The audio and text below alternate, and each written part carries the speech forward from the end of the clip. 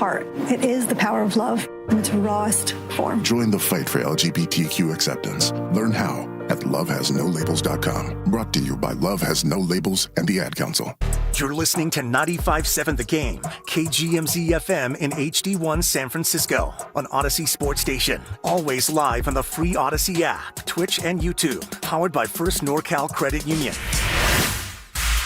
You're listening to 95.7 The Game, KGMZ FM in HD1 San Francisco on Odyssey Sports Station and the home of the Golden State Warriors and Valkyries. Always live on the free Odyssey app and now coming to you live from the Laughing Monk Studios.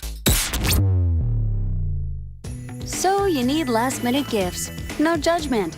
Get an extra 25% off during Kohl's Friends and Family Sale and find great gifts under $20. Like something cozy, something thoughtful, something that says, you planned this all along. Yep, you're just one quick trip away from checking off the last gifts on your list. Save now at Kohl's and Kohl's.com. Select styles. Offer ends December 24th. Some exclusions apply. See store or Kohl's.com for details. Hey, it's Willard. You ever study the coaches who win relentlessly? The legends, the dynasties. They're systematic warriors. Disciplined, obsessive. They outwork, outthink, and outlast everybody. Pure domination. That's Omar Habas, Tarek Habas, and the Habas Law team. When Habas Law goes up against big insurance companies, they grind them to dust. Habas Law knows every inch of the Bay Area legal playing field, and nothing catches them off guard if you've been injured and want to win. Visit HabasLaw.com. Habas Law, they fight to make it right. The real estate market feels more uncertain than ever. Homes are sitting longer, prices are falling. Have you inherited a home and want to avoid the stress and hassle? Call Wedgwood Homes first to discuss your options. Inheriting a home can be overwhelming. Probate paperwork, multiple heirs, property taxes, repairs, and maybe even an existing mortgage. With Wedgwood Homes, there's no need to clean or clear out the house, and no repairs or updates. We buy as is and provide a reliable all-cash offer with no commissions, no hassle. The Wedgwood Homes team can guide you through the process with experts in probate, trusts, and shared inheritance. Wedgwood Homes offer is firm.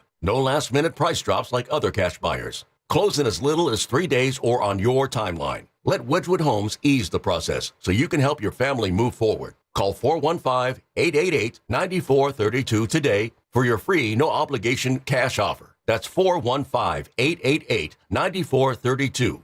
415-888-9432 or wedgwoodhomes.com. The Bay Area's trusted home buyer. Neuropathy is a debilitating condition that is sometimes misdiagnosed. Symptoms can include pain, numbness, and tingling in your hands, legs, and feet. Neuropathy is a progressive condition that only worsens unless you get effective treatment. SF Bay Wellness is a leader in neuropathy reversal and uses FDA-cleared, non-invasive electric cell therapy to restore nerve function with no injections, no drugs, and no surgery. The treatments have a 95% success rate. If distance is a factor, ask about our virtual consultation option. Call SF Bay Wellness at 844-94-NERVE for the $99 neuropathy evaluation and receive a personal treatment plan that is tailored to your needs. Don't wait another day. Call 844-94-NERVE. That's 844-94-NERVE. Why keep suffering with the painful symptoms of neuropathy? You deserve to live a pain-free life. Start getting the treatment you need for your neuropathy symptoms. Call today. What if you could have reliable and intelligent Wi-Fi at the same price for 5 years? That's the Xfinity 5-year price guarantee. No annual contracts, no hidden fees, and our best equipment included. Just 5 years of Wi-Fi that boosts speeds to the devices that need them most, that finds and fixes problems before you even notice them, and that keeps you gaming in the fast lane. Lock in your price and unlock the possibilities. Xfinity. Imagine that. Select plans only. Restrictions apply. Now it's time for the closer of the week. Presented by LiftMaster and R&S Doors. Turn your garage into the envy of the neighborhood. Visit rnsdoors.com. This week's closer comes from Chris from Concord. Tony and Lennon were great. We replaced and upgraded our garage door systems. They were timely, very informative, and helped me set up the new garage app. We've used R&S on other properties and have always been satisfied. Recently, my garage door opener was not working. I was in need of a closer. I was put in touch with R&S Doors, and they hooked me up with a brand new garage door opener from LiftMaster. With LiftMaster's MyQ connectivity, my garage door opener can be controlled right from my smartphone. You'll know when a door or gate has been left open and can close it with a tap, no matter where I am. Be one of the first 10 callers and receive 20% off a LiftMaster garage door opener. Call 1-800-FIX-A-DOOR. That's 800-FIX-A-DOOR. Or visit rsdoors.com. R&S Doors. Look for the red truck. Guys, thanks for helping me carry my Christmas tree. Zoe, this thing weighs a ton. Drewski, lift with your legs, man. Santa! Did you get my letter? He's talking to you, Bridges. I'm not. Of course he did. Right, Santa? You know, my elf Drewski here, he handles the nice list. An elf? I'm 6'3". What everyone wants is iPhone 17. And at T-Mobile, you can get it on them. That center stage front camera is amazing for group selfies. Right, Mrs. Claus? I'm Mrs. Claus's much younger sister. And at T-Mobile, there's no trade-in needed when you switch. So you can keep your old phone. Or give it as a gift. And the best part? You can make the switch to T-Mobile from your phone in just 15 minutes. Nice. My side of the tree is slipping. Timber! The holidays are better at T-Mobile. Switch in just 15 minutes and get iPhone 17 on us with no trade-in needed. With 24 monthly bill credits for well-qualified customers plus tax and $35 device connection charge. Credits end and balance due if you pay off early or cancel. Finance agreement, 256 gigs, $830. Eligible port in a new line. $100 plus a month plan with autopay plus taxes and fees required. Check out in 15 minutes or less per line. Visit T-Mobile.com. In San Francisco, morning showers, then clouds with sun and a high of 59. Weather brought to you by Staples. Have an easy holiday at Staples. Save on top tech and gaming gifts, shipping supplies and services to get your packages there safely. Even custom cards and wrapping paper. Staples. That was easy. It's time to wake on up. Wake up. With a nice cup of Joe. What's up, Joe, bro? Featuring Joe Spadoni. He's an Italian. And Joe, the Butcher Boy Shasky. I am slippery. Oh! The best part of waking up is morning roast in your cup. It is the morning roast, man, on 95.7 The Game. Woo, yeah. And where else would you rather be on a hump day than right here on the morning roast? Spadoni and Shasky, we are rolling, baby. Carter, I thought you were going to come in with an Emirates NBA Cup championship highlight. No? Yeah, sure. You weren't locked into Knicks Spurs? Shut up. Actually, it was a good game. Congratulations to the New York Knicks, who won and can now hang a banner out in Madison Square Garden. The Emirates NBA Cup 2025 champions. Screw that. But we're not going to talk about that. The news broke during our show yesterday, Joe, when we had Bonte Hill in studio, in regards to Warriors owner Joe Lacob replying to a fan's email in regards to frustration over this team. Stephen Curry scoring all these points. It's not translating to wins. What's going on with Jimmy Butler? All of that. And now we could take a deep dive into it because we really only had 30 minutes to react in real time. We had a couple callers, but we've had a day to digest it. We've had Steve Kerr on our station in Airwaves. He's talked about it. There is a lot to get to when it comes to this email, and there are branches and branches. Where should we start first? Good morning, by the way. It's a little wet out there. Please be safe, people. There's so many ways we can start this one. Do you like that he responded in an email? I'm glad you asked that. Because I've been wrestling with this. The fan part in me should hate it, right? I don't want my owners talking to fans, replying to them via text, via Twitter, via whatever, email. I just don't. Just don't. That's like me entertaining all the people either in a group chat, in people talking smack again on Twitter, whatever. You don't need to do that, Joe. You don't need to. But there's another part of me that says it's pretty cool that he did that. I don't know. He's come on these airwaves, you and Bonte. He's come on the station multiple times and said a good owner has to be involved. A good owner can't just sit on his thumbs and just sign the checks and just, no, I'm just not going to do anything. That's not what a good owner is. We've seen that. Over in the Bay for a long time on the other side. He's out in Sacramento and eventually in Las Vegas and John Fisher. That's what bad ownership looks like. Joe Lacob is a good owner. No, he's a great owner. He's been one of the greatest owners in his lifetime in this last 15 years, probably. That being said, I understand where a lot of fans are at with this, saying you don't air out the dirty laundry, right? Don't give credence to it. Now, it might be there, but you don't air it out. So I'm pulling a Steiny right now, and I'm sitting on the fence with both of them, but I'm actually leaning, not really minding that he did that the other day, whenever that was, last week. I don't mind that he did it, because I don't think he said anything super incriminating. Now we will dive into it more and more with each line, but I actually don't have a problem with it. What say you?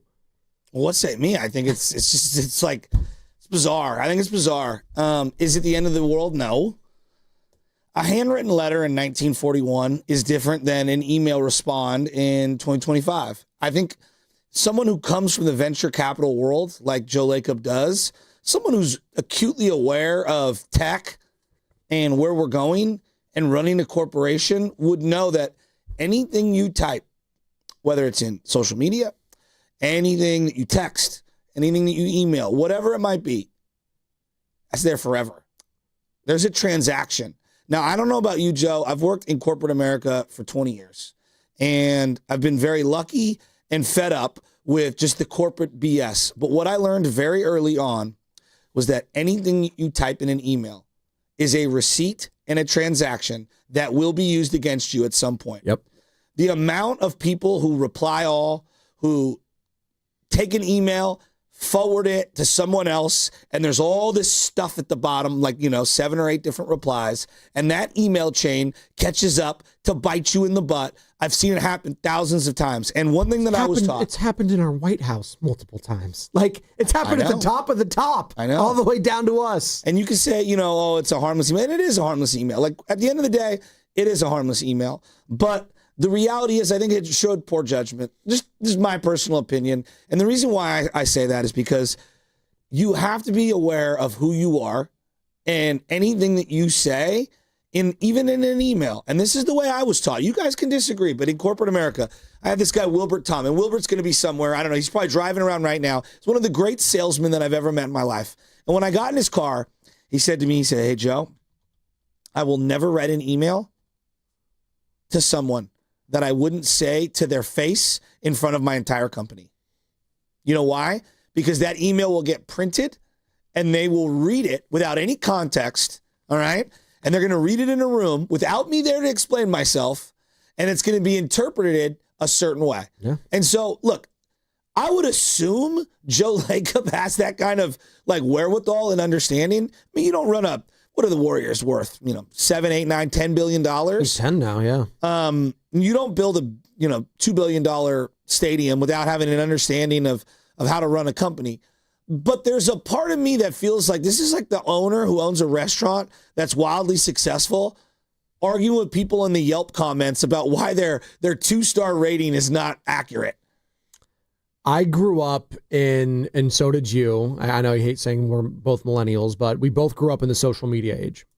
We have learned very quickly within the last 15 plus years, what you send and what you post is there forever. And will be used against you forever. Absolutely. Joe, I say this there's so many young men Don't press send. It's the great quote from Herm Edwards. He said it a lot to a lot of his players and people. Hey, don't press send. Well, forget send for a second. Any picture you take can be interpreted. Forget words being interpreted. I'm talking about pictures. You know how many kids I coach that are now in high school that post photos of them wearing a hood and they're like this, and it's a harmless photo. And I go, how do you think this is going to be interpreted by D2, D3, whatever, junior college coaches that are out there looking at your profile? Do they think you're a good kid, or do they think you're trying to project a certain image? I'm just asking. I ask these questions, and they're like, I don't even think about it that way. You're telling me that the guy who runs the Warriors isn't thinking about the email, the words that he's writing down being interpreted a certain way? Joe Lacob is a very smart individual. Would you agree? Yeah, I think he is very intelligent. But I think my life has taught me smart people do dumb stuff all the time. Absolutely. I don't think this was dumb. I don't. Listen. He's a little careless. There's a big possibility he knew this would get out and is like, hey, listen, can't be as frustrated as me. I'm working on it. It's complicated. Style of play, coach's desires regarding players, league trends. Jimmy's not the problem. All right. He was very short, succinct, and I think he has a argument for all of those points. justifiably. Now, again, it comes back to airing the dirty laundry, if you will. Keep it in the family. Don't want to get it out. Don't need to, stoke the fire and flames of the fan base.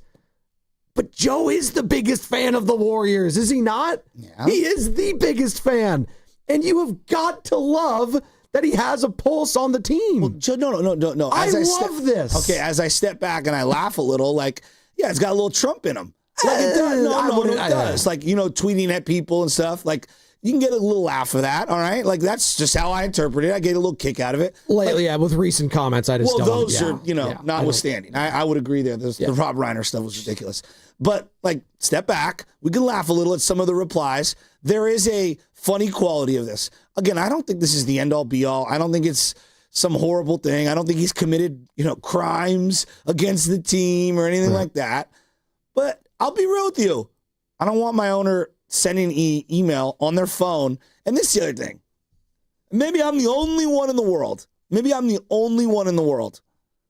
Doggy, you run the Warriors, bro. You own the Warriors. Oh, yeah, he does. And you don't have a signature set up? Joe sent from the iPhone? That's us. That's ours. Joe, that's what we sent. When I'm in sales and I used to get these emails, Kaylee sent on the run. I would be like, sent on the run? What? I've always made sure, to your point, to delete that part because it does come off as you not caring enough to delete it. The way I view it is I'm walking and eat. Again, it's interpretation. I'm walking and email, and then I just throw my phone down. Sent from my phone. Again, if you're just joining us, and shout out to those watching on YouTube. That I thought was one of the biggest crimes. For a low rate auto loan, apply online or just ask for First NorCal Financing of the Year. We are coming live from the Laughing Monk Studios. And as we're talking about the Warriors, it is a Warriors Wednesday brought to you by Freedman's Appliance. Come see their full selection of in-stock luxury appliances and live working vignettes. Visit Freedman's Appliance in Pleasant Hill today. You better do that because we're almost a week away from Christmas. It's a week away from Christmas Eve. So go to Freedman's Appliance right now. All right. So this is what, real quick, if people are just joining us and your head's been in the sand, you've missed what we're talking about the last 24 hours, this is what has taken place. All right. A fan named Justin Dutari, a 27-year-old from Panama who works in the cruise industry. I guess we know this guy's entire life story. He sent an email to Joe Lacob. Now, how he got said email, is he from America or not? It just says from Panama. So it's just from Panama. Okay. No, I'm saying because if he's in the cruise industry, is he working and he's from somewhere else? It says he's been to Oracle Arena in the early 2010s and was amazed by Steph Curry. So he's visited America, but he's from Panama. He's been a fan for about 6 seconds. But hey, you know what? As you said, you'll take all the bandwagoners. No, of course I will. But I do laugh. But hey, he's passionate enough to send an email. All right, he's representing your fan base, buddy. Justin Dutari. All right, this is what he said. Joe, please do something about this team. Our roster is not very well constructed at the moment. Basically, that's what he's saying. And he goes on to say, hey, Jimmy Butler's out of position. How come Steph needs to keep scoring 50 points each night, et cetera, et cetera. Joe Lacob replies, you can't be as frustrated as me. I am working on it. It's complicated. Style of play. Coaches' desires regarding players. League trends. Jimmy is not the problem. Joe, sent from iPhone. I have no problem with anything he said. And I have no problem with the reply. I don't. 888-957-9570. If Rondé, what is his name? How do I pronounce it? Rondé Barber? No, Vivek. Oh, Vivek Ranadive. Ranadive, thank you. Had he sent the exact same email, would you have an issue with it? Not if it sounded like that. Not if it sounded that succinct. If Jed York sent that email? Dude, if it was a page long, I'd have a problem with it. If it was Jed York sent that email? If Jed York sent that email? Well, Jed has a history. That's different. A history of what? Of going at people and replying on Twitter. Okay. If Jerry Jones... He has a history. Does he? If Jerry Jones sent that email... Does Jed York have a history of doing that? No, I think Jed York is a knucklehead, okay? Okay, I know you feel it, but he has a history of this retconning of Jed being some great owner. That's what I'm trying to say. Yeah, it's bizarre. I mean, he got a team from his parents. He's been a pretty good owner the last few years. He hired the right guy. That matters. Leeds United. I mean, look at... Stop with the soccer team. I don't care about the soccer team. If Jerry Jones sent this, how would you feel? So to you, then it matters who But the Jerry sender does is. this all the time, so it would have been on brand. See, for Jerry. I would disagree with you, and I would say if Jerry talks to the media would after Steve games. Jobs have done this? Yes. No, he would not have. No, he wouldn't have.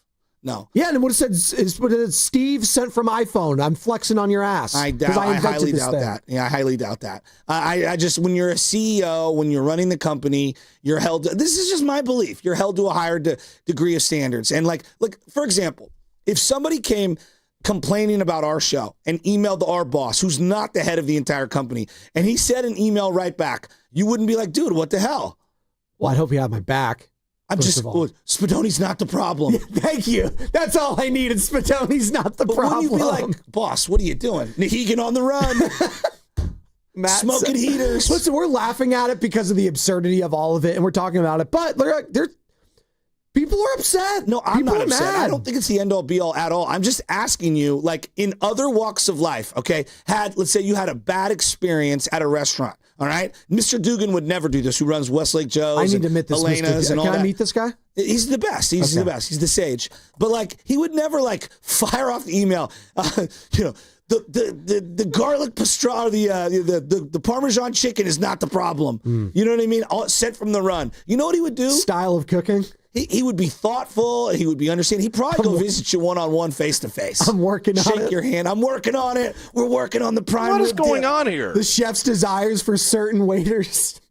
Sorry, we have to like peel the onion back if we're just doing all this. But like, Joe, like, you can't be as frustrated as me. He's speaking to the fan base. Did I even say I was frustrated? No, but he's speaking to the fan base saying he's also frustrated. He feels the anger. Joe, we are the flagship. He hears you. If he wants to talk to the fan base, the newsflash, there's a microphone right here he can come sit down to. Odyssey app, and maybe that's where When Justin... was the last time 95.7 The Game had Joe Lacob in studio? I think it was beginning of last year, 2 years ago. Okay, so like, Joe, do we owe it? And I'm not trying to rip him for not coming in here. That's the not fact what I'm that saying. he came in and gives him his time is like a lot of owners don't even do that.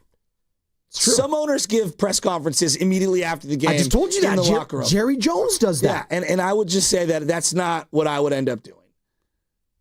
I wouldn't have a problem with Joe Lacob because he hops on the airwaves with Fitz and Buki, right? He does that occasionally. But your point about communicating with the fans, there's many ways that you can communicate with the fans. Do you have a problem, Dub Nation, with Joe Lacob replying to a fan via email? Just that's my question right now. There's many layers of it. I think on the simplest form, do you just have a problem or is it a non-issue that he replied to a fan via email? 888-957-9570. See, to me, it's not about the actual reply. To me, it's about the interpretation of what was said in the reply and how it's going to land on the rest of the workforce. Like when you're leading the company, you can't open the door for criticism on one of your top, lieutenants in Steve Kerr. You can't, make criticize. What do you say that was the coach's desires? I mean, that could be left open to interpretation that the coach is playing, players based off his favoritism, which we already know happens in sports. Duh. Shanahan likes Trent Taylor. That's why he's on the practice squad. Not because Trent Taylor's good. It's because he likes him. That's why he was at the Sharks game with all the crew last night. Hey, big win for the Sharkies. You see that Macklin Celebrini goal? Oh, my God. Sharkies playing well. Playoff position, just like the 49ers next Monday. Indianapolis Colts, Old Man Rivers. We'll get into all of that, but we're talking Joe Lacob email gate right now. The thing is, like, you can be right about what you say in the email. I just keep it in-house. That's fair enough. I don't think there's anything like that bad or negative. And I don't think it's going to, I don't think Kerr's on the sidelines changing who he is or how he's going to coach or any of those things. Or Jimmy Butler is now like, oh my God, he doesn't think I'm the problem.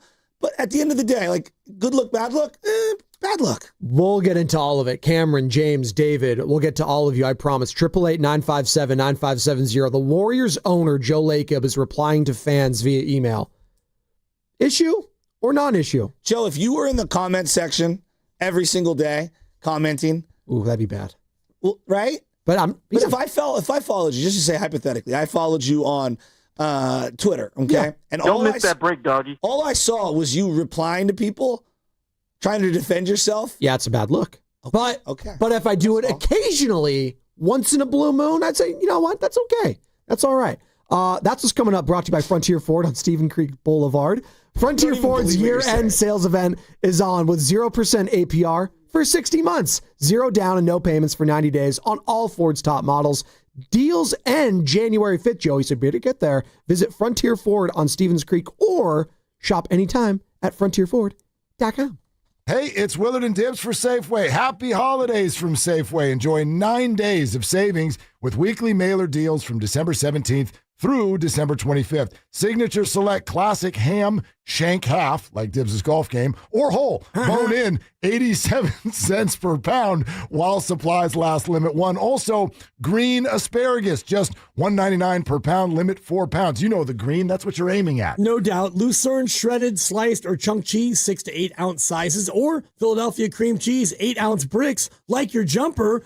All just $1.99 each, limit 6 items, Land O'Lakes, 16-ounce butter, or Kerrygold butter, 7.5 to 8 ounce sizes, $3.99 each, limit 4 items. All right, we're good here, 1 for 1. These and other great deals are available in the For You section on the Safeway app. You can clip the coupons from the weekly mailer and present them at checkout or download them to your For You account in the Safeway app. We will see you in the aisles. McDonald's is putting value back on the menu. Whether you're craving a Big Mac, McNuggets, or sausage, egg, and cheese McGriddles, make it a meal and save. Your favorite is now your wallet's favorite, too. Extra value meals are back. The extra value meal is on at McDonald's. Get a sausage McMuffin with egg, hash browns, and a small hot coffee for just $6. Ba-da-ba-ba-ba. Prices and participation may vary. Promotion pricing may be lower than meal pricing. Whether you're gifting, decorating, or treating yourself, Lowe's December deal drops are here to help you save more all month long. Get up to 50% off select holiday decor. Plus, get up to 45% off select tools and accessories. Shop new December deal drops every week this month and get so much more out of your holidays. Lowe's, we help, you save. Selection varies by location while supplies last. Hey there, it's Bonte with the report from River Islands in Lathrop, where so much is happening this winter. The home selection has never been better, with neighborhoods designed to fit a wide range of lifestyles. Whatever is on your list of must, an amazing kitchen, a home gym, a private office, or a separate suite for your in-laws, the home builders have designed a home just for you, priced from the low $600,000 to over $1 million. There's even a community for active adults, 55 plus, inside the River Islands Master Plan, with its own clubhouse for sports and socializing. Then there's everything that's all around your home, the lakes, the parks and trails. How about the San Joaquin River? Every day feels like a good day when you have so much access to the outdoors right out your own front door. Not far from home, day trippers head out to Yosemite, the Gold Country, or the Lodi Wine Country, or they meet up with friends on the deck of the Boathouse Restaurant. No matter how you define it, River Islands is where the good life comes to life. Isn't it time for you to discover the islands? Check it out at riverislands.com. Calling all basketball fans. Make your game day experience unforgettable with a stay at Hotel Via, just steps away from the action. Enjoy chic accommodations, stunning rooftop views, and the ultimate convenience for catching all the action. Skip the traffic and relax in style before and after the game. Whether you're celebrating a big win or just want a perfect night out in San Francisco, Hotel Via is your MVP choice.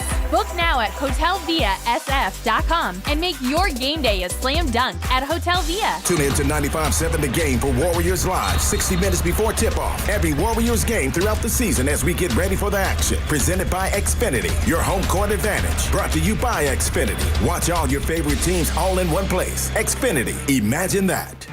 This is the story of the one.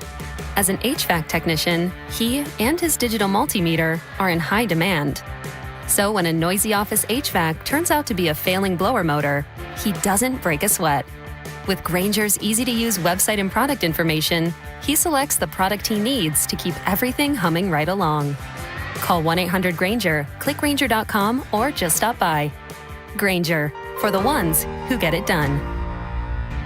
This is the story of the one. As an HVAC technician, he and his digital multimeter are in high demand.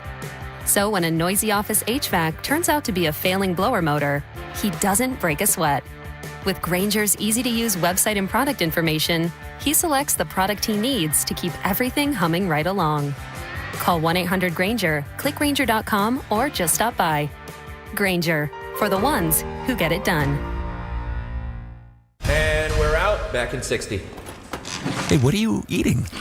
Chimichurri filet mignon. It's a Factor meal. Oh, nice. Wait, they let you eat like that in the pros? Oh, they insist on it. A pro's work starts on the plate. Oh, man, that does look good. Let me have a taste? Get your own. All right. Where do I find this? Is it factormeals.com? Yep, and they've got a deal going on. Oh, love a deal. I am so in. Smart move.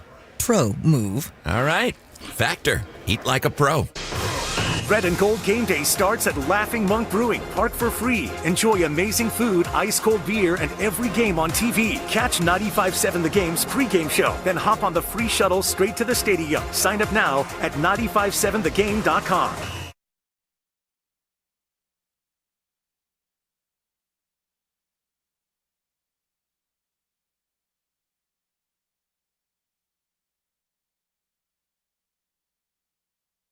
Dub Nation, it's Quentin Post. You're listening to the Morning Roast with Joe Spadoni and Joe Shasky on 95.7 The Game. What's up, Quentin? We are just talking about Emailgate here in Dub Nation. Joe Lacob responding to fans. Do we have a problem with that or not? 888-957-9570. We're going to get into the actual email. We'll break it down piece by piece, all of it. Sent from iPhone. Is that a problem? Apparently we have a poll up now on Twitter where we are, or Twitter, excuse me, on YouTube where we're streaming. And it says, do you delete the sent from iPhone portion of your email or not? 888-957-9570. I think you do in certain regards. With like certain emails you do, but like if I'm emailing like my boss, like Negan or something, and it's like not super serious, I can just leave the sent from iPhone. That's not a problem. Let's role play. Oh. Hold on, I need a minute. Well, we just met. I mean, kidding. Okay. Let's role play. What do we want to do? Let's pretend I am said Justin. Are we LARPing? Yeah, we're LARPing, Joe. Thanks. That's what we're doing. Live action role play. Careful falling out of trees. I'm going to pretend that I am Justin, a listener to the Morning Roast. Okay. And I'm firing off an email to Matt Negan, the big boss here at the station. Okay? Sam, are you ready? I need another minute. Driving me bananas. He has to get in character. You can't spring this on someone. Hey, you role play Carter. You're Conan the Barbarian. Role play now. Does this email require hit 'em up theme music? No, it's too aggressive. Okay. Yeah, it's too aggressive. What is the tone you think of the email that was being sent? I'll read you the original email. Dear Joe, please do something about this team. What Steph need to do every night to win? Drop 50 points. Team is need a real second option. Jimmy's tools are being underutilized because he is playing as a power forward due to the small ball position players. We have no true center. I am so frustrated. Thanks, Justin. What was the tone with which he sent that in? He sent that with, some frustration. I think he said it right there. He's very frustrated, but you know what? He's at a point where he needs to go to the top dog and say, can you guys fix this? Because we're at a breaking point. Justin's at a breaking point, it feels like the fan base is. Joe Lacob, though, responded, I'm working on it. So he's trying to fix it. He's trying to mend a bad relationship, Joey. Then let's go to Don't Speak by No Doubt. Oh, that's a good one. All right, let's get that bed going, and I'm going to pretend. He's tossing him on that. I don't know if he can grab Go find that. this very obscure song right now. Come on. Instrumental, Don't Speak. What? He'll find it. Find the instrumental on YouTube, and we'll bring it in. Let's play one caller, and then we'll do role play right after. Okay, let's do that. Let's go to Cameron in Antioch, who we love. What's up, Cam? You're on the roast. Hey, how y'all doing? Good, man. What you got in this email? A little wet from the rain, but I'm feeling good. I love the email. Hopefully Lacob is actually considering doing what he should have did many years ago. But did you guys hear Kerr on I forgot who was he was on Will and Dibs. Yeah, Will and Dibs. Every the whole thing. Yeah. He said he's not playing Will Richard because he's trying to honor the old guys. But he played Pods over Clay. No. He's just a liar. He does not keep the same consistency. He just said Jonathan Kaminga not playing because we're losing games. It's not working.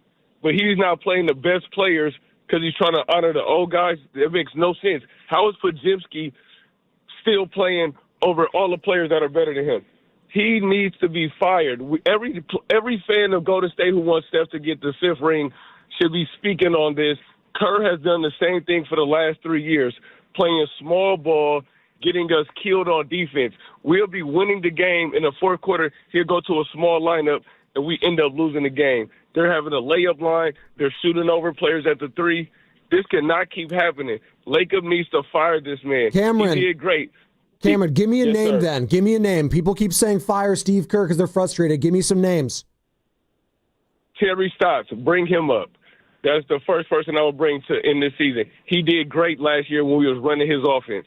And then Steve Kerr changed it up, and we started losing again. He cannot keep getting away with this. It's blatantly obvious what he's doing. How are you DMPing Steph Curry? That's why I hate when people say Steph should say something or Steph should do this. If he's not speaking up for his own brother, he's not going to speak up for anybody. Why is Steph Curry the best percentage shooting three-pointer in the league and he's not playing? What has Buddy done? What has Podziemski done? Why is he getting 30 minutes?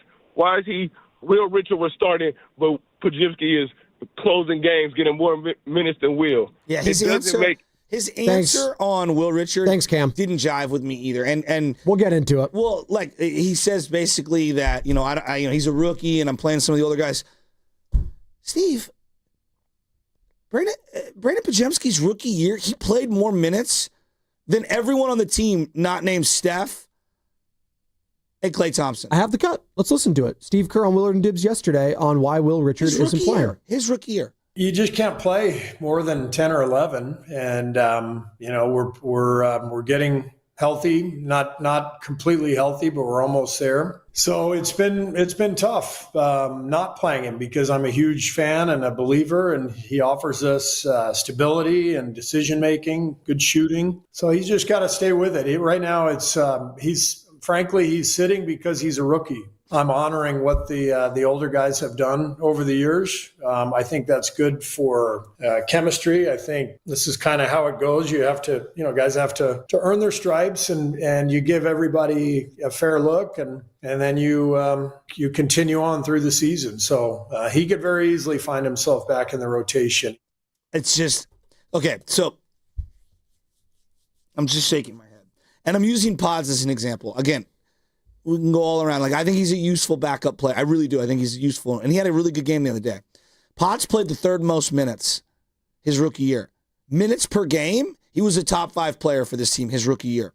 In the play-in game, the game that would end or continue your season, he checked into the game before Chris Paul, who you told me all year you were saving for important must-win games.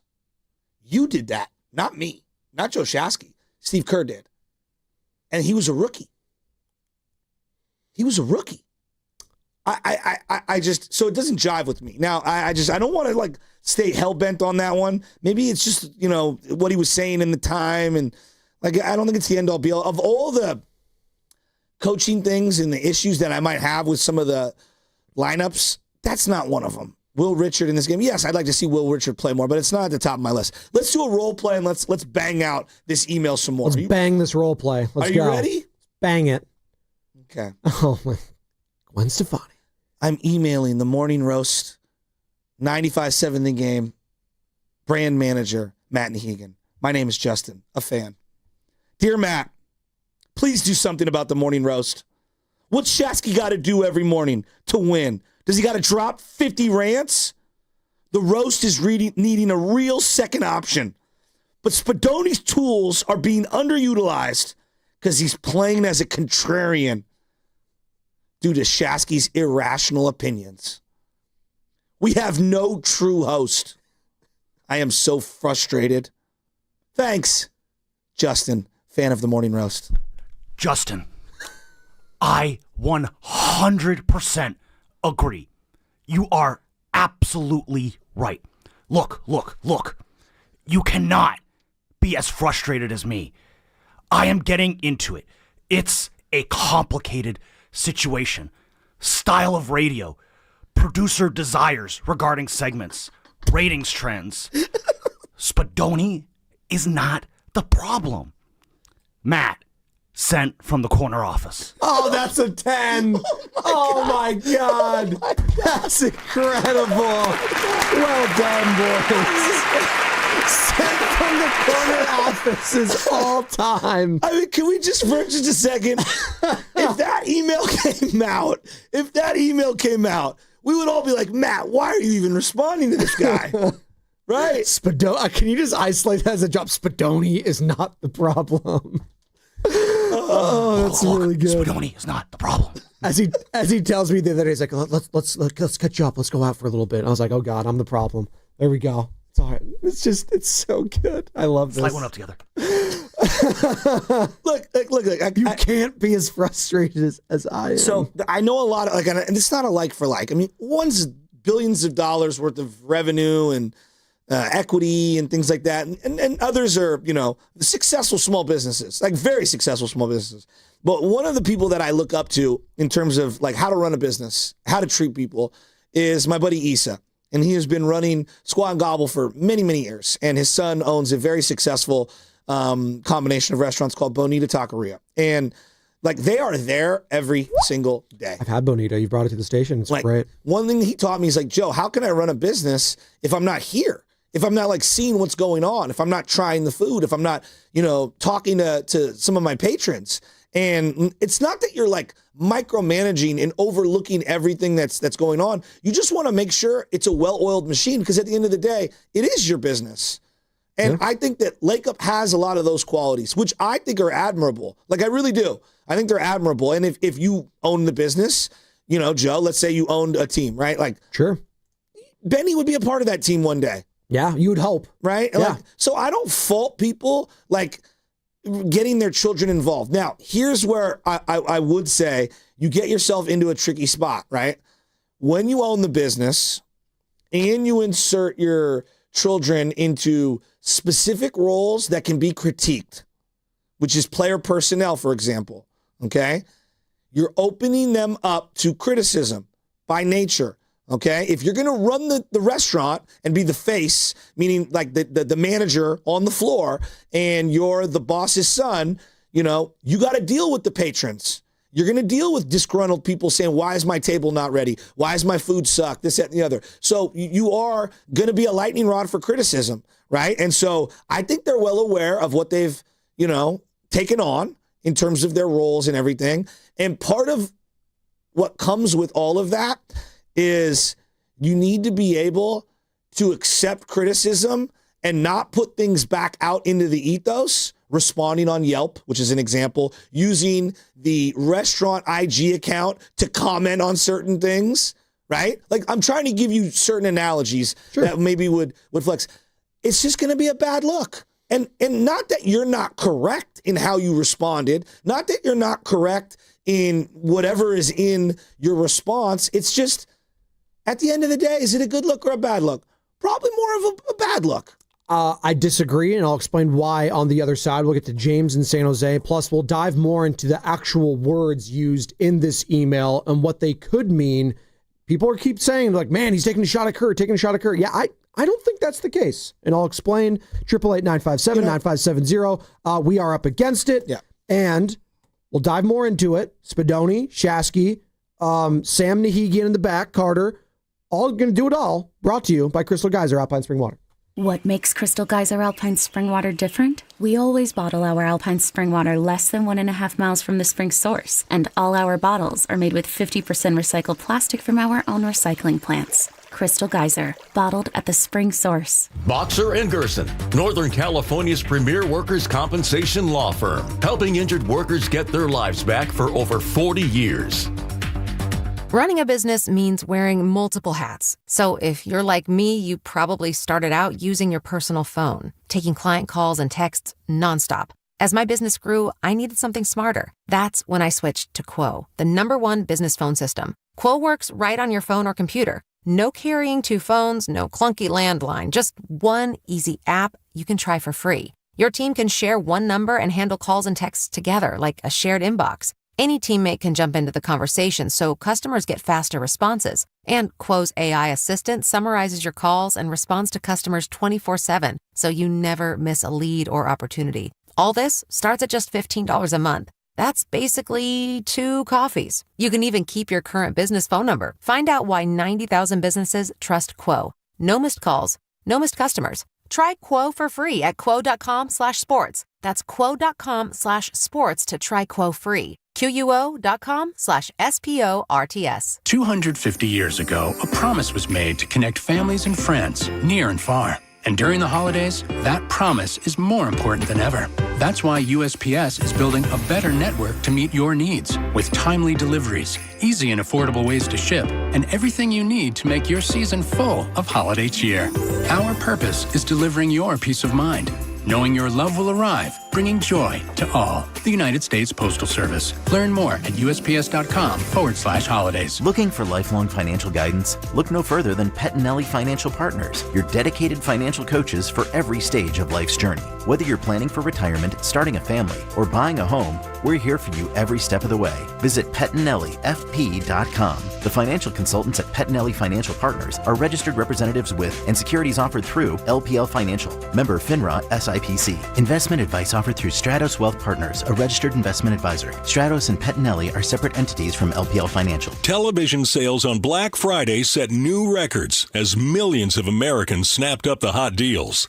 But a lot of people were out of town or too busy to take advantage of the special pricing. So, how about a redo? Right now, you've got a second chance to save big on many of the top-rated Samsung, LG, and Sony TVs. Where? At Video Only, where the smart shoppers go. So, don't miss out. Check out Video Only now, or you'll be sorry.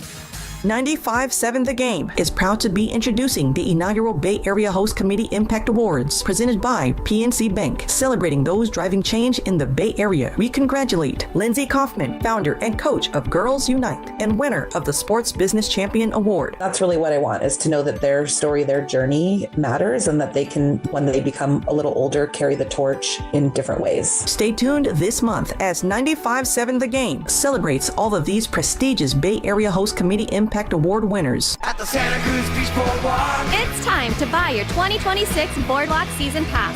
Ride this year and all of next for one low price. With our 3 pass options, you choose your pass and your price. The Deluxe Season Pass includes unlimited attractions and free weekday parking. Buy online before December 31st and save up to $30 per person. Plus, be entered to win a family 4-pack of lift tickets valid at Palisades Tahoe and other icon ski destinations. Visit beachboardwalk.com and choose your season pass today. Boardwalk! I know that hiring can be challenging. You need someone to match your role perfectly. Well, now you can meet them fast on ZipRecruiter. Build your team, build it sooner. Meet your match on ZipRecruiter. Just head to ZipRecruiter.com/free right now to try it for free. That's ZipRecruiter.com/free. Meet your match on ZipRecruiter. Try it free. Makita's built for the pros who show up early, who don't do shortcuts, only precise cuts. With tools built to last, job after job, year after year. Performance that pays off, because when the job calls for the best, you answer. And when you need the best, you call on Makita. Built to be the best.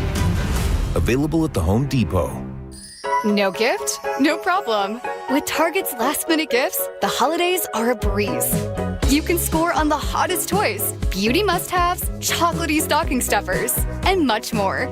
And if you need it now, no worries. Swing by any Target store today and snag all the stocking stuffers and gifts for the most magical season yet. Step into the holidays, check off everything on your list, and save big on your last-minute gifts. Only at Target. Restrictions apply. As a mom, comforting my family is what I do best. Vicks Vapor Stick provides soothing, non-medicated Vicks Vapors in an easy-to-apply stick, and it dries fast, so there's no mess. I use it to comfort myself and my family. Thanks, Mom. Vicks Vapo Stick, soothing comfort for the whole family. And try Vicks Vapo Shower Max for steamy Vicks Vapors when you need more comfort for yourself. Use as directed.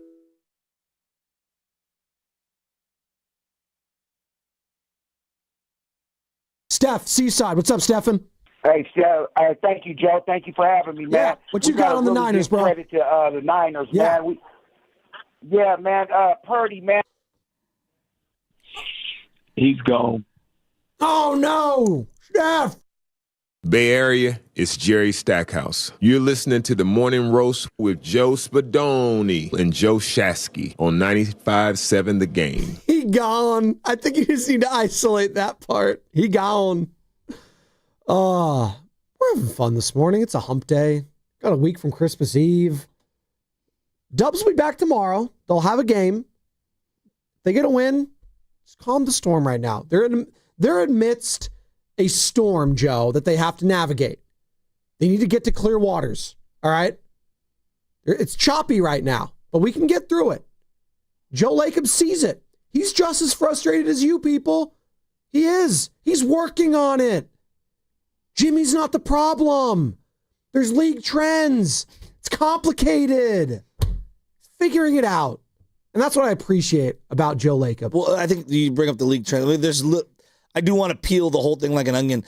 The last people that should be worried about the league trends, yes, you want to be informed on it, but like let the basketball people do basketball things. Let the football people do football things. That's why I asked you, like, if league trends, like Jed York, league trends.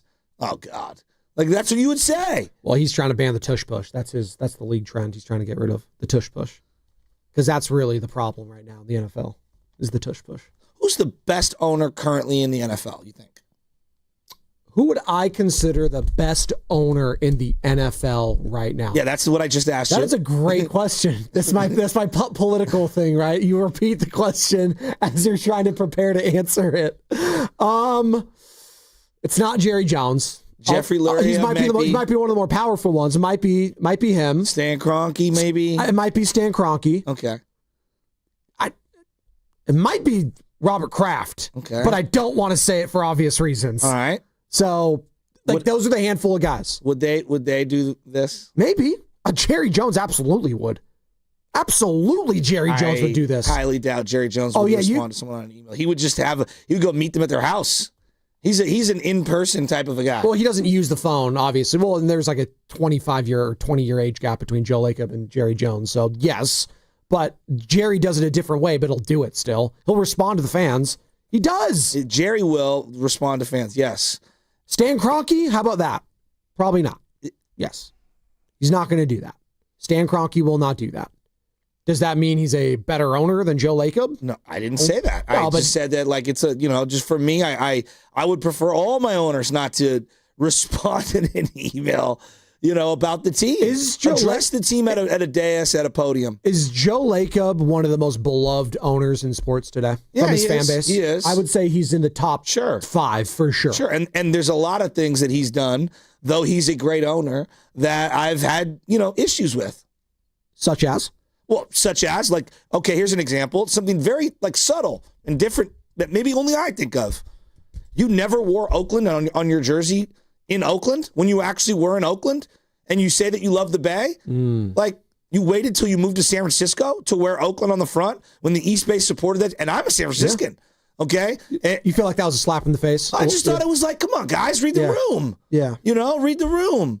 Do it one last time. No, that's a silly, tiny little, like, it's so on the list of things and grievances and mistakes, so small, it's such a small one, but like, it's one for me, and I'm just giving you a couple, like, like the way the whole Klay Thompson thing went down, I think knowing everything that we know now, and we've heard versions of everyone's point of view, I don't know if there's anybody who was right, and I don't think there was anybody who was wrong, but I think looking back on that situation, the entire final year of Klay Thompson was probably mishandled by every single party. Coach, owner, GM, player, everybody. We are brought to you by Golden State, serving the Bay Area for 3 generations. When you succeed, we succeed. Visit GoldenStateLumber.com. James in San Jose has been waiting patiently. Let's get to James real quick, Joe. I was going to say, like, the Klay thing, like, you went golfing with him and said you weren't going to, like, re-sign him like that. I don't know. It's probably one he wants back. Where do you think they were golfing? Pebble? I don't know. Who knows? At least it matters. Like, at least tell me you're not bringing me back, like, in a nice place. Don't do it at, like, the Muni. Just don't do that. James in San Jose. Hey, James, do you like Lacob responding to fans via email? What's up, James? He's frustrated right now. I feel his pain. But I do have some questions about the rotations, though. I don't understand why Kerr has Pods and Spencer in the game at the same time. You guys hear what I'm saying? Okay, sure. You're frustrated with the rotations and the lineups. The rotations. Okay. All right. Talking about not getting enough shots up, but we can't get no offensive rebounds. Everybody wants to talk about Butler not getting enough shots up, but we can't get no rebounds. We need to make a trade. And I did want to add, what about JaVale McGee? Where's that guy at? He's got to be like 50 years old. Thanks, James. I mean, where is Ja? Where is JaVale? We should bring back DeMarcus Cousins too while we're at it. Sorry, he's 37. They should get Dennis Rodman. Oh, wait, he's playing professionally. Listen, Rodman? No, JaVale's playing professionally in Australia right now. Rodman was in North Korea or whatever for a while. JaVale most recently played with the Kings 2 years ago, which is actually way sooner than I thought. We're a JaVale McGee away. Yeah, no, I'm out on that. Dude, you know we're down bad when that's what we're asking for. I liked JaVale when he was here, but that was a long time ago. The last time we did have 7 years ago. The last time we had Lacob in studio, someone called, and who did they suggest we should sign? DeMarcus Cousins. Was that who it was? I think it was. Who had been out of the league 3 years? It was DeMarcus Cousins. Joe, we need DeMarcus. And Joe looked around like, what do you want? I don't know what to do with that. I want to hear from Steve Kerr though, because a lot of people are taking this email and saying, hey, this is a direct shot at Steve Kerr. When he says in this email, coaches' desires regarding players, he's saying, oh, well, we have certain coaches here that have preference with certain type of players, and they're not going to play other ones. And what you just said, I just want to make it very clear. So does every single coach who's ever coached any sport at any level, anywhere on the face of the earth. And you know what? Joe Lacob has been on these very airwaves with you, with Bonte, talking to everyone, and said, being a good boss is putting people in certain positions under you and letting them do their job. So that's what he's doing with Steve Kerr. He's letting him do his job. That's what he did with Bob Myers. That's what he did with Mike Dunleavy, whether we want to believe that or not, because, a lot of people say, oh, he's a meddling owner. Now, this is what a meddling owner does. No, it's not meddling. It's called being involved. He's involved in the conversations, but ultimately, Steve Kerr is going to have final decisions on who's going to play and who's not Joe Lacob. And that's basically what he's saying right here. Hey, your coach's desires regarding players, man. Like, I don't know what you want me to do about that, but Steve Kerr clearly feels like Will Richard needs to sit on the bench right now in favor of some of the veterans. Whether we agree with that or not, Joe's going to let that happen because he hired Steve Kerr in the first place. He's going to let him do his thing. That's what a good owner should do, theoretically, right? And he's been doing that for quite some time. So for him all of a sudden to just get involved in the last maybe year of Steve Kerr's career in Golden State would be a little far-fetched to me. But let's hear from the head coach himself, who was on with Willard and Dibbs yesterday, Joe, on the losses, the email, the frustration. He touched on all of it. We're doing fine. I mean, this is part of how this business works. There's frustration and there's all kinds of communication, and it's not that different from last year. I think we were below 500, 50 games in, and everyone was frustrated then too. So, you have to be able to navigate the ups and the downs, and you only do that with stability in the organization and alignment. And we've had that for a long time. And obviously, the email that Joe sent was, you don't really want stuff posted, like private emails posted. So I understand it. Like, we all have emails that if they were exposed out there, it could open up some cans of worms, and it's just part of it. So I don't worry about it too much. The email thing, like I think he's taking the appropriate, tact. That is Steve Kerr. But like the email thing, we did just watch a guy who was on a $100 million contract get ran out of the league for emails. John Gruden? Yeah. Yeah. Yes. So, I don't think we can necessarily scoff at this. It is just an email. Like, we just watched a guy in professional sports get ran out of the league. Now, what was in that email, though? Well, yeah, no, I agree. But there's a big difference between saying Jimmy is not the problem and saying, racial Joe undertone tweet. What do you think? I'm a moron? Yeah, I'm not saying that. No, but the point is that stuff you type gets out. Yes. That's the point. And why are we freaking out about what he's saying right here? I don't know why everyone's freaking out about it. He's not saying anything that we already don't know. If I typed an email about this show and it got public, you wouldn't feel some kind of way? Well, not if you said Spadoni's not the problem. If you said Spadoni is the problem, I might feel some type of way about it. What But if he I said, threw Sam under the bus? Well, but no one threw anyone under the bus here is what I'm getting at. No one he didn't throw it. Did you feel like he threw Steve Kerr under the bus with this? Well, no, I just think that you're opening the can of worms that you don't need to open. What can of worms? I don't like he said no one can be frustrated as me. Okay, great. That means my owner clearly has a pulse on this team. I am working on it. Great. Stop you right there. What? What about Mike Dunleavy? That's who should be working on it. Like we are working on it. I think that would be, to me, like the I word, it should have been a we word. Like this is where when you type an email, people could break down each word and how it should be interpreted. When I see I, and that's just me. When I see I'm like, oh boy, you? We need we here on this one, buddy. That's what I'm thinking. He was asked. When I see I think of Jerry Jones. He was asked by this guy, Justin, please do something about this team. We're working on it. Okay, but he wanted to use I am working on it because you know what? He got to this position because of himself. He put the people in position to succeed. He has communication with Dunleavy. He has communication with Kerr. And there was a response in that Kerr cut right there I want to get into. As you are listening to 95.7 The Game, KGMZ FM and HD1 San Francisco, an Odyssey Sports Station, the home of the Golden State Warriors and Valkyries, always live on the Free Odyssey app, coming live from the Laughing Monk Studios. He said stability. He's like, we have great stability. Do Warriors fans still feel like there's great stability right now within the organization? I mean, they've been a very, I don't know, average to slightly above average team for, 3 years in a row now?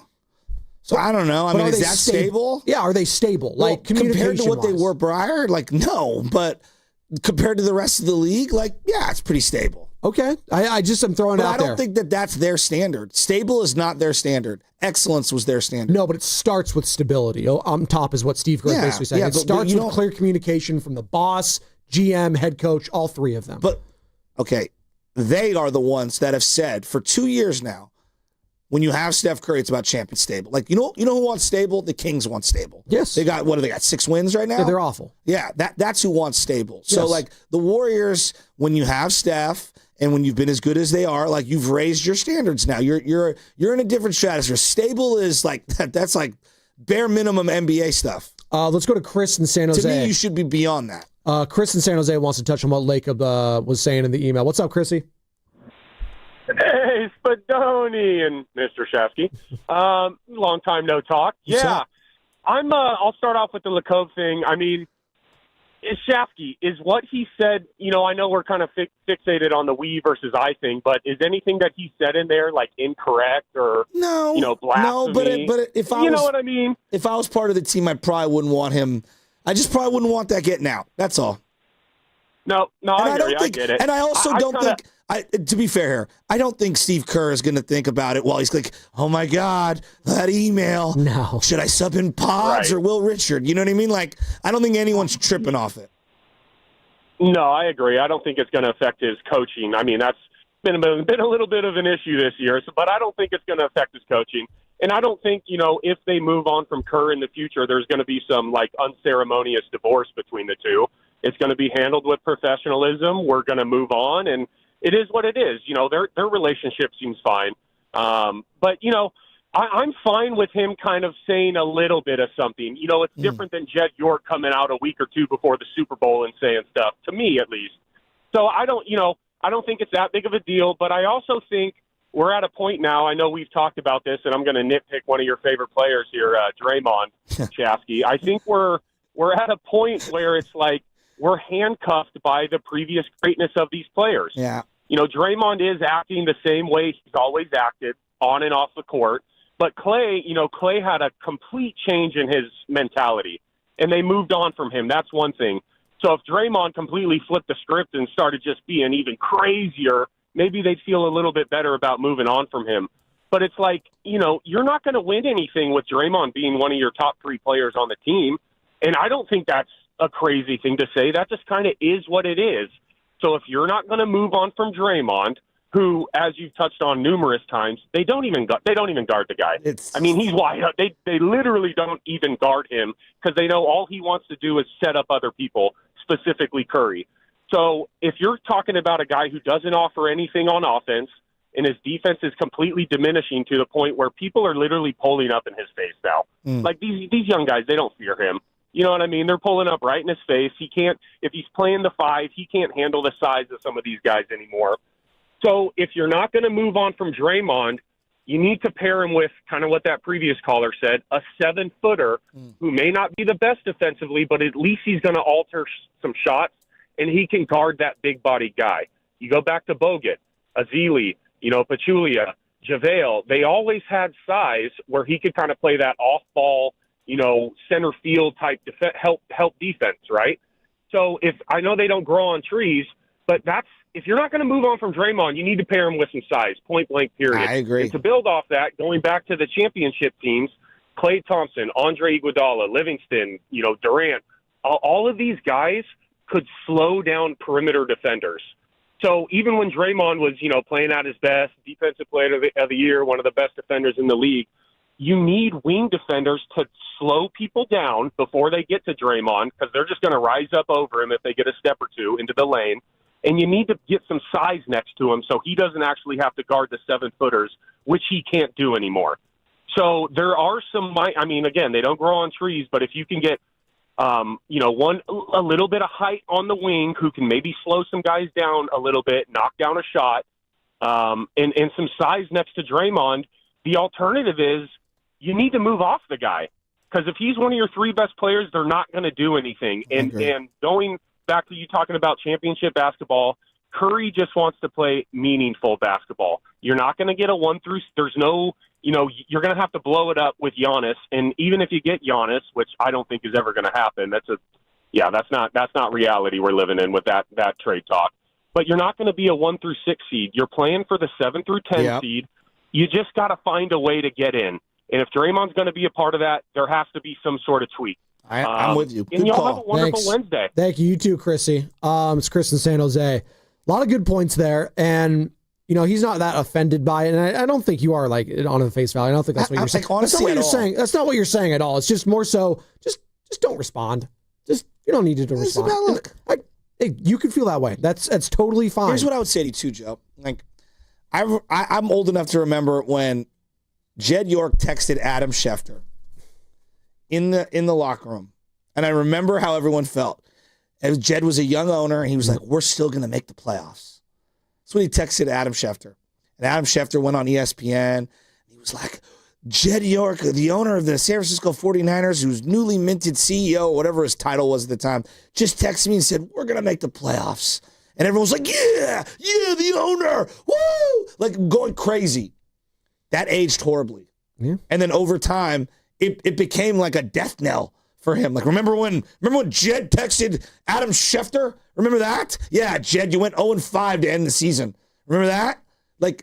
So I think we need to let, things will play out, and time will kind of crystallize or dilute this email. Well, Joe, his most famous thing is light years, right? Joey Light Years. That's his nickname. I always thought that was overstated. Yeah, I know, but, he's like, we're light years ahead of everyone else in the NBA. It was a throwaway line. But it wasn't, because people picked it up, ran with it, and it turned into it is what it is now. I ran with that line, I'll be honest. Yep, there you go. He ran with it, right? Now, the league feels light years ahead of them. Do you guys, let me ask you guys, do you guys even know where that quote came from? Light years ahead of the NBA? Yeah.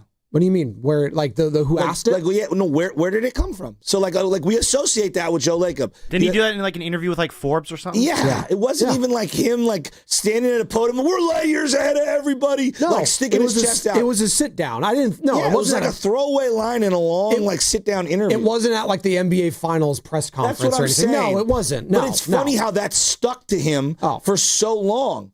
Isn't it? Like, I don't think that's fair. I think it's just because the word light year means you're so much better than everyone else. And they were for a little bit. Yeah, they were. They were. And now they're just another team in the NBA that's trying to get to the play-in spot. And I think that's where fans, going back to frustration and going back to the email, are frustrated when they, for so long under Joe Lacob, were a step ahead. They're playing catch-up and playing catch-up and playing catch-up now, and it's not good enough. And when he says, I am working on it, what do you think that means in the email? He says, I am working on it. No, what is it? Like, what is he working on? I am curious when he says, I am working on it. I think they've been trying to do trades for 3 years. And I here's the question that I have. Like, how many, I don't know if it's hundreds, I don't know if it's in the 40s, 60s. How many different trades do you think that they have been a part of in the last 2 years? Oh, probably like talks anyways, a bunch. Dozens, right? Exactly. Would you agree dozens? They've been in, that's how these things go. You talk. Dozens. Hey, what's the availability on this guy? I'm sure they've been told no. Yeah. I'm sure they've told teams no, back and forth dozens of times. So when he says I'm working on it, that's what I think he's talking about. I wonder what Warrior fans think. 888-957-9570. Joe Lacob responds to a fan's frustration via email saying, I am working on it with the Golden State Warriors. What does that mean? What is he working on? And quite frankly, what should he be working on? 888-957-9570 is the number. We'll respond to that. And I have a way bigger question when I read the email. I have a way bigger one, and we'll get into it on the other side. Sponsored by Bay Area Fast Track. On January 1st, tolls will go up on all bridges except the Golden Gate. These funds will be used to maintain and rehabilitate the Bay Area's 7 state-owned bridges. Learn more at bayareafasttrack.org.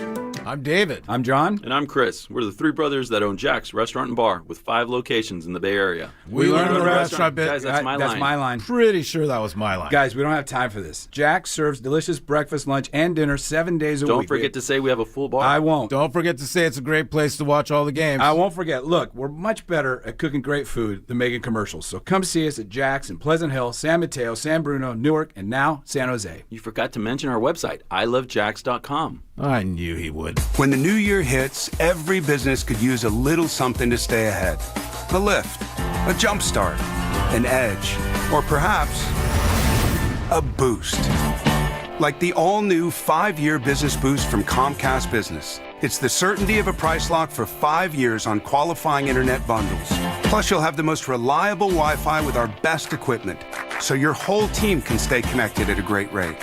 And to sweeten the deal, ask about a $500 prepaid card when you add 2 lines of mobile. It's the boost your business deserves. So sign up for the 5-year business boost and get a 5-year price lock on ultra-reliable Wi-Fi. Plus,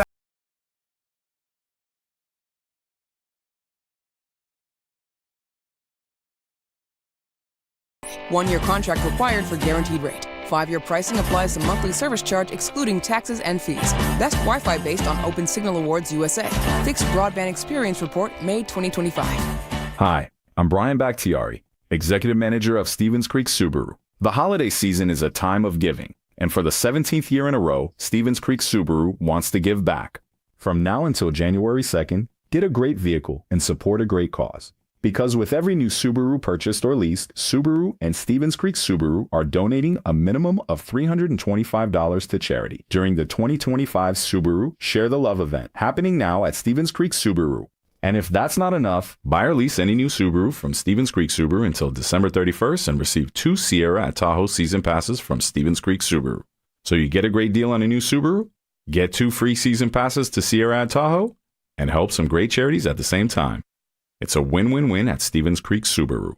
Located on Stevens Creek Boulevard near Santana Row and Valley Fair, or online at StevensCreekSubaru.com. StevensCreekSubaru.com. And remember, buckle up and drive safely. When you own your own business, you need to keep things moving. Need to book a last-minute flight? Earn a $300 travel credit to cover that. Need to take a meeting before takeoff? Do it from the comfort of the Chase Sapphire Lounge by the club. Need to catch your breath before you board? Done. With $2,500 in annual value, the new Chase Sapphire Reserve for Business is the card that gives back all you put in. Visit chase.com/reserve business to learn more. Cards issued by JPMorgan Chase Bank and a member FDIC, subject to credit approval. Terms apply. Excuse me, can you tell me where... I don't know. Those big box stores, they don't know. But Dolan's knows. For 60 years, Dolan's Lumber has been serving the Bay Area with the materials and the knowledge to make your next home improvement project stellar. Lumber, doors, windows, you name it. Dolan's knows exactly what you need. So skip the guessing. Go with the experts. Remember, Dolan's knows. Call now for a quote. 800-9-DOLANS or visit DolanLumber.com. McDonald's is putting value back on the menu. Whether you're craving a Big Mac, McNuggets, or sausage, egg, and cheese McGriddles, make it a meal and save. Your favorite is now your wallet's favorite, too. Extra value meals are back. The extra value meal is on at McDonald's. Get a sausage McMuffin with egg, hash browns, and a small hot coffee for just $6. Ba-da-ba-ba-ba. Prices and participation may vary. Promotion pricing may be lower than meal pricing. Guys, thanks for helping me carry my Christmas tree. Zoe, this thing weighs a ton. Drewski, lift with your legs, man. Santa! Did you get my letter? He's talking to you, Bridges. I'm not that. Of course he did. Right, Santa? You know, my elf Drewski here, he handles the nice list. An elf? I'm 6'3". What everyone wants is iPhone 17. And at T-Mobile, you can get it on them. That center stage front camera is amazing for group selfies. Right, Mrs. Claus? I'm Mrs. Claus's much younger sister. And at T-Mobile, there's no trade-in needed when you switch, so you can keep your old phone. Or give it as a gift. And the best part, you can make the switch to T-Mobile from your phone in just 15 minutes. Nice. My side of the tree is slipping. Timber! The holidays are better at T-Mobile. Switch in just 15 minutes and get iPhone 17 on us with no trade-in needed. With 24 monthly bill credits for well-qualified customers plus tax and $35 device connection charge. Credits end and balance due if you pay off earlier or cancel. Finance agreement 256 gigs, $830. Eligible port in a new line. $100 plus a month plan with autopay plus taxes and fees required. Check out in 15 minutes or less per line. Visit T-Mobile.com. O'Reilly. Protect your vehicle's engine with Syntec and O'Reilly Auto Parts. Syntec Premium Full Synthetic Motor Oil is formulated for today's engines. Right now, get 5 quarts of Syntec Full Synthetic and a MicroGuard Select Oil Filter for just $32.99. Limit supply. See store for details. Choose Syntec exclusively at O'Reilly Auto Parts. O'Reilly Auto Parts.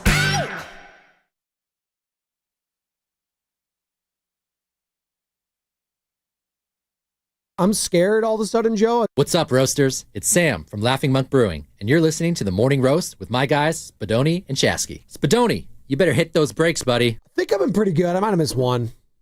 But you know what? It's okay. It's the Christmas season, Hanukkah. You just gotta forgive me. Please, Sam, can you forgive me for that, for missing that one? He's not going to. That's all right. We are brought to you by Fremont Bank, which is here for you, here for good. We're talking about another Joe, because we got 2 Joes this morning. Joe Lacob. He's aura. He is.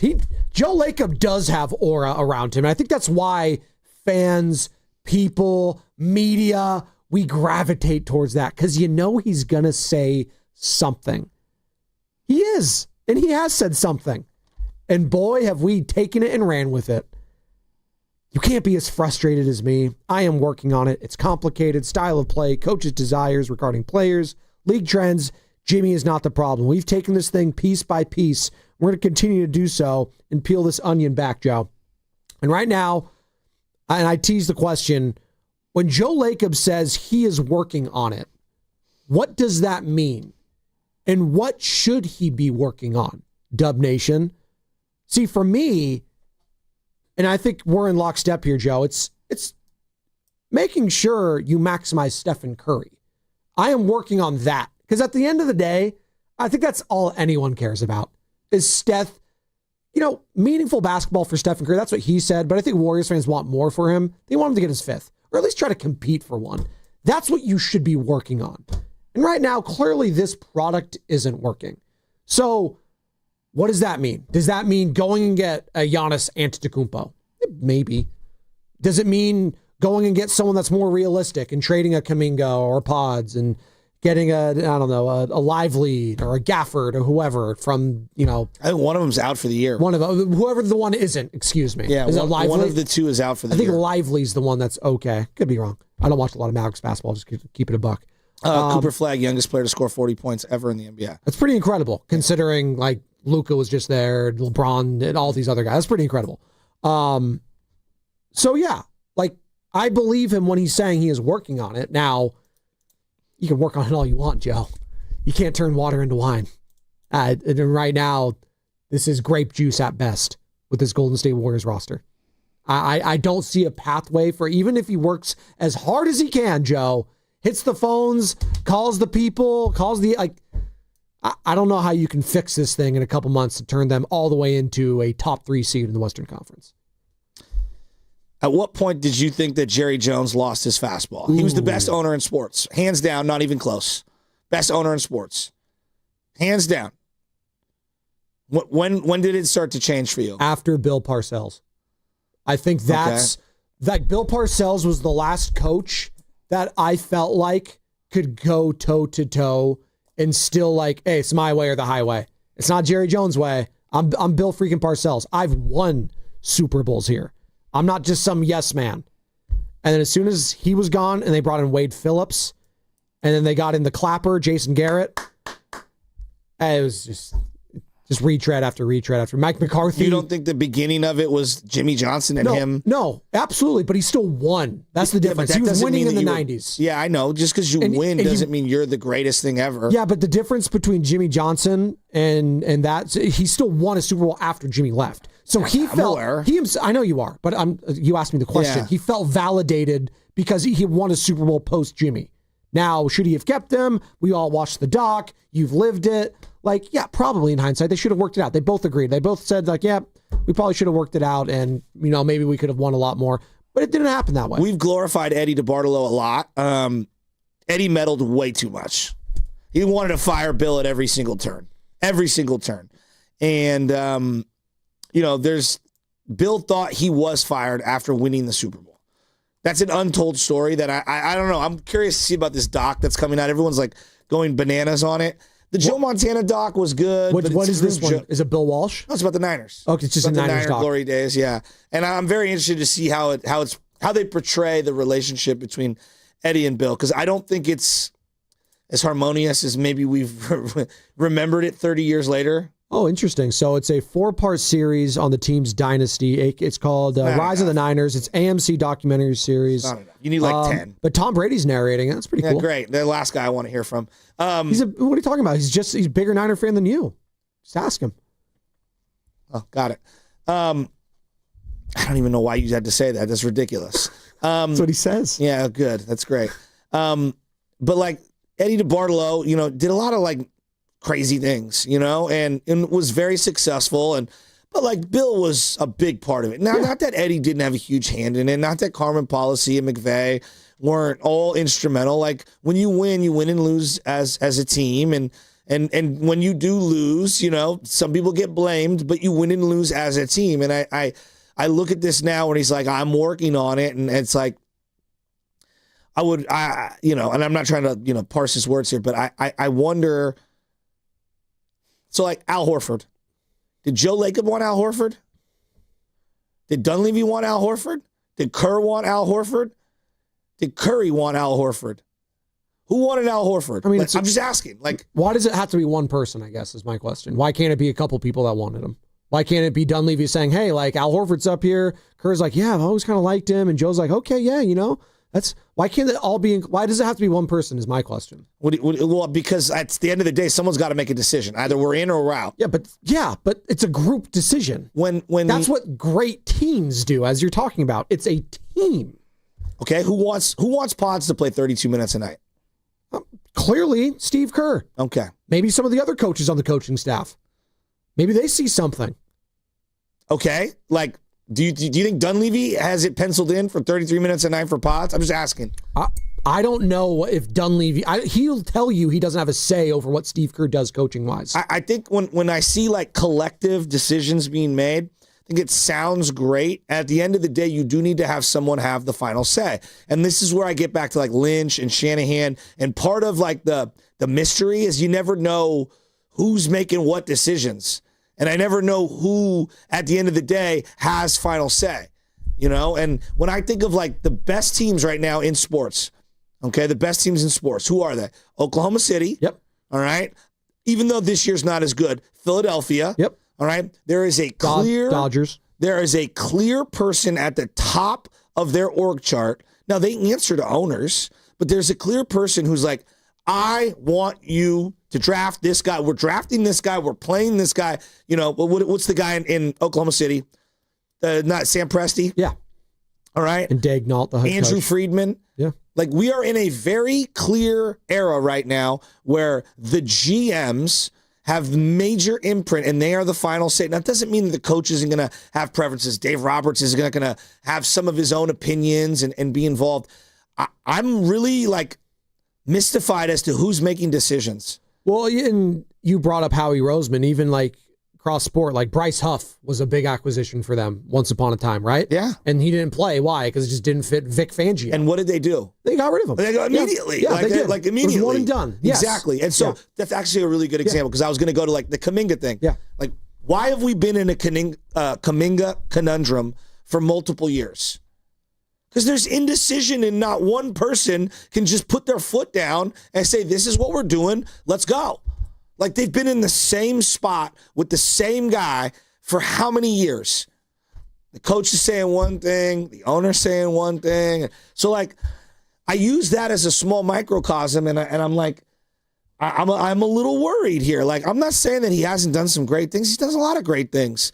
But, like, too much control, too much influence, I do think they need a little clarity in their front office. Like, who's making these decisions? You're bringing this up. Steve Kerr actually was asked this yesterday on Willard and Dibs on how involved Joe Lacob, as we're talking about the email, how involved is he when it comes to lineups, rotation decisions, etc.? Joe has always been unbelievably respectful.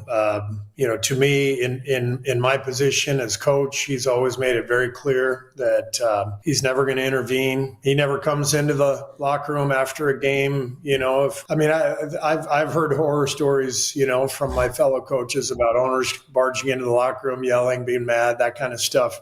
Joe couldn't be more respectful of my position. He's never once told me, who to play, who he thinks I should play. We have conversations. We probably talk once every few weeks or so, and we get along great. And he's opinionated but respectful. And he's a great owner. You think about where the Warriors were before Joe took over the team and what he has done since. That's all you need to know. He's a phenomenal owner. He's incredibly passionate, so sometimes that passion spills out, as it did with the email, and I'm okay with that because he wants to win, as badly or even more than everybody else. Steve Kerr on yesterday. Willard. So how do you interpret that? First off, Kerr could easily be a politician the way he speaks. He's very good face and coach and very respectful of his owner and his relationship with Joe Lacob. If we were to give him truth serum, what do you think he would say? They're giving me guys I don't want to play. There you go. Yeah. I would agree. Right? I would agree. All right. So, but like this is where I'm going. Like we're kind of a jumbled mess here right now. Like they want it both ways. Hey, we're all involved. Don't blame anyone, but let's all blame each other. Like it's all over the place. I think it's finally come to a head this season, Joe. And Bonte joined us yesterday in studio. He does every Tuesday. And he said it on his podcast with Monty Poole, Dubs Talk podcast on NBC. They'd be surprised if Steve Kerr was the head coach next year of the Golden State Warriors. They would be shocked. And I'm on December 17th, I'm leaning that way too. I just don't see him coming back. Well, I'm not even sure if I want him back. Well, that's a whole separate conversation about for example, who he was in 2015 and where the league is today, like who the Warriors were in 2014, 2015, who he was, where the game is today, they're dramatically different. Dramatically different. The league is caught up. It's changed. Yeah, Steph Curry, that's what we're talking about. Steph Curry changed. I don't know about league caught up. I think their personnel is aged out, and they haven't replenished it. Well, that's what I mean. That's as big of an issue as style of play. Well, style of play, and that's what part of the email was, style of play, or what is it, league trend style of play, right? That's what Lacob was talking about in the email. But it's the guys getting old and not replenishing on top of it, as you're alluding to. You don't get the young players. Like, you need a Kawhi Leonard with the San Antonio Spurs to keep that window open, right? You need to go out and get player X. Like what's an example in the NFL? I don't know. The Tom Brady hitting on, because he can still play when he's old, but you need to hit on defensive players, on running backs, on wide receivers. You need to hit on other places, or it's going to end horribly like it did in his final game in the playoffs against the Tennessee Titans when he's throwing to, who's my guy, Kembrell Tompkins? Like, come on. Like, that was the writing on the wall there. Then he goes to Tampa, and you know what they have in Tampa? They have a good defense. They have Rob Gronkowski. They have Antonio Brown. They have Mike Evans. They have Chris Godwin. Like, you need young players to push the old vets. There's a reason why, and I always make this analogy, the old dogs, if you bring in a puppy with an old dog, studies have shown that dog will live longer. That old dog will live longer because the puppy is keeping him active. It's keeping him going, pushing him to be better, or her in this scenario, right? Like, who's pushing Jimmy Butler, Draymond Green, and Stephen Curry to be better versions of themselves right now? I'm asking you. Who's pushing them? Well, they should have that they should, but I would also like to see a young, talented player like outworking all of them. Well, anytime a young player has threatened the status of one of the older players on this team, that guy gets ran out of town. And you know what? I think Jimmy Butler realizes that, and he's trying to do... No, that's a fact. No, it is. And I think Jimmy Butler, who's new to this team, he hasn't even been here for a calendar year, he sees that. By the way, did you see that post yesterday from Jonathan Kaminga on Instagram? Him and Jimmy Butler working out together? Oh, Jimmy and Kaminga working out together? Just Jimmy and Kaminga. Here's what I don't want to see. Posts of you working out together. I'd rather see posts of you playing together on the court in a winning environment. I think it was like playing, like working out like on the court is what I'm saying. But they were working. I mean in the game. Oh, sure. Oh, well, Steve Kerr on Jonathan Kaminga DNPs. Well, he hasn't played the last 3 games, and we had a really good road trip, and the guys who I played ahead of him, on the road played really well, so I'm rewarding them. But we've lost the last 2 games, so when you find something in this league, you really do need to stick with it because it's fragile. Everything is very delicate in this league. But the flip side is also true. If you're losing, then you've got to shuffle the deck and try something different. What are they, 4-8 in their last 12? Something like that? Yeah.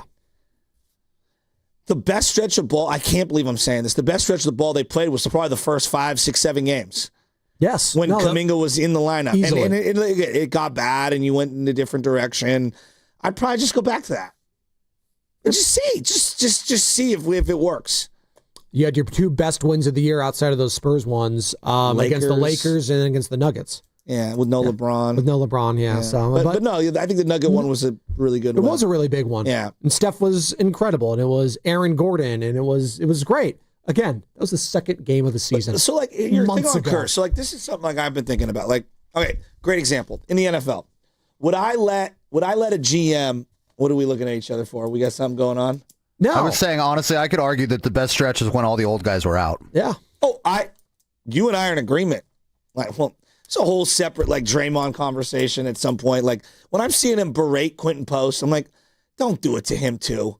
Are you threatened by Quentin Post because he's a stretch 5? Are you doing it again? Draymond versus Europeans. Are you doing, no, not even. It's just like really, you're afraid that this guy's going to take some of your minutes and your importance on the team, so you're just going to run him out of, you're going to yell at him and scream at him. And it's like, dude, he's been better than you the last month. Did you tap into his podcast with George Kittle and the Kittles? No, I'm good off that. Okay. I'm good off that. He named his top 5 Bay Area athletes of all time. Oh, that's who's got a good feel for the greatest Bay Area athletes of all time. Guy's been here since 2011. Marshawn Lynch was in there. Of course, yeah. He was there 5 seconds. Cal football. He said Cal football mattered. Who else? Now, wet my beak. Who else was on here? So he said Steph is number 1. Okay, that's fine. He said Joe Montana. Jerry Rice. Who I mentioned? I mentioned Marshawn. Draymond said Marshawn. He did because he's tight with him. Like he said, I needed someone from Oakland to represent. I thought they had beef. No, apparently they're tight. Apparently. They squashed it. You don't want to have beef with Marshawn Lynch. That much I do know. And then the last one, it was not Barry Bonds. I do know that. Not Ricky Henderson. Not Ricky Henderson. Not Willie Mays. It was Chris Mullin. It's not bad. Mully. Well, there you go. So it must be tight with Mully. So, yeah, there you go. I mean, but like, I love Marshawn, but I'm sorry, like Ricky Henderson for me is going to be on that list. If you're doing Oakland, yeah. I mean, without a doubt. I'm doing Dave Stewart over him. If Well, Ricky over both of them, but I get what you're saying. Like, come on, man. Like, Ricky, and I love Marshawn. Ricky's one of the greats. Like, come on. Rest in peace, by the way. Born a week from tomorrow. That was his birthday. Christmas Day, Ricky Henderson was born. But like, the Draymond thing is just, it's so like, okay, great example. Why is Draymond on this team? No, I'm asking, like, sincerely. Why is he on this team? Because Stephen Curry wants him to be on this team. Are you sure about that?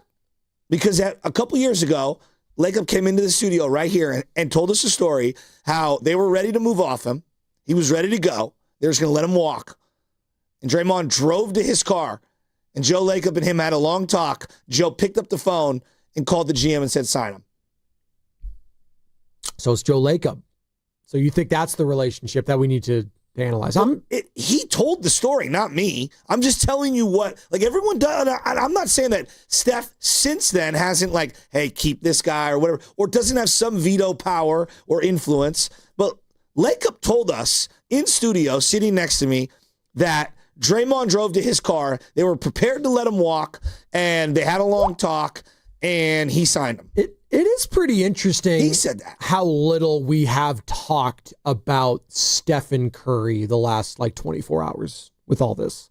Just don't even he's bring the him deodorant. up. No, he's playing great. He's the best player in the history of the franchise. He's the best player on the team. He's still a top 10 player in the sport, in my opinion. But the fact that we all just gloss over Steph, he has to have legitimate power. As we're talking about this power, I'm not saying it's a struggle, that's a strong word, but who's calling the shots, who's not calling the shots. Like any other team with a high-priced superstar feels like they're involved in the thought process and the construction. Giannis Antetokounmpo is absolutely part of the conversation. Look at LeBron. LeBron's been, he's traded away every teammate he's ever had. There you go. And then was furious that they brought in Luka after he looked around and was like, wait a minute. He's bigger star than me? Exactly. Currently? Right. For a time being, Jimmy Butler in Miami, right? You can go through the lists of the stars, superstars that have say within an organization and let that be known. Steph is, by all accounts, fine for just, hey, they do their thing, they do that thing. Your point, I think, where you're going, and I'll walk you down the path. Let's hold hands here as we talk about it. Let's do it. This is the part where the Steph Curry stans, the people that are diehard Steph Curry fans, fail to acknowledge. There's a double-edged sword with the Draymond thing and his loyalty to him. It has boxed in certain combinations. It has stunted the growth of other players that maybe are just not good, but the potential of other combinations and players out there. And they're playing 4-on-5 on offense way more times than not when Draymond is out there. Yes, he's valuable. Yes, he's important. But the double-edged sword is that it limits the combinations of other players that can be effective around those two because of his non-shooting, because of the fact that really he's a small ball 5, but he wants to play small ball forward to start the game because he doesn't want to wear down over time. And he doesn't shoot. Right? So in a weird way, if Steph has been super loyal to Draymond, that's great. But it also has slightly boxed him in terms of the other options that are around the team and what they're able to put out on the floor. That is real. And I think a lot of Warrior fans that are diehard Steph Curry fans that have to handcuff themselves to Draymond fail to realize. I mean, how many times do we have to come in here and watch a possession where everyone who's guarding Draymond is 15 feet off him, and it's basically 4-on-5 defense? They've been doing it forever. And ever. Recently, the last 4 or 5 years, it's gotten worse and worse. Forever meaning the last 4 or 5 years. Yeah, it's gotten worse and worse and worse. And when you don't have, Jordan Poole or Klay Thompson or somebody out there who challenges the defense in terms of personnel spacing, it just makes it really, really difficult. Why is Quentin Post valuable? Because he, alongside Draymond, provides proper spacing. This is a team that doesn't have any shooting. None. Warriors Wednesday brought to you by Freedman's Appliance. Come see their full selection of in-stock luxury appliances and live working vignettes. Visit Freedman's Appliance in Pleasant Hill today. Steve Kerr on Willard and Dibs yesterday talking about what he's personally frustrated by right now. I personally am frustrated that we're losing all these close games and, games that I felt like we should win. And obviously I'm the coach and, so I've got to do a better job of helping our guys close these games out. But, we're 5-9 in clutch games this year. I feel like we could very easily be 9-5. And if we were, then everybody would be fine. But we're not. And so when you lose close games and you're not clicking, then there's going to be frustration. It's professional sports. There's a lot at stake and a lot of passion around all of this stuff. So this is the job right here, what we're dealing with. The 5-9 in clutch games. I can make an argument 6 of those games directly looking at the vets. Yeah. Poor shot selection. I'm looking Curry at in 3 of them. Steph. Yep. Curry in 3 of them. We don't like to talk about that, though. Can't do that. I mean, the golden boy. I don't know. I don't like, and I think there's a handful of other ones where I'm like, damn, man, what are we putting out there? Why are you going, like, the one that everyone's going to point to is the Pat Spencer game where you yanked him and put in pods, and right. Everyone lost their minds with 3 minutes to go. Part of this email I find fascinating that was from Justin, the guy that wrote it. And this is what he said to Joe Lacob, what we've been talking about the last 24 hours at the station. It says, "Dear Joe, please do something about this team. What Steph need to do every night to win? ? Drop 50 points?" See, that's part of it too. The way this offense, and you've touched on it, we've touched on it ad nauseum. Like, it's great that he scores all these points. It's great. It's awesome. 48. Wow, the chef, he's cooking. He's doing his thing. No one's done this. He's surpassed Jordan with all these 40-point games after a certain age. It's amazing. If it's not translating to wins, then maybe you just need to, face the fact that that style of play that you're doing is not the style you need to be doing anymore. Whatever it is that Steph has to score 50, but everyone else is not doing anything, you need to change that. And I just don't think they can do that, whether it's the head coach, whether it's the players, in a short amount of time that to get them back to where they want to be. I just think with their personnel, they're forced to play that way. Well, that's the problem. They have to. That's the problem. They're too Steph-centric. Like, you need other contributors. Like, that's the thing. But people like it being Steph-centric, I think, too. Warrior fan, maybe it's the Steph stands, as you say. Yeah. They like it being Steph-centric. All right. Because that's the style that they've known for so long, and it's gotten them 4 titles. They want it to be Steph-centric. It can't be anymore, though. It just can't be. It's got to be somewhat Jimmy's centric, right? He's the second highest paid player on the team. What's going on with Jimmy Butler? Joe Lacob said Jimmy is not the problem, Joe, in the email. What is he? The solution? Doesn't feel like that. I don't know. Do you think he's the problem? No, I don't think he's the problem. But that's, again, as I just said, like, he's not above reproach, though. Like, he's not above criticism. Is he the answer? No. I don't know what he is. But he's not then what is the problem?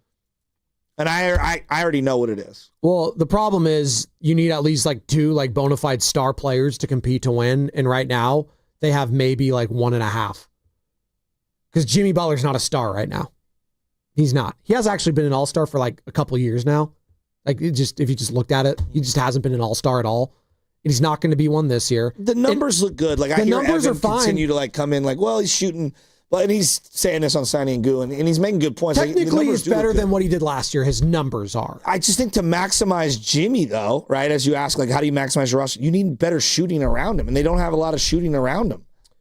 Nick Fredell, who you know and you love, covers the team. Mm-hmm. He's close with Jimmy Butler. He knows Jimmy Butler. Let me just say that. I don't know how close they are. I don't want to put words in his mouth, but they go way back from their Chicago days. Nick joined Willard and Dibbs yesterday. Odyssey, NBA Insider, our guy here at 95.7 The Game as well. That's what he had to say about what's going on with Jimmy Butler. I think the problem is he's trying to figure out still in his mind, how can I do what I do best in this system where Steph, as he's called him himself, is the ultimate cheat code. When Steph's out there, and you saw it a little bit in Portland the other night, there's now almost this awe, oh my gosh. And maybe there always was, but I think guys had a better feel because they had played with him a little bit longer on how to work around and kind of fill in the gaps. I think Jimmy's still trying to go through that in his mind. I absolutely believe he has another level within him. We've seen it, and the nickname is what it is, Playoff Jimmy, for a reason. Mark, the problem for Jimmy is the Warriors need him to be that guy now. Yeah, no, I disagree with Nick there. That's gone. There is no, we learned that last year. What is Playoff Jimmy? Playoff Jimmy is a guy that could put his entire team on his back in clutch time and handle the ball and hit big shots in big moments and be a lockdown defender on the other team's best player. Well, the defense is not there. Well, that's what I'm saying. That last part is definitely not there. Yeah, that's not there. You think he's guarding Shai Gilgeous-Alexander in money time? But the other part is he's just slower to get to his spots. He can still get to his spots, but to be able to rise up, carry, like it takes a lot out of you. He's older. And what helped playoff Jimmy? What did he need around great him? shooting. Great shooting. Thank you. Not good shooting. Great shooting. The Max Struces of the world catching Tyler fire. Hero, Duncan Robinson. Yeah. Gabe Vincent, right? I would even argue Bam was a much more efficient mid-range player, even though that's not his game, but like being able to take the ball at the elbow and take a hard dribble in. They had better spacing on the floor. The problem is, and I brought this up. Gabe Vincent's a great call. I mean, he was amazing. Yeah, he was. And that one run. I'll bring up what I brought up with Bonte and you yesterday again. I'm not saying I'd rather have this player right now over Jimmy, but when you look at the stats and the salary, it is kind of jarring. Andrew Wiggins is very close to what Jimmy's providing this year. And I know. I'm not saying I'd rather have Wiggins, but like it's the same problem that we had when Wiggins was here, but now Jimmy's here and it's the same thing. I would counter that's not the same thing. I think, what is it? I think it's the roster around them is just not good at all. Like it's just not. The best years that Wiggins had, you had other guys that when he was with that second unit who could space the floor with him and run. JP, like we've forgotten Jordan Poole. I'm going more like the last like couple seasons when JP wasn't here, but sure. I mean, yeah. Like they really missed that guy because that's when Wiggins would do a lot of his scoring would be that second unit, second quarter, kind of like take over against lesser players. He wasn't like, let me finish this game and put my imprint on it. The difference to what Jimmy does, which is why I'm still keeping Jimmy over Andrew, even with the price point, is he does put the opposing team in foul trouble. He does get to the line. Wiggins never did that. No. At all. And he'd also miss it when he gets up there. He scores in the paint better, in my opinion. Yes. I know the numbers might not back it up. It's going off the eyeballs. He's a much better contested paint scorer. But Joe, like, to me, and look, I want to hear from Warrior fans. Lacob said Jimmy's not the problem. Do you agree with him? 888-957-9570. I think their problems run so much deeper than Jimmy. It's just, I don't think Jimmy's the problem. I don't think he's the solution either. But in this scenario, if you're asked, like, what's the problem? They don't have enough good players. And they're old. They're super old. Dude, Warrior fans really thought the Unks were going to be like some special dynamic lineup. Like, it's ridiculous, honestly. We used to laugh at teams that would do this. The Lakers were the oldest team a couple years ago. Remember, they had Carmelo. I always think of they the had Karl Russell Malone. Westbrook, Karl Malone even. The Karl Malone. Hell, that team even got to the finals. I know, but that Karl Malone team, we used to laugh at them so much. Well, that's what I'm saying. Like, and they did get to the finals. They lost. And I think Karl Malone got hurt, and that's actually kind of set them back. But bro, shocker. We're out here like begging for like Buddy Hield to find his shooting stroke. They need it badly. Of course they do. Well, he won them game 7. Like, we laugh at Buddy. He had a great game. That's like saying we need Cody Ross to bat 300 you told and us hit he was 30 home runs. Joe, They had the one game. You told me he's a Warrior legend for life after that game. Both can be true. All right. Here's part 2 from Because of Nick. Sleepy Floyd is still printing checks off that one game. Hey, and they're basing like movie characters off of him now too. Nick Fredell, part 2 on what's going on with Jimmy Buckets. He is always big on making the right basketball play. The reality for where Jimmy and the Warriors are at right now, though, is the right play, even when Steph's on the floor sometimes, is for Jimmy to assert himself, get to the rim, and make things happen on his own. He does not want to do that maybe in game 28 or 29. He holds that more for the playoffs.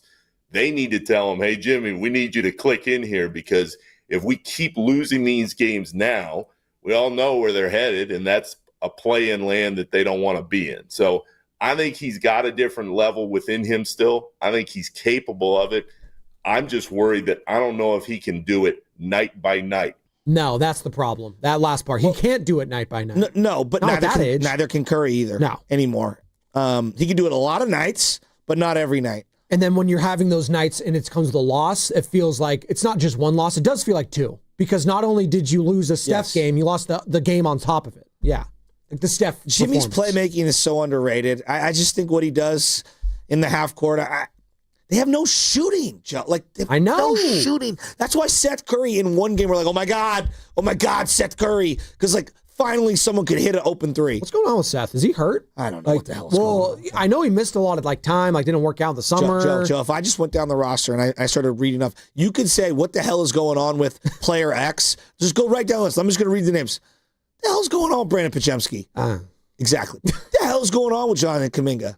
Well, I know what's going on, but yeah. What the hell's going on with Moses Moody?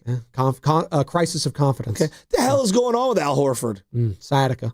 What the hell is going on with DeAnthony Melton? He's in a bad. What the hell's going on with Will Richard? No, he's a rookie. It's too bad. Sorry. The hell's going on with Buddy Hield? He can't shoot right now. All right. What the hell's going on with Trace Jackson Davis and Gary Payton II and Guy Santos? I can say that about every single player on the team. What's going on with Al in San Francisco? That much I do want to know. I don't think Jimmy's the problem. Do you guys think Jimmy's the problem? 888-957-9570 is the number. Joe Lacob, Jimmy is not the problem. Do you agree with Uncle Joe? What's up, Al? Hey, good morning, guys. Thank you for getting me on here. And no, Jimmy is not the problem, guys. It's Steve Kerr is the problem, and Dan Levy for we should have kept Looney. Al Horford is no way helping this team out. We should have kept Looney. We should have traded Kaminga before we signed him, because now we're back to that thing where Kerr does not let him play, and switching off players at the time that they need to stay in to win the games. So I basically say Kerr is the problem, Dan Levy is the problem. These trades, and Curry needs help.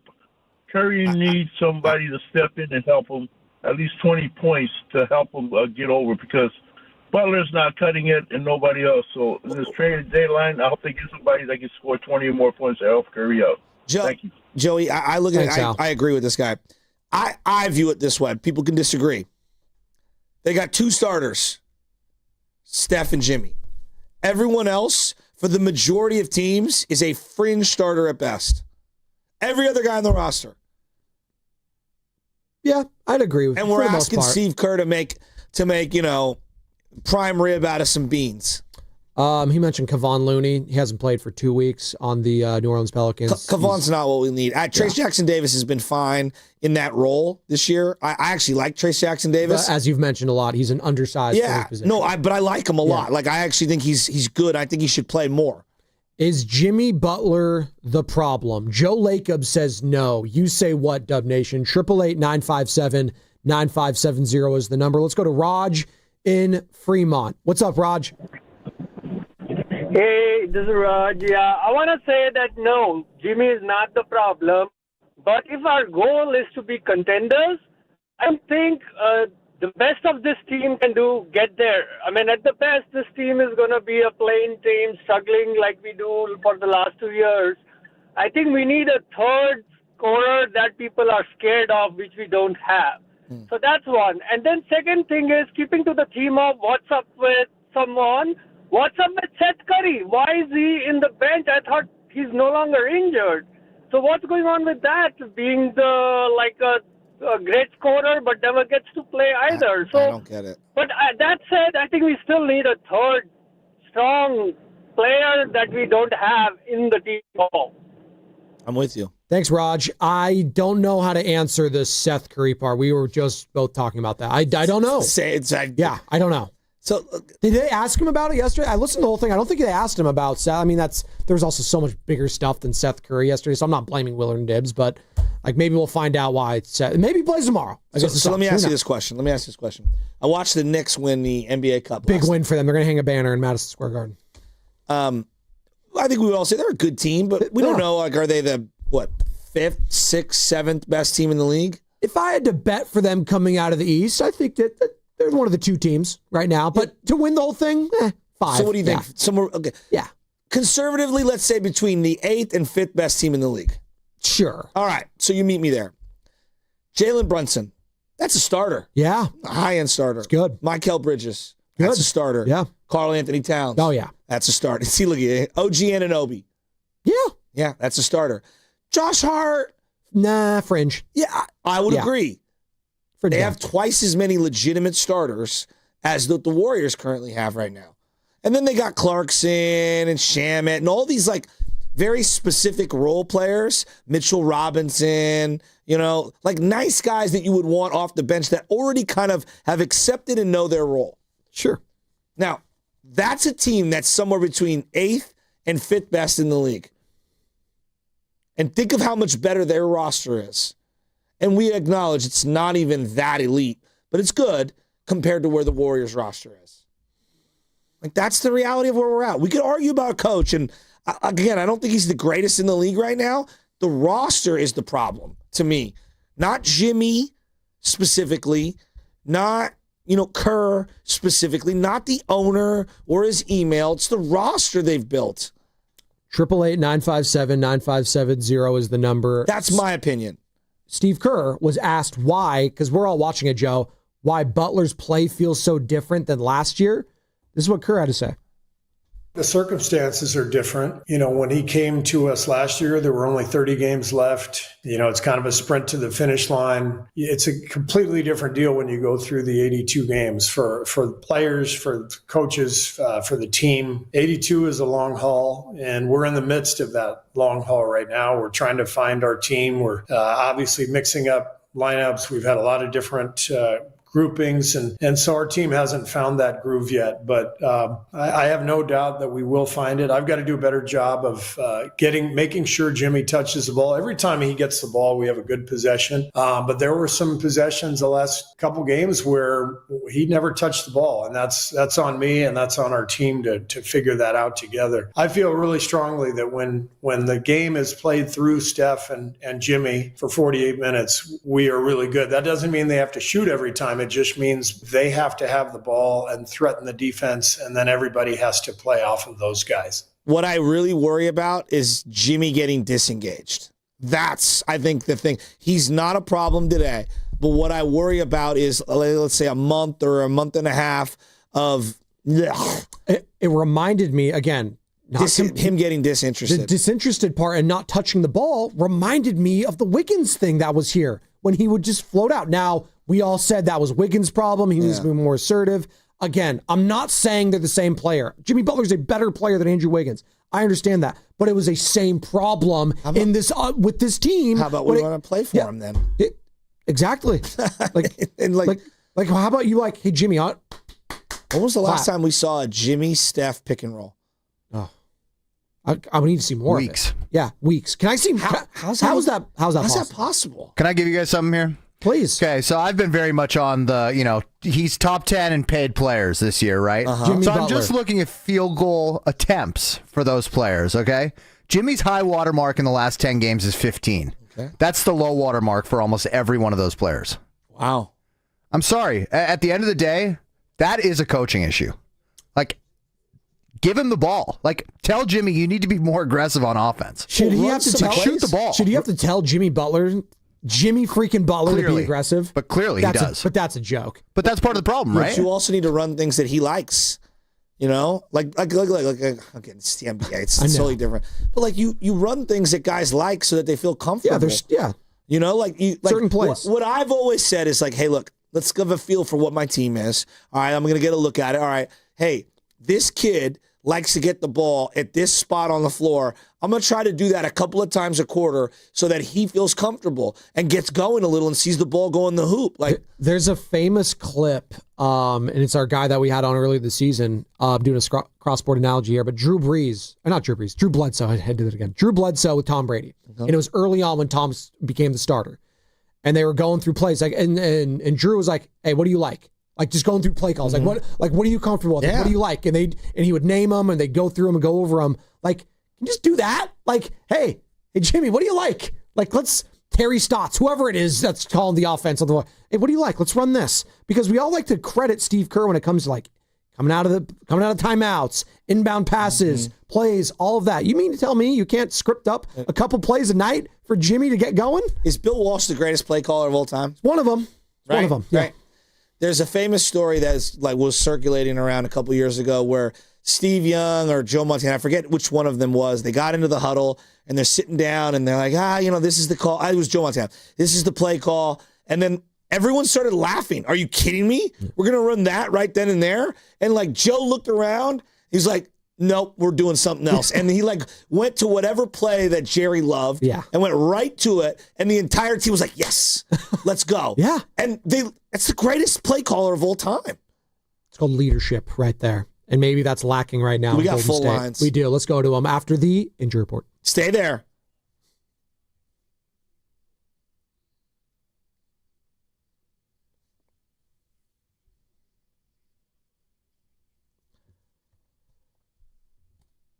The Sharks placed winger Will Smith on injured reserve yesterday due to an upper body injury. Smith suffered the injury when he was hit against the boards in Saturday's comeback win over the Pittsburgh Penguins.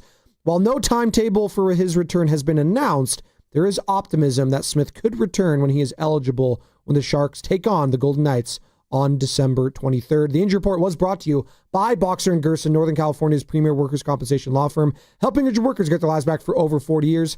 As you are listening to 95.7 The Game, KGMZ FM and HD1 San Francisco, an Odyssey Sports Station in the home of the Golden State Warriors and Valkyries. Always live on the free Odyssey app, coming live from the Laughing Monk Studios. Clay, Tom, Kyle, Steven, G-Man. We'll get to all of you. 888-957-9570. Halfway home here on a Warriors Wednesday on a hump day. Spadoni, Shasky. We're still talking about that Joe Lacob email, and we're peeling that onion apart. And right now we're talking about Jimmy Butler and whether or not he is the problem or, quite frankly, the solution for this team. Because Joe Lacob said in the email, Jimmy is not the problem. 888-957-9570. Do you agree? I don't know. Let me throw a couple names at you. If Steve Nash was the head coach of the Warriors right now, would he run different stuff? He's an available head coach. Probably. Yeah. Yeah. But he's also been a part of the Warriors organization. No so, doubt. Yeah. No doubt. But I'm sure he's got opinions. Frank Vogel, who's available right now, would he run different stuff? I'm sure. Yes. Would he still run a lot of the Curry stuff? I'm sure. Yeah. Okay. And then what about Mike Malone, who's also available? Oh, yeah. He's a championship head coach. Why isn't our head coach then also trying different things? Maybe he is. Maybe he is trying different things. I mean, he says he is. Like he says he's like, hey, the pendulum swings. We're losing right now, so maybe I got to, throw some stuff against the wall and hope it sticks. Like, he sounds like a guy yesterday that is searching for answers. When Steve Kerr has to acknowledge that he hasn't been a good coach, that's not what you want to do. No, I know. That's not, and he has done that. Steve Nash probably too player friendly. But like now I'm like, remember that meme when he's hugging Kevin Durant? But now I'm like wondering, like, what's the happy medium? Because maybe Mike Malone's too intense. If it was Frank Vogel, how would he just view the entire roster differently with a fresh, clean slate? Frank Vogel. I mean, I'm not saying he's the end all. I know, but he has won technically a championship. I like him. I do too. I've always liked him. What do you like about him? He just seems like a good dude. I'm talking about the dude. Oh, yeah, no, good guy, but still Steve Kerr. Yeah. Michael Malone, he'll get under your skin, ruffle some feathers. I don't like Mike Malone. Yeah, but you know what? But I also respect his chops. But you know what? That sort of intensity is the exact thing we said this team needed when they got Jimmy Butler last year, right? What about They needed Thibodeau? a kick in the pants. Maybe they need that as a coach. Maybe. What would Tibbs look like? Oh, well. Well, Jimmy likes Tibbs. I know. He'll get the best out of you defensively, I'll tell you that. He'll make you play hard. Maybe Tom Thibodeau is the perfect coach for Jonathan Kaminga. Maybe. Actually, right? Like, Joe. I'm just throwing names out. No, let's go to the caller. Let's please, because now we're going to Tom Thibodeau. Clay and Milbury. I'm Tibbs. Open to anything. I've always respected him because he does have his players play hard for him, and that is a reflection of a good coach. Yeah. What's up, Clay? You're on the roast. Hey, how's it going, guys? Good morning. Good morning. I think first and foremost, the problem is the front office. I'm not saying I would want to do this, but if we traded Steph, Draymond, and Jimmy for like expiring contracts and draft picks, would you trust the front office to turn this team into OKC in 5 years? And then would you trust Steve Kerr to coach that group of young players? Because he inherited Clay, Steph, and Draymond from Mark Jackson, who let them kind of grow into who they were. You're cutting out there, Clay. I'll answer both of them now. No, well, I don't think Steve Kerr would want to do that either. And he's not going to stay here for another rebuild. That's not what he's here for. Quite frankly, I don't think Mike Dunleavy wants to do that either. That's not what they signed up for. They signed up for this iteration of the Golden State Warriors.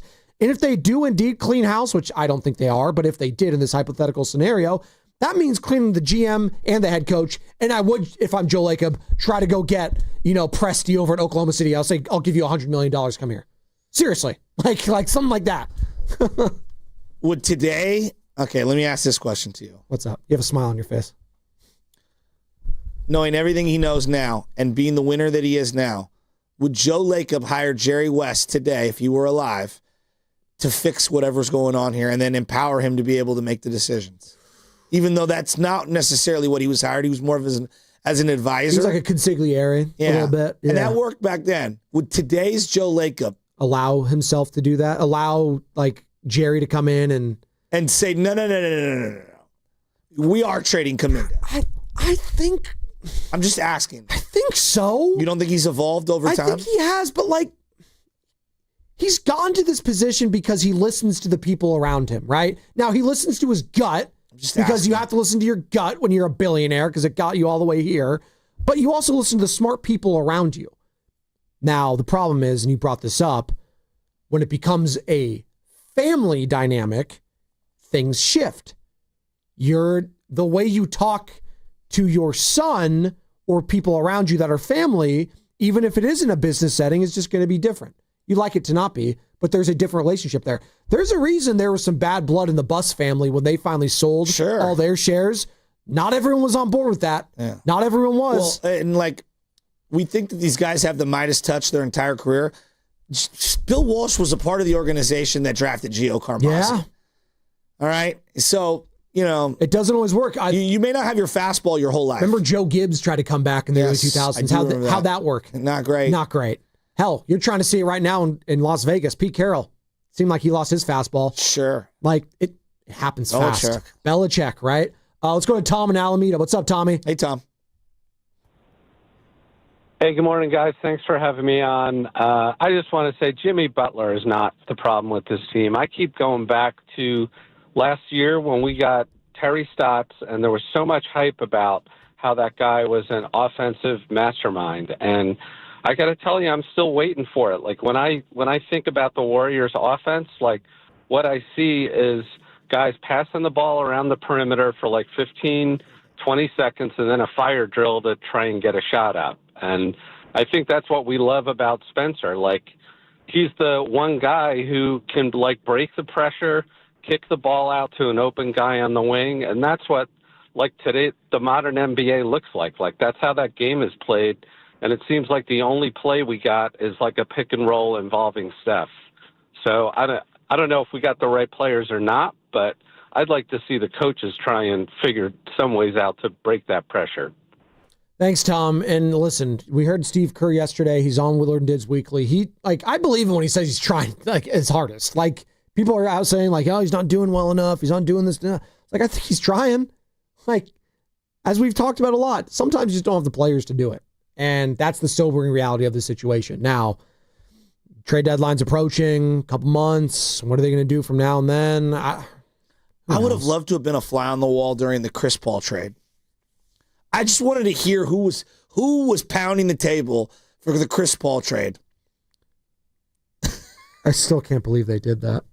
I can. I went ballistic the next day. I understood trading Jordan Poole in real time. Like I got it. You gave a first-round pick up. But you attached something to it. And Ryan Rollins, who we never really saw play. But, I mean, how did you do that? He's still available. How did the guy that got punched in the face, it was all his fault? How did that happen? I still, it's one of the most crazy things, and that'll be in the doc a decade plus from now. How did the guy that got punched, it was his fault? It's be like 3 episodes on that one day alone. Oh, are you kidding me? Hell, it was right after Draymond signed his extension too. This email will be a footnote in it. The punch will be multi-episodes. By the way, I'm watching this really good documentary right now. About Diddy? No, it was. Have you seen it, Sam?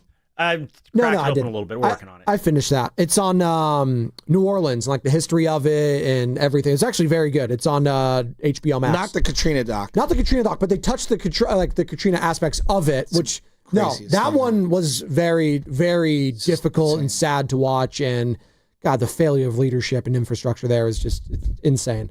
Neither here nor there. Really good doc on HBO Max. Highly recommend it. All right. Kyle in San Francisco.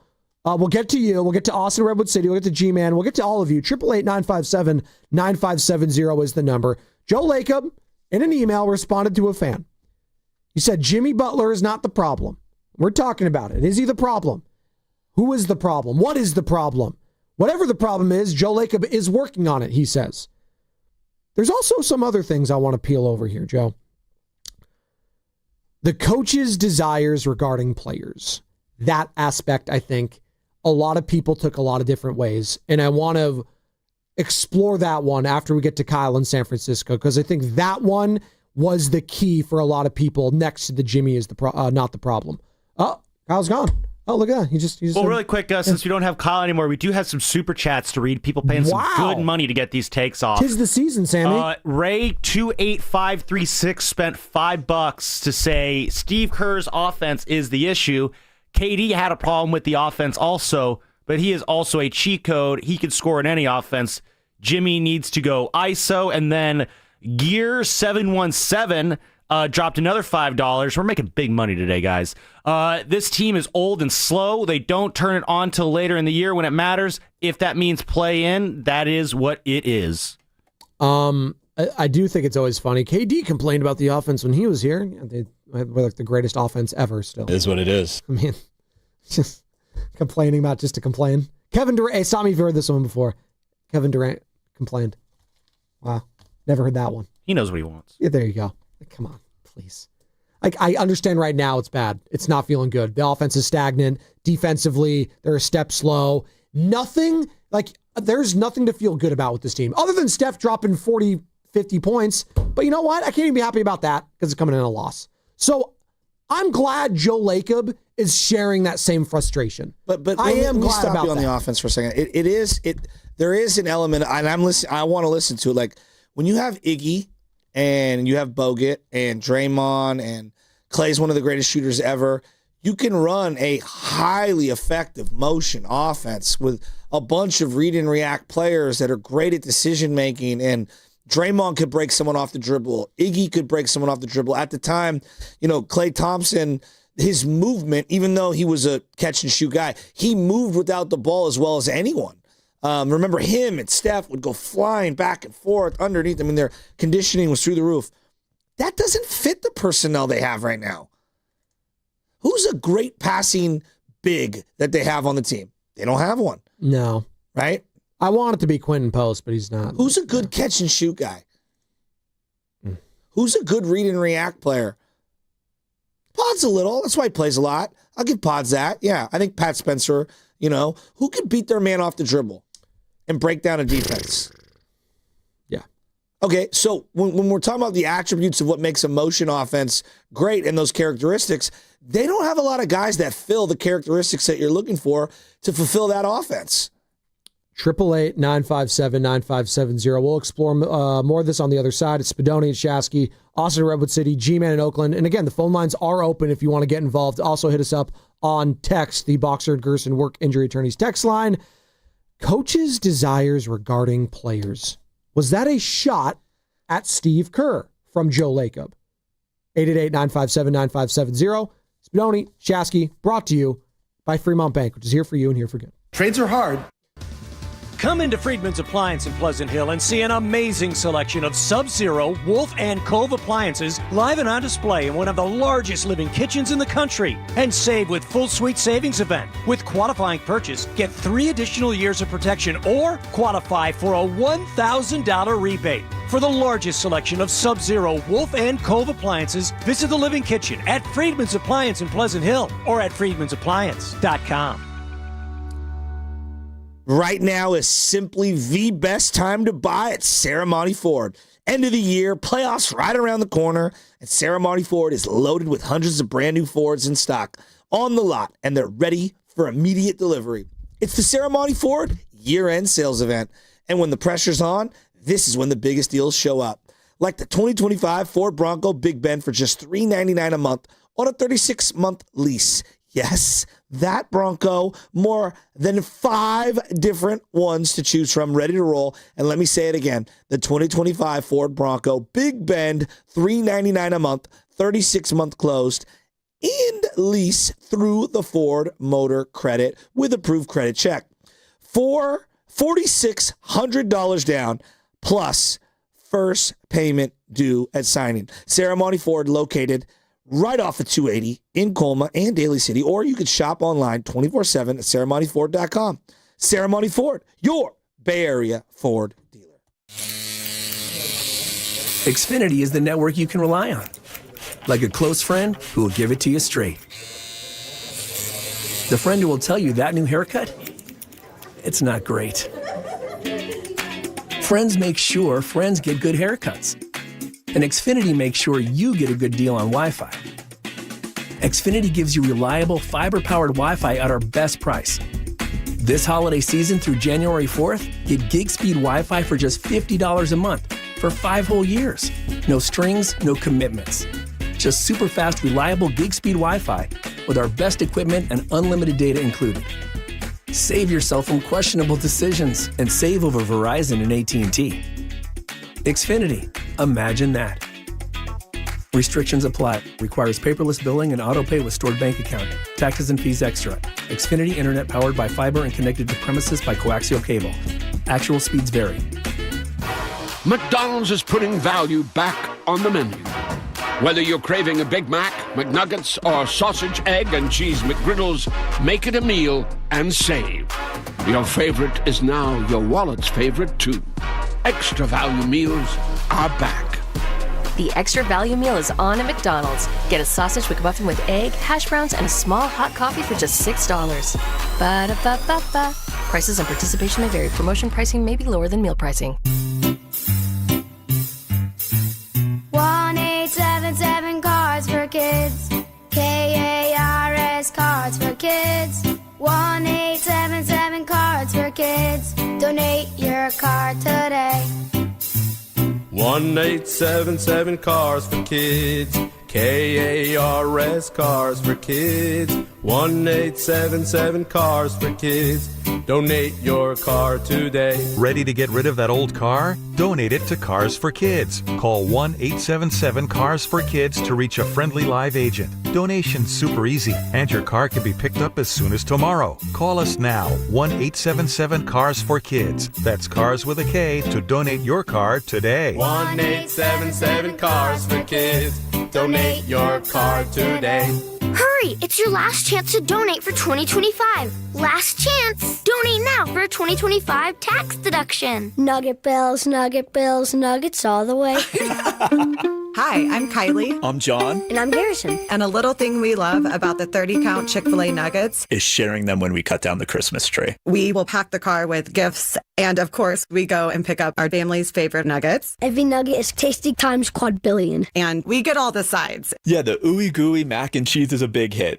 Share the nuggets, share the joy. Order the 30-count Chick-fil-A nuggets on the Chick-fil-A app. Real guests paid for their testimonials. It all comes down to this, folks. Yep, the entire season is on the line. But my throat has officially thrown in the towel. Sounds like you need Vicks VapoCool drops. They're max strength and vaporize sore throat pain. Whoa! These VapoCool drops hit fast! Speaking of fast, did you just see that play? Yeah, he vaporized that ball. That pun should have come with a penalty. Vaporize sore throat pain with Vicks VapoCool drops. Use as directed. This is the story of the one. As the purchasing manager at a manufacturing plant, she knows the only thing more important than having the right safety gear is having it there when you need it. That's why she partners with Grainger for auto reordering, so her team members can count on her to have cut-resistant gloves on hand, and each shift can run safely and efficiently. Call 1-800-GRAINGER, click Grainger.com, or just stop by. Grainger, for the ones who get it done. Too many tools, too much stress, and way too many bills. Odoo replaces it all. One connected platform for every part of your business, so you can work faster, smarter, and for less. Odoo, the only software you'll ever need. Try it free today at odoo.com. That's ODOO.com.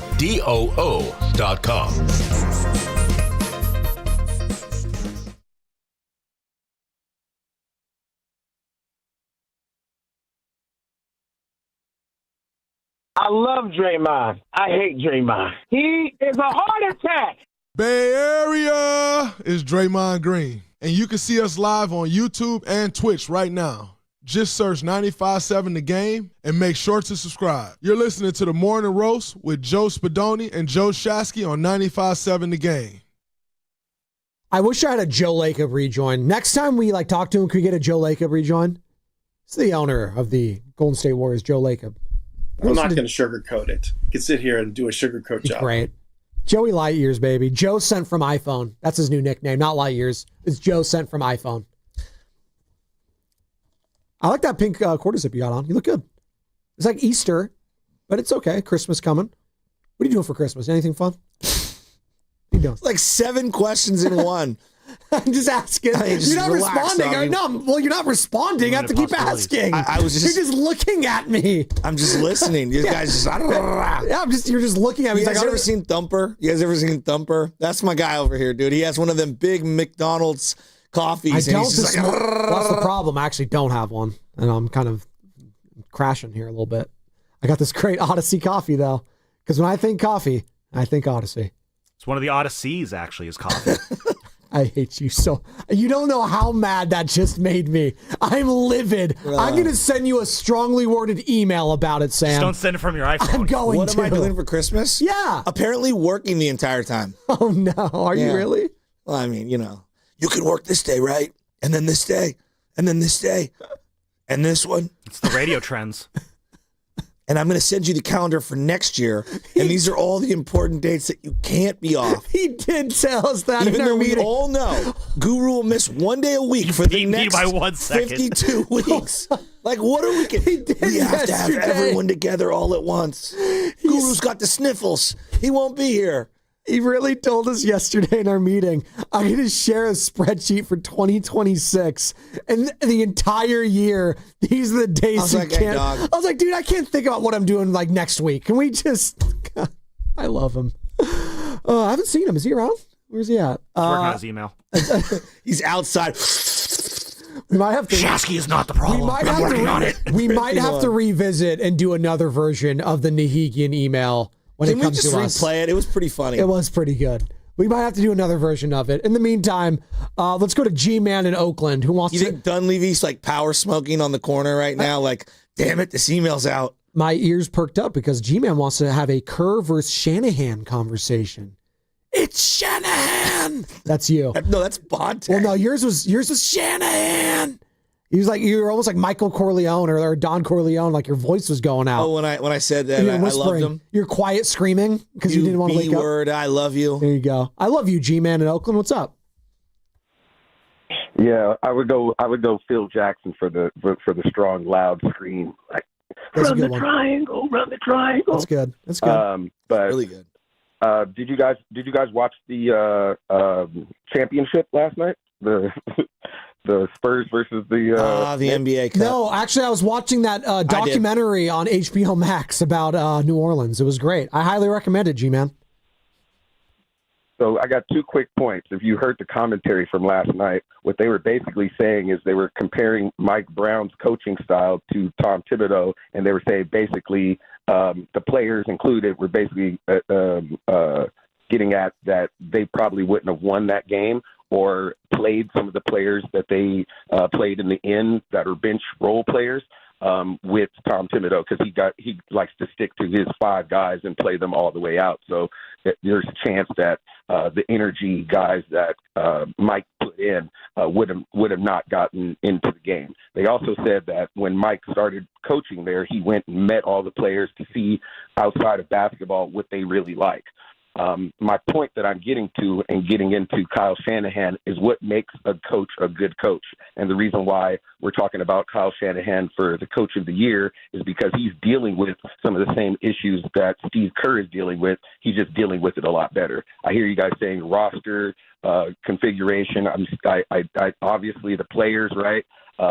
They can't make the players do better. But what is Kyle Shanahan so great at? Putting players in the best position, giving players the confidence to where when they're out there and he's telling them that they need to make a play or they need to stand over here, or they need to block here, that's going to put the team in the best position.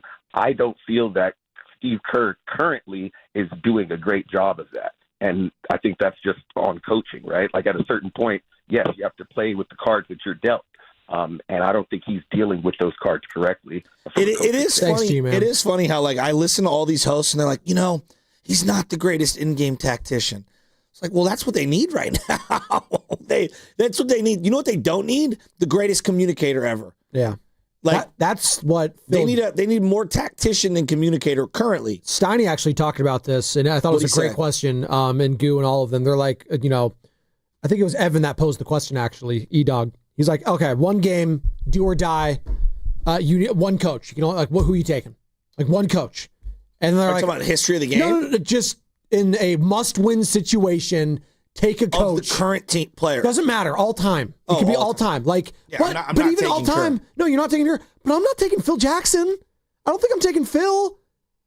If I want Phil and Steve Kerr, it's when I have the loaded talent that's going to guide me the entire way. Well, you know what it might be? I mean, it might be Popovich. It might be Larry Brown. Might be Spoelstra, honestly. He's done it. He's made a lot of... He also lost with the greatest team I've ever seen. He did. One of them. He did. He did. And that's on him. But Rick he came Carlisle back and won a couple. Has an argument. Sure. But he's not in that conversation. But just because he's not in that conversation doesn't mean he's still a great coach. Yeah. That's not what great... And I'm not comparing him to this guy because this guy was, he was called a choker for most of his life. Marty Schottenheimer was a hell of a coach. Sure. Hell of a coach. One game, do or die, no chance. But, okay, so you bring up Marty Schottenheimer. The guy that I've been thinking about is I think Mike Tomlin knows what he's doing. Yeah. Yeah. He's kind of run its course, though, right? They're going to win that division, but yes. Right? It's run its course. Like they need a new voice. He needs a new spot. I kind of see the Kerr thing the same way. And I think that the NBA, because there's less roster turnover, it's harder. Year over year over year over year. And I'm not saying that Kerr's not greater in his sport than what Tomlin is. I'm saying I think there's a lot of similarities where, both parties, Pittsburgh and Tomlin, come on, the jig is up. That's not a bad comp. If you're trying to find a Kerr comp out there when it comes to maybe it's run its course, the Tomlin one works. And I don't think Tomlin has the answers that they need on offense. John Harbaugh's another one. That's another guy that's won. They're good coaches. Yeah, they're really good. They're good. And they can have opportunities elsewhere. I hope people don't interpret that as me disrespecting Kerr, because that's not what I'm trying to do. I'm just saying the situations are similar. You're really good, and I can make an argument to keep you year over year over year over year over year. But at the end of the day, I do think we both need something new right now. What's always interesting, and I actually kind of like to compare and contrast with Kyle Shanahan, because the fear for a lot of Niner fans or some don't, and some are just tired of him. But if you fire Kyle Shanahan, he's the next best available coach, bar none, and you don't want to see him win elsewhere. You don't want the Andy Reid situation to happen from Philly to Kansas City. Now, Philly's won a couple, so it's all great and gravy. But for a while, it was, oh, man, they moved on to Kansas City, and now they're winning. And the Eagles were a laughingstock for a little bit before, they got some stability. But I don't think I hear that when it comes to Warriors fans. If they got rid of Steve Kerr, they're not really fearful that he's going to go somewhere else. And they, oh, my God, the Lakers are going to go get Steve Kerr. Oh, he's going to put them over the top. Why is that?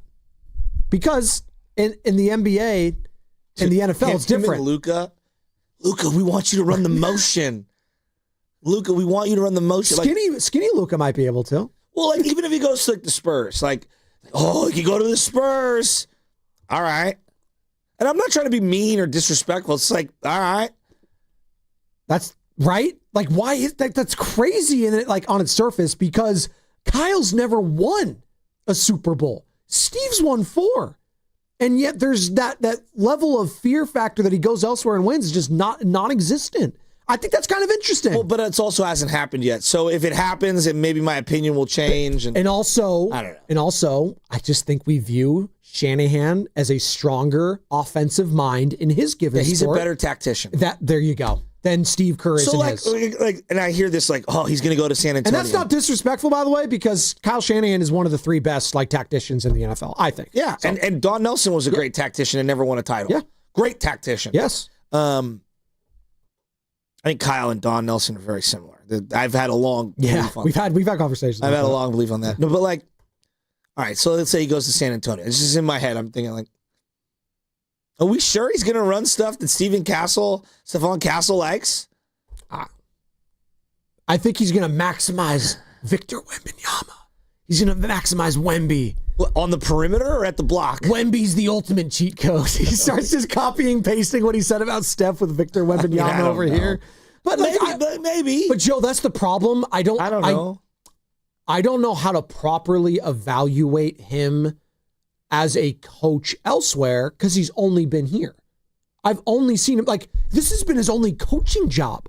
Kyle Shanahan at least and he was not a great GM. No, and Kyle Shanahan at least was an offensive coordinator elsewhere. He made his bones before becoming a head coach. So it's hard to compare those two. What's up, Sammy? I know, just Shasky, I think you asked an interesting question there. If Kerr went to San Antonio, would he run stuff that Stephon Cass would like?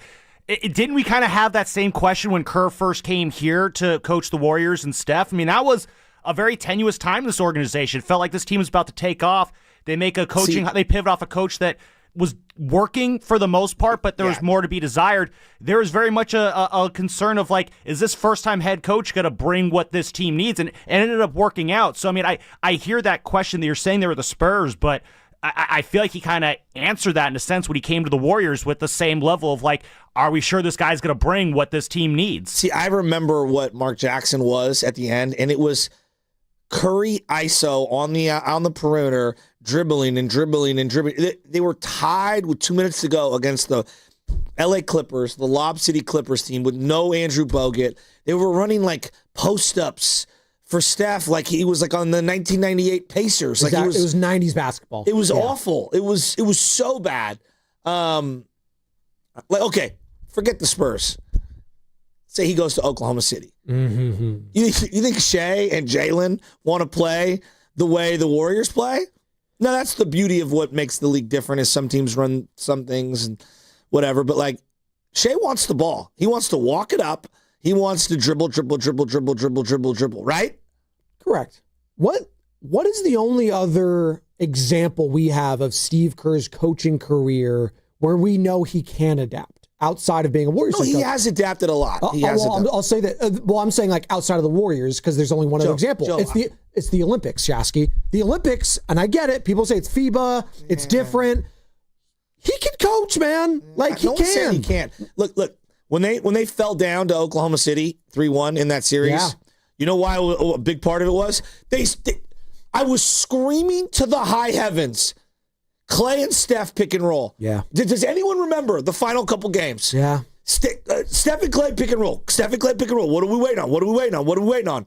They did the same thing in the Cleveland series where they waited on the KD Steph pick and roll. Waited until we have to wait until at the last second. Like, really?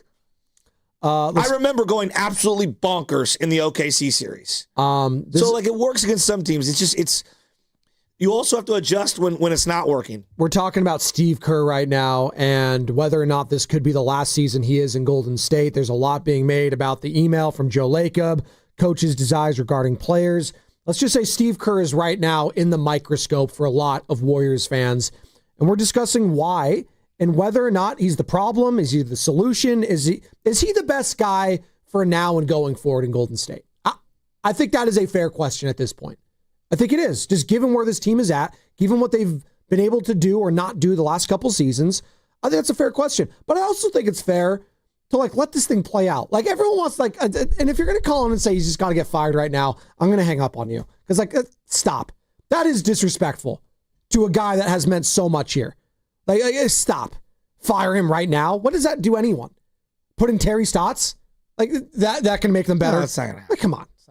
Let's deal in somewhat of a reality. But I do think it is a realistic possibility now in the offseason that there is either a mutual parting of ways or whoever wants to spin it, that he is no longer the Warriors head coach. There is a part of me, though, that's thinking the last 3 years, it's closer to what the Steelers have done the last handful of years in terms of stuck in kind of the same spot and not being able to either get over the hump or fall down precipitously. We're just kind of stuck. And the only difference is but I think the roster plays into that. It's like if Roethlisberger was still there and playing well, that would have been something too. Because that's like the Steph Curry. Steph is still playing that's a well. Good point. Steph is still playing well. Who's playing great in Pittsburgh? It's just sort of, Rodgers has some moments. DK Metcalf had a great game. Baltimore then. Yeah, Lamar, right? There you go. And they've gone farther than their sport than the Warriors have recently. Yes, I think that's a more apt comparison right now because Harbaugh, I don't think he's going to get let go, but would you be shocked if they decided to go in a different direction this offseason? No, not really. I feel like he's stuck around too long. My hot take is that the entire AFC North coaching staff is fired, all the head coaches. That's my That's my hot take. It's possible. Austin in Redwood City. What's up, Austin? You're on the roast. Hey, nothing much. I want to see. Jimmy Butler been playing like lately of a 6-man role. When he out there with Curry and them, I like to see him go to the bench and get his joy back with Buddy Hill. Hold on, Austin. I'll let you finish. I love that you just said you think Jimmy Butler is going to go to the bench and get his joy back. I had to chuckle a little bit. If you send him to the bench, he is blowing up this entire organization. I'm telling you that right now. No, when I'm saying that, only reason why I'm saying that, I feel like he rolled better with that group. That I will listen to, sure.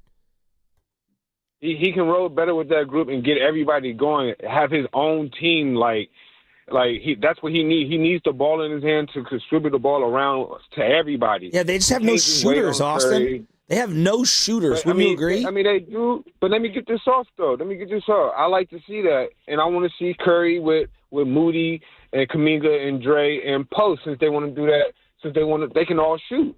Jimmy Butler can't really shoot. He can really get the ball around to everybody, that second unit, and get to the rim and get to the foul line with that unit. And I think they'd be good. Just to get his joy back, because he's losing that joy with Draymond. Him and Draymond, they're not dwelling too well. No one's happy with this team. Thanks, Austin. Just no one's happy right now. No one. I'm just waiting. You're not happy. Jimmy's not happy. Yeah, I'm waiting for the Draymond Jimmy thing. The combustibles. We were a little early on it, but maybe it's starting to get there potentially. Hey, Steve Kerr. Butler to the bench I give Austin some credit. I hadn't thought of that one. Could you hold on? Let's just play in fantasy. Could you imagine that? Hey, Jimmy, you're going to the bench. Pods has got to start. He's not going to sit on the bench. He will literally leave. The Jimmy playbook would be he leaves the arena. He just leaves. He'll walk out like Antonio Brown did. Facts. He would do that. He's that kind of player. Said, I don't need to show up. I'm good. I'll wear the wrong shoes and shorts too, like Ayuk. I'll do everything to make you get me out of here. The Jimmy thing is interesting because, I do feel like he has more to bring to the table, but I also don't think that the players around him has made the situation the most effective for him because I think he's a playmaker. I don't think he's a scorer. He's a playmaker. He makes the right decisions. He just plays the game the right way. I really do enjoy watching him play, but I know that there's more to his game. I think he feels like he plays the game the right way. I totally agree. And he feels like the Warriors, and he's been on record, and Fredell talked about it, we've talked about it, the quotes that he's had. He doesn't think the Warriors play the game the right way. He thinks they play they cheat the game a little bit because they have the ultimate cheat code in Stephen Curry. But when that's not working, or when he's on the bench or not in a game, it's not working. You have to play the game like fundamentals. We like to make fun of the big fundamental, and that's the nickname for Tim Duncan. But when I do think of just fundamental basketball, offensively and defensively, I do think Jimmy Butler. He's not a great three-point shooter, but he can step up, get his mid-range shot. Yeah. He plays hard. He plays tough. Floor player. Floor player, smart, vision. I do think at times he can be a really good leader and take players under his wing. You don't get to 2 NBA finals without having some sort of good leadership qualities. You just don't. So I think he views that and it's man, these guys and Jonathan Kaminga should be modeling their game after me, right? I should be the one leading by example on this team. Problem is, Stephen Curry is the top dog. And not that there's a struggle for power right now. I just think it's hard for Jimmy to be on a brand new team and within a calendar year, just all of a sudden be like, no, this is my team. He's not going to do that. But there needs to be some sort of a call out more and more. And we're starting to hear it after the games when he's saying people aren't being honest with themselves. You take a look in the mirror. We need to play better defense. It all starts with defense. Are those shots at Steve Kerr? In hindsight, is he calling out the coach a little bit with those comments? Is that strong? Yeah, he's just calling everyone out. I'm worried about Jimmy. I know you are. And Dre. I know you are. I think that's coming. I think he looks at Dre with a side eye. Why? Because how could you not? Because Jimmy doesn't mess around. And what does Dre do? It's a lot of theatrics. I don't think Jimmy's for the theatrics. A Well, sometimes. When it's on Jimmy's terms, it is. When it's on Jimmy's terms, he is definitely into theatrics, right? We saw it in Phoenix, or not Phoenix. I don't think we he saw likes it in Miami. We saw it in podcasting about the team. I don't think he likes you airing out young players on the floor like that. – This is a guy that literally wore the Kevin Durant's sun shoes. You can acknowledge, like, Draymond is he's a lot. Joe, I just watched a podcast with him and the Kittles. Like, he's on everything. Who's the better teammate, Bonds, Kent, or Draymond? Who would you rather play with? I mean, Draymond did win 4 rings. No, I'm asking what is like the guys on the team. So honestly, like in the baseball setting, I wouldn't mind being team as Barry Bonds because I'd be by myself anyways. I don't need him to do like a rah-rah speech. If I had to be teammates with Draymond, that means I'm playing with him on the floor. I'm on the floor with him, and if I make a mistake, he's going to let me know about it, like he did with Quentin Post. And you know what, Joe? I'm not that kind of guy. That doesn't motivate me very well. It doesn't. You need to put my arm around me sometimes. All right? I'm not that guy where you're going to rip into me. Spadoni's not the problem. KD does not love Dre. Yes. Okay. Yes. All right. Yes. All right. And there was a little tension behind the scenes, Dre and Clay, regarding who got paid and who didn't at the end. That was a part I think was underreported. Clearly, Jordan Poole and him don't get along. Who do you want to be? You threw that question. I mean, teammates. Who would you rather be a teammate with? Bonds, Kent, or Draymond? Well, Bonds, because I would see better pitches in the lineup. Okay. Right behind him? Yeah. And I don't think he'd yell at me. He just would ignore me. Exactly. He'd just do his own, ignore me. You know? How much are you making? Yeah, I don't need to talk to you. That's exactly what he'd be saying. He's like, please. I have my own chair in here. I have all my special stuff. The cream of the clear. Jonathan, SF. What's up, Jonathan? Hey, good morning, Joe and Joe. I just want to say, man, hey, the last time this thing worked, 22, right? Finals. Andrew Wiggins play like a high-level Iguodala, two-way Wiggs, right? Kevon Looney, although he wasn't, scoring during that run, he played like an old-school center, doing all the rebounds, being big in the paint, setting up screens for Steph and Clay. The Splash Brothers, we still had that in 22. Although Clay was kind of diminished, there's still the threat of a playmaker, right? So all these things I'm saying are key ingredients to how this system works. You need a two-way Wiggins, a high-level two-way wing. You need the Splash Brothers. You need Draymond Green in the middle of that, an awesome distributor to the Splash Brothers. Well, they only got 1.5 of that ingredient. You got the Steph Curry, who's still Steph Curry, and half of a Draymond Green. Thanks, Jonathan. I would even argue, I don't know if it's full Steph Curry because he doesn't play like full anymore. He just doesn't. And those games are few and far between. Remember, he struggled early on with his shot. He's going to have more of those stretches. He's getting older. That's what happens. All right, we got to take a quick break. Let's explore more of this Steve Kerr conversation. I think Joe, this is fascinating. I know, but the 2022 title is just never going to. I know. There's a lot of things that broke their way. I think it's okay to say that. The bonus title. The bonus chip. Warriors fans, do you care who your head coach is at this point? Do you care? I know Niner fans care that Kyle's their head coach. Sure. And you even said, I want to re-sign this guy.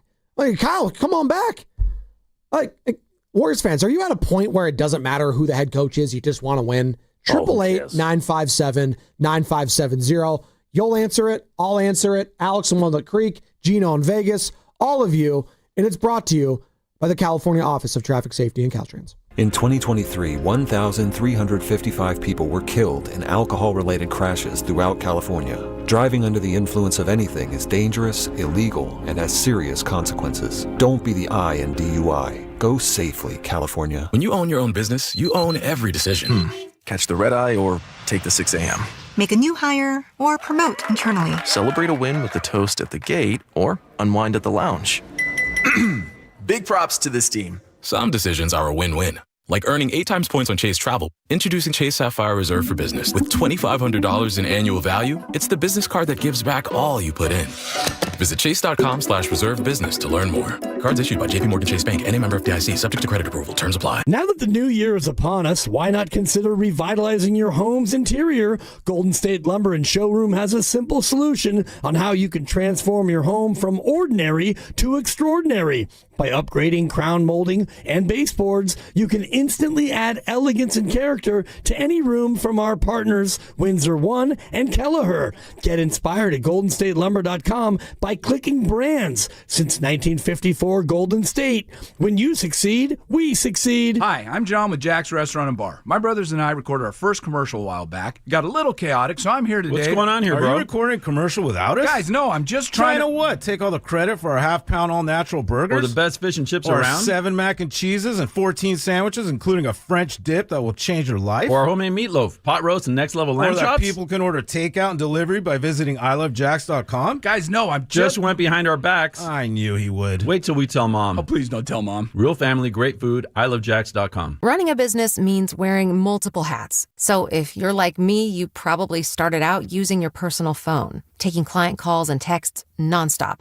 As my business grew, I needed something smarter. That's when I switched to Quo, the #1 business phone system. Quo works right on your phone or computer. No carrying 2 phones, no clunky landline, just one easy app you can try for free. Your team can share one number and handle calls and texts together like a shared inbox. Any teammate can jump into the conversation, so customers get faster responses. And Quo's AI assistant summarizes your calls and responds to customers 24/7, so you never miss a lead or opportunity. All this starts at just $15 a month. That's basically 2 coffees. You can even keep your current business phone number. Find out why 90,000 businesses trust Quo. No missed calls, no missed customers. Try Quo for free at quo.com/sports. That's quo.com/sports to try Quo free. QUO.com/SPORTS.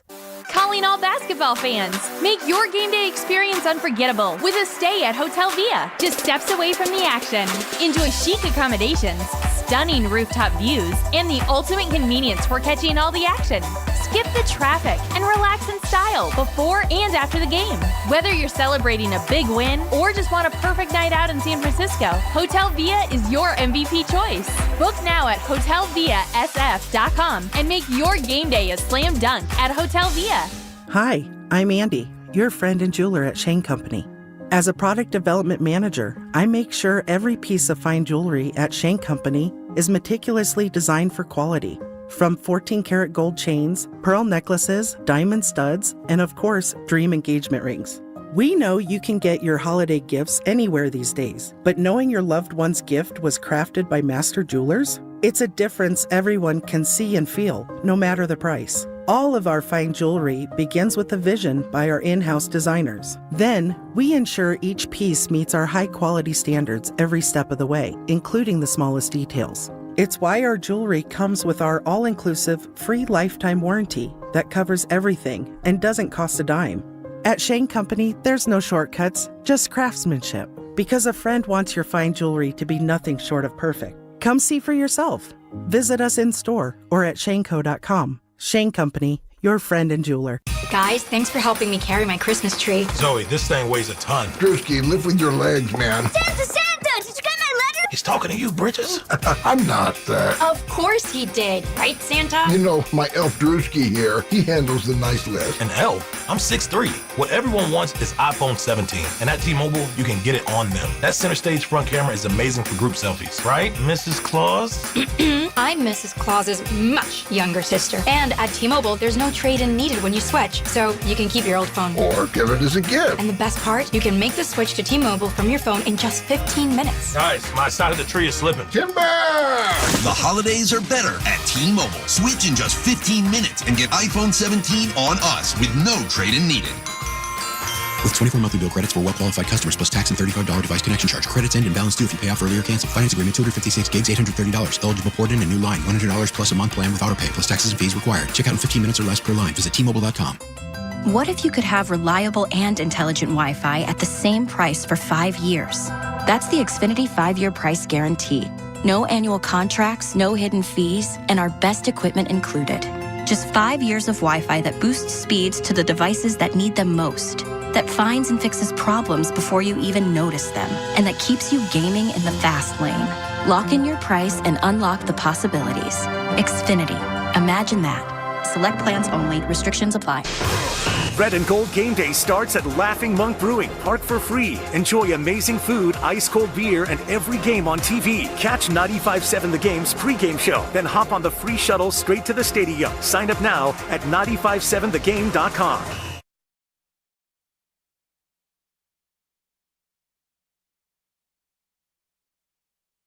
Trades are hard. Dub Nation, it's Quinton Post. You're listening to the Morning Roast with Joe Spadoni and Joe Shasky on 95.7 The Game.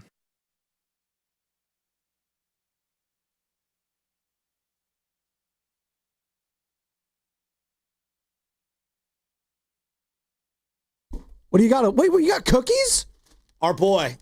Who? The New Yorker. Oh, Dylan? Yes, Dylan. Dylan the Dragon. No, not Dylan the Dragon on Instagram, but Dylan, my homie, who is Mr. Vegas. He goes, yeah, I got something for you. I'm like, what do you got? And he goes, I made some raisin cookies. Oatmeal raisin? Yeah. Ooh, you don't have any nut allergies, do you? No. Well, there's no nuts in it anyway. Was that a joke? I don't know what that was. He cannot be that I don't guy. know what that was. Unlike the show, which is full of nuts. Yeah, I don't. Okay, thank you. I'm grabbing this on air. It's live radio. Thank you. All right. Oh, it smells good. When someone makes me a cookie, that's my guru sniff, by the way. There you go. Hey, Dylan, you make delicious cookies that people give you? Hey, oatmeal raisin is disrespected, and I'm not taking that disrespect. And I agree. They're delicious. Now I need some milk. I do, yeah. Always a glass of milk. Well, because you're Santa now. You got baby LJ. So there you go. Dude, he's obsessed with the Christmas tree. It's great. They're awesome, man. I love it. I also love this conversation. Shout out Dylan. Yeah, shout out Dylan. I want to bring him in. His accent is like money. Great. He's from New York. Happy Hanukkah. He celebrates Hanukkah, so happy Hanukkah to him. I think we're on the third or fourth night, Sammy. One of them. We're on the first few nights. I don't celebrate, so I don't know, but I always shout out to people that do because I'm a Christmas guy at heart. It is my favorite holiday of the season. Everyone likes to buck the trend. Oh, it's too easy to pick Christmas. No, it's not. Just sometimes you play the hits, and the hits are Christmas. It's the GOAT. And the hits right now is Steve Kerr and Joe Lacob. And that's what we're playing. Steve Kerr, like Warriors fans, if Steve Kerr was gone, like this offseason, he's just out. Like, do you even care who the coach is? Does it matter at this point who the coach of the Golden State Warriors is for you? Or you just want to win? I think that's the ultimate thing. Just win. If he was a cookie, what cookie would he be? Steve Kerr? Mm-hmm. A sugar cookie. A standard sugar cookie with some sprinkles on it. Just a little bit, because he's one. But you need elements around the sugar cookie to really elevate it. He's not even a chocolate chip? No, you need the milk. You need the milk in this case. A sugar cookie? Sugar cookies are good. That was disrespectful. No, sugar cookies are bomb, Joe. I'm talking about those. So disrespectful. No. See, because you're thinking of different sugar cookie. What? I'm thinking of those ones that are like four-time champion. No, but the ones with like the pink frosting on it that are clearly horrible for you. You guys know what I'm talking about. Those sugar cookies at like Safeway in the pack with the sprinkles. Carter knows what I'm talking about. That are just awful for you, but they're so good. That's what Steve Kerr is. If he's a sugar cookie, what does that make like? I don't know. Pick a coach who's not Mark Daignault. What does that make him? He's a high riser. You know what he is? He's sneaking up the power rank. He's a peanut butter cookie with the Hershey Kiss in the middle. It can move on to 2 Hershey Kisses if it gets 2 rings. My wife likes the Snickerdoodles. Ooh, yeah, I love a Snickerdoodle. So that's cinnamon and sugar, if I'm not mistaken. It's basically like an horchata meets cookie. There you go. It's cinnamon. I know. I don't know. I had Metro Taquero yesterday. You ever been there? Metro Taquero. You always do this ridiculous. Yeah, because I don't like sounding super white. Well, no, it's just Metro Taquero. They're all in the East Bay. It's like a taqueria, but they have really good Taco Tuesday. $2 tacos, Joe. Dude, they're beer battered fish tacos, and they have beer battered shrimp tacos. Oh my God! And then I had the carne asada. Then you gotta have. Oh, here's the. You gotta have the carnitas. I gotta stop. Come on, what do you got? Kerr doesn't even let his cookies finish. He pulls them out of the oven before they finish, just like his lineups. And they're small. His cookies are small. Oh, no. That's funny. Well, it's funny because that's funny. The sugar cookies aren't very big. They're like this. Yeah, they're like yay big. They're not very big. The biggest cookies. Alex in Walnut Creek. What's up, Alex? Hey, what's up, guys? I'm going to come to Steve Kerr's defense. a little bit. But before I do, I have a quick stat for you. Only 4 Warriors have had a 30-point game or higher this season. Stephen Curry, Jimmy Butler, Will Richard, and Moses Moody. Okay? So I just think that the reason that why everybody is so excited about these guys like Pat Spencer, Quentin Post, Will Richard, is not because of their overall output. It's because it's actually refreshing to see consistency within their role. You know, we got J.K., Buddy Hield, and Pods. They're bringing the team down because their talent level will never meet our expectations. They can't play well on a consistent basis. So having 8 guards with the lines now being blurred, you know, tier 2, tier 3, and especially you see Seth Curry in the mix and Melton out there, they're creating shots off the dribble, and they're scoring 2 points the next game. So who knows which rotation to go with? You know, we got Steve Kerr. He's in the same boat as the entire fan base is. Who are we going to run with? Who's going to get traded? Can someone have a breakout season and average over 20 points a game? Is that too much to ask for? And now it's a coaching problem, where Steve Kerr has to go up every day like the Speaker of the House and take responsibility for poor play. It's like, I mean, who do we want? Mark Jackson? Maybe Chris Paul next year. Maybe Chris Paul should coach. How about that? No, I'm good off that. Exactly. Thank you, Alex Walnut Creek. No. But I think a lot of Warrior fans are like, to Alex's point, like, I don't think they care. They care about Steph. Everyone just cares about Steph. It's the only person you care about with the Golden State Warriors is Stephen bleeping Curry. You may say, oh, I love what Draymond did. Ultimately, if push came to shove and Steph told him to kick rocks, you'd say, okay, Steph, okay. Because that's what you want. You want to maximize your superstar. That's what you want. So he brought up, like, Pods, and I was thinking about this long and hard. I had a high school coach tell me many years ago, whoever has the ball in their hand a lot, whoever's doing the most dribbling, your team takes on that identity. Interesting. Offensively. And sometimes it bleeds over into your defense. It depends. It really depends on the team. But like whoever has the ball in their hand the most on your team, that's what your team's going to morph into. When you watch the old 2014, 2015 Warriors, I think people would be surprised if you watched an entire game of that year how much Steph handled the ball. Like bringing it up the floor. How much Draymond brought the ball up the floor. How much Livingston brought the ball up the floor. Iguodala. And then how many times they would throw the ball to Andrew Bogut at the top of the key and then run action off that, who would also hold the ball. All of those guys are what? All of those guys are highly intelligent, great passers. Long, most of them too. Yes. Athletic. Right. Yes. Smart, but I like intelligent is what I would go to. The IQ for sure. Yeah. And that team played a smart brand of basketball. Like a really smart brand of basketball. They were. Light years, one might say. I'm not trying to destroy this guy, so I'm going to just bear with me. In 2021, 2022, who handled the ball a lot? Jordan Poole. Yeah, he slipped a lot too. Steph Curry. The first 18 games, Iggy played a lot, and then he got hurt. And then they went on this like deep abyss for quite some time. Draymond handled the ball a lot that year. And they kind of took on that frenetic Jordan Poole personality, didn't they? Yeah. In almost a good way that year. Now, it burned them the very next year. Would you agree? Yes. The very next year, what ended up happening? He was over-dribbling, going to the lane and just falling, throwing up layups. The amount of times you just trip was insane to me. Right? Like his shoes were untied. If I were to say to you right now, who's had the ball in their hand the most this year for the Warriors? Who's been dribbling the most? Brandon Pajemski. Yeah. Wow.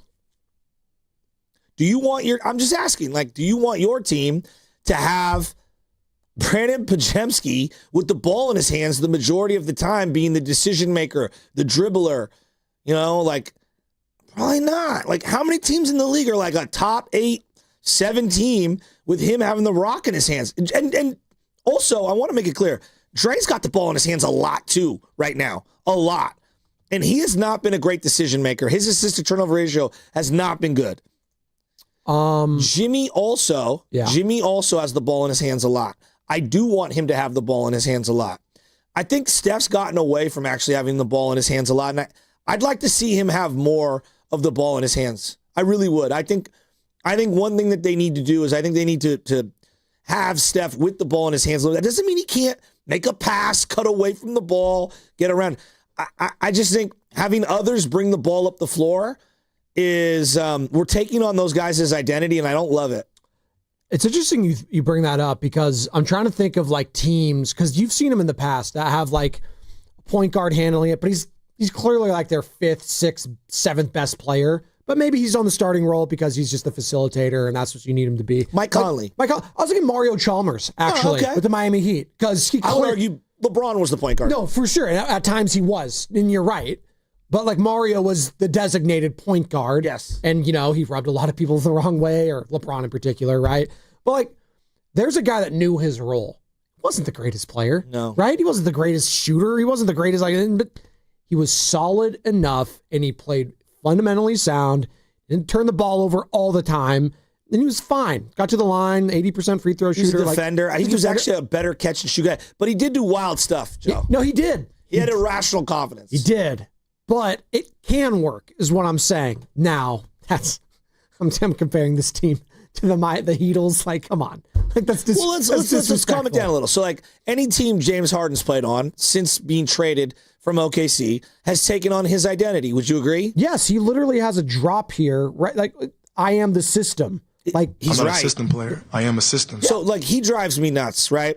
But I will acknowledge, like, if we're just talking about it, your team's not going to have a lot of turnovers. Your team's going to get a lot of teams into the bonus. Yeah. He's going to have a really high assist-to-turnover ratio. He's going to score a lot, and you're going to be extremely efficient in the half court. You're going to get a lot of open threes, late in the shot clock, but a lot of open threes.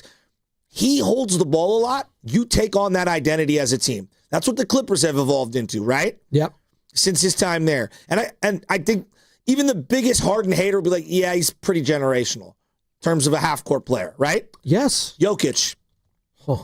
Does he bring the ball up the floor? Yeah, he does. I was watching his highlight. I don't know if you saw that. He's amazing. His rookie highlight mixtape was insane. He's amazing. When he's not bringing the ball up the floor, who is? Jamal Murray. Yes. Right? Sometimes Aaron Gordon. And in fact, in that Warriors win, 100%. He brought it up a lot. He brought it up a lot. A lot. Yeah. But you want your team taking on the identity of those three guys. Mm-hmm. And so, like, I'm not trying to, like, bash Pajemski right now, but I feel like we've hit the Jordan Poole zone where it's too much. It's just too much. Like, we've taken on his identity for worse right now, and I want less. I want less of it. This is just how, this is just how I view, basketball, and I look at it, and I'm like, all right, who's got the ball? Jalen Brunson with New York has the rock in his hand a lot. He does. And they take on his identity. Yep. Right? Yeah. Deliberate, very, like, take our time. We're going to be decisive in our movement. We're going to force you into guarding the entire 25 seconds. Yep. Or 24 seconds. It's a thought that I have regarding basketball, and it's something that's always kind of seeped back in. And I think we've taken on too much of Pods' identity right now. Frenetic. We're gonna push the ball. We're gonna push the ball, and then we're gonna keep dribbling. We're gonna go nowhere. Slow down, doggy. Relax. I think that's a good point, and I do think there is an identity crisis with this team right now. What is it? And you said they don't know what they are. We don't know what they are. They don't know what That's the problem. And but I also think he's searching for who he is as a player. And what do they need to be ultimately? Like, what is realistic for this team as currently constructed that they can find an identity? And what should it be? Maybe that's a question for Steve Kerr. Willard and Dibbs could take that one. Gino in Las Vegas. What's up, Gino? How we doing? Doing well. How's Vegas? How's the Strip? I'm not too much of a strip guy. I have some sense. I stay away, try to save my money, and enjoy my family time. Smart. So I got a couple of things to talk to you guys about. I think you guys are right on the money bringing up Jordan Poole. I actually had that 2021-22 season stats brought up. Steph averaged 25.5 points a game. Jordan averaged 18.5. Clay averaged 20.5. And Andrew Wiggins averaged 17.2 points. Where was Otto Porter on that? Otto Porter wasn't too high in points. Remember, he missed a lot of time. Yeah, I know, he like was 2 only months. 8.2. Okay. Exactly. Yeah. But he was huge for us in the finals and the playoffs. He had Jordan moments. Poole helped us. Jordan Poole was probably our second best player in the Denver series, Hands and he down. won us a game in the finals that year. He started. Curry That came being off the said- bench. Curry came off the bench in that series. People forget. Don't you? We only have two people averaging over 19 points per game on our team this year. Brandon is averaging 12 points per game, and Moses Moody is averaging 11. I'm going to ask you guys an honest question right now, and I'm very biased to Jordan Poole. I love the kid. I believe that Draymond punched every bit of sense out of him, and that's why he was playing horribly the next year. Would you guys trade Brandon Baginski and Moody right now for Jordan Poole, who's averaging 19 points a game? I would have done it yesterday. But I'm also a big Jordan Poole fan to begin with. I think that he had a down year. That happens. He was a young player. I'd probably say yes. Yes, I would say yes, but he's not. He doesn't want to come back here, though, Gino. No, I don't think so. But he needs to play in the. So we're talking about guys who could play. I'm going to let you finish. 1 second. We're talking about guys who could play in this system. Jordan could play in this system. I've seen it. He looked great in this system. That being said, the other contrast between that team and this one is we had guys like you guys just mentioned, Otto Porter, Andrew Wiggins, Klay Thompson, Andre Iguodala, even Jonathan Kaminga averaged 9.3 points that year. What do they all have in common? They're all 6'7" and taller. Huge. Yeah. We have 6'3" guys out here contesting Jeremy Grant. Hard contest, giving up backspins to the rim. I don't understand. Vontae said it the other day. He was like, oh, we have the number 4 defense, but it's an outlier. It doesn't look the same. You know why it doesn't look the same? Because nightly we're getting blown by. We're giving up threes to the worst three-point shooting teams nightly. This is who we are. And I'm sorry. We need Jordan Poole, and we need some length. And I think that Steve Kerr has fumbled the bag hugely on our lottery picks. He likes role players because that's what he was. You drafted 2 lottery picks in Moses Moody and Jonathan Kaminga, and you've done nothing to try to tailor their games around our system. You just try to make Jonathan Kaminga into Kevon Mooney. What are we doing? Well, like Moody's an interesting one for me because, like, I don't think he's done developing. I don't think his ceiling is that high, but I'm not sure outside of being a catch and shoot guy and an occasional defensive guy against specific people. I'm not sure I want him putting the ball on the floor. I did like his movement without the ball last year, but he's gotten away from that. When the coach keeps bringing up his confidence, like Moody, yeah, it's like 3 years in a row now we're talking about his confidence. Come on. Well, he's just been so like I'm not as high on Moses Moody as everyone else is. I think an ideal situation he's like a 7th man. Yeah, like that's ideal for him. I don't even know if he's earned it now. He's just not. He's so erratic. What does he do consistently well? If he doesn't shoot well, he's not contributing a lot. He was last year, final month and a half of the season, he was rebounding well. He was moving without the ball well. I don't know why that's gone away from him. I don't either, because that's usually what he hung his hat on, right? We always like to talk about him as being the old soul, a grizzled, like wiser than his years, all that. And yeah, the shooting was part of it, but you can at least hang your hat on, and I'm not questioning his effort level, but he was going to be pretty good defensively. He's going to get some rebounds. He's going to be strong, right? He's going to make the right plays. He's smart, because that's one of his attributes, being a smart player. But it just seems like the lack of confidence has bled into all those other areas where you're just not seeing a good player. As you're listening to 95.7 The Game, KGMZ FM and HD1 San Francisco and Odyssey Sports Station, in the home of the Golden State Warriors and Valkyries, always live in the Free Odyssey app, coming live from the Laughing Monk Studios. It's Spadoni and Shasky, 1 hour to go here on the Morning Roast. Happy hump day to all you lovely people. We're talking Dubs. We're talking about, the identity crisis with this team and what does the identity need to be right now? As we're getting people calling in, we just heard from Gino saying they need to get Jordan Poole. We have someone saying Kevon Looney. So we're trying to go backwards. That's where we're at. That's where we're at with this team. We're searching for the answers to the problem. They're not. That's the other problem. And this is the hard part about life sometimes, Joe. Sometimes there's not an answer. Sometimes in life, you just have to, I always bring it up, sometimes there's a turd sandwich and you got to take a bite out of it, Carter. Sometimes there is. Can I ask you? Right now, this roster, and as it's currently constructed, is a turd sandwich in comparison to where they want to be. Yeah, you might not be the Clippers, but if you want to be playing meaningful basketball, you're a playing team. That's what you're favored right now, according to DraftKings. You're favored to be a playing team. How many career minutes in parts of 3 seasons has Brandon Pajemski played? Career minutes. Well, I'll have to do like the average and the extrapolations. Let me just say the answer is hold on. How much? 4,400. Okay, yeah. Plus minutes. Wow. Okay. That's in 2.5 seasons. Okay. In 4.5, almost 5, Moody has 4,800. Total minutes. Yeah. Total minutes. Right? So, like, as much as I don't really know what he is, like, it is bizarre that this one guy has played so much in such a small period of time, and there's combinations of other guys that just have half the playing time of that guy. And then you wonder why they are. And look, Pods has played all these minutes, and I still don't really know what he is. Like, what is his ceiling? I'm not sure. Well, I think he's a backup point guard. Well, that's it. Well, and we were all talking about we need Spencer to be ahead of him, and then look, we all agreed with it, right? We had the head coach saying he is that MFer. We had a 2-week period where the guy was unbelievable. A week basically of Pat Spencer, unbelievable. And then immediately it went from 33 minutes to Pods, only 6 minutes for Pat Spencer. The very next game. One start with Steph Curry and a loss to the Timberwolves and it's over? Seriously, come on. Like, what is that? You can't go from saying, like the head coach, Steve Kerr, this is his words, saying Pat Spencer is that MFer, to just yanking him and in 6 minutes he's playing? There is a huge. So this is where I do defend, some of the fans that go at Steve when it comes to, well, it's his fault that these players don't have any confidence. Because how am I supposed to have confidence on Pat Spencer?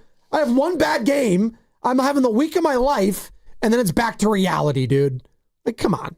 Really? What did he do to deserve that? Seriously. Play Pat. We all saw it. Well, he plays fundamentally sound basketball, and he's one of the trusted agents. Had he said the same thing about Anthony Lamb a couple years ago, he would have rode Anthony Lamb for the rest of the month. Which is why I don't understand it. Right? Instead, he went right back to Pods, which is the argument I made, 3 or 4 or 5 weeks ago. At least Ty Jerome ended up being like kind of a good player. So there's that. Yeah. But Anthony Lamb, please, where is he at? Australia? He's playing with JaVale McGee. New Zealand. Oh, even better. He's in Mordor. I wonder how much that league actually pays you. You want to look it up? Yeah. Okay. What is it? Is it the New Zealand dollar? I don't even know what they could call it over there. Larry's in San Pablo. Hey, Larry. What's up, Larry? Hey, how you doing, guys?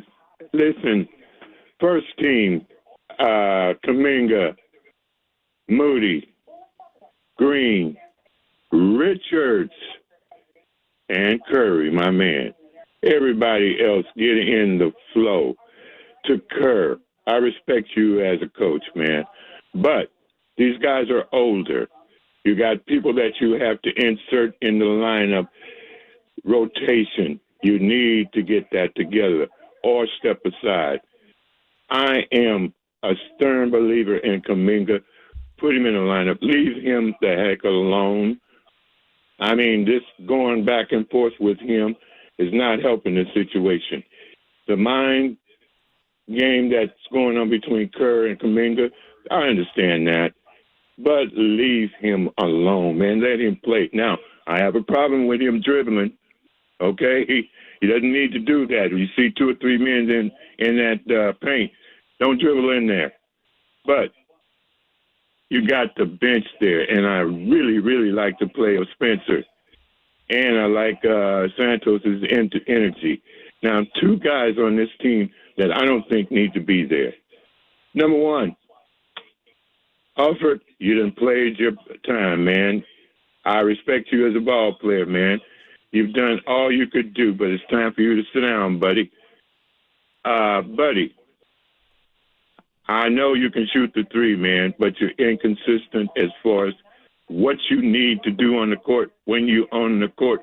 Yeah, I'm sorry we had to cut you off there. You're on fire, but we are up against it. So he wants Buddy and Horford gone. And I get it with the Al Horford thing. It hasn't worked out. It's not going to work out. I'm here to tell you right now, the sciatica is not going away. Old man, he's had a lot of wear and tear. It is what it is. Buddy, we'll see. This is what he does. He's a streaky player, and if you're living by the Buddy Hield and dying by the Buddy Hield, you're going to be disappointed. We'll pick this up on the other side, and it's going to be brought to you by Safeway. Happy holidays! Now through December 25th, Safeway members can get a Signature Select Classic Ham, shank, half, or whole, bone-in, 87 cents per pound. While supplies last, limit 1. Check the weekly mailer or online ad and visit Safeway.com for more details. Hey there, it's Bonte with the report from River Islands in Lathrop, where so much is happening this winter. The home selection has never been better, with neighborhoods designed to fit a wide range of lifestyles. Whatever is on your list of must, an amazing kitchen, a home gym, a private office, or a separate suite for your in-laws, the home builders have designed a home just for you. Priced from the low $600,000s to over $1 million. There's even a community for active adults, 55 plus, inside the River Islands Master Plan with its own clubhouse for sports and socializing. Then there's everything that's all around your home. The lakes, the parks and trails. How about the San Joaquin River? Every day feels like a good day when you have so much access to the outdoors right out your own front door. Not far from home, day trippers head out to Yosemite, the Gold Country, or the Lodi Wine Country, or they meet up with friends on the deck of the Boathouse Restaurant. No matter how you define it, River Islands is where the good life comes to life. Isn't it time for you to discover the islands? Check it out at riverislands.com. When the new year hits, every business could use a little something to stay ahead. A lift, a jump start, an edge, or perhaps a boost. Like the all-new 5-year business boost from Comcast Business. It's the certainty of a price lock for 5 years on qualifying internet bundles. Plus, you'll have the most reliable Wi-Fi with our best equipment, so your whole team can stay connected at a great rate. And to sweeten the deal, ask about a $500 prepaid card when you add 2 lines of mobile. It's the boost your business deserves. So sign up for the 5-year business boost and get a 5-year price lock on ultra-reliable Wi-Fi. Plus, ask about a $500 prepaid card.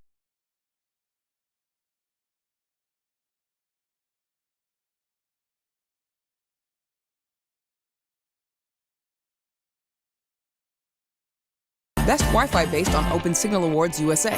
Fixed Broadband Experience Report, May 2025. You know, covering Bay Area sports for years, I've seen athletes go through it all. The highs, the lows, and the pain that comes with getting knocked down. But when it's not just a game, when you're the one injured, or when tragedy strikes someone you love, that's where Beam Law comes in. Beam Law is the Bay Area's go-to personal injury law firm. Whether it's a car accident, a serious injury, or a wrongful death, they're there to shoulder the legal burden so you can focus on what truly matters: rebuilding, recovery, and taking care of your family. Beam Law is local, and they win, with millions recovered for clients across the region. That's why SF Weekly voted them Best of the Bay 4 times. If you've been hurt or lost someone because of someone else's negligence, call Beam Law at 415-523-5555. 415-523-5555. That's 415-523-5555, or visit hurtinthebay.com. That's hurtinthebay.com, because it's not whether you get knocked down, it's whether you get back up. Beam Law, they've got your back, Bay Area.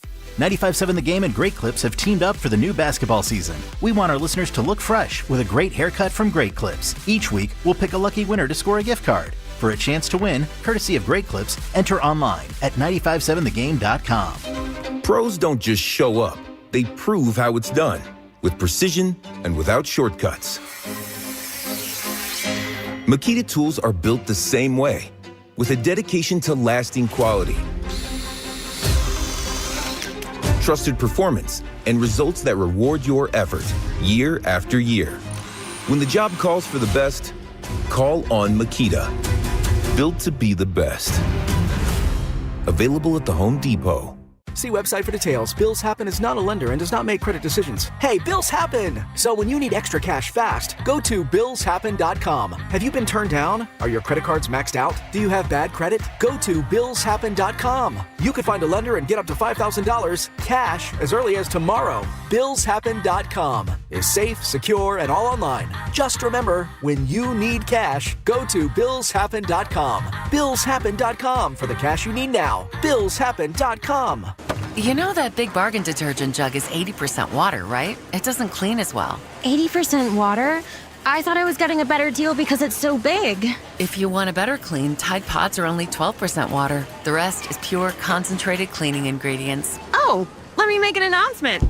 Attention shoppers, if you want a real deal, try Tide Pods. Stop paying for watered-down detergents. Pay for clean. If it's gotta be clean, it's gotta be Tide Pods. Water content based on the leading bargain liquid detergent.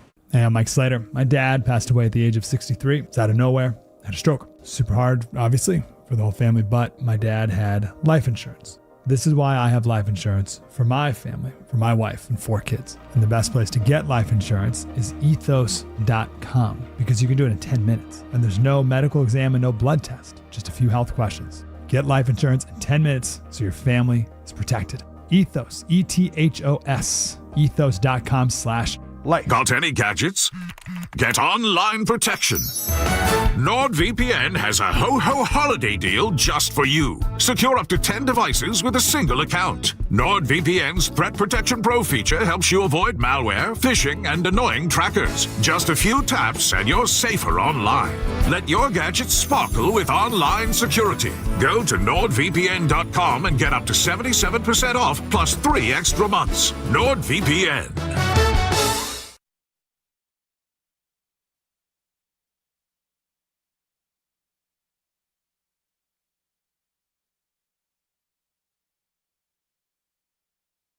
What's up, roasters? It's Sam from Laughing Monk Brewing, and you're listening to the Morning Roast with my guys, Spadoni and Shasky. Spadoni, you better hit those brakes, buddy. You know, Sam, that's the second time you've told me that today, and now I'm actually starting to get pissed. I'm starting to take that personally. All right? I know I didn't do it the last break. And maybe that's the producers in the back being passive-aggressive with me. I've had enough. Huh. Lean back. Fat Joe? Lean back. Lean back. Fat Joe sent from iPhone? No? Can't be reminded enough not to miss breaks, you know? Thanks, God. Yeah, sure. Might just do that rejoin like for the rest of time now. You might have to. We're rolling on this Kerr and Lacob stuff. Yeah, Fat Joe. No one lies more about being in places that he wasn't than Fat Joe. Hey, Joe. It's ridiculous. LeBron. I mean, I was there. I saw it. No, LeBron's like reading page 1 of this book. Yeah, I've been reading this. The fact that they have the compilation of all those like page 1. Oh, LeBron is ridiculous. Fat Joe's like, I knew Diddy all along was doing this. Fat Joe's like skinny now. He's like Ozempic Joe, but he still calls himself Fat Joe. Can you 888-957-9570? Can you still call yourself Fat Joe if you're skinny? Well, is that allowed? We have a buddy that everybody used to make fun of, like stealing culture, who was like heavier than everyone growing up, and now he's skinnier than everyone, and people are still clapping on him, and he's like, "Hey, dude, like, I'm in better shape than you." It's true. I'm like, he's right. Not me, but it's like others. all offensive linemen that like had to keep eating for so long, and then they're immediately out, and they're just super skinny, or they're jacked. It's one or the other. Like Joe Thomas, that's one of them. Like you see Joe Staley these days, same thing. You'll see Trent Williams when he's done. It's just, I think Trent's gonna stay big. Really? Yeah. Joe Staley was a tight end. Oh, well, Joe Thomas. How about that one? I mean, yeah, he lost a lot of weight. I don't know. Trent is just. I just think Trent is very just big. Okay, Trent's 2 of me. Yeah, that's what I'm not kidding you. He's 2 of me. I just think some people are built different. Like Kittle has added a lot of muscle to his frame. He's already a big guy. You know, he's added a lot of muscle. Like Luke Farrell's humongous. Eric Armstead is huge. I don't think people realize how big these people are. It's huge. Is Vince Wilfork still the same size these days?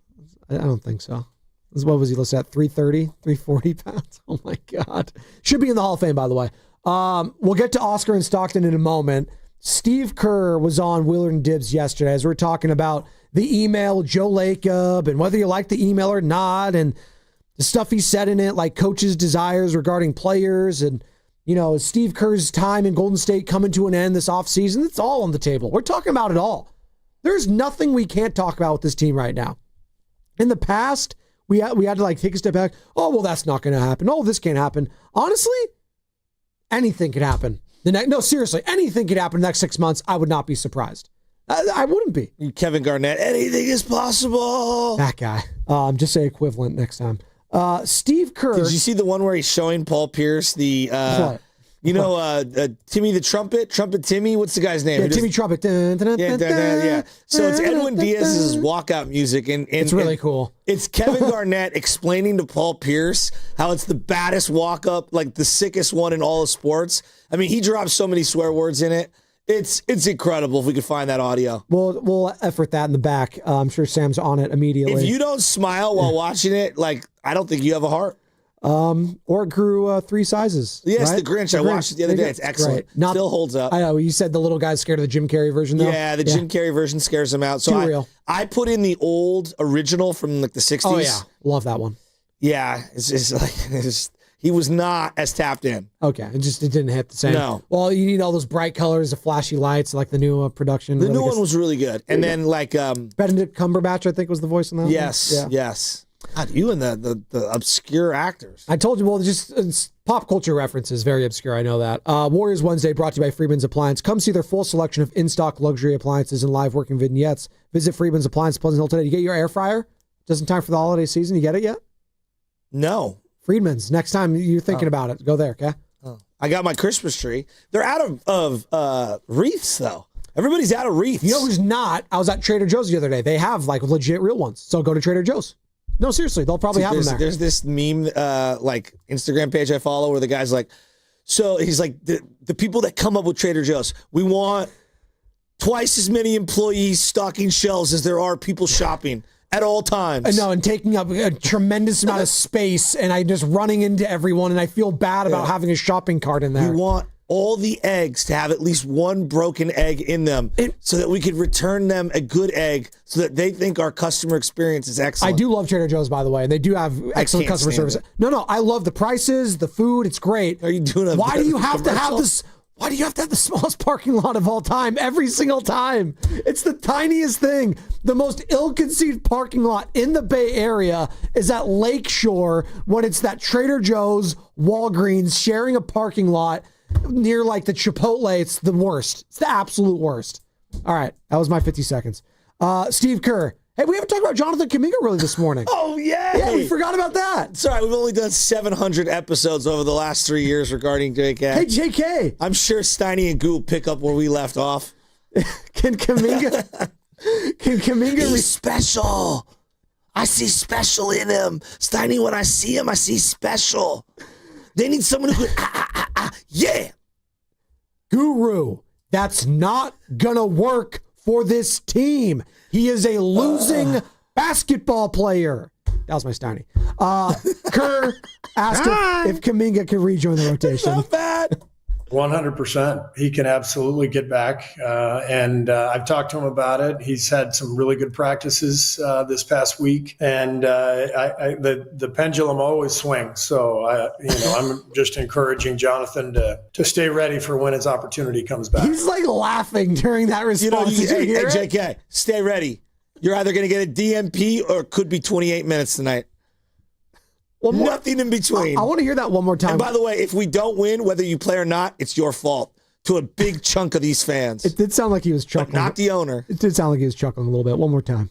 100%. He can absolutely get back. And I've talked to him about it. He's had some really good practices this past week. And the pendulum always swings. So, I'm just encouraging Jonathan to stay ready for when his opportunity comes back. That's breaking news in my ear. To hell with what Steve Kerr said for a second. This is breaking news in my ear. The New York Knicks are not hanging the banner. They're the first team that have won the Emirates NBA Cup and will not hang the banner. It's pretty surprising. I mean, that might be the only banner they would be able to hang for quite some time, and they're not going to do it? I don't know. It's bad luck, in my opinion. It's a bad look. I mean, if the Lakers could do it and they have like triple the championships of the New York Knicks, they'll do it. But the Knicks are too good for it? Huh. Well, I don't know about that. So do you believe Steve Kerr when he said it right there? You believe him? Hey, the pendulum's going to swing back. Your LeBron Laker fandom just blinds some of your takes. I don't know what you're trying to keep about. up with them. What are you talking about? So you're mad at the Knicks? I'm not mad at them. I said they think they're too good to hang a banner. That they haven't had any banners to hang in how long? Yeah, but like, if you're them and you hang the banner, you're going to get criticized. So the Lakers didn't. They have like 30 championships. You can't be in the same city as the Yankees and celebrate like a cup. Please. The Knicks are closer to winning a title than the Yankees are. The Yankees haven't won in 16 years. Well, they go to the playoffs every year. I don't think they've had a losing season. They were in the World Series like 2 years ago. I'm saying, like, they haven't had a losing season. And they lost. Losing season in years. Finals since what? The early 2000s? Yeah, exactly. I'm telling you, they're close. They won a playoff series and people were dancing in the streets. Who's closer winning a title right now? The Yankees or the Knicks? Stop. It's the Knicks. I mean, it's the Knicks. Please. They're kind of in the same spot. Mike Brown's the secret sauce, baby. Mike Brown, right? Oscar in Stockton. What's up, Oscar? I just don't think in New York that flies. Nothing flies there. They're just miserable. I think it's also the mecca of basketball. That's why.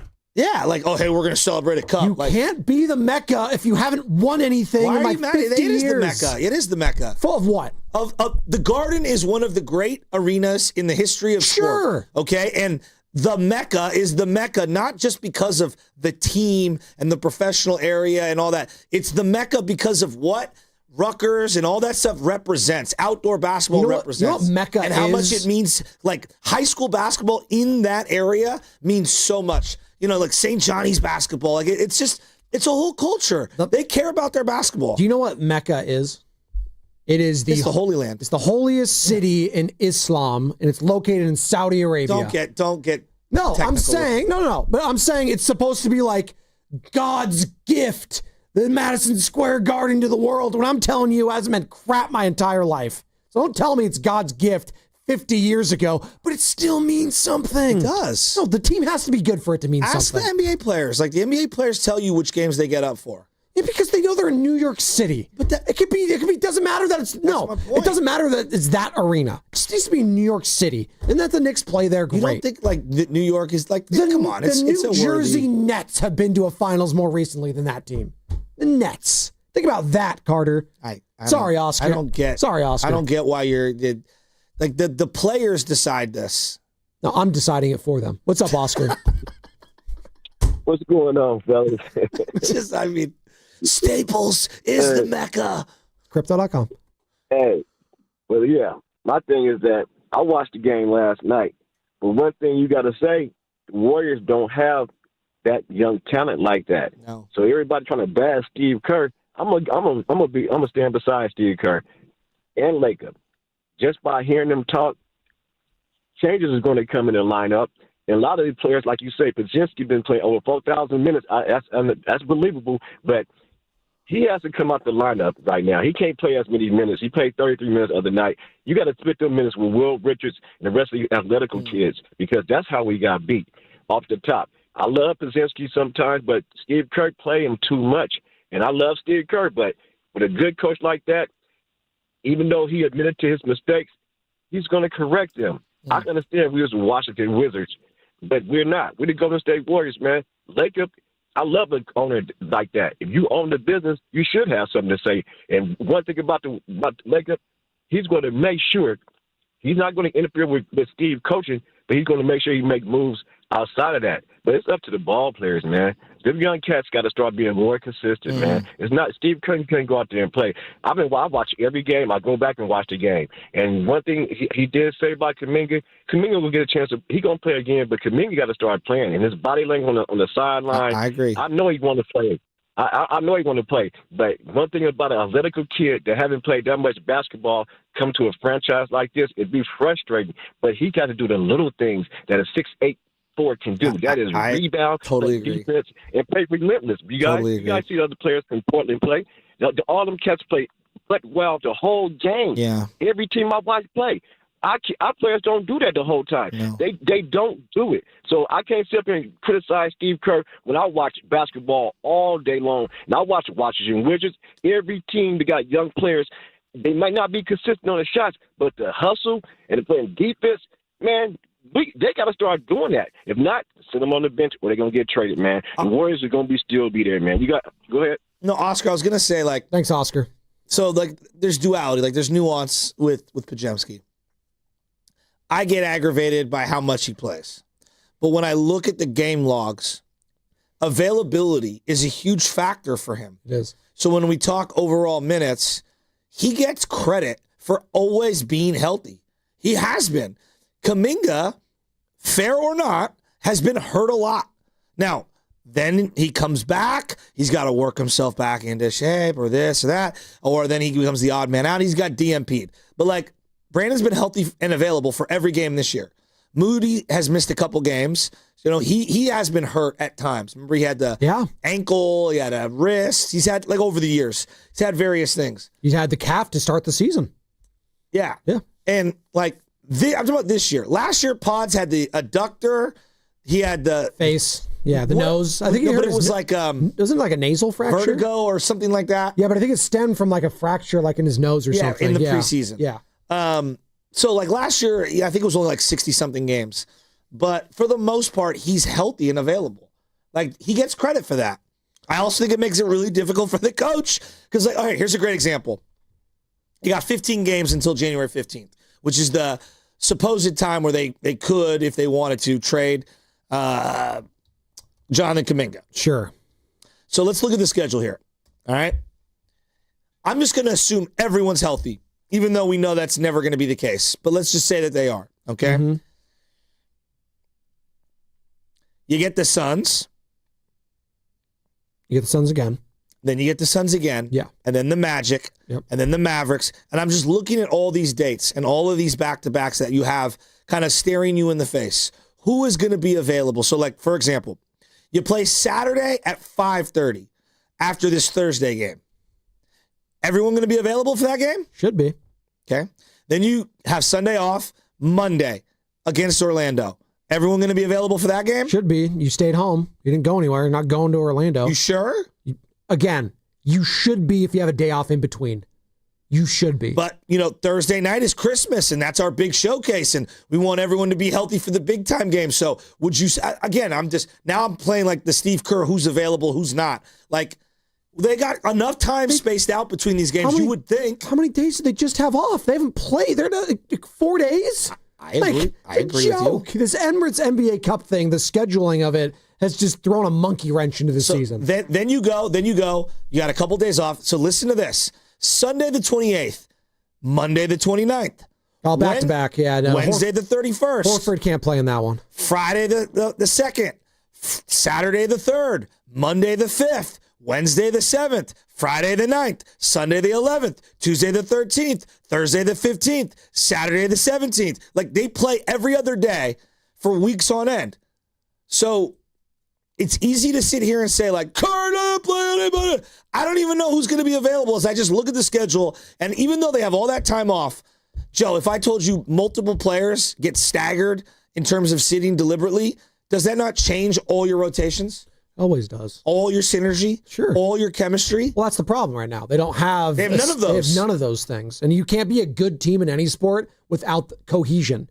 Like, I have a hard time just blasting Kerr on all the... That's what makes this compare and contrasting. Like, the Niners, what they were able to do this year and have been able to do is so impressive because of that. Because they've missed so many of these pieces. That's what makes what Kyle Shanahan and Robert Saleh and Brant Boyer and all those coaches, what they've done amazing is because they've been able to plug and play some of these players that initially weren't in their plan, and it's worked. It's a lot easier said than done. And for as much credit as I am giving, Kyle Shanahan, Saleh, the coaching staff, I was giving Steve Kerr the coaching credit and that staff credit last year when they had to just keep winning and winning and winning. We gave them a lot of credit at this station. We were saying, hey, maybe they were a step injury away from even making to the conference finals, which was insane. And Steve Kerr gets credit for that. But this is a new season, and we can react to only this season right now, and right now it's not good enough. And you can't be a good team, to your point, if you have a lack of confidence, a lack of identity, a lack of bodies available. Just how is anyone supposed to succeed with that? Just mark my words. You're going to hear from Kerr in about 2.5 weeks. I mean, we're playing games every other day. I mean, we're just... I don't want to hear that. There's just too many games. And they played like 2 in the last 2 weeks? Please. It's that excuse The NBA is done. schedule, Adam Silver was on the broadcast last night. He's like, expansion domestically, we're going to decide on that. Like, Adam, hey, doggy, earth to Adam. Earth to Adam. No one thinks that you should expand. No one thinks that, number one. Number two, if anything, we think you should retract, as in retract some of the schedule and find a way to space the games out better. No one thinks you should add teams. Do you? No. Fredell mentioned this to us last week. He said, hey, guys, it's the schedule. This is like they had that tough schedule. Oh, no. We had that tough schedule early on. I've never seen it like that. Schedule talked out. But then he said, this is where they need to be better now. This is where the schedule, quote unquote, lightens up a bit for them. Well, what have they done since then? They've lost all the games. There you go. They're 4-8. Hey, speaking of Nick, he was on Willard and Dibs yesterday, and he talked about Kaminga's role going forward. I think for the foreseeable future, Kaminga is just out of the rotation. I think Kerr has been as open as he can be in that the numbers are where they're at right now. And it's not like Kaminga didn't have his chance. It's not like he hasn't had his chance these last few years. That's why, guys, what I would tell you is I've watched every single day so far this season. Kaminga was really good to start the season. Then he wasn't very good. Then he got hurt, and he came back, and he wasn't very good. When Kaminga has been on the floor, when he's played well, he's gotten rewarded. When he hasn't played well, he's gotten taken out of the lineup. I am just personally not as surprised as it seems like a portion of the fan base is. Well, of course, yeah. Nick's been on this with the Kaminga stuff. I mean, we literally had on a couple weeks ago. We just asked about Kaminga's health. He's like, he's Kaminga'd out right now. Nick looks like that meme you always post with Ben Affleck smoking the cigarette outside, and it's just have a Kaminga on a t-shirt. It's like, well, Nick sounds like he did smoke Marlboro Reds in his youth, but I think he just hit puberty, and that's just when his voice I'm going to give like. Nick a call. I'm going to see what Nick's doing for Christmas Eve and Christmas. See if he wants that'd be to nice. come hang out. That'd be nice. Yeah, We're going to talk to him tomorrow. Are we? I'm going to invite him over. I'm going to see what he's up to. Well, we know on Christmas he's covering the Warriors and Mavericks, because that's... Well, if he's not doing anything Christmas Eve, I'm going to invite him over to the Shasky. I guess it's like... It's a party. I mean, but it's big. I mean, Mr. Shasky, that sounds like a grand idea. Joey. Nick would fit right in. What's up, buddy? Yeah. What's up, doing? LJ? I brought How the you good doing? tequila, Shasky. Where's Mr. LJ, that was a great shot. shot. That's a good friend right there. Hit him up. So we went to a Niner game a few years back, and I want to take him to another one With soon. Nick? Yeah, and we went to a Niner game, and we're walking through, and all of a sudden, hey, Sugar, is that Joe Shasky? Is that Joe Shasky? And Nick's like, do you hear that voice? And I'm like, what? I'm like looking around, and I'm like, I do. And he's like, that's Robin and SF. And I like look over to my shoulder, and it's Rob. She comes over, gives me a big hug. She turns to Nick, and she's like, Nick Fredell. She knew exactly who he was. And then she's like, why don't you got a woman? I was like, whoa, you just met him. It's like all in his grill. Maybe she was trying to hook him up with like one of her, like, I don't know, nieces or something. Probably. Yeah, come on. Come on. Michelle was trying to hook up one of her girlfriends with Nick. But he had ended up having to move. And He did. Well, that is a tough part of the job. And I'm sure Nick will talk about it. I'll let him talk about it. Like, if you're single, but you're covering a team and a sports team, like, especially in a basketball or baseball season, must be very difficult. Well, he also moved here during COVID. Yeah. Which was very, it was like a horrible time to be out here. But everyone was on the apps at that time. That's what they were doing. I don't even know. What was that? I've been with my wife all got for quiet. like 17, 18 years. Why are we all getting... Where do you want to go with that? I don't know. You're the one who said it. Yeah, drop a dead fish there. Hey, we got some calls. Yeah, you guys. Hey, Pods, you're over dribbling. Wish I had that money. Come on, Carter. That was a little good. harsh. That was good. That was good. Joe Poddoni. Pods is not the problem. Pods' hair is so much better. Yeah, it actually is. That volume is it's incredible. Dude, every time I see Pods now, because it's gotten really long, I think of Lubman. And it makes me just easy now. More angry. He's got a way to go. Pods wishes he had Sam's hair. Cole in Oakland. What's up, Cole? How's it going? It's going. How's it going, guys? What's up, dog? Look, I'm just calling. I wanted to talk about Kaminga. I feel like when people talk about Kaminga, a lot of the time it gets brought up that, he didn't play college basketball. Going into the league, he didn't have as much organized basketball experience. But at the same time, now he's been in the league 3 years. In 2022, I went down to Santa Cruz. I watched him in a G League game. He put up 25 and 7. He looked remarkably similar to the type of player that we see today on the Warriors. And it's just, for me, it's wearing a little thin. I don't think he's developed that much as a player in the time he's been on the Warriors. And I get part of that is, he's not playing as much or, he's getting hurt somewhat. But it's just, it doesn't seem to be working out. And I think he's just not getting better. He's not getting that much better on the Warriors. Yeah. And I think if that's what it is, then I don't even know why we're still having these conversations about him.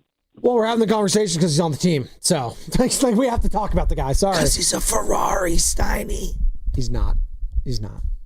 Well, that's what Brandon Ayuk, remember that was the conversation. Justin Jefferson, CeeDee Lamb, Jerry Jeudy are Ferraris. You need a Ferrari. We don't need no Honda Civic. Is that what he said? I think he was during the wide receiver draft. Yeah, all those Ferraris. He thought Brandon Ayuk was a Ferrari. What is he? What car does he have now? The Escalade truck? That's what he is. He has a Maybach. Oh. He bought a Maybach. That's what I told you. Is I saw him in the parking lot down there. I was at practice, and I was like, "Dude, that's a sick car." To him, he's like, "Yeah, I just got it." That car is so expensive. And then the next day he had a different car. And the next day he had a new car. It's ridiculous. That's like the ultra Mercedes-Benz sub-brand kind of a thing. It's like the parent company. Yeah, they're about $500,000. Okay, all right. It's a great way to spend your money. By the way, Rolls Royce. I do want to close a loop, and maybe Bonte's listening. Hey, Le'Veon Bonte. Bell got sued for $20 million that he doesn't have right now.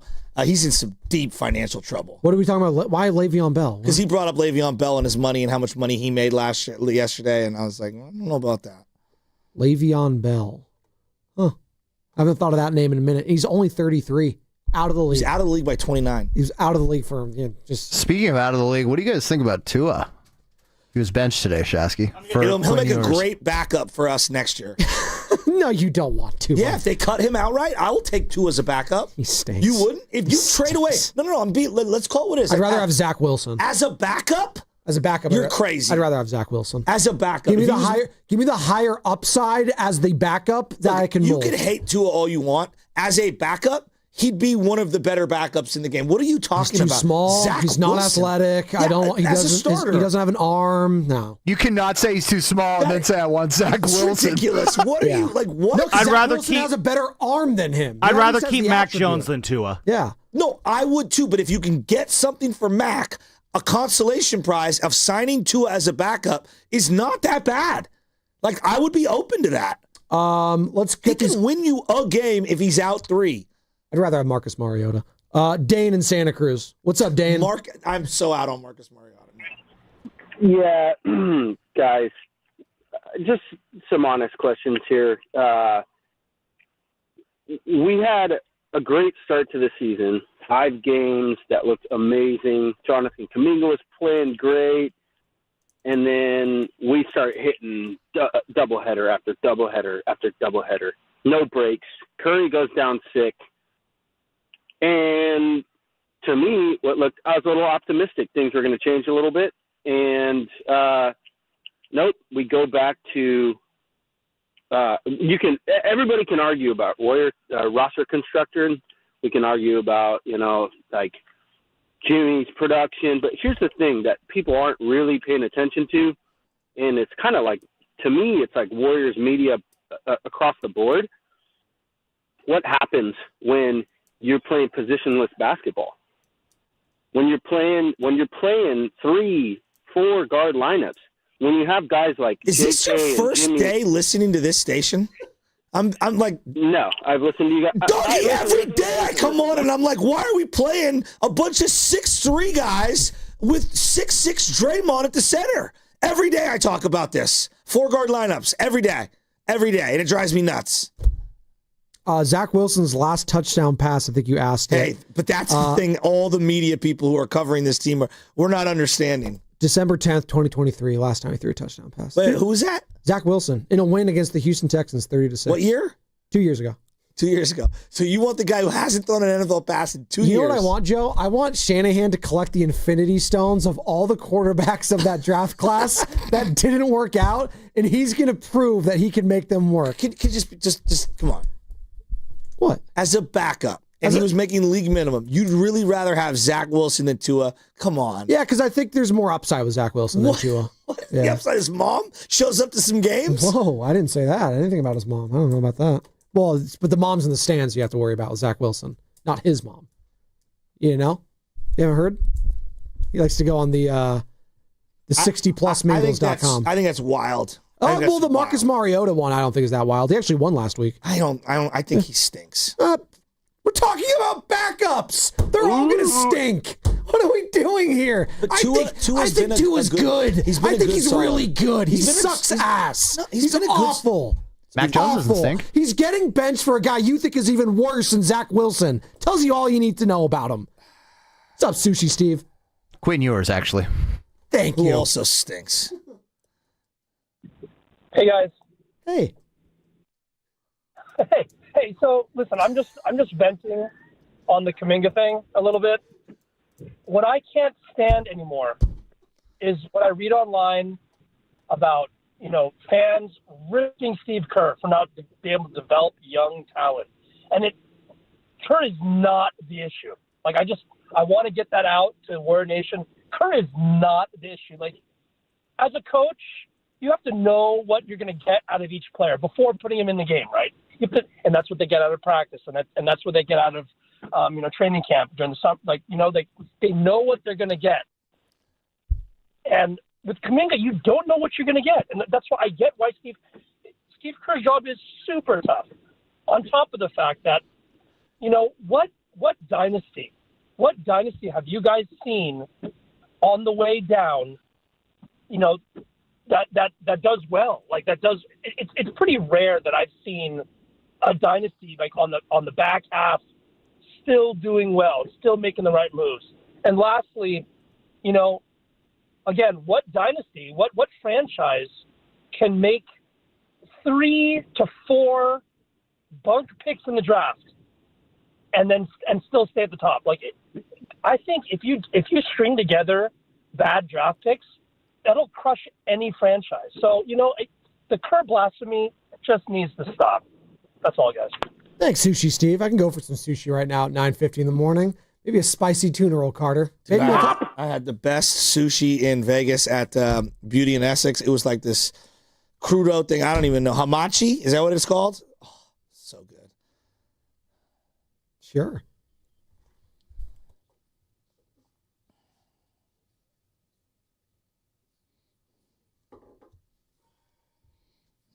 What's your final thought, Joey? So let's get serious. Can you turn the music down for just a second? This is no.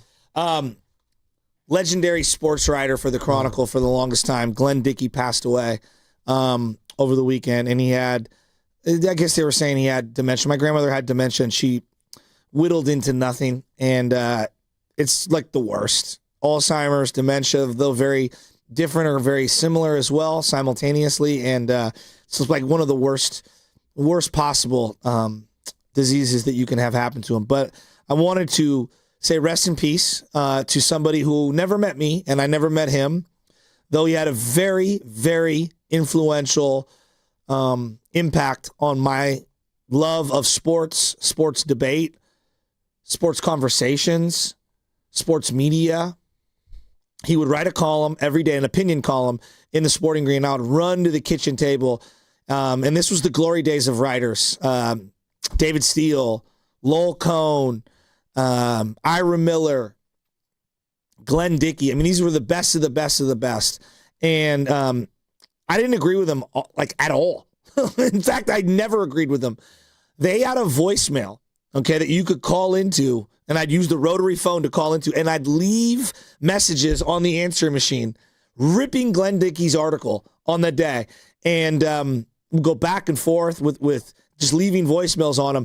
He was such a pioneer in contrarian thought process of sports, and just a legend. And to see he's been out the game for so long, I don't even know how many people that are hearing me even know who I'm talking about. He had a very specific look with the bootstrap kind of chin strap, whatever they call that, the facial hair. Glenn Dickey was a legend, and I'm sad to see that he passed. And my heart goes out to him, but I just want to tell him thank you. Thank you for inspiring me to love this particular medium. And without people like you, there were there's no station like this and people like us having these conversations. So rest in peace to Glenn Dickey, a true legend and a pioneer. I think that's very well said. And, I used to love when the NFL Network back in the day in its early inception had like the top 10 lists, or they'd have their documentaries about certain teams. And he was one of the voices on whether it was the Raiders or the Niners, because he was the voice of all that stuff. It was him, Bob Podecki, and Ira Miller. Like, they would interview like all those, and they would just be talking about like the team, like Montana and all of it. I didn't really read him growing up. So like that was I liked listening to him a little bit. So that was my first introduction. And then obviously he just, the historian that he was and all the different stuff. And from what I'm learning, one of the few guys that actually ripped like legends like Willie Mays and Joe Montana. He ripped everyone. Yeah. I forget if it was Ira or Glenn Dickey, but there was an article about how Joe should have scheduled his wife's pregnancy in the offseason so that he didn't have to miss a game. Yeah, just pencil that in, Joe. Like this is there's some greater planning, I think, needs to go into that. Yeah, let's. What you got, Sammy? That's very well said, Joe. Very well said, Joe. My final thought, though, is we're spending all this time in the morning complaining about what's going on with the Warriors. It's the best show in sports, best show in Bay Area sports. It's still Macklin Celebrini, and the goal he had last night might be the goal of the year. Carter, if you could, please. Skipped by him to Anderson, who gives it right back. Now Graff in with Macklin. Spinorama and scores! Wow! What a goal by Macklin Celebrini! That is the National Hockey League at its finest. Randy Hahn with the call there, been in his bag with these Macklin calls, and just the call does not do it justice. The way he spun it around and just flipped it in, guys, like watching Macklin right now, some of the shots he takes and makes, it reminds me of early Steph Curry when Steph started becoming Steph, where he would just make these shots that would just blow your mind. Like, that's the same feeling I get watching Macklin right now. If I'm the San Jose Sharks, my goal every morning is waking up and being like, I am making sure that Macklin Celebrini is a Shark for life. The San Jose Sharks are 3 games over 500. The San Jose Sharks might have a better chance at making the playoffs than the Golden State Warriors. They were a laughingstock the last couple of seasons. That's pretty insane. What's up, Carter? Yeah, I'm with you, Joe. That is insane. My final thought of the day is farewell to one Terrence Bud Crawford. What a career. He decided to hang him up yesterday. Okay, he's okay. All right, I scared me there for a second. And he is just one of the best to ever do it, honestly, in combat sports, I think. So I want to say farewell to Bud. Man, what a way to go out by beating Canelo. Unbelievable. That's very well said. Are we up against He's it? retired. We got to go. And that was Fast 5 brought to you by Xfinity. Introducing the 5-year price guarantee. One consistent internet price for the next 5 years guaranteed. Steiny and Goo next. Fremont Bank, here for you, here for good. Hi, I'm Chris. I'm David. And I'm John Margevisi with Jack's Restaurant and Bar. Dude, what's with that voice? Bro, it's my radio voice. People say I have a great voice for radio. Bro, people say you have a great face for radio. Oh, you have a radio Guys, face. not again. We're here to talk about Jack's. Our mom taught us everything we know. Use the best ingredients. Cook everything homemade. Treat everyone like family. Don't forget the bar. With amazing cocktails. Of course. Full bar. Amazing cocktails. Let's stay focused. You're right. I'm sorry, bro. I'm sorry, too. That's better. Besides, you're twins. You have the same face for radio. Why, you little I love Jax.com. Xfinity is the network you can rely on. Like a close friend who will give it to you straight. The friend who will tell you that new haircut, it's not great. Friends make sure friends get good haircuts. And Xfinity makes sure you get a good deal on Wi-Fi. Xfinity gives you reliable fiber-powered Wi-Fi at our best price. This holiday season through January 4th, get gig speed Wi-Fi for just $50 a month for 5 whole years. No strings, no commitments. Just super fast, reliable gig speed Wi-Fi with our best equipment and unlimited data included. Save yourself from questionable decisions and save over Verizon and AT&T. Xfinity. Imagine that. Restrictions apply. Requires paperless billing and auto pay with stored bank account. Taxes and fees extra. Xfinity Internet powered by fiber and connected to premises by coaxial cable. Actual speeds vary. Nationwide is so much more than a great insurance company. They're one of America's largest financial services companies. Like how I'm more than just Peyton Manning. I'm also motivating Manning, and you too can be so much more. Nationwide Investment Services Corporation, member FINRA, Columbus, Ohio. Television sales on Black Friday set new records as millions of Americans snapped up the hot deals. But a lot of people were out of town or too busy to take advantage of the special pricing. So, how about a redo? Right now, you've got a second chance to save big on many of the top-rated Samsung, LG, and Sony TVs. Where? At Video Only, where the smart shoppers go. So, don't miss out. Check out Video Only now, or You'll be sorry. Injured at work? Don't wait. Every moment counts. You may be entitled to medical care and financial compensation, but time matters. The attorneys at Boxer & Gerson are here to protect your rights and fight for the treatment and support you need. Boxer & Gerson have helped thousands of people across Northern California who were hurt on the job. Don't wait, don't guess. Get answers. Call Boxer & Gerson today at 510-835-8870 or visit boxerlaw.com for a free consultation. Boxer & Gerson, your life is worth the fight. McDonald's is putting value back on the menu. Whether you're craving a Big Mac, McNuggets, or sausage, egg, and cheese McGriddles, make it a meal and save. Your favorite is now your wallet's favorite, too. Extra value meals are back. The extra value meal is on at McDonald's. Get a sausage McMuffin with egg, hash browns, and a small hot coffee for just $6. Ba-da-ba-ba-ba. Prices and participation may vary. Promotion pricing may be lower than meal pricing. Running a business means wearing multiple hats. So if you're like me, you probably started out using your personal phone, taking client calls and texts nonstop. As my business grew, I needed something smarter. That's when I switched to Quo, the #1 business phone system. Quo works right on your phone or computer. No carrying 2 phones, no clunky landline, just one easy app you can try for free. Your team can share one number and handle calls and texts together like a shared inbox. Any teammate can jump into the conversation so customers get faster responses. And Quo's AI assistant summarizes your calls and responds to customers 24/7, so you never miss a lead or opportunity. All this starts at just $15 a month. That's basically 2 coffees. You can even keep your current business phone number. Find out why 90,000 businesses trust Quo. No missed calls, no missed customers. Try Quo for free at quo.com/sports. That's quo.com/sports to try Quo free. QUO.com/SPORTS. The chase starts here. To make moments you'll never forget. Chase Center is rocking. The moment needs you on Warriors Ground. Chase the moment.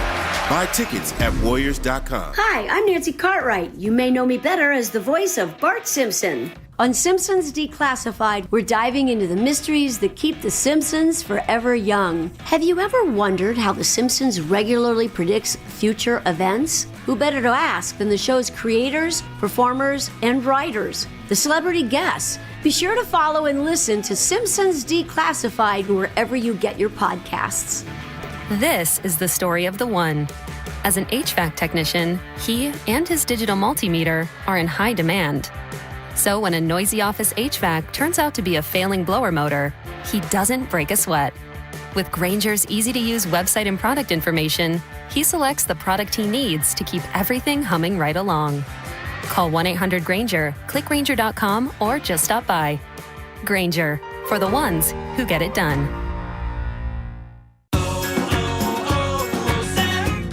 Hi, I'm Michael from the Warren Treaty. You know the jingle. Now discover the facts about Ozempic, a GLP-1. Only Novo Nordisk makes FDA-approved Ozempic. Learn about the real thing. Talk to your healthcare professional today. Call 1-833-OZEMPIC or visit Ozempic.com to view the medication guide and to learn more about Ozempic. Semaglutide injection 0.5 milligram, 1 milligram, and 2 milligrams.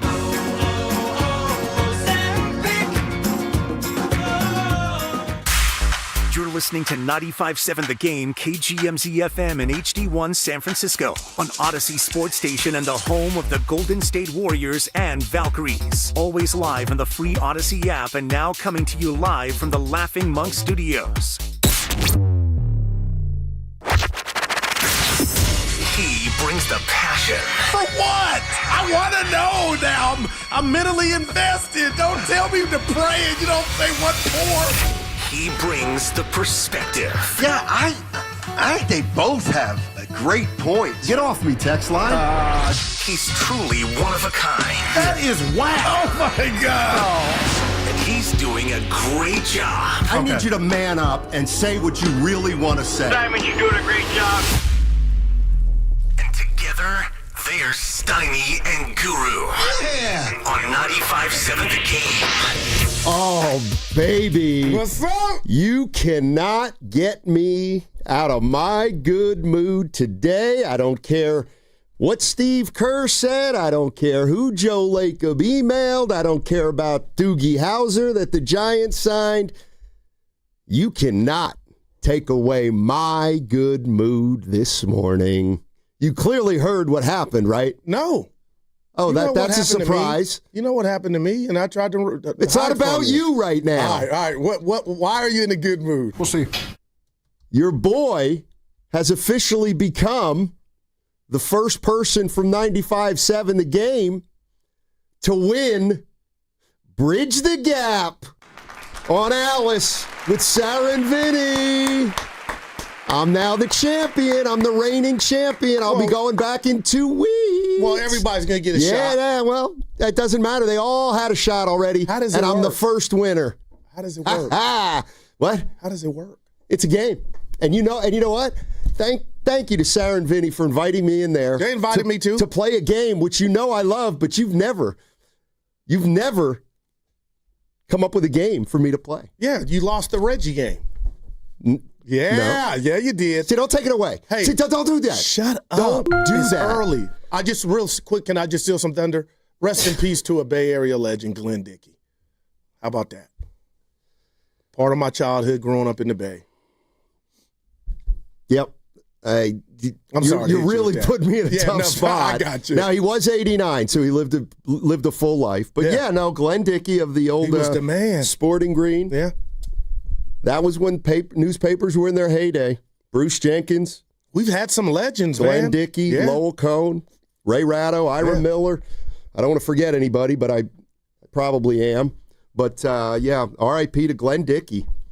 89 years old, longtime columnist for the San Francisco Chronicle. And you are right. That 89 is a good run. So, real quick, about the game. Yeah, let's talk about the game. How does it work? So the game's called Bridge the Gap, and it puts am I a millennial or Gen Z? Or what am I? You ain't no millennial. Okay, they're called millennials older than a boomer? No, boomer's older than a millennial. Okay, so I'm a millennial. Yeah, you're dust. I'm a millennial. That's how they introduced me. And then Sarah. Sarah is probably a... That's her name. Gen Z. So she represented Gen Z or Gen X? No. You're both millennials. Who are you talking about both? Not Sarah. Bob. Bob and Sarah from... Bob's the younger one. I'm not talking about Sarah of Sarah and Vinny. I'm talking about our Sarah. Oh, our Sarah, yes. Well, technically, I think Sarah and I are both millennials, too. Okay. There's a wide gap. A question was, okay, you're on AOL Instant Messenger. Oh, Jesus. Yeah. And somebody texts you, sup. Okay. What is the typical response back? You up? I would put what's upper back. The answer apparently is, and I got it right, NMU. Not much you. Oh, Lord. Yeah, so I got that one right. How did you get that right? I don't know. Because I figured it had to be not much. So I just said NM, and they gave it to me. When I go in, maybe it'll be something centered around hip-hop. What? Well, I did have one sports question that Sarah couldn't get right. Anyway, you're in a good mood. 2 weeks from today, I'll be taking on another challenger. They're going to take some time off over there for the holidays, but I am now the new reigning champion. I can reign for as many as 3 weeks, and then they'll replace me. But yes, sir. Wow, I'm happy for you. Thank you very much, Goo. I mean, it's the kind of thing that. What'd you win? I won. A feeling of pride? Yeah, wow. I won You're easy. A wonderful smile. Dude, look at you. I earned plaudits from the great Sarah and Vinny. Mm-hmm. Speaking of plaudits, Kerr ain't getting any. No, that was a good interview yesterday. Oh, it was a great interview. Well, you got to that one. No, that's phenomenal. What's on your mind today, Goo? Okay. Seriously? Of course. With all this, all right, you asked me. Mr. Scatterbrain. I am so excited about this 49er Monday night football game. I just hate it's on Monday, okay? That's, how I deal with that. It's Monday. So we got the whole weekend. We come in, but a big game for the Niners tomorrow with the Rams and Seahawks. But what's on my mind is nobody got to Jimmy Butler, and Evan apparently told me apparently Jimmy never talks after practice. So with all this smoke or cloud or whatever you think's going on in Warrior World, shout out Sheed, I do want to know what Jimmy's response to can he do more? And then in my gut, and it's getting smaller, Steiny, what's the chef thinking about all this? Steph Curry. There's, you know what I mean, Steiny? Like, what's he thinking? Oh, we're all good. He can give us the political answer, but what's he really, really thinking? Well, we don't know, but I think he's starting to get frustrated, which is understandable. And I would put it this way. With the situation or with what? 13, just everything? 13 and 14. I'm 37. I'm great. You think he's looking at Draymond differently? I watched that game again last night in Portland. I put it on, and wow, Steiny, they blew that. They blew that. They're older. You know, when you can't stop a team, that's not blowing a game. They could not stop. Man. I want to say that the last 2 fourth quarters for the Warriors, they've given up 40. They lived at the rim. Portland did in the fourth quarter. Can you fix that? Is there enough film or no? You are who you are athletically. Well, the good news is Horford should be coming back soon. That's what should have won you the contest. Yay! Oh, wow. The way I look at it is I feel like this is what's happened with the Warriors. It's hard to remember and even hard to believe, but they played 50 games last year and they were 500. So they played 27 games this year, they're 500, and they played 50 last year and they were 500. All right. And I think if I remember correctly, before the Butler trade, we were talking about Steph's frustration. No doubt. Okay. But he was looking different. We were starting to question him, though, a little bit. So they go get Jimmy Butler. Everything and changed. When Jimmy Butler comes, they have a sense of urgency because they're 500 and there's only 30 games left in the year. So they play with urgency and they make the playoffs. And then they play a darn good series against the Rockets. Yes, they're up 3-1. Yeah. Then they play the Timberwolves and Curry gets hurt. Now they come back this year.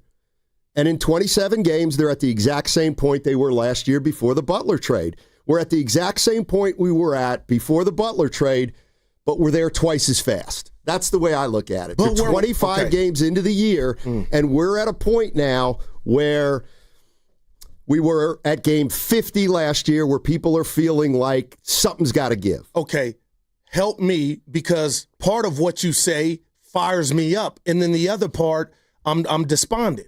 So we have a different cast now with Jimmy Butler being that was the rabbit in the hat.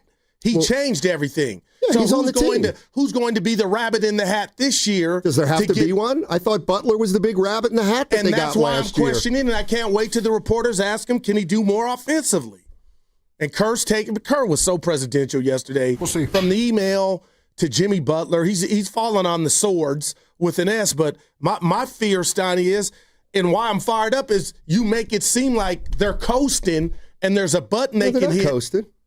What? They're not coasting. Then why is the Magic not what it was last year when he came? Because you can't. If you think you can recreate urgency in December that you created in last March, it's ridiculous. I mean, like, it almost feels like some people are saying, how come the Warriors can't play better early in the year? Well, because it's a long season. But if you keep playing bad basketball, you're going to be chasing eventually. It's not like they want to play bad basketball. No. They're not good enough right now to play better. 888-957-9570. We're going to get to a lot of this Steve Kerr sound from yesterday with Willard and Dibbs. Some real interesting stuff. Great job by Willard and Dibbs. But I also want to get into Steph Curry and what he may be thinking. And then maybe get into a little bit of Joe Lacob and some thoughts I have on him. But also, we will get into Niners. Matt Barrow's coming up at 11 o'clock today. We're going to talk to him about the Niners. They obviously have a monster game Monday. So we got a lot on the table. If you want to join in, you know the number, 888-957-9570. And that segment was brought to you by Crystal Geyser, Alpine Spring Water. What makes Crystal Geyser Alpine Spring Water different? We always bottle our Alpine Spring Water less than 1.5 miles from the spring source, and all our bottles are made with 50% recycled plastic from our own recycling plants. Crystal Geyser, bottled at the spring source. When the new year hits, every business could use a little something to stay ahead. A lift, a jump start, an edge, or perhaps a boost.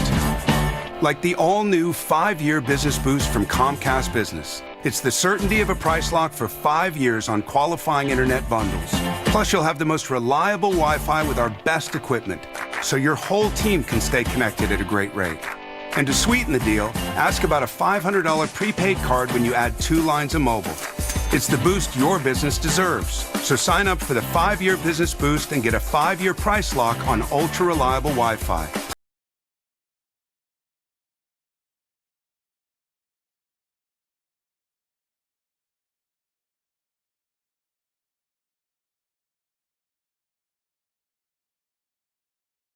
Best Wi-Fi based on Open Signal Awards USA.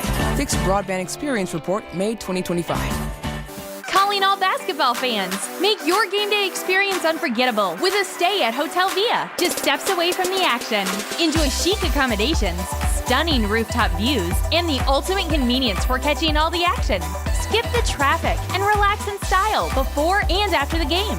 Whether you're celebrating a big win or just want a perfect night out in San Francisco, Hotel Via is your MVP choice. Book now at hotelviasf.com and make your game day a slam dunk at Hotel Via. A lot of Bay Area banking customers are faced with a choice. Which financial institution best fits what they're looking for? It might make sense to consider a bank's history. Take Fremont Bank. For 60 years, we've provided stability and consistency with an emphasis on relationships. We've grown one customer at a time, not through mergers or acquisitions, because that's how you can do business when you're independently owned and community focused. Fremont Bank. Here for you, here for good. For quality service you can trust, visit your locally owned Big O Tires. Now through January 4th at Big O, get $100 instant savings on 4 select in-stock Nitto, Toyo, or Nexen brand tires. Installation required. Disposal fees extra. Not good with other offers. See Big O dealer for details. Hurry, it's your last chance to donate your car to Cars for Kids for 2025. Any car running or not can be picked up as soon as tomorrow. Act now for your maximum 2025 tax deduction and vacation voucher. Call 877-CARS-FOR-KIDS to donate. That's Cars with a K. Guys, thanks for helping me carry my Christmas tree. Zoe, this thing weighs a ton. Drewski, lift with your legs, man. Santa! Did you get my letter? He's talking to you, Bridges. I'm not. Of course he did. Right, Santa? You know, my elf Drewski here, he handles the nice list. An elf? I'm 6'3". What everyone wants is iPhone 17. And at T-Mobile, you can get it on them. That center stage front camera is amazing for group selfies. Right, Mrs. Claus? I'm Mrs. Claus's much younger sister. And at T-Mobile, there's no trade-in needed when you switch, so you can keep your old phone. Or give it as a gift. And the best part, you can make the switch to T-Mobile from your phone in just 15 minutes. Nice. My side of the tree is slipping. Timber! The holidays are better at T-Mobile. Switch in just 15 minutes and get iPhone 17 on us with no trade-in needed. With 24 monthly bill credits for well-qualified customers plus tax and $35 device connection charge. Credits end and balance due if you pay off earlier. Cancel. Finance agreement 256 gigs, $830. Eligible port in a new line. $100 plus a month plan with auto pay plus taxes and fees required. Check out in 15 minutes or less per line. Visit T-Mobile.com. Makita knows that pros never settle, and neither do we. With Makita, you get tools that perform at the highest level on every job without compromise. Makita is for the most detailed pros, expertly engineered to deliver precision, job after job. When your work calls for the best, call on Makita. Makita, built to be the best. Available at the Home Depot. It's a classic odor tale. You fried fish for dinner, cleaned up, but the smell is still in the house. And the neighbors are coming over for game night. They're on their way. And then you spray Febreze Air Mist. Febreze Air starts working instantly to fight even your toughest odors, so you go from fish to fresh like that. Now all you have to worry about is Pam cheating at charades. Breathe happy, Febreze, la la la la.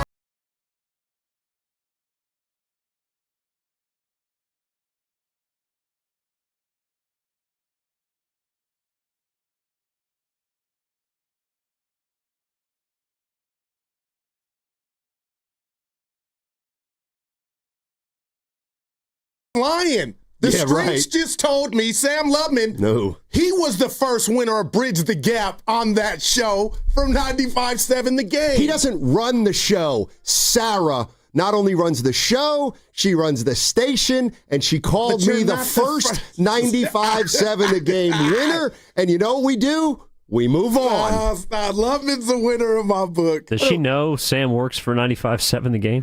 That made man. Of course she does. She's tapped in. By the way, don't forget, it's a Warriors Wednesday brought to you by Friedman's Appliance. Come see their full selection of in-stock luxury appliances in live working vignettes. Visit Friedman's Appliance in Pleasant Hill today. That segment was also brought to you by Ceremony 4. You got to ask about my hat. You know who it's courtesy of. I do, but I'll ask so that the rest of our listeners know what you're talking about. Jim Hey, Molet. look at that hat. Yeah, I had that laugh. He said it sounded like Muttley. Yeah. And then he got me the hat. That is Muttley. Yeah. That's can I just take care of something right away? I don't know if I like you in a good mood. You're a loser. Dude. Something somebody set last up night. Steve Kerr? No, they to stick it to me? Oh, boy. You need to hit play. You know what? You were asleep. I tell you what. You were in the bed. Oh, you all out there that think I am Steve Kerr's personal assistant and number one supporter, apparently that could change because of this. Well, he actually has a question for you if you are willing to accept that from Steiny. Sure. He's curious about the contract, and you've been in this situation before, and he acknowledges that times have changed, and he was wondering, is there any negative as far as team building when your future with the team is uncertain? No, not the slightest. I don't think the players have any concern about that. So, yeah, that's a simple answer. No. Yeah, take that, Steinmetz. Yeah, the last one was better. That was a stupid question, Steiny. Stupid. Damn. That was a stupid question, Steiny. Steve, it's very simple. Damn. You're done. Dude. Find a rotation and stick to it, Steve. How about Dibs? Quit making excuses. Dibs is the guy you wanted to go tell the girl that you liked her. Some would butcher it, and I know him. But Dibs did that perfect. He wasn't feeling that. I almost thought he was going to say the players didn't give a rat's behind. I thought that's where Steve was going. You got to quit stiffing Kaminga. This is a joke. It's gotten out of hand, Steve. And you got to go if you're not going to play him. JK. That was a stupid question, Joke. Steiny. Yeah, wow. Yeah, settle on a rotation and get back to me. Dumb. Those two dudes just grill him, and he just plays ball, man, because he knows his love. Oh, boy. All right. Yeah. Lacob and the chef. You know what my thought? Okay. We're going to... What do you think about this thought I had? It's about Joe Lacob. Yeah, we love Joe Lacob, most of us. So, how can you not? Let me just ask a question. Just ask a question, and you guys can take with it what you will. Is it possible for an owner to wear out a front office in the same way that a coach can wear out a player? Oh, that's interesting. I'll say all of the above that you mentioned are human. But if you're in it to win it, Stoney, depending on your personality, that definitely can happen, and I'm sure it has happened. You know, Bob Myers told us, this job is 24/7. So if I were in that position under Lacob, I would know that taking the job, so it would be okay. But could you imagine our boss if he was on us 24/7? Well, I mean, and that's just the one thing that, I mean, there's a lot that's been crossing my mind, but the one thing that I have been thinking about is if we know that Bob Myers, and he made some jokes about it, but I don't think there's any doubt that Joe Lacob's a high-maintenance owner No doubt. to work for. I would be. So, Bob leaves in 2023, just 1 year removed from the title. So Bob had a 12-year run that was incredible. Right. And Bob was feeling pressure on a daily basis from Joe. Yeah. And they were winning. So I'm just wondering if this team goes a little while and has to struggle, what is Joe Lacob going to be like as an owner of a struggling team? Well, he's got to do his job, because I think that was an indication, that response to the email, how frisky. I'm going kitten, Stoney, how frisky he's getting. And it took everything for him not to say more, I believe. But the bottom line is that comes with the territory, right? So, he's built a dynasty, and it's probably over. And now we're looking towards the future if you want to do that. And right now the Warriors don't look like they got the next heir apparent to Steph Curry. That's obvious, and we can understand that. But not even that. A couple step downs with Kaminga. He's not even playing. So I guess, Donnie, what you're asking for is human nature in regard to being overbearing, or, if you take this job, that just comes with it. And it's like Steve Kerr is not the GM. That's Mike D. But you talked about the person to the president, Raymond Ritter. And when you think about Trump and the people that get to the president, his handlers, There's pressure in that all day, every day. I just, and I mean, how would you be feeling if you're Joe now? Honestly. And if you've been letting Steve do it his way, Frank Sinatra, that's what that email to me, regardless of what Steve said, and it's his truth, but outside looking in, I got to believe Joe's getting more frustrated because he's allowing Steve to do it his way, and it's not working. Steve's way has to be Joe's way. And Joe's way was Butler, Green, and Steph. But you got to throw Kaminga in there. This is the other. I'm not throwing Kaminga in there. It doesn't belong in with those names. But he was fond of Kaminga. He doesn't belong with those names. I'm talking about the idea of going behind, of doing it for the veterans. The idea that the Warriors, after a dynasty, can somehow avoid not struggling, whatever that means, for a little while, to me is unrealistic. It's just unrealistic. And I don't know whether, in an ideal situation right now, after the 2022 title, this 3 or 4 year period, in an ideal situation, would be the decline. And ideally, the rise would start in a year or two. Right. They chose a different route. But we're not there. Because the Michael Jackson's still singing high notes and making platinum albums. And that's Steph Curry, so that's a big part of it. But you haven't gotten better. So now what do we do? You haven't gotten better around him. You went and made a big move and brought in Jimmy Butler, Steiny. That was for the immediate. So you bring in Jimmy Butler, that's not enough. So what's the next step? You've got 15 games until January 15th. Something's going to pop off. Nothing's popping off in the next month. Oh, no. So what are you going to do in the next 15 games? Try to get more out of what you say, what you deem. It sounds like Jimmy Butler's fine. He's not fine. So that's going to take I don't want this, but I think some stuff is about to pop off on the Jimmy Butler front, and it's just going to be his prerogative versus what fans want, and fans want to see more. And now people are talking and writing about it, and he may say, to hell with that, I'm playing fine. So that's one thing that I'm hoping that Jimmy Butler will say, you know what, I got to do words. Those are just going to be words for Jimmy Butler. Into action on the court. Well, it's 27 games in. You know what I mean? And if Jimmy Butler says, you know what, I do think I have to try to do more. Well, that's great. But what if he can't? But that's not really where I want to go today with Jimmy Butler. I do agree. He's probably going to talk in the next day or two. Mm-hmm.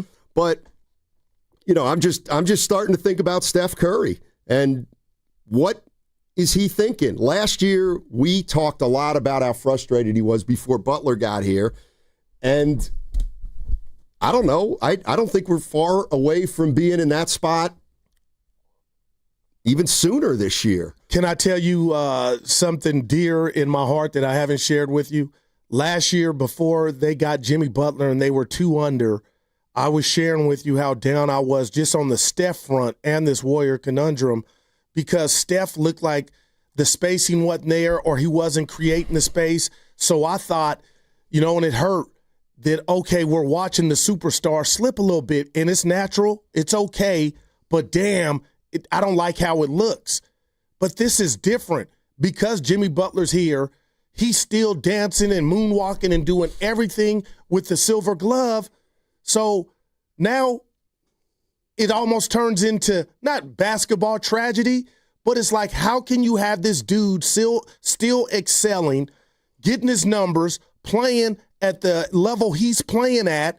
So now I feel better than last year because I know he's not part of the problem. He's not aging right before our eyes.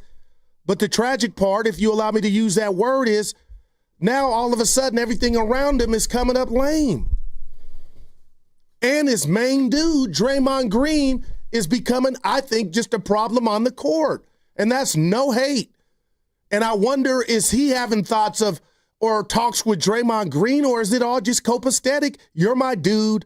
You can never play bad to where I would have any different mindset or thoughts about your future or our future together.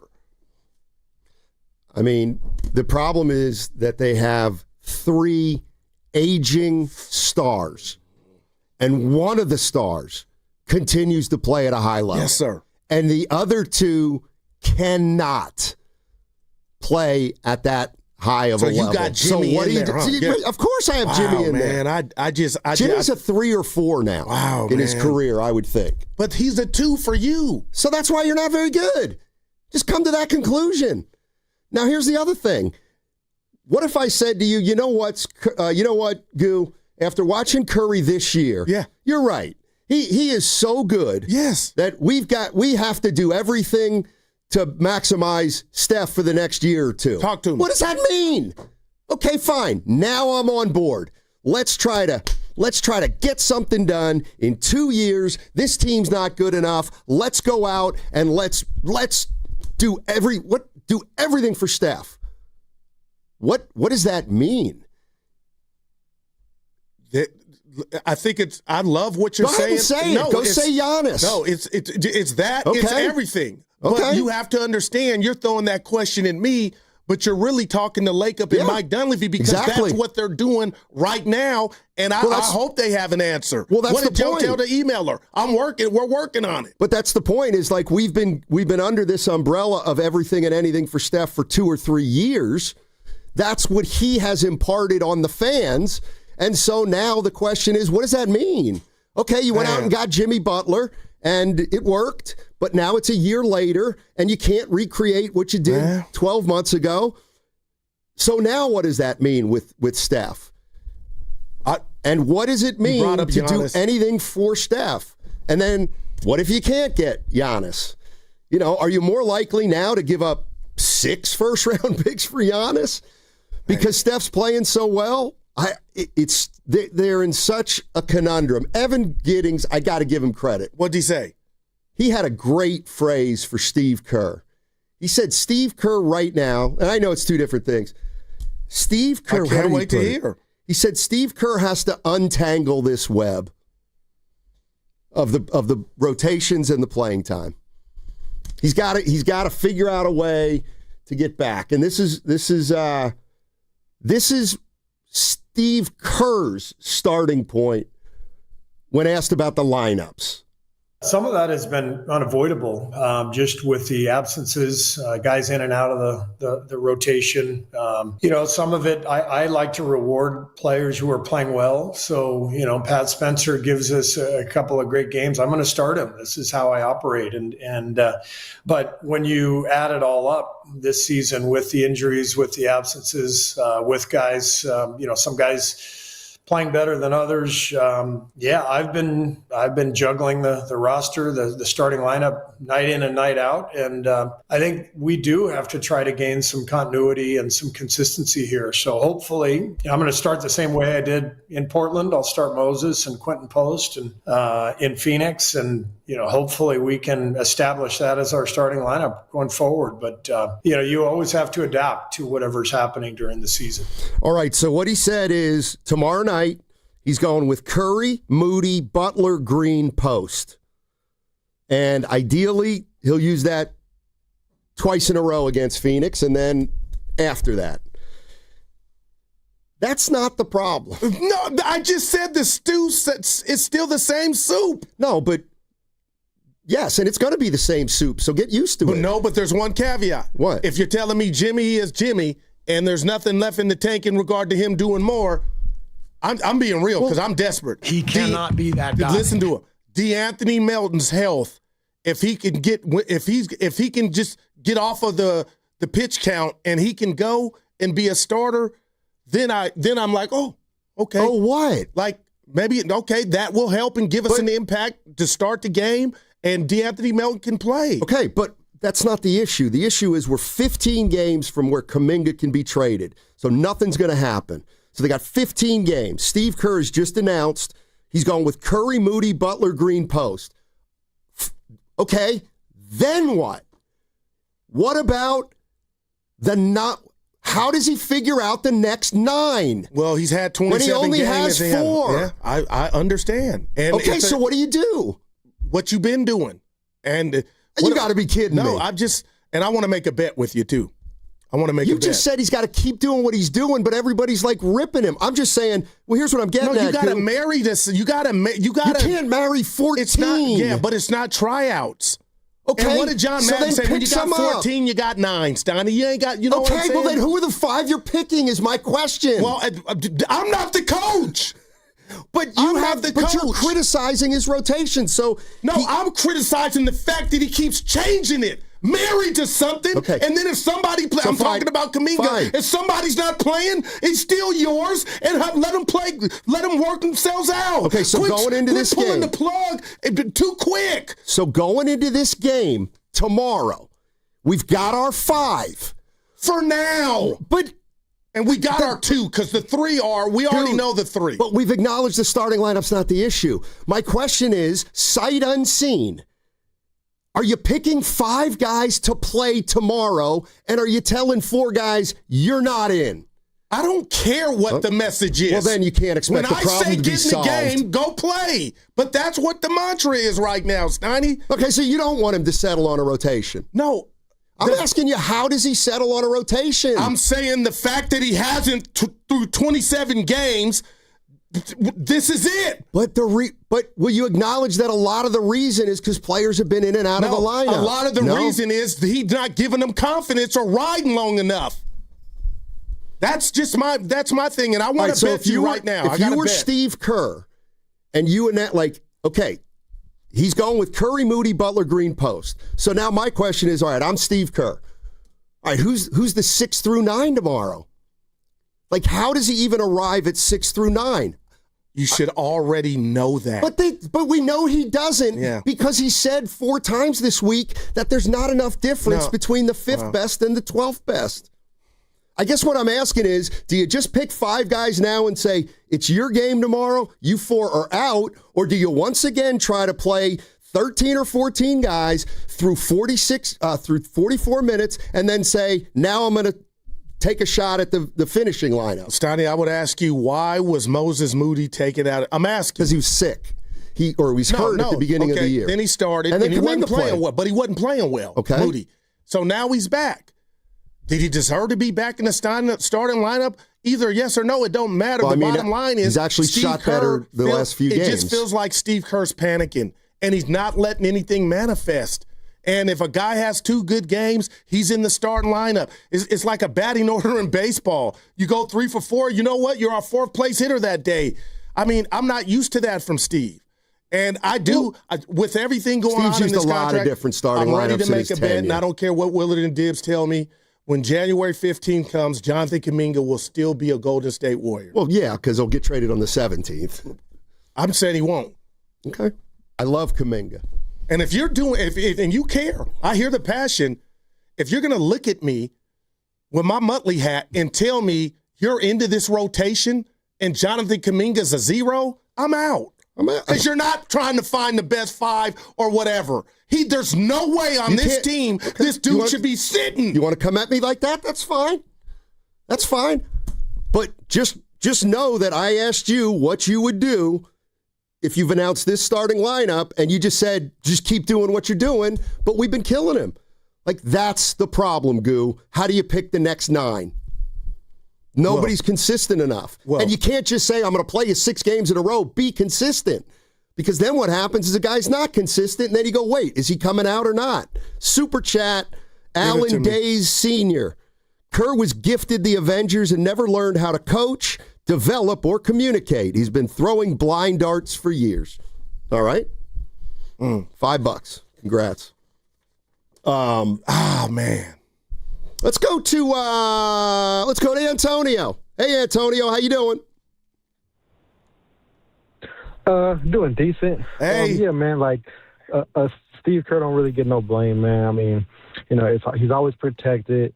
And it's like, he got 4 rings, but he has Steph, Clay, Durant, and Draymond. I mean, he hasn't developed nobody. I mean, Jordan Poole had his pool party moments, but he's mostly known for what? Getting hit by his teammate, Draymond. So, and then you can't say Kevon Looney, he developed. You could say it, but Kevon Looney can't be your best player that you developed. I mean, he's a good role player, but that's about it. And as far as what our owner, responding to a fan, I like that because he cares about his team. He owns the team. Kind of like, when the Niners lost to the Seahawks, Jed York, he sent an apology through Twitter, talking about, I apologize. And it's like, yeah, because we put on a bad performance versus the rival Seahawks. That was a shot at Jim Harbaugh. Yes, no, whatever. But he had to do it. And I'm an Oakland A's fan in baseball. We got the worst owner in sports. He doesn't acknowledge nothing except taking money, pocketing all the money. And that's why the A's trade a lot of their players. But anyway, man, I like my passionate owner doing this. So, like I said, we don't have no center. Steve Kerr has bad rotations, bad drafting, and all that. And I'm just calling a ball, strike, a spade, y'all. Much love. All right, thanks, Antonio. Yeah, and Stoddy, I'm just telling you and Evan and the listeners, and I'm not running from this, if this is obviously an issue, the rotation, and I'm doing it, where's the jar? And one player, out of all the players on your team, the one dude who can mess up, can't mess up, and gets yanked out of the rotation, miss me with being excited about what's he going to do 5 through 9 when one of the most talented players with his flaws, just like the rest of the others, is not an option. That reeks and it stinks. 100%. He can absolutely get back. And I've talked to him about it. He's had some really good practices this past week. And the pendulum always swings. So, I'm just encouraging Jonathan to stay ready for when his opportunity comes back. Wow, I needed that. And I'm like a baby on the binky. Like, wow. Okay, so it's not done. What happens when Kaminga comes back and he gets back into the rotation, he starts playing, but you see no overall improvement with the team? I got you. I got something for you. I wouldn't single him out, and he would just be just like the others, not named Jimmy, Steph, and Dre, that are up and down. But don't cut his water off. Well, hey, they haven't. He hasn't played 3 games. Neither's Will Richard. Neither's Gary Payton II. Neither's Seth Curry. That's the problem. They talk like but 14. You got more invested in him like than you do those 14 others. guys are available when the reality is he's had to cut down the rotation already. So I'm not disagreeing with you on Kaminga and get him back in the rotation, but 4 guys aren't in the rotation now. We got to go. No. Coming up at 11 o'clock. I see the calls. We're going to get to you. We're going to get to you before 10:42. All right, we got Matt Barrows coming up at 11 o'clock, and I'll get to your calls on the other side. And, we'll talk about what's going on. Matt Barrows at 11. That segment brought to you by Ceremony Ford. Hey, Bay Area, heads up. The Ford Final Day year-end sales event is on right now at Ceremony Ford. Get an extra $1,000 in bonus cash on new 2025 Fords plus 0% APR for 60 months on F-150, Explorer, Escape, and Mach-E, Lightning, and Super Duty. 0 down, 0 payments for 90 days. It ends January 2nd. Ceremony Ford, right off 280 or online at ceremonyford.com. Running a business means wearing multiple hats. So if you're like me, you probably started out using your personal phone, taking client calls and texts nonstop. As my business grew, I needed something smarter. That's when I switched to Quo, the #1 business phone system. Quo works right on your phone or computer. No carrying 2 phones, no clunky landline, just one easy app you can try for free. Your team can share one number and handle calls and texts together like a shared inbox. Any teammate can jump into the conversation so customers get faster responses. And Quo's AI assistant summarizes your calls and responds to customers 24/7, so you never miss a lead or opportunity. All this starts at just $15 a month. That's basically 2 coffees. You can even keep your current business phone number. Find out why 90,000 businesses trust Quo. No missed calls, no missed customers. Try Quo for free at quo.com/sports. That's quo.com/sports to try Quo free. QUO.com/SPORTS. Introducing the IHOP Value Menu, where all your breakfast faves are just $6 each every day. Where else can you get a big, filling, sit-down breakfast for only $6? Go to your happy plates with the $6 IHOP Value Menu. Available every day at IHOP. $7 in some locations. Tune in for the Ghost Report on Fridays during the Morning Roast with Spadoni and Jasky. Brought to you by Ghostwood Kitchen, your neighborhood brew pub on Main Street in Redwood City, where we are talking about who's scaring the competition this week.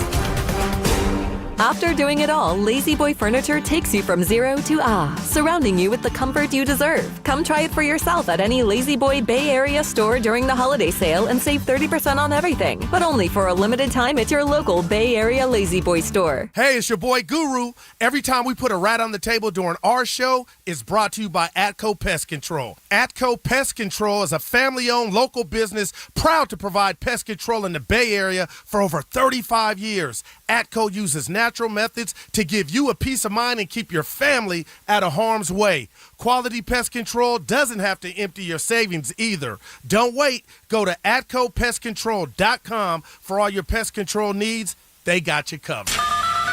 All guests on 95.7 The Game appear on the River Islands guest line. Dub Nation, this is Jimmy Butler, and you never know when I'll be on the River Islands guest line. Dub Nation, this is Stephen Curry, and you never know when I'll be on the River Islands guest line. So make sure to keep it locked on 95.7 The Game. River Islands in Lathrop is the best-selling master plan community in all of Northern California. With its lakes, parks, trails, and collection of new home neighborhoods, the good life can be your life. Isn't it time for you to discover the islands? Brought to you by Stevens Creek Subaru. Custom order your next Subaru at StevensCreekSubaru.com. Hi, I'm Andy, your friend and jeweler at Shane Company. As a product development manager, I make sure every piece of fine jewelry at Shane Company is meticulously designed for quality. From 14-karat gold chains, pearl necklaces, diamond studs, and of course, dream engagement rings. We know you can get your holiday gifts anywhere these days, but knowing your loved one's gift was crafted by master jewelers? It's a difference everyone can see and feel, no matter the price. All of our fine jewelry begins with a vision by our in-house designers. Then, we ensure each piece meets our high-quality standards every step of the way, including the smallest details. It's why our jewelry comes with our all-inclusive, free lifetime warranty that covers everything and doesn't cost a dime. At Shane Company, there's no shortcuts, just craftsmanship. Because a friend wants your fine jewelry to be nothing short of perfect. Come see for yourself. Visit us in store or at shaneco.com. Shane Company, your friend and jeweler. Are you looking for a podcast about pro football that doesn't put you to sleep with an avalanche of analytics or insult your fandom with brainless hot takes? Well, hi. I'm Dan Hansis. And I'm Mark Sessler. Oh, hi, Mark. And we're the hosts of Heed the Call, the NFL podcast you've been waiting your whole life for. Heed the Call covers every game, every storyline, everything that matters, and we do it all with a touch of mirth. Football is fun. Why shouldn't your football podcast be the same? Follow and listen to Heed the Call NFL podcast wherever you get your podcasts. Wesley Financial Group is not a law firm. I'm Chuck McDowell, founder of Wesley Financial Group. Did you buy a timeshare because they told you it was a great investment? That's a lie. Most timeshares can be bought online for $1. To find out what your timeshare is worth and to cancel it, call us today and we'll send you our timeshare exit kit free with all your options for cancellation. Call Wesley for your free exit info guide. 800-941-2255. That's 800-941-2255. I know that hiring can be challenging. You need someone to match your role perfectly. Well, now you can meet them fast on ZipRecruiter. Build your team, build it sooner. Meet your match on ZipRecruiter. Just head to ZipRecruiter.com/free right now to try it for free. That's ZipRecruiter.com/free. Meet your match on ZipRecruiter. Try it free. Red and Gold Game Day starts at Laughing Monk Brewing. Park for free. Enjoy amazing food, ice-cold beer, and every game on TV. Catch 95.7 The Game's pregame show. Then hop on the free shuttle straight to the stadium. Sign up now at 957thegame.com.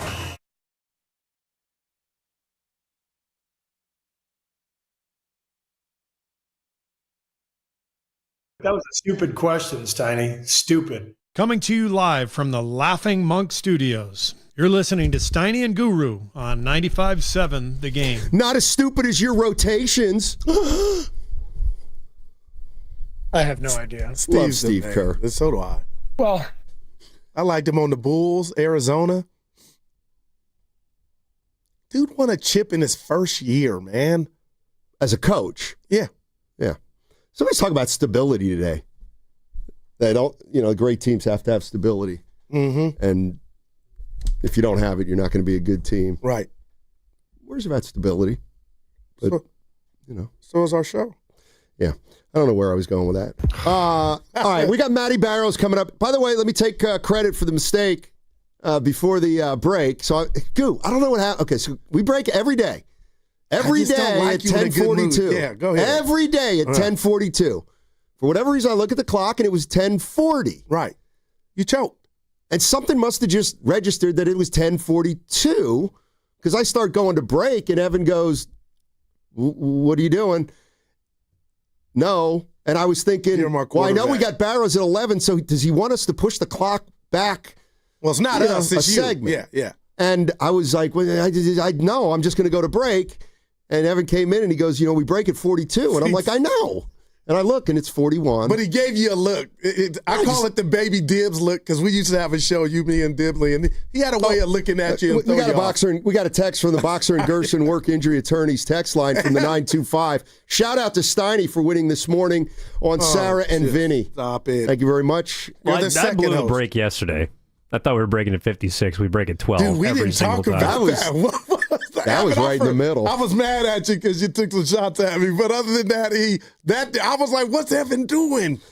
Let's go That's a tiny moment. Yes, it happens. It happens. It only happens half as much for him because he's half as old as me. Let's go to Dennis in San Francisco. Speak on this, Dennis. Hey, what's up, guys? Not much, but how's it going, guys? Tell people how it is. Yeah, well, I got my opinion just like every other fan, right? Yeah. And I feel like when I call here, I feel like when I call, I keep repeating myself. It's like, and that repeating myself would be, I don't know how anybody thought at the beginning of the year that these guys would be relevant or not. I don't, because they're old. And they signed an old guy to play center, and now he can't play. And Melton, how long has Melton been back? 4 games? Something like that, yeah. Whatever it is he's played. But anyway, so, but when I look at it, I go, okay, what can we think of that's positive about the Warriors right now? I can't think of anything that's positive. And in the beginning of the year, they played well. And Kaminga was playing very well for the first, 7 or 8 games, whatever it was. And then I noticed his play started to dip a little bit, and then he was out because of tendonitis in the knees. Well, if I'm looking at this team for the first time, if I just showed up in the Bay Area and I looked at this team for the first time, I'd wonder, hey, what happened to that kid that was playing so well in the beginning of the year that was helping them win? Yeah. And after the 7 or 8 games, I was looking at the stats. He was averaging 17 points and 7 rebounds a game. And then the other night, we were playing against Minnesota without Anthony Edwards. We lose. No Kaminga. Kaminga had a great series against those guys in the playoffs. Why didn't he at least get some time? Why did Kerr put him in the game to see if he could help the team? Hello? That's what I don't understand. I'm with you, D. And the same thing in Portland. Same thing in Portland. Portland can't beat anybody, but they beat the Warriors 3 times, I think, right? Yeah. And you got this guy sitting on the bench who we know can score. We've seen it with our own eyes. Now, I thought that during the summer that they would have traded him. They would have been doing themselves a favor. They would have been doing that kid a favor to have traded him because Kerr can say whatever he wants, but I'm getting tired of listening to him. You know what I mean? Because it's the same old BS. I think there's BS is coming out of his mouth. And I like Steve Kerr a lot. I'm a Steve Kerr fan, but I don't like what's happens with this team, and I don't like his. He said years ago he still thought that Steph, Clay, and Draymond had a lot left in the tank. Well, there's only one of those guys that had stuff left in the tank, and that was Curry. And I never liked the saying we want to maximize Steph's championship window. There's how many other guys are on the team besides Steph Curry? This is a team. This isn't about one individual.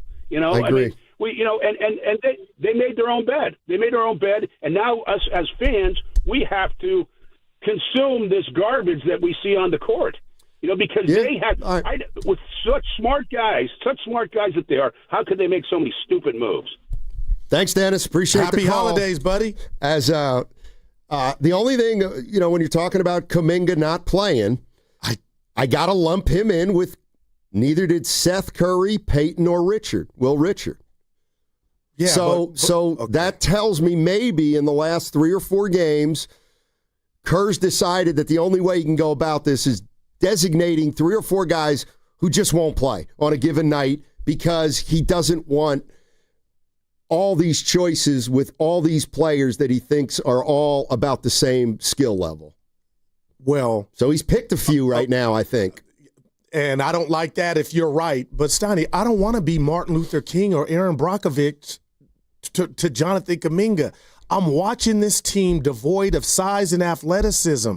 Why does it feel like Kaminga's the only one that has this super-duper standard? I know he has not played well. He's not the only one that has not played well. Draymond has not played well. Why is this dude a bump on a pickle when you're going up against – he's not in that category, Steiny, on his worst day when you talk about Seth Curry. Who are the other 3 you mentioned? He's Kaminga, not that. Seth Curry, Peyton, and Will Richard. He's not in that. Kaminga's better than that. Well, Will Richard's been playing better than him, and he's not playing. Okay, but this Kaminga thing is different, and he's not making 25 M's for him just to sit on the bench. It's just That's natural irrelevant. to look at this Warrior team irrelevant to you can to he play watch or can this he team. not? Kaminga can. He's got size. Why is this mythical cloud he has to hit in regard to perfection? He should never, with this iteration of the Warriors, be a not DNP.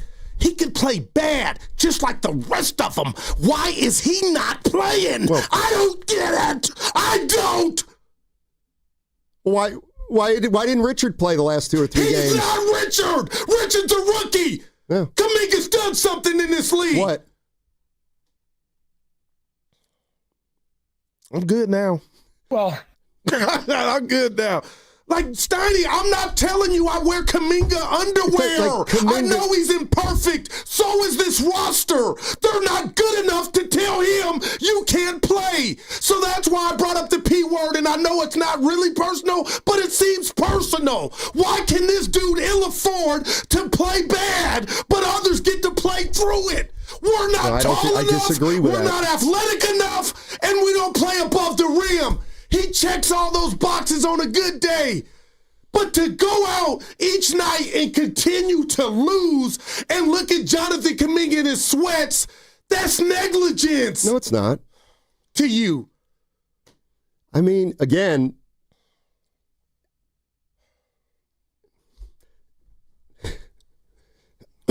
listen, I don't think Kaminga's useless. I'm good now. But we're putting too many eggs in his basket. We just are. We just are. But he's an egg not going in the basket. But he's a broken egg already. See, he just is. You know, for I get what you're saying. He's not Richard. He's not Peyton. Yeah. But who is he? Like, who does he think he is? Who does he think he is? He doesn't think he's those guys either. He thinks he's better than Pods. He thinks he's like. Listen to this. Give it to him. Tim Kawakami. And this is what I want to get at after, later on in the show. Actually, you know what? I'll wait on it. Let's go to... he had me juiced. Let's go to Jada in East Palo Alto. Hey, Jada. How you doing? All right. What's going on? What's up, Jay? What's up? By the way, we got, real quick, Jada, we got Matt Barrows coming up in 5 minutes. We'll do some Niners, then get back to the Dubs. But, Jada, what's up, buddy?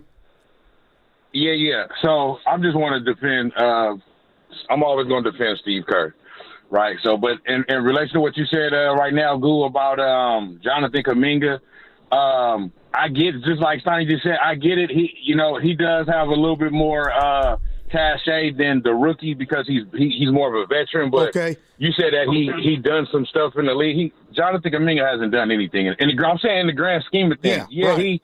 He deserves a little. He got a little more cachet because he's fourth or fifth year. But I'm just saying, the grand scheme of things, he hadn't done anything in the league. You know what I'm saying? But what I wanted to say, this is what I wanted to say about Steve Kerr. So, it's not about going at the callers and stuff like that. But one of the previous callers mentioned how Steve Kerr gets a pass and how he doesn't and how he got 4 rings. But it's because of the fact that look at the players he has, Steph Curry and Clay and Draymond and KD and stuff like that. For me, that's not a good argument to make. The reason why, to me, that's not a good argument is because we can look at the history of the NBA. Every head coach that has multiple championships, they all have had great, all-time great Pantheon players, all of them. We look at Phil Jackson, we already know who he had. We can go Kobe Bryant, Michael Jordan, Scottie Pippen, Shaq O'Neal. We can go to Pat Riley. He had Magic Johnson, Kareem Abdul-Jabbar, James Worthy, Dwayne Wade. Okay, we can go to Greg Popovich. He had Kawhi Leonard, Tim Duncan, Manu Ginobili, Tony Parker. So let's not act like Steve Kerr is the only coach in NBA history that has had great players playing up. If you have multiple championships, 2, 3, 4, or more as a head coach, you've had great players. So let's not act like Steve Kerr's the only one. And the other thing I wanted to say is that yesterday on Willard and Dibbs, a caller said that, Steve Kerr doesn't he doesn't get a pass for the things that he's done in the past as far as winning 4 championships. It's about right now. So it is about right now, but I'm sorry, I disagree with that. You do get a pass. When you win championships, when you win multiple championships, I'm sorry, you get a pass. Like that's what true. comes with winning multiple championships. All right, Jada, we got to run, but you're the man. By the way, super chat from D Adams 44. Okay. I spent $5 to ask, no plead, to spend a little more talking about a playoff contending Niners team. Okay, we're going to go to Matt Barrows momentarily. How about that in your face? Yeah, Matty, our guy. Oh, yeah. Yeah, big game Monday. Yeah. Big game tomorrow for the Niners, too. Big game tomorrow. Rams, Seattle. Yeah. Got to tell you what, Ross Tucker. Incredible. I love him. Ross Tucker brought something up yesterday that I hadn't thought about, but that game tomorrow is too important right. for a regular season game. You know what I mean? I said that. No, Ross Tucker said that. You know why? It was insightful. All right, let's welcome in Matt Barrows. All guests on 95.7 The Game appear on the... All right, you said it. Yeah. Appear on the River Islands guest line. Isn't it time for you to discover the islands, River Islands in Lathrop? Matt, thank you so much for joining us. Really appreciate it, man. Anytime, guys. Sweet. Let me start out with this question now that the Niners are 10-4 and we're heading to the stretch of games that we kind of pointed at. But if I were to ask you what the most surprising aspect of this Niners season is to you right now, what would you say? That they have 10 wins. I mean, if you went over it and you kind of described everything that happened without telling me, the outcome of these games, I would have thought this was like a devastating season, like 2020, when Bosa got hurt in that game in New York, and Jimmy Garoppolo was hurt in that game as well. But to me, it's remarkable. I mean. That Week 5 game against the Rams, I think, is a great microcosm of this year. I mean, that they should not have won that game. They just had no talent on offense remaining in that one. Everybody knows the list of guys who was missing. It was a huge list. And, Nick Bosa is out by then. As well, and they end up winning in overtime. So, like I said, I think that is representative of this season for them. Here's one quick fact, and I made mention of this in yesterday's post in The Athletic. Last year, opponents missed 1 field goal against the 49ers. This year, they've missed 9, a league-high 9. Wow. So, I mean, the 49ers have been unlucky in many, many ways, but they've also enjoyed luck in other ones. And luck is never discount luck. That is a key element in any winning team, any playoff team, any Super Bowl team. No doubt, Matt. We're all excited about the Monday night showdown with the Colts, but I told Stoney going into the Texan game, they were playing with house money. I felt like they had to win by 50 for fans to be ecstatic, but I wanted to see the connection from Ricky and Brock Purdy. And Matt, boy, did we get it. And I'm fired up about this passing attack because I think it's got to be more dynamic. And Jennings had 2 touchdowns. They've played playoff football. But what does Matt Barrows think of Ricky going in and out? Is that just what it's going to be? Or do your eyebrows raise when, he makes a great catch and he comes off and goes back in? Where are you at on Ricky and that part of his component to his game? Yeah, I mean, we saw the Ricky Pearsall experience on Sunday. Great plays, clutch plays, getting open, and getting open by a comfortable margin. That's why Shanahan loves Ricky Pearsall. That's why Brock Purdy likes Ricky Pearsall. He gets open. He creates separation. He is the natural heir to Brandon Ayuk in this offense. But we also saw him take 2 trips to the Blue Medical Tent.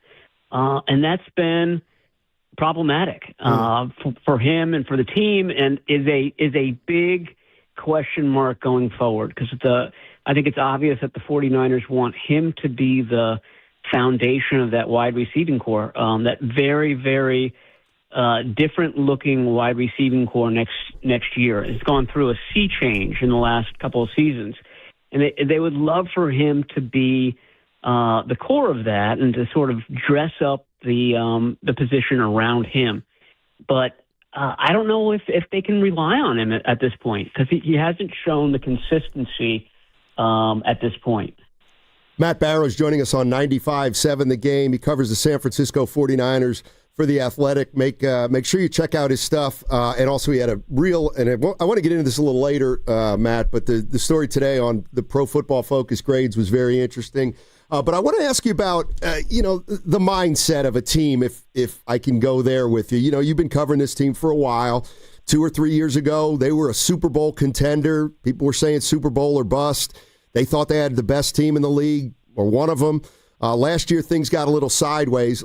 Is there a way for you to explain maybe the way the players are feeling inside the locker room on a year like this year, when maybe to a man, some of those guys know that this team might not be as good as 2 or 3 years ago, but they've got exactly the same chance? You know what I mean? Is there any house money feeling that you detect, or a difference from a couple years ago?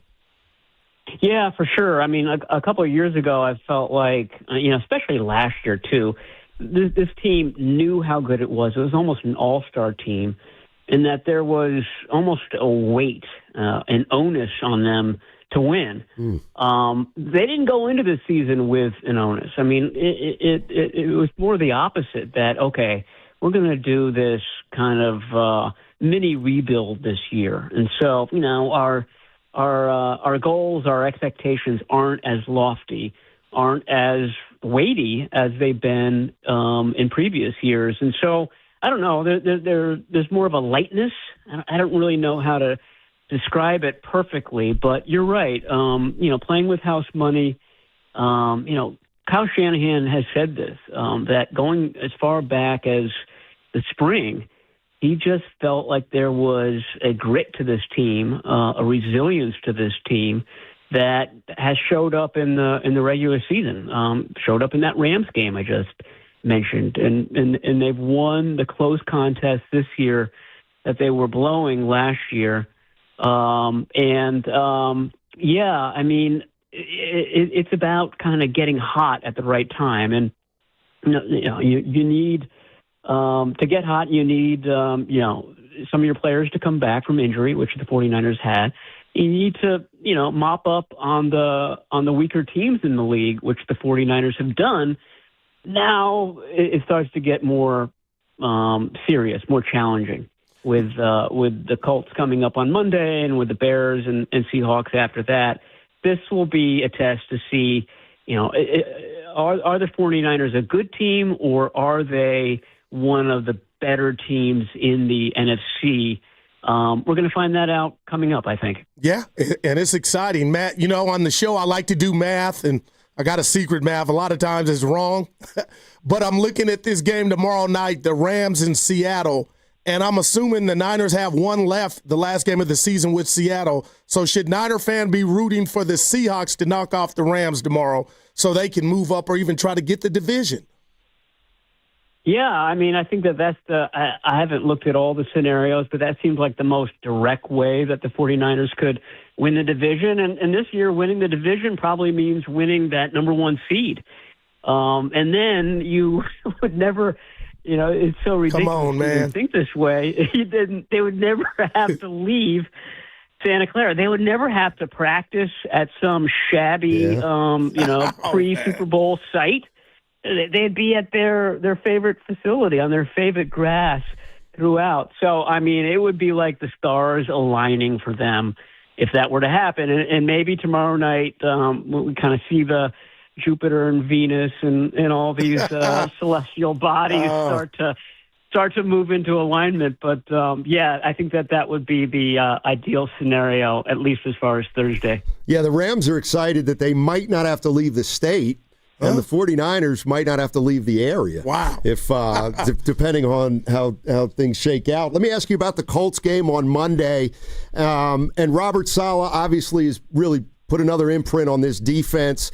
And the one thing I'm wondering about is, he really seems to attack, in a way, the other team's quarterback. Or, he gives young quarterbacks trouble. Let's put it that way. What does he do against a guy like Phillip Rivers, who he's got one tape of in the last 5 years, and how to go about defending that team right now? Yeah, I think it's about making Phillip Rivers move.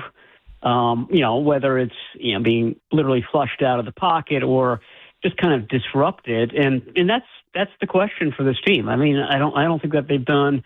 I'm not going to say I don't think that they have done. They have not done a good job getting to the quarterback this year. I mean, they're on pace to set a franchise low for sacks. Sunday was the fourth game of the season where they had zero sacks, zero takeaways, and they allowed a 100-yard rusher. And against Tennessee, that was okay. Against the Colts and a good defense and a really good running back, one of the top three running backs in the league. I don't know whether you can be as compromised on defense as the 49ers have been and expect to certainly win by the margin that they did. I think it'll be just a tighter, closer, more competitive contest. Matt, I hope this is not unfair, but I'm just fascinated, and I told Steiny this, if I could interview one athlete, it would be Brandon Ayuk and ask him one question. What did the Niners do, and where did it go wrong? Because to me, they gave you a boatload of money. It's obvious the relationships have been severed. But from your vantage point, Matt, and you cover the team, where do you think the ill feelings came from Brandon after he got that contract from the club? This is all speculation because that's the question, and nobody really knows it. I've asked several top team officials, and the answer has been, I wish I knew. The problem is that there's been no communication. There's no way to find out what Brandon Ayuk is feeling, what caused him to feel this way and to sort of fade away. Last year with Devondre Campbell, that was a flame out. I mean, that was just, an eruption of emotion and he was gone. This has been a slower departure. He's run a fade pattern off of this team, and it obviously started. I mean, you could go back to the Super Bowl and his comments after the loss, and then everybody knows about the contract dispute. And even after the contract was done, it was never felt like things were mended with Brandon Ayuk, and so that estrangement has been a couple of years in the making, really. And so I don't know what happened to prompt the 49ers to take away his 2026 bonus, for example. But given what we've learned since then, you can make the assumption that he was not taking part in all of the events, the rehab stuff that he was supposed to. Right. And this team had sunk a lot of money into this guy, and that rehab and doing that properly is a big part of that. So, that leads to the question: okay, why has Brandon Ayuk? Why hasn't he done everything in his power to, rehab and come in and be present, like other guys have, like Fred Warner is doing right now, for example. And we don't know the answer to that. And I wish we did. It'll be a great, as you said, it would be a nice scoop for whoever is able to do that. The challenge is that Brandon Ayuk is not a communicative person. That's his nature. He's enigmatic in a lot of ways, and that's where we are right now with him. Matty, he ran a fade route right off the team. Yeah, thanks, Guru Matt. loved it, and I liked it a lot. Thanks, buddy. Thanks, All right, buddy. anytime, guys. Talk to you soon. All right, that's Matt Barrows of The Athletic, covers the San Francisco 49ers. He ran a fade right. Yeah, that was a 4. Yeah. Oh, man. Disgruntled professional athletes, Goo. Yeah. This one, I just, like, Steiny, I thought they overpaid him. And again, if you want to tell me, and he alluded to it, that it was the Super Bowl, he still had time to express his opinion and say, I want out of here before he signed the contract. But you got that bread. Yeah. That was Pearsall and Jennings. Hey, Evan, or you, does anybody know offhand, 49ers, so if you're telling me they've got a franchise low, they're going to set a franchise low in sacks. Right, it's okay. And they got to be at the bottom of the league in turnovers. What the hell are they 10-4? I'm using your word. What word am I going to use? Well, they're playing that one double-A schedule. I mean, that's at the top of the list. They had list. 3 group of 5 teams on their schedule. Dude. But they had a couple interceptions last Sunday. They didn't get them, but they still beat Tennessee. But Tennessee ran the ball a little bit, Steiny. Okay, so this reminds me, Evan, of the great Taurian Prince. My man. Guru just said, well, they had a couple last week. No, they didn't. Like a rebound, if a shot misses and it comes off and you get the ball, that's a rebound. And they got more than us tonight. Oh. I like that one. That was a good one from Torian. Trying to give Ross Tucker my credit for that Thursday night game. Why is it on Thursday? That's a big one. Sunday night or Monday. It has nothing to do with the Thursday night. Oh, see, I was right. I said that to you yesterday. The night doesn't matter. Oh, to me, the stakes of the game are what are too important. Yeah, for a Thursday nighter. So, all right, let's go to 26 here. Let's go to Vince and Hercules. Let's get us started. What's up, Vince? How you doing, man? I'm doing pretty good, you guys. It's nice to talk to you again. I'm still always a little nervous when I talk, but it's all good, baby. You're good. I just want to say a couple of things before I forget, and I want you guys' feedback. I got the stats. I mean, I just think that Steve Kerr is a walking contradiction. If you look at the stats, Jonathan Kaminga, and I don't want to stay on Kaminga, but I just want to point, if it's all about playing the guys who plays better, Jonathan Kaminga is 12.5, 6.3 rebounds, 2.6 assists, and he's shooting at a 43.8 clip percentage for the season. Moses Moody is 11.6, 3.3, which is half of what Jonathan Kaminga does on rebounds, a point less, 1.5 in assists, which is half of the assists almost, and he's only shooting 41% from the field for the season. Then you go to Buddy Hield. Buddy Hield is at 8.0 points, 2.5, which is 4 rebounds less than Jonathan Kaminga, 1.7 assists, and he's only shooting 40%. 40%. The only one that is close to Jonathan Kaminga is Podzinski's. He's at 12.1, which is 0.3 lower. He's better in assists at 3.1, but Kaminga's at 2.6. And then, but in the rebounds, Kaminga out-rebounds him about two rebounds a game.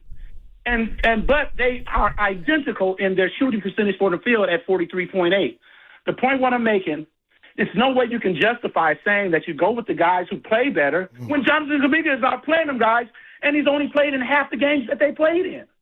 It makes no sense. So I'm with Guru. It's personal, and it's personal. Not people confuse the word personal. If you have a style, and Coach Kerr does have a style, it's personal. It's his personal style. He says Kaminga doesn't fit for whatever reason. He doesn't fit his personal style the way he likes to coach the game. But I get it, but it makes no sense. One last thing I'm going to say.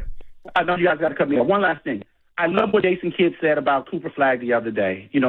I love the way he brought him along. He just threw the kid out there to the Wolves, and I remember in the beginning of the season, people were laughing at Cooper Flagg, talking about this kid wasn't ready. Oh, man.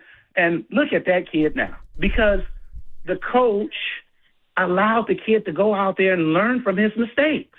Yeah. What do you guys got? Yeah, it's good stuff with the numbers, man. Vince, that's a fair couple things. That's a fair thing about, Cooper Flagg. He did, but we've been talking about that a lot. That was the misfortune that Kaminga had of getting drafted on a team where he wasn't one of the top 5 players right off the bat, like Cooper Flagg is. The other thing about, there's no doubt Buddy Hield can't make a shot right now, but I think he still's got to be guarded. And, you can compare Hield's three-point shooting numbers to Kaminga's, and Hield's not shooting the ball well, but I think it depends. It's more about, can Buddy draw a defender out to the three-point line? And I think Steve Kerr he gives Hield a shot at every game to be hot. There's no doubt about it. Yeah, and I use that word personal, but I don't use the word personal as hate, Stoney. It's not hate. It's just it just feels different. And, how many times have we taken calls about pods, the good pods, the bad pods? But the one thing about pods we can all say with our 2 eyes is it feels like he's afforded a luxury that Kaminga hasn't. And the bottom line is I care about this team, and for them to have most points when they play than the other team. And I just feel like what I'm watching, and especially the last 2 games, that Jonathan Kaminga is not even an afterthought. I don't think this team's good enough like that anymore to make that make sense to me. And that's where, okay, I don't think they're good enough to not play him. I don't think they're much better without him. I think they've got some moves they got to make, obviously. And I'm more interested in what they're going to do the next 15 games until the 15th arrives. Yeah. And it's obvious that Kerr is hearing all the questions about the rotation, and I think that he's trying to figure it out, and that's what we're going to be watching for the next 15 games. Yeah. Go ahead. If it makes you feel any better, guys, and I'm sure this is going to make everyone feel better. Give it to me, Horford, tomorrow. We don't know about that. Steve Kerr said that Jonathan Kaminga, quote, has been great in practice this last week as he's been out of the rotation. He's working really hard, and I'm going to reward that. He needs to be back out there. So it looks like he's going to play on Thursday.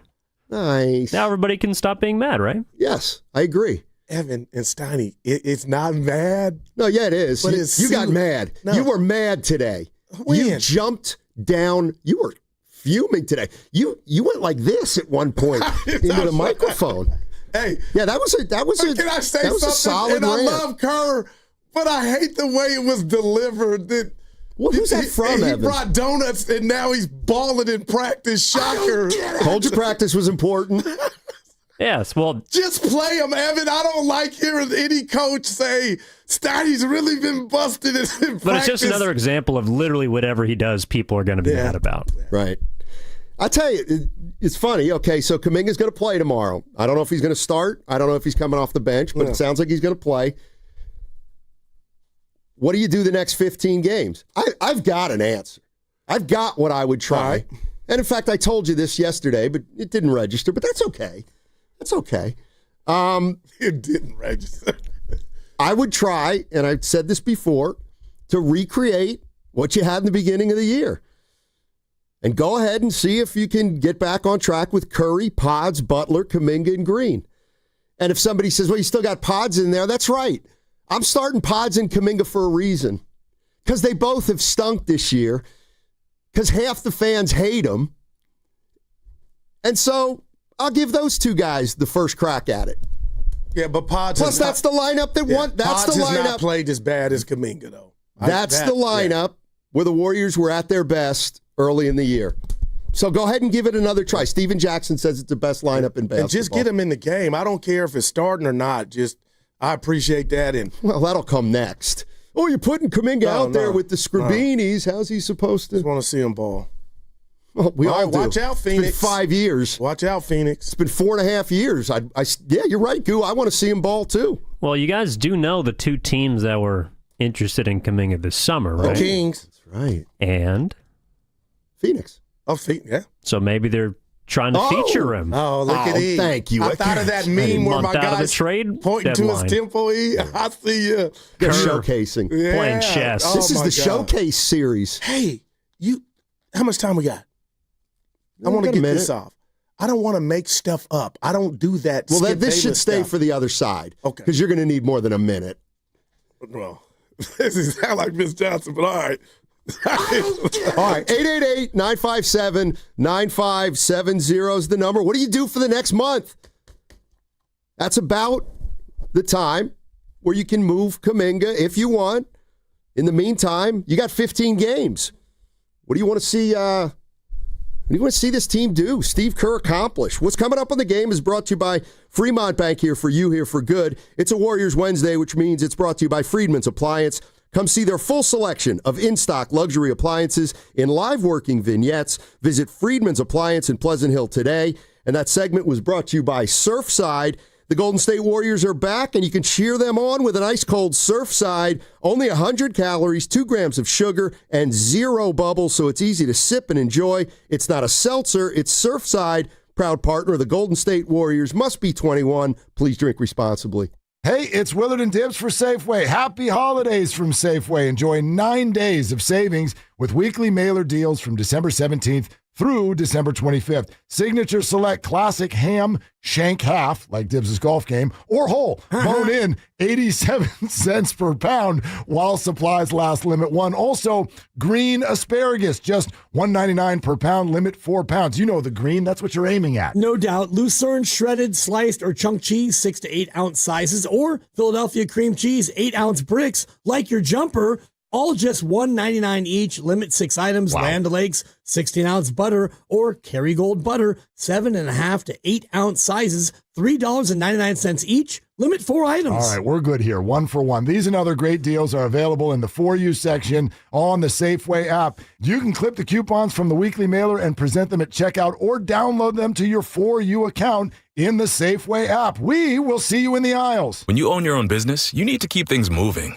Need to book a last-minute flight? Earn a $300 travel credit to cover that. Need to take a meeting before takeoff? Do it from the comfort of the Chase Sapphire Lounge by the club.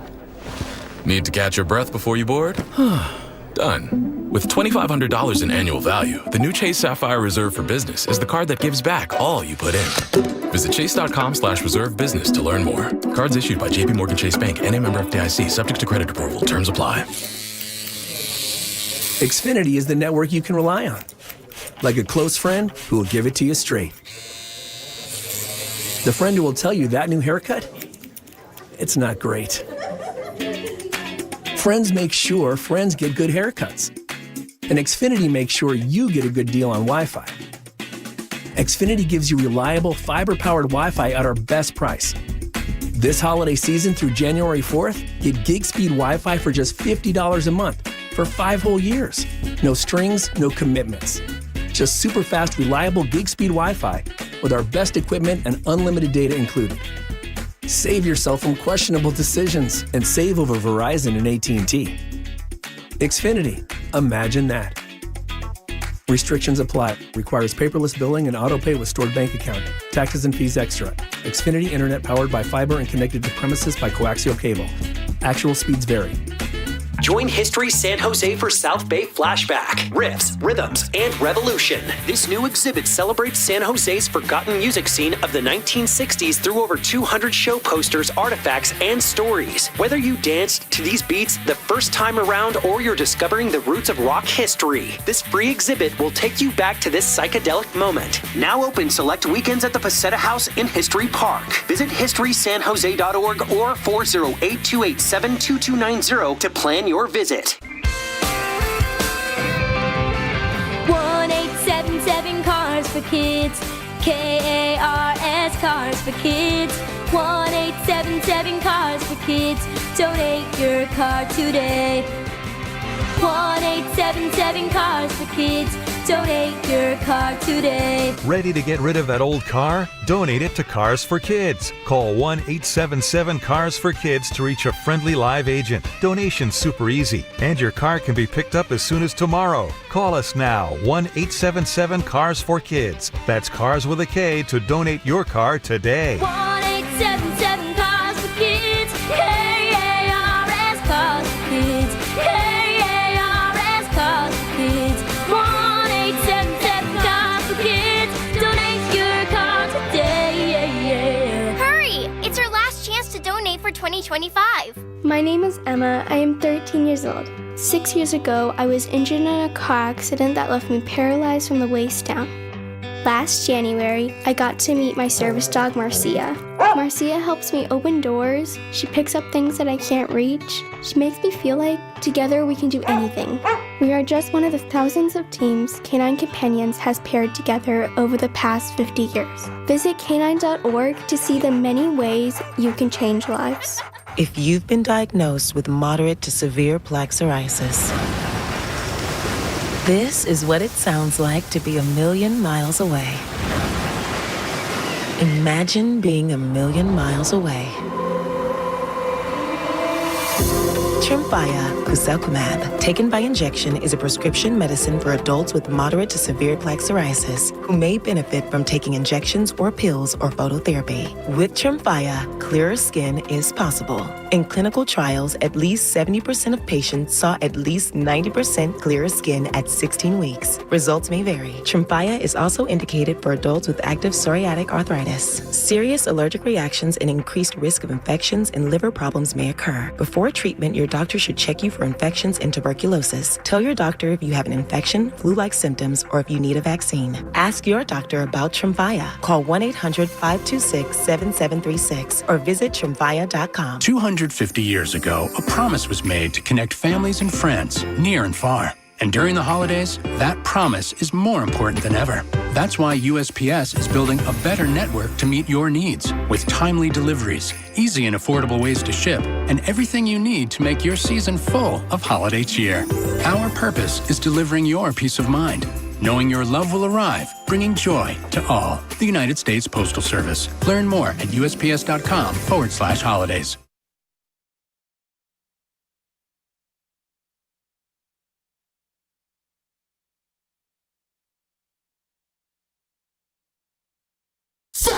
Him! I don't get it! Why do they call Bird Bird? Why? Because he looked like a bird? Dub Nation, this is Moses Moody, coming to you live from the Laughing Monk Studios. You're listening to Steiny and Guru on 95.7 The Game. All right, Moses, your role tonight. I'm sorry, your role tomorrow. I was like, there's a game. That'll be decided on a whim. Well,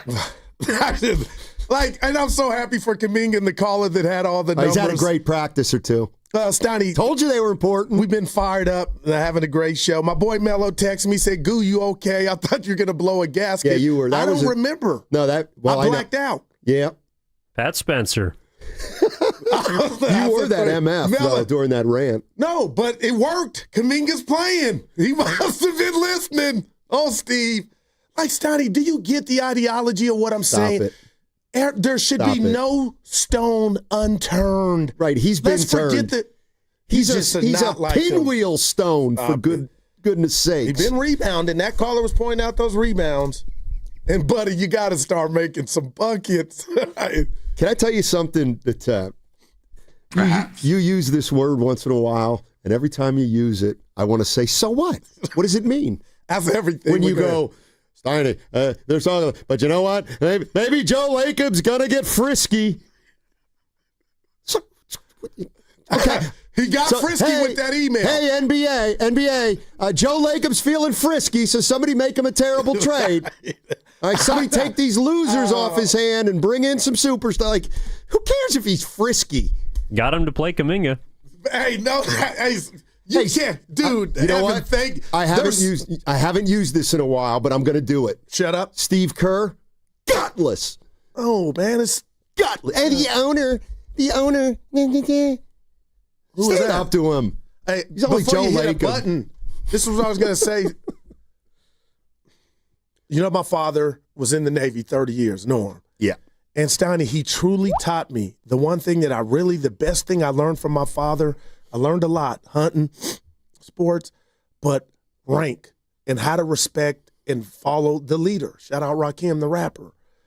What if I told you, I'm not trying to be Skip. Yeah. I wish when Steve was on and Anthony Slater asked him about the email, and you tell me, this is just me, I'm thinking of the rank. I was looking for, because I'm a lover, not a fighter, for him to say, Joe reached out to me, we talked about the email.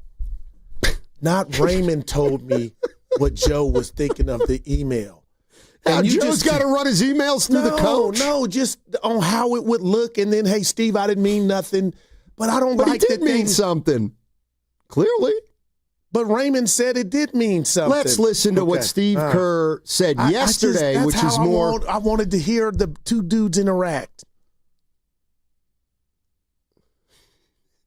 Let's let Steve Kerr answer this. We're doing fine. I mean, this is part of how this business works. You know, there's.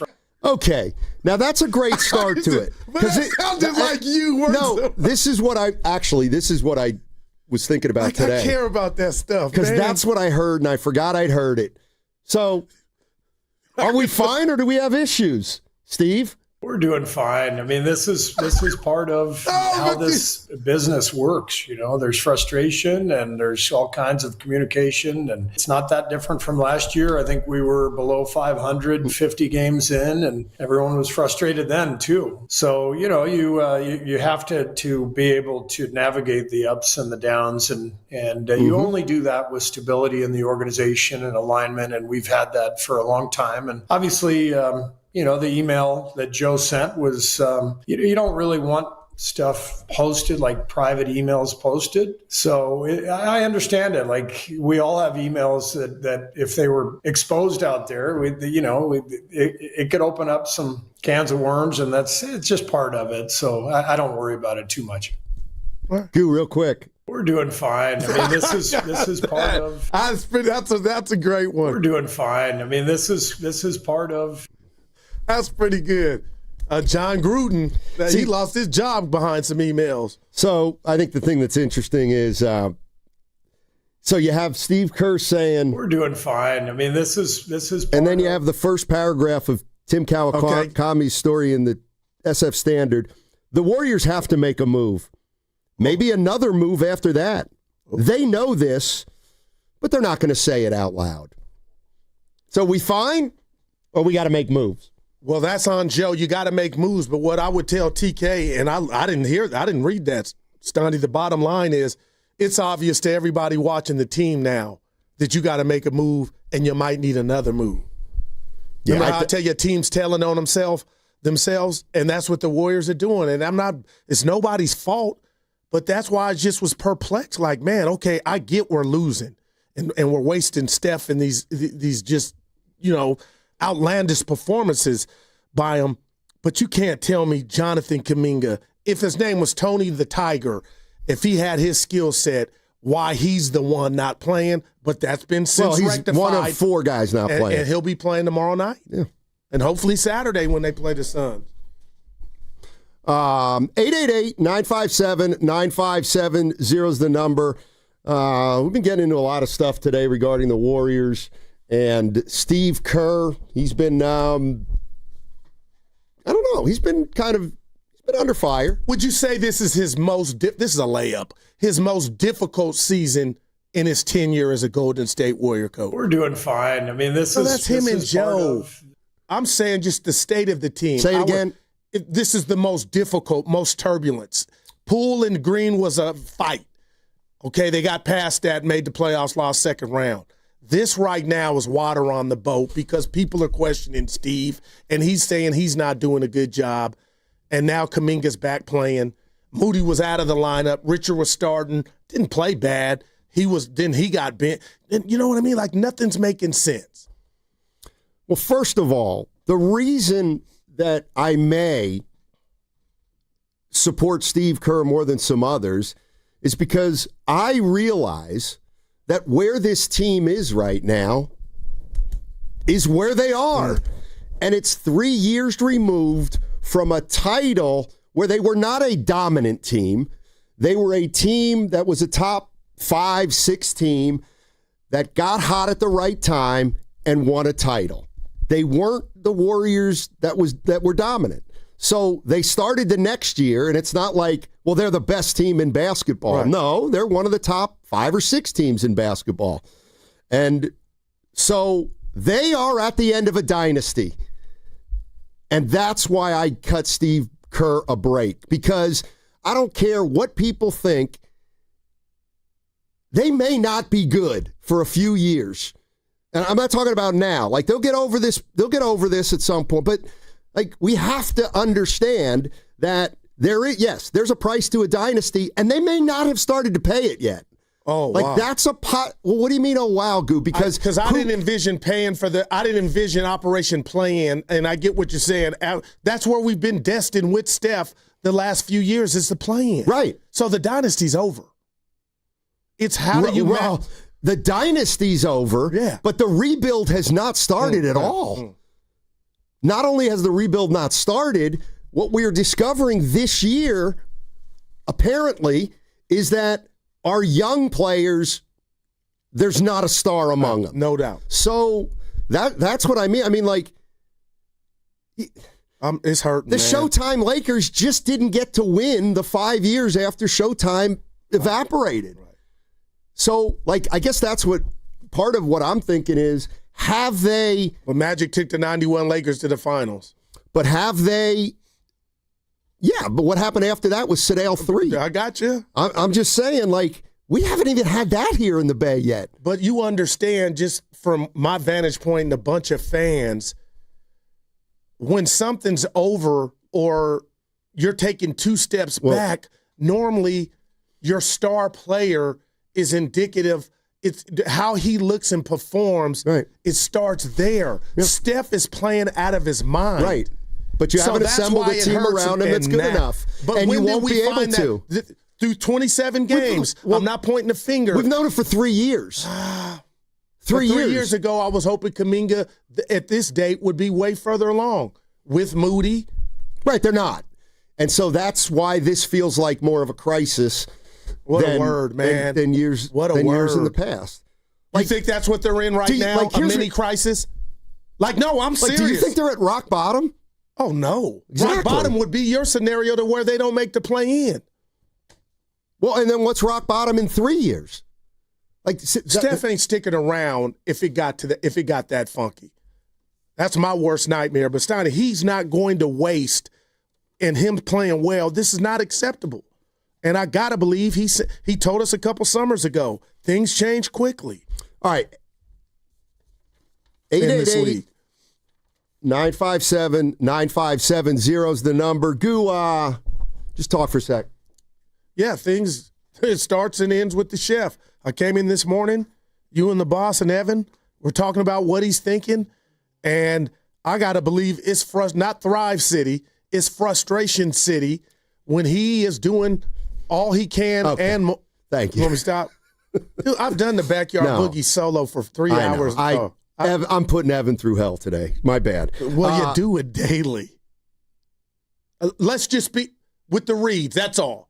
It's a two-way street. Thank you. That's all I was asking. That segment was brought. Hey, I'm doing a read. That segment was brought to you by Ceremony Ford. Bay Area, heads up. The Ford Final Days year-end sales event is now on at Ceremony Ford. You can get an extra $1,000 in bonus cash on new 2025 Fords, plus 0% APR for 60 months on F-150s, Explorers, Escapes, Mach-E's, Lightnings, and Super Duty. 0 down, 0 payments for 90 days. It ends January 2nd. Ceremony Ford.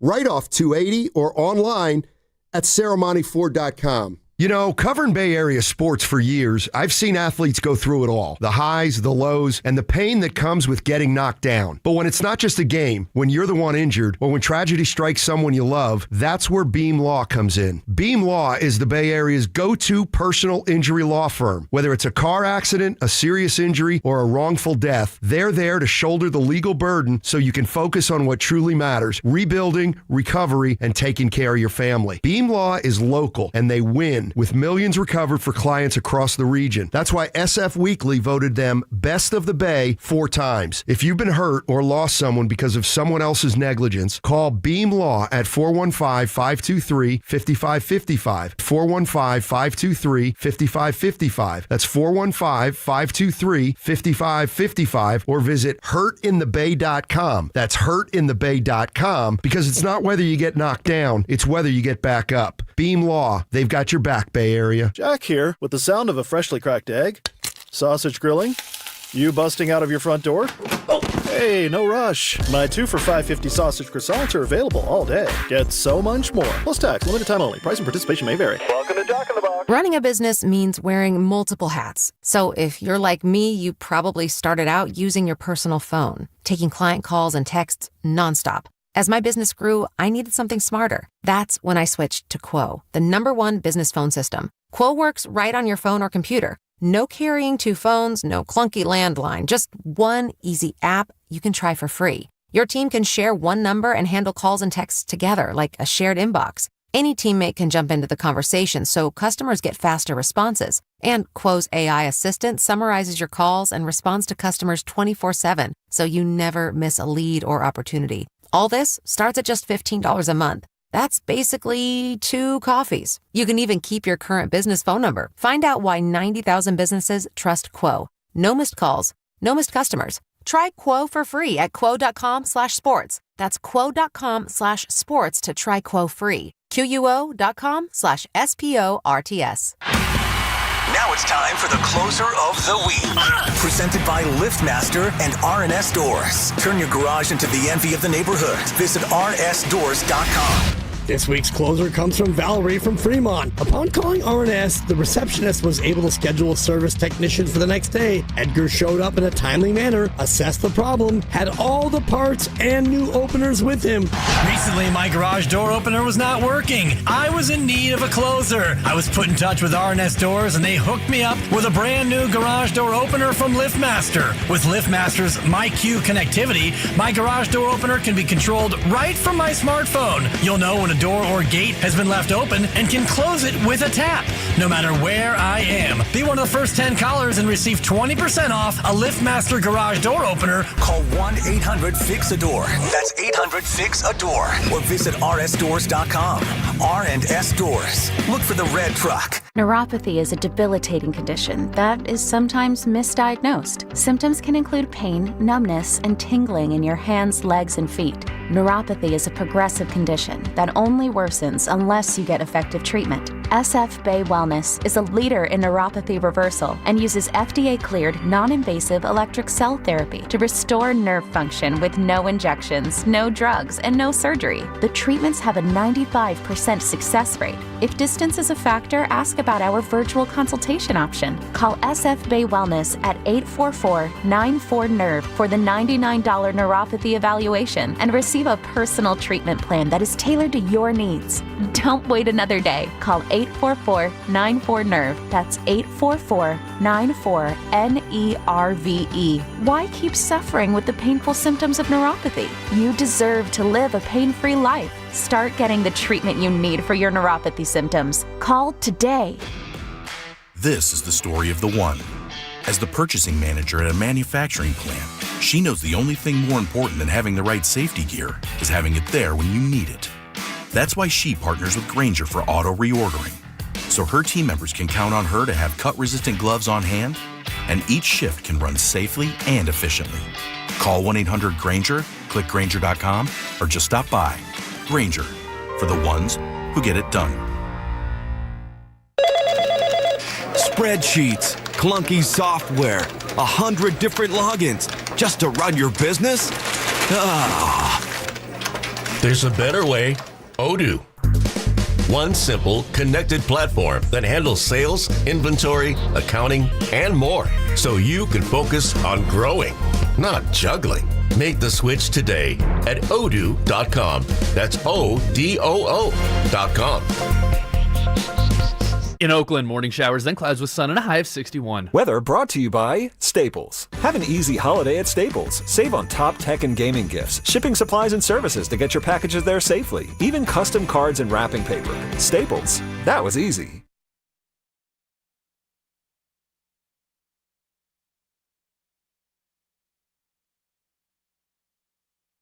It's the dumbest thing I've ever heard. I have no idea. That was a stupid question, Steiny. Stupid. Well, now, back to Steiny and Guru on 95.7 The Game. What you got going? Go ahead. Yeah, no, I got just a real quick from the Boxer and Gerson work injury attorneys text line. This from the 310. Steiny, I missed you on Alice. How'd you do? Yeah, I won. Bridge the Gap. It's a game of knowledge. What were your winnings? I get to play again next week. You're so easy. You know it. So, I'm just thinking that's 3 stations now I'm uplifting. This one, Alice, Pocket and of course, fatter. Live 105. Pocket any It's fatter. not about that. It is. It's you about ask people how it's much about they getting make. ears to the station. I got to give you credit. You retired that. You ain't been checking wallets here lately. Don't let me start. Yeah. All right, Warriors. They pretty much stink. Steiny, stop. Kerr must have been listening because Kaminga's in the lineup tomorrow. It's been a problem. Steiny, please stop protecting Kerr. Okay? I don't think you've been. I just don't think you. I think just don't the want him team's any fired. good. I love Look, Kaminga. he's not getting Go fired. ahead and fire him. Dude then is what? a made man. Stop. You can't fire him because Steph won't allow it. No. You can't trade Draymond because Steph won't allow it. We're in a pickle. I'm being real since Mr. Trivia. Maybe I need to look at Evan or Bonte or Dibbs. What coach has multiple rings with one team but got ousted? It's never happened. Oh, but mutual parting of the ways, I guarantee is happened. But fire. Mutual part. It wouldn't That be I a get. firing. They would never fire All him. right, that's what I mean. That's where I was going. Let's go to Big Smoothie in Oakland. How's he feeling? Kaminga's playing. He knows what's up. He's playing, Smooth. All right, so here's what I would like to say, and I hope you guys give me a few minutes to play this. I have a question. First of all, let me say this. Sending an email to an owner is kind of a loser move to me. Who are you? You guys, are you serious? Dear Al Davis, that's kind of a loser move. But to each his own. To each his own. What do I know? Now, it is a good thing to know that Joe is not sitting around complacent, that he is bothered. That's good news. But remember, Joe is a fan, and he's not a former player. Fans run differently. Like, for example, the fandom in Joe tells Pod, you're a future all-star. I don't know if that was a good assessment. And I don't know if that puts Pod in a good headspace, because he's not playing like somebody who I can ever see making an all-star game. But you never know. Things can change. But I just want to ask you guys a question. Do you think that we'd be talking like this if they would have won those 2 games after Steph came back? Do you think we would have? No. Would this be the narrative? Absolutely not. Not at all. No. Yeah. So how did they fall off a cliff? That's what I'm saying, man. 82 games, 2 games they lose, terrible losses. Don't get me wrong. But to even still be in a game that Draymond has 8 turnovers, this team is turning the ball over too much. Yeah, they're small. Yeah, they're old. But they're also turning the ball over a ton. Yeah. You may have been able to cut half these losses. I don't know, guys. Maybe half these losses are not losses if they're not turning the ball over like it's no big deal. To me, the biggest problem I see is the laissez-faire attitude about turnovers. Zipping the you don't have to zip the ball like that. Somebody's standing right there. I mean, Smoothie, though. Pass. Okay, so Smoothie, if I'm with you, the number one guy who's killing us with turnovers is Draymond, right? No. Listen, I'm speaking of last game. I'm not going back for the whole season. I'm saying that last game we lost because really a lot of this narrative was around 2 games. Draymond, rusty, looking like an old man at the gym, and that's not what he's done this year. He had a terrible game. Let's call it what it is. He had 8 turnovers. We would be barbecuing Kaminga with 8 turnovers. Now let me switch to Kaminga real quick. Guys, and goo you're growing on me because tonight Kaminga is going to be all eyes on me like Tupac. And I'm going to tell you right now, what's going to happen if he goes out there playing like he's been playing? That's all I'm asking. What's going to happen? All I'm asking. We'll blame Steve Kerr. No, I won't, because in Smoothie, it's not, and I love the reference, it's not all eyes on me. We're past that. I just want him to get consistent minutes just like the others do on this team and the way I'm watching all of them perform. That's my whole thing with this. Right. Kaminga's a lightning rod. Are you kidding me? I'm going to be watching every move he makes because he's been a lightning rod for the whole season. Yeah, all eyes on him, whether we like it or not. I don't wish he fails. I want him to do good because that means we'll collectively we'll be better as a team. Yeah. But you best believe everybody's going to be watching what he does, and it's going to be immediate response, whether good or bad. Doesn't matter. If he does good, you're going to hear it all tomorrow on your show. If he does bad, you're going to hear it all tomorrow on your show. All eyes are on JK, whether we like it or not. Y'all be blessed, man. All right, thanks, Big Smooth. Games tomorrow. Yeah, and I want to just talking about Friday. But I was shocked. That's right. I'm gonna give Smoothie a B- for that call because he said, "Where's she at?" They're second in the league to Portland. Not just the turnovers, what teams do with the turnovers. What did I give you last Thursday? 498 points. So they're turning the ball over and not stopping the other team. So that's a double whammy. Or not getting back after a turnover because they're old. Hello. Okay. And Kaminga's 23. And I'm not with Smoothie. I'm rooting for every dude in the Warrior jersey. But Stein, if he comes in and he's okay, nobody's throwing a parade. The whole point is he should never be a net zero. That's all. And he hadn't been playing well. So, Smoothie, I don't want to steal your thunder. Shout out OKC. But he could play well tomorrow. Nobody's coming in here saying he should be on the All-Star team. I expect that. I just don't cut the dude's water off until the 15th if you guys decide to make a move and Lacob and send him. But, Steiny, I'm telling you, I'm reading the tea leaves and that response from that email from Joe Lacob. I really feel like if they can't get anything, this dude's going to finish the year out in a Warrior uniform. And I'm talking about JK. Like, would you be shocked? Yes, I would. I would be shocked.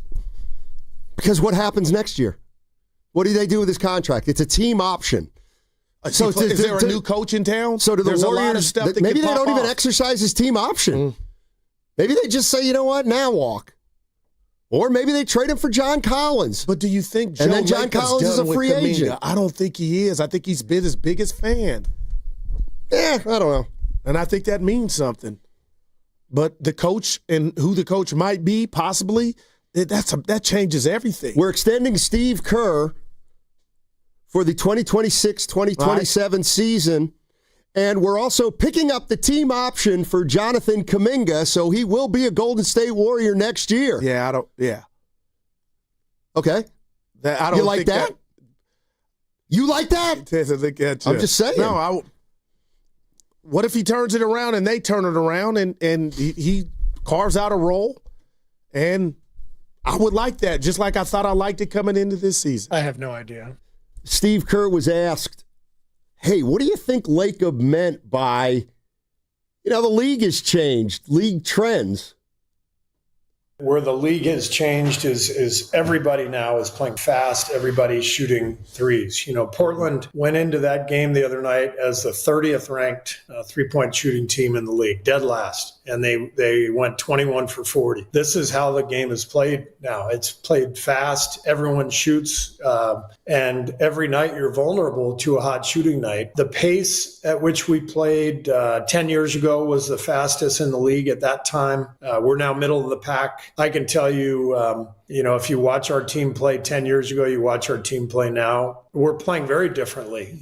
We have adapted as the league has adapted, but the roster has changed, and you always have to adapt according to your own talent and your own players. And we do have a small team. It's just the way it is. So, as coaches, we try to do the best we can to maximize the roster, to help each guy be the best version of himself and win as many games as we can. And obviously, every year is different. It's a long year, and I have a lot of confidence that we're going to get it going with this group. Now, I would just tell Coach, I was at the game 2 weeks ago at home that Friday night against Portland. These are 12 quarters against the Blazers where they've just hit shots. So the coach makes it sound like, yeah, hey, that's just the league now. But when the worst team is having a good night, don't you think to yourself, maybe it's our old legs? We're not closing out.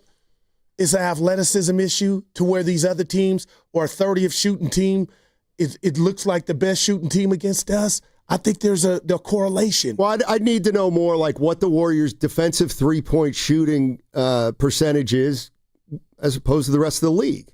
I why get is Portland having success against you? Like if Portland's had 2 great games, I don't care if we're still pretty good in that regard, right? If we're top 10 in three-point defense. Then you don't care about the 3 against Portland. No, because those are going to happen. And it just so happened that they did it twice in 3 games. What I'm hearing Steve Kerr say is a lot of different things. He's saying, yes, the league has changed. It's playing faster than it ever has. We don't really have a team that can play that way. We have to play small. So he's trying to indicate to everybody the limitations. And let me tell you, I thought of this too. I would not be against this. Do you want to win? From the 5-1-0? Hell yeah. Move Draymond to the second unit and start Kaminga. I actually wouldn't be against that because... Who would? Because a year ago we were talking about how, Kaminga and Jimmy overlap. Right. I don't know if Kaminga overlaps more with Jimmy now than Draymond. I would love to see it. So... But we know there's no chance in hell of that happening, right? I wouldn't say that. I mean, I don't think he'll start tomorrow, but I wouldn't say that. Dre's got to fix this turnover issue. Not like that cat's out the bag. That rat's on the table. And see, this is, somebody on the text line, Kerr picked the roster. No, he didn't. Stop that. He didn't pick the roster. We know he didn't pick the roster. He's responsible for it, but it's Dunleavy's job and it's Lacob's job. And he just gives input. And you know what? If he is making personnel decisions ahead of Dunleavy and Lacob, well, then again, that's one of those, then you deserve to get what you get. Because there's a reason there's a delineation there. Let's get to Jimmy Butler. Oh, did he talk? No, he didn't talk. He doesn't talk after practice. According to Nick Fredell, at least this year, he hasn't talked after practice. So why does Butler's game seem different this year than last year, Steve?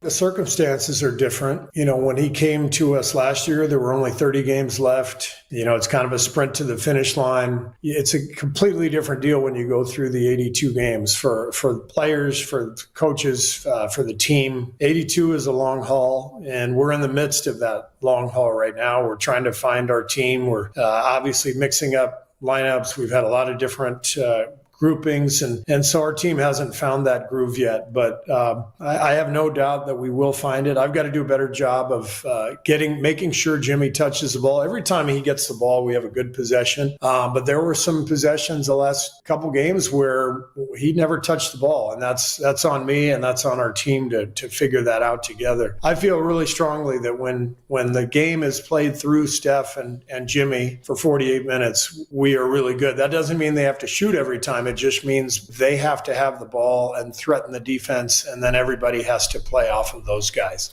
All right, you're listening to 95.7 The Game, KGMZ FM and HD1 San Francisco and Odyssey Sports Station. Always live on the free Odyssey app and now broadcasting from the Laughing Monk Studios. Even with Kaminga in there, this is, and I'm being open with you all like I try to do every day.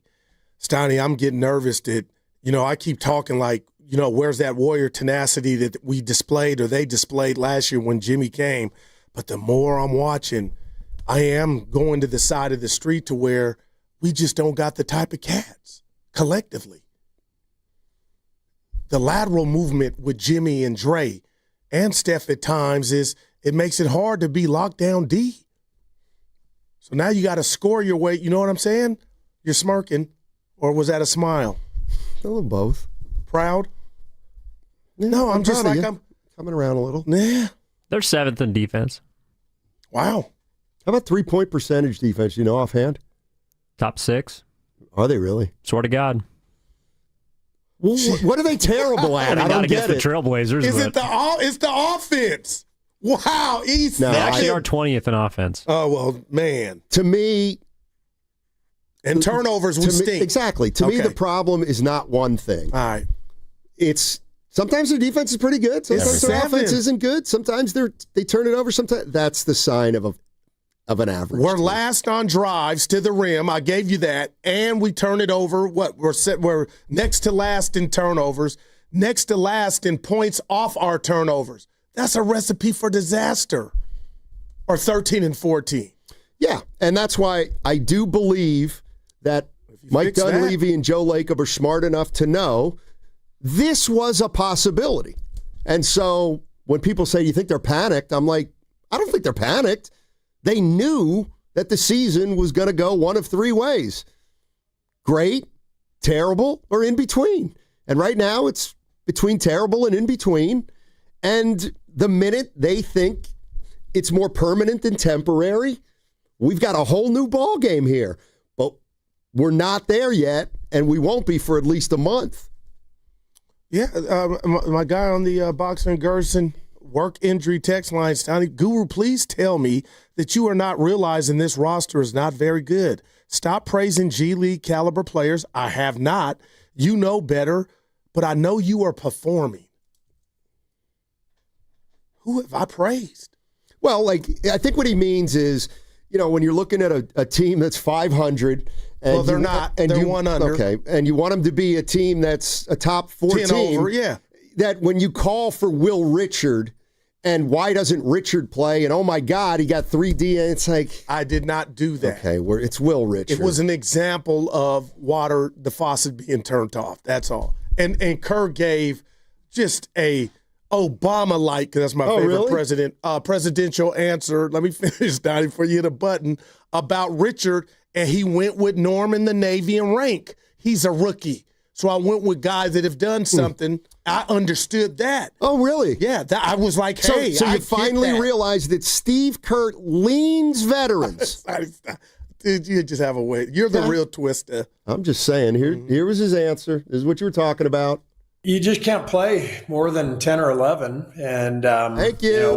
We're getting healthy, not completely healthy, but we're almost there. So it's been tough not playing him, because I'm a huge fan and a believer, and he offers us stability and decision making, good shooting. So he's just got to stay with it. Right now, he's sitting because he's a rookie. I'm honoring what the older guys have done over the years. I think that's good for chemistry. I think this is kind of how it goes. You have to, guys have to earn their stripes, and you give everybody a fair look, and then you continue on through the season. So he could very easily find himself back in the rotation. But my only thing to Kerr is, when I'm what word am I looking for, Stoney? The contradiction is, I would just ask Steve, okay, if that's what you mean, how did Will even get into the starting lineup? Did you say no to that mindset of the others and OGs? What went into Will? To me, Will starting for 2 to 3 weeks. To me, that's all. If you're going to say Kerr's jerked everybody around, Will Richards just gotten jerked his mouth. Will Richard has not been great. Yeah, I'm not telling you he has. Okay. I was just using the example of. Can we stop doing this? Yeah, Warriors lose. Warriors lose. Oh, well, they need to play Kaminga, Seth Curry, Peyton, and Will Richard. Okay, Warriors lose. Well, they shouldn't have played Spencer or Pods that much. Okay, Warriors lose. Pod should have gotten less minutes. Why didn't he go to Peyton the second? And what about Trace Jackson? It's like it's every game, and it will not change until one of two things happens. Players get consistent enough to get consistent roles, or, well, that's the only way it's going to change. I think, for him now. And it feels like some players, I got 3 kids, so you get one kid one thing and don't get the other 2, all hell breaks loose. So you get 3. I learned that early. But the bottom line is it does, and I'll bring up Pods, not bashing them, but it does feel like some players are afforded luxuries of messing up and still getting entitled minutes, and others mess up and then they're an afterthought. Right. I would say that's been consistent from Coach Kerr this year. I'm not saying that's how he drew it up, but that's how it looks. And sometimes it reeks when the team is not having the results. Yep. So what do you – I told you what I do. I told you what I do. No, I didn't ask. I said – so Kaminga was balling out in practice. I'm happy he's playing, Steiny, and now he's back. He's going to play. Like, I'm happy with the net result, but how we got there, it's kind of laughable. The funny thing is he should have never been out. Listen, man.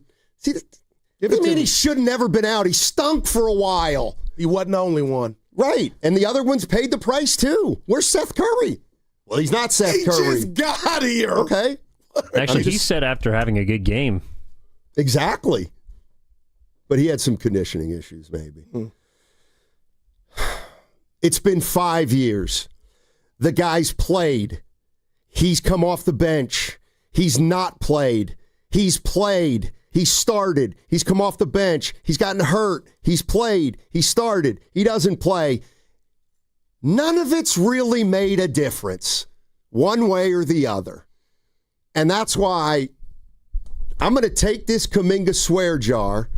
I'm going to throw How much is in there right now? at your face. How about that? Hey, dude, your tone is just awful. It just really. You mean like your tone early? I don't get it. Who is that? But anyway, he's playing tomorrow. Oh, God. Now, why are you saying? It's like Game 7 of the finals. I'm not where you're acting like Big Smoothie shocked me. He's like, the world's going to end predicated on this. No, I just want consistency from a guy that I think is in your top 7 best players. He should never be out. That's all. Take the bad with the bad, you know? I am in the bushes, though. I don't know what that Jimmy means. Butler bushes. And I am watching to jump out. cold cocking? I'm going to do the Kendrick Lamar pop out on him when somebody puts a mic, Nick Fredell's leading candidate, and ask him, hey, Jimmy, streets are saying, can you do more offensively? Oh, I want that answer from him. I'm going to tell you right now. No, that's more than Kaminga. I'll say it to me. again. I'll say it again. I can't wait. And let me listen. I've been around you forever, Warrior fan base. I love you. We've had some ups and downs, but I love you. But let me tell you something, and you can take it to the bank. If Jimmy Butler starts getting word that the fans want him to be more aggressive. Oh, dude, I'm telling you right now, you can pencil in a 4-for-7 night tomorrow in Phoenix. Oh, Durant, shot game. You cannot let Jimmy Butler get wind of you guys wanting him to do more. He'll be out. I got a little of that in me too. It's like, oh, you want me to do that? What if I do the opposite? Shocker. Mouth. Yeah, shocker. Donnie, you have a live read here. Oh, thank you very much. Knock it out the park. Hey, what's coming up in the game is brought to you by Fremont Bank. Here for you, here for good. Warriors Wednesdays brought to you by Friedman's Appliance. Come see their full selection of in-stock luxury appliances in live working vignettes. Visit Friedman's Appliance in Pleasant Hill today. That segment was also brought to you by Alameda County. Ready to shoot your shot? Join the Alameda County team and make a real impact. With strong support, expert training, and flexible schedules, this is your chance to lead and grow. Don't sit on the sidelines. Apply now at acjobs.org. Alameda County, our community, your purpose. I've seen athletes go through it all over the years, the highs, the lows, and the pain that comes with getting knocked down. But when it's not just a game and when you're the one injured or when tragedy strikes your family, that's where Beam Law comes in. Beam Law is the Bay Area's go-to personal injury law firm, and whether it's a car accident, a serious injury, or a wrongful death, they are there to shoulder the legal burden so you can focus on rebuilding, recovery, and taking care of your family. Beam Law is a local company, and they win, with millions recovered for clients across the region, and it's why SF Weekly, 4 separate times, has voted them best of the Bay. So if you've been hurt or lost someone because of someone else's negligence, call Beam Law 415-523-5555. That's 415-523-5555. Or visit hurtinthebay.com. That's hurtinthebay.com, because it's not whether you get knocked down, it's whether you get back up. Beam Law, they've got your back, Bay Area. Ready for the ultimate red and gold game day? Laughing Monk Brewing is the place to park, party, and ride. Skip the traffic. Forget the expensive parking. Park for free and dive into an epic tailgate with mouth-watering food, ice-cold Laughing Monk beer, and every game on TV. Catch 95.7 The Game's pregame show with Lorenzo Neal and Evan Giddings. Then hop on the free shuttle minutes away from the stadium. Shuttles are first come, first served. So head to 957thegame.com to sign up and join the party.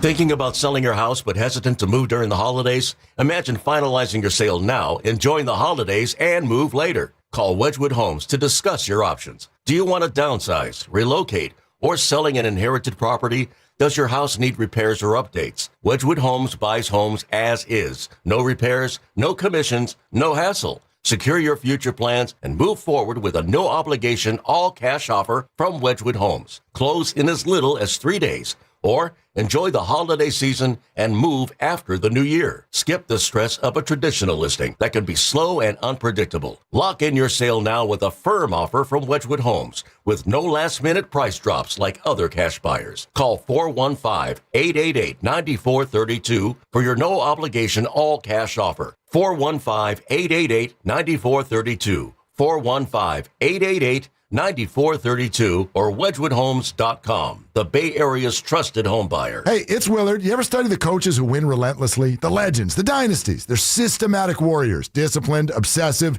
They outwork, outthink, and outlast everybody. Pure domination. That's Omar Habas, Tarek Habas, and the Habas Law team. When Habas Law goes up against big insurance companies, they grind them to dust. Habas Law knows every inch of the Bay Area legal playing field, and nothing catches them off guard if you've been injured and want to win. Visit habaslaw.com. Habas Law, they fight to make it right. Doors and loading dock equipment are a crucial part of your business, and one you probably don't think much about until they break. A broken door or dock leveler can be a real security threat, along with disturbing the flow of goods in your business. Luckily, RNS is here for all your commercial door, dock, and gate needs. From overhead doors and security shutters to fire-rated and personnel doors, RNS can provide your business with safety and security. Call 800-FIX-A-DOOR to schedule a free estimate or visit rsdoors.com. RNS Doors. Look for the red truck. Looking for the perfect venue for your next meeting or special event? Discover History San Jose. With charming indoor spaces and beautiful outdoor settings, it's the ideal spot for meetings, weddings, corporate gatherings, or private celebrations. Nestled in the heart of History Park, you'll enjoy a unique blend of historic charm and modern amenities to make your event unforgettable. Plus, our spacious grounds offer the perfect backdrop for photos, dining, and more. Reserve your day today at History San Jose. Visit historysanjose.org or call now to book your one-of-a-kind experience. Xfinity is the network you can rely on. Like a close friend who will give it to you straight. The friend who will tell you that new haircut, it's not great. Friends make sure friends get good haircuts. And Xfinity makes sure you get a good deal on Wi-Fi. Xfinity gives you reliable, fiber-powered Wi-Fi at our best price. This holiday season through January 4th, get gig speed Wi-Fi for just $50 a month for 5 whole years. No strings, no commitments. Just super fast, reliable gig speed Wi-Fi with our best equipment and unlimited data included. Save yourself from questionable decisions and save over Verizon and AT&T. Xfinity, imagine that. Restrictions apply. Requires paperless billing and auto-pay with stored bank account. Taxes and fees extra. Xfinity Internet powered by fiber and connected to premises by coaxial cable. Actual speeds vary. As a mom, comforting my family is what I do best. Vicks Vapor Stick provides soothing, non-medicated Vicks Vapors in an easy-to-apply stick, and it dries fast, so there's no mess. I use it to comfort myself and my family. Thanks, Mom. Vicks Vapo Stick, soothing comfort for the whole family. And try Vicks Vapo Shower Max for steamy Vicks Vapors when you need more comfort for yourself. Use as directed. Makita knows that pros never settle, and neither do we. With Makita, you get tools that perform at the highest level on every job without compromise. Makita is for the most detailed pros, expertly engineered to deliver precision, job after job. When your work calls for the best, call on Makita. Makita, built to be the best. Available at the Home Depot. Target's last-minute deals are here, right on time to get you holiday ready in no time. Snap beauty gift sets for every style, the hottest toys, can't miss entertainment, crowd-pleasing candy, and much more. All under $20. Whether you're hosting or welcoming surprise guests, you'll be ready for all of it for less. Grab them now before they're gone. Last-minute deals under $20. Happening now, only at Target. Restrictions apply. And we're out. Back in 60. Hey, what are you eating? Chimichurri filet mignon. It's a Factor meal. Oh, nice. Wait, they let you eat like that in the pros? Oh, they insist on it. A pro's work starts on the plate. Oh, man, that does look good. Let me have a taste? Get your own. All right. Where do I find this? Is it factormeals.com? Yep, and they've got a deal going on. Oh, love a deal. I am so in. Smart move. Pro move. All right. Factor. Eat like a pro.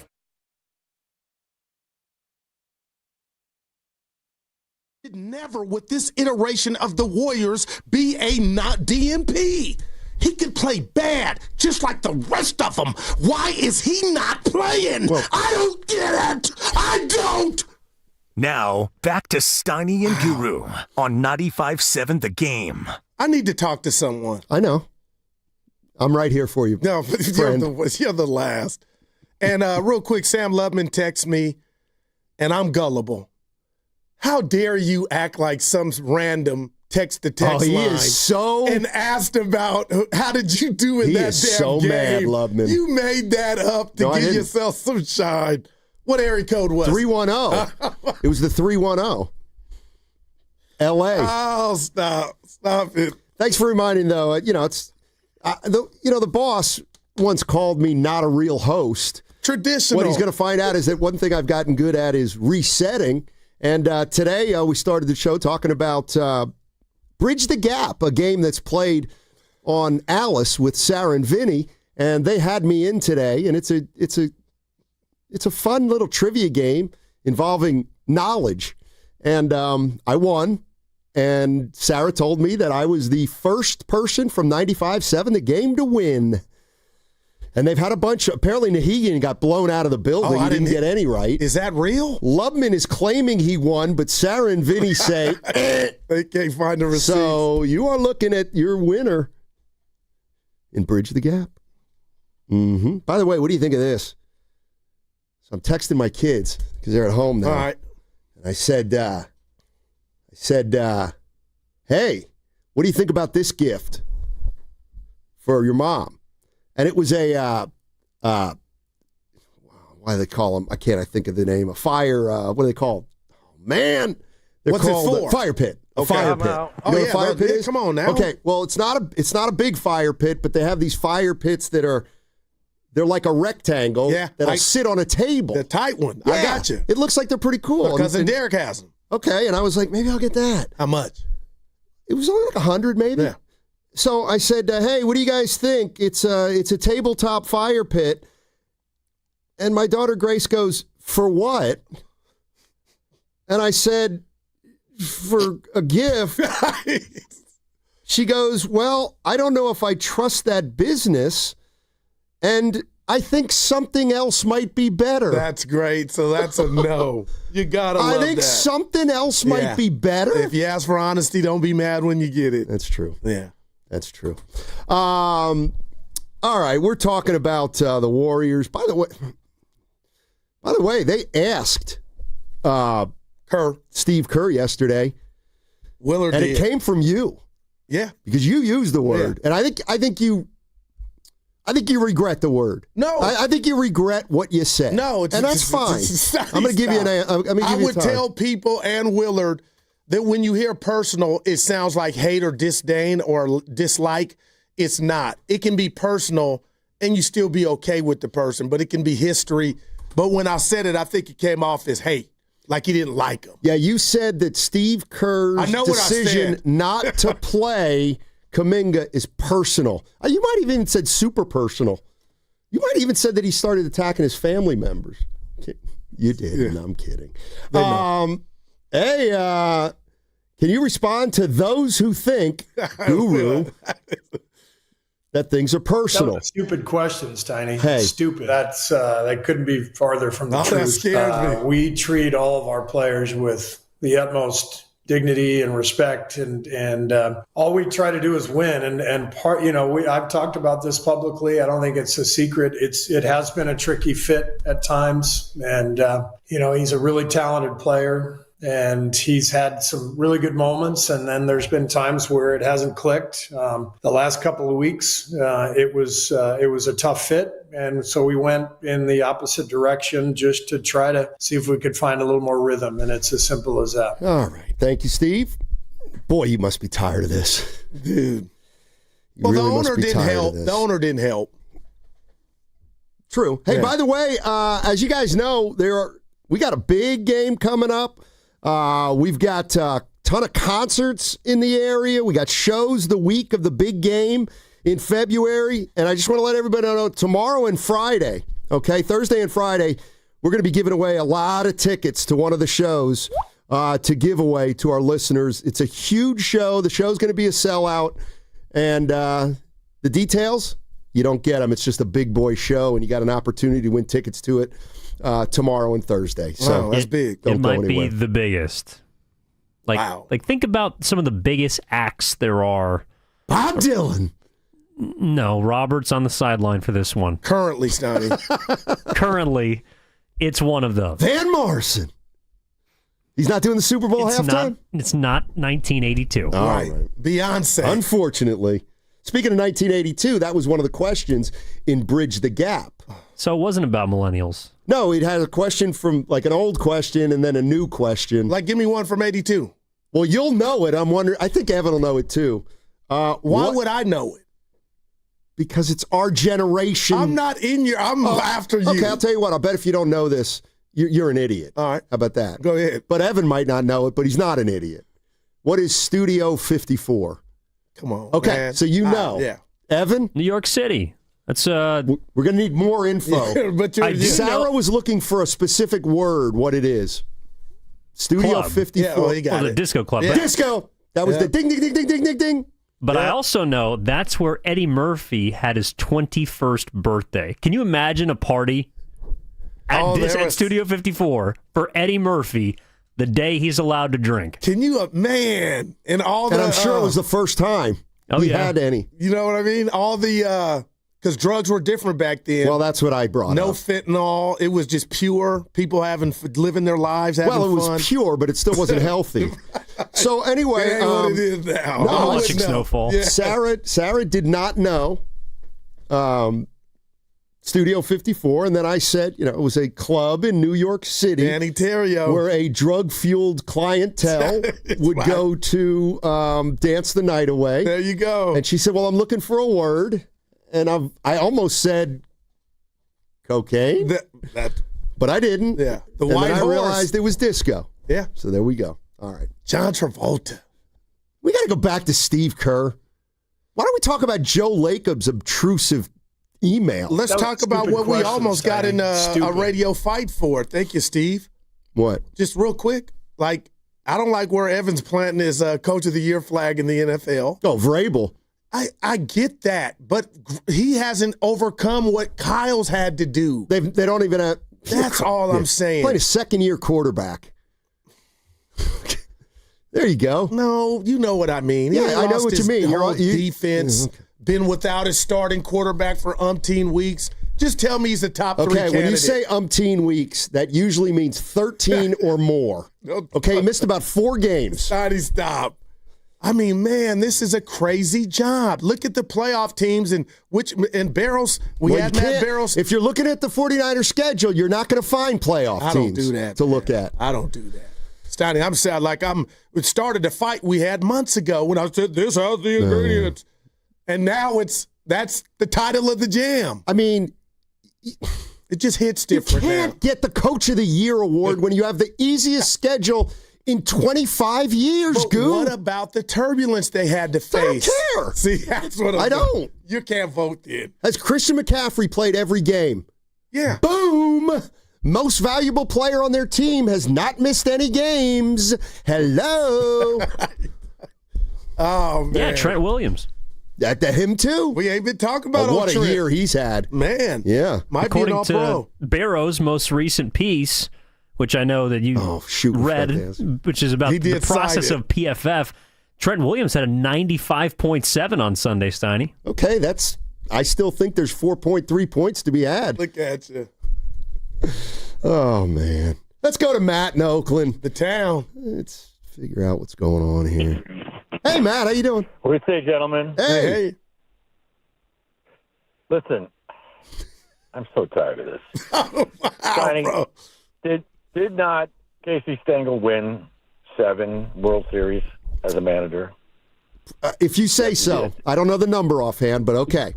5 in a row. All right. And did he not coach the Mets and then lost 120 That's games? correct. Yes, you're right. Did he get stupid overnight? He got old. It's the players. It's the players. The idea that Kerr doesn't like somebody is just asinine. If Kaminga was good enough, he'd play him. My God. I'm just so tired of it. But anyway, okay, go ahead. So here's what they got to do since I know more than Kerr. Ha, ha, ha. Anyway, they can't be playing. I mean, I called you guys before, and I was very excited about the Pat Spencer experience.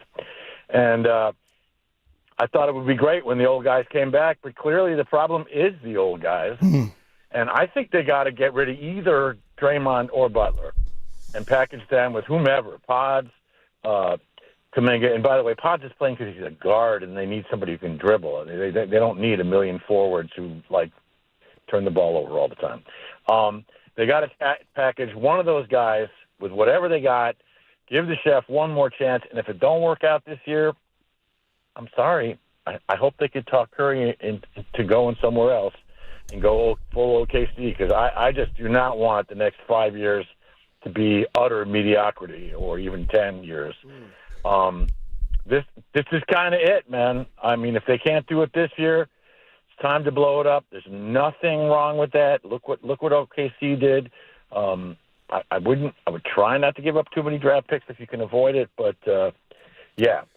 Either Butler or Draymond. I mean, what? Draymond had 8 turnovers and 7 assists. Come on, man. Well, you know what, Matt?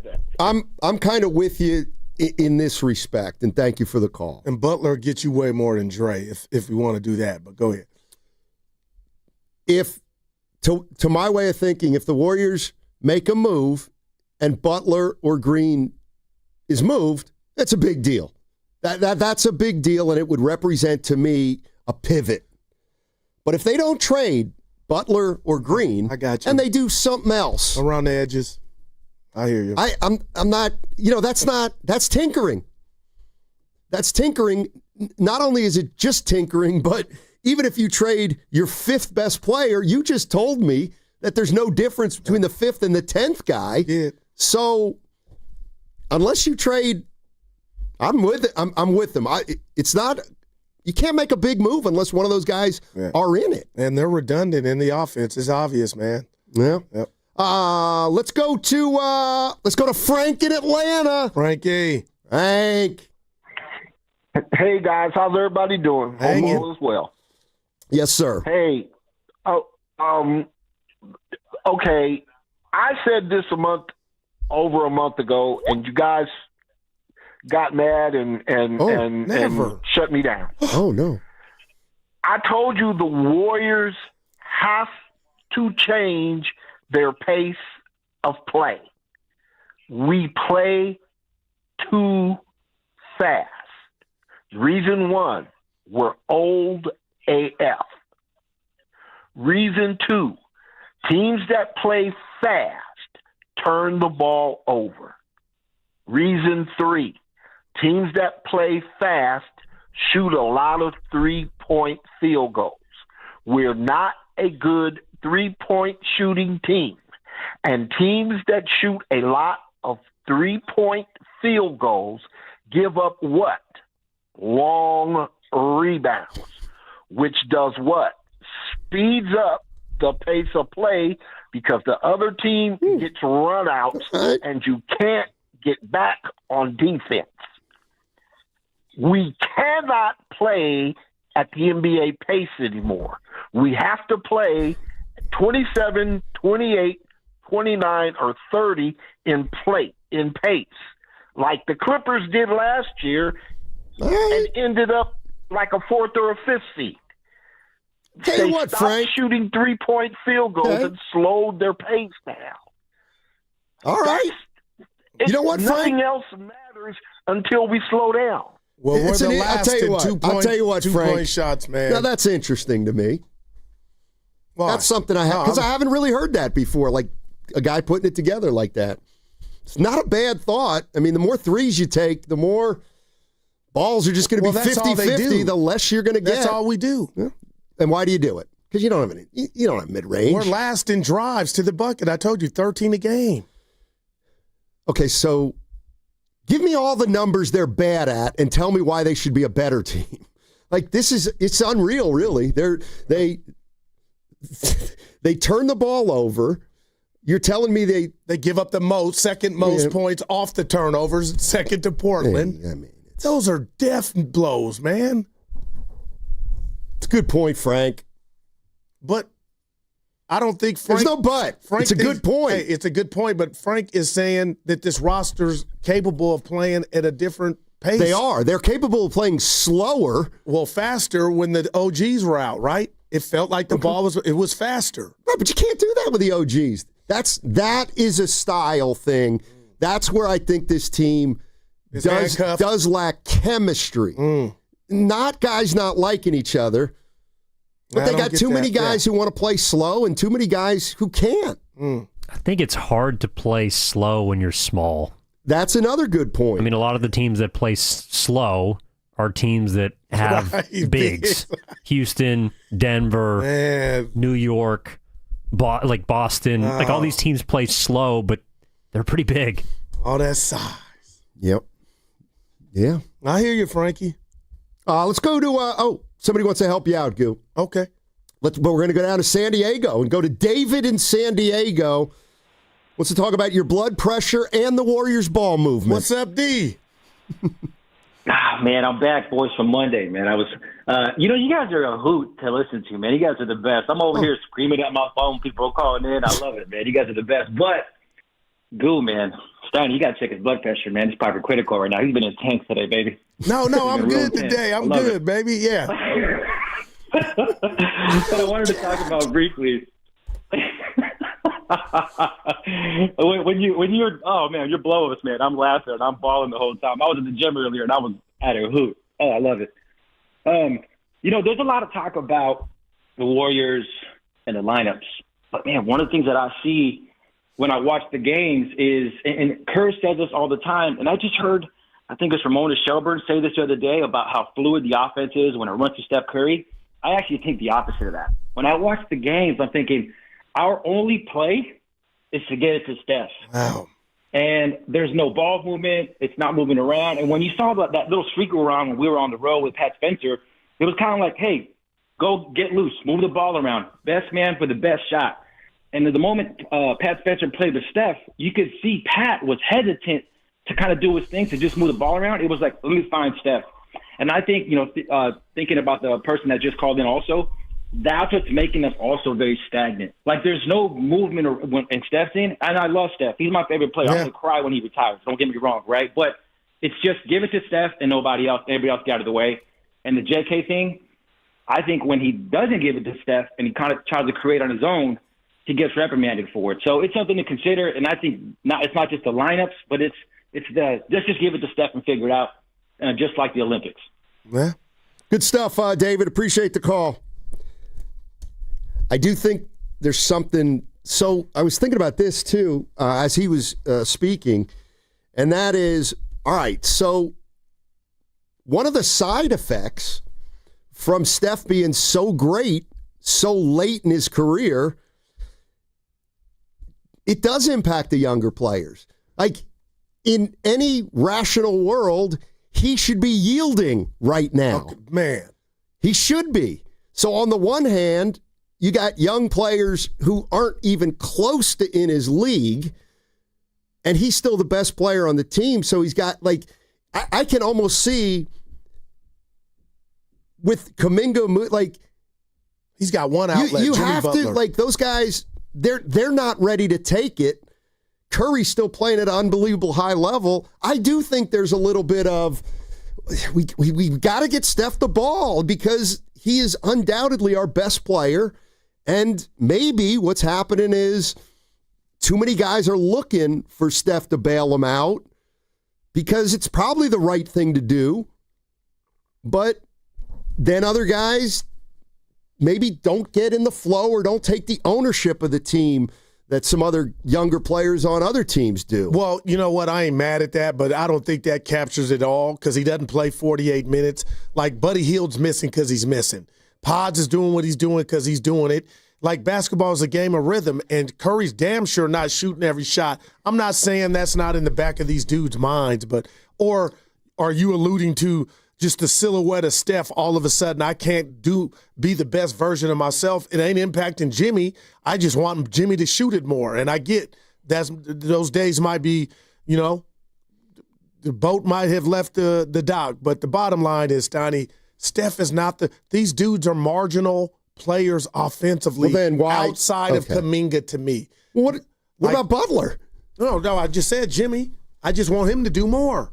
And I would have to tell you that right now, from everything I've seen for almost 4.5 years, Kaminga is a marginal player. It's what he feels like right now on this team. But, you know, it gets back to the thing about playing with Steph, you know, and we had this discussion, you know, you say, the easiest basketball of anyone's career. Well, yes and no. Like, yes, he's got the gravity of nobody before him, but when you are playing with one of the greatest of all time, yes, there's an obligation that you, as a teammate of Steph Curry, yeah, I'll call it an obligation. There's an obligation to make sure that you go to him and he is the number one part of this offense because he has to be. Like, he just does. Yeah. And, I mean, look, I've played with guys who are the best player on the court. You have a guy and it's just like, that guy's the best player on the court. Yeah, but he's not going to shoot it every time. But you want to give it to him.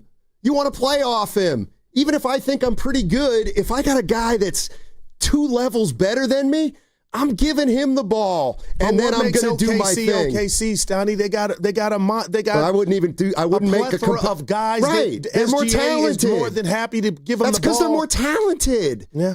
The Warriors don't have a Chet Holmgren or Jalen Williams. And that's what I'm saying. You just that's said why I think it's personnel. It's not coaching. Yeah, and I agree with you. And I think that's become obvious. And you're asking me, Goo, what do you do? I'm like, miss me with the rotations. I get that. But the bottom line is you still are marginal in regard to shot creation and dudes being able to put it on the floor. And I'm sitting here thinking, you know, and I ain't calling Moody out. I thought, man, I've just been watching him lately. It's just like a bear to get him to put it on the ground. And I'm thinking to myself, what? I went to bed for months and weeks thinking Moody was slippery with the ball. And now I'm seeing, no, he's catch and shoot. You know, in the same way that I say funny, in a funny way, don't tell Jimmy Butler how to play. Let me tell you something about Jimmy Butler that I've seen in the first year. And it's not out of No, go ahead. He views himself as a number 2 and wants no responsibility of the number 1. Wow. Like Jimmy Butler looks to Steph at moments when he would have every right to look for himself. But like Jimmy Butler, I know you're going to hate this. I believe Jimmy Butler in his heart is a deferential player. And for somebody like Jimmy Butler, Steph Curry represents one of the greatest players ever. It's his franchise, and it's not as easy as we think maybe for Butler just to take it to another level and start shooting the ball a lot because he does have respect for Steph Curry. But there is a labor for Jimmy when it comes against lengths, Donnie, that I'm starting to see. That segment, ladies and gentlemen, was brought to you by Crystal Geyser Alpine Spring Water. What makes Crystal Geyser Alpine Spring Water different? We always bottle our Alpine Spring Water less than 1.5 miles from the spring source, and all our bottles are made with 50% recycled plastic from our own recycling plants. Crystal Geyser, bottled at the spring source. Come into Friedman's Appliance in Pleasant. Hey, covering Bay Area sports for as long as I have, I've seen athletes go through it all. Highs, lows, and the pain that comes with getting knocked down. But when it's not just a game, and when we're talking about life, and you're the one injured, or when tragedy strikes someone you love, that's where Beam Law comes in. Beam Law is the Bay Area's go-to personal injury law firm. Whether it's a car accident, a serious injury, or even a wrongful death, they will be there to shoulder the legal burden so you can focus on rebuilding, recovery, and taking care of your family. Beam Law is a local company, and they win. Millions of dollars have been recovered for clients across the region, and it's why SF Weekly 4 times has voted them best of the Bay. So if you've been hurt or lost someone because of someone else's negligence, call Beam Law at 415-523-5555. That's 415-523-5555. Or go ahead and visit hurtinthebay.com. That's hurtinthebay.com, because it's not whether you get knocked down, it's whether you get back up. Beam Law, they've got your back, Bay Area. Come into Friedman's Appliance in Pleasant Hill and see an amazing selection of Sub-Zero, Wolf, and Cove appliances live and on display in one of the largest living kitchens in the country. And save with full suite savings event. With qualifying purchase, get 3 additional years of protection or qualify for a $1,000 rebate. For the largest selection of Sub-Zero, Wolf, and Cove appliances, visit the Living Kitchen at Friedman's Appliance in Pleasant Hill or at friedmansappliance.com.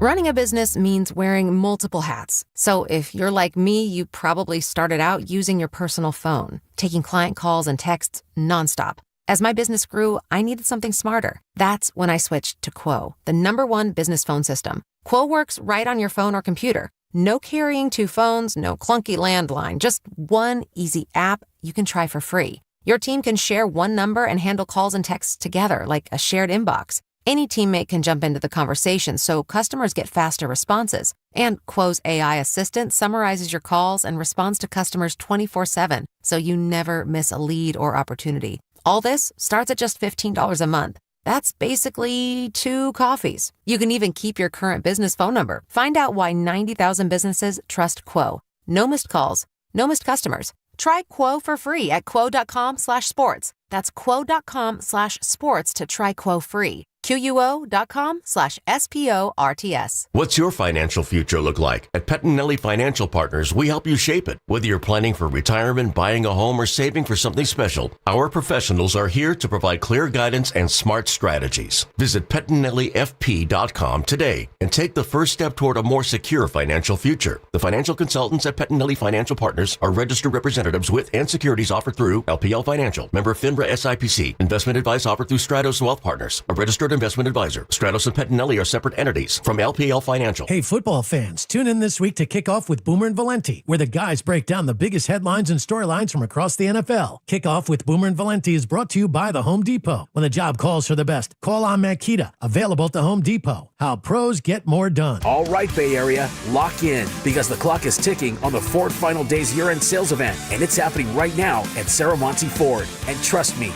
you do not want to miss this. Right now, you get an extra $1,000 in bonus cash, on top of all other offers on brand new 2025 Fords. That's real money, and it gets even better. How about 0% APR for 60 months on Saramonte Ford's most popular rides? We're talking F-150, Explorer, Escape, Mustang Mach-E, Lightning, Transit vans, and Super Duty trucks. 0 down, 0 payments for 90 days.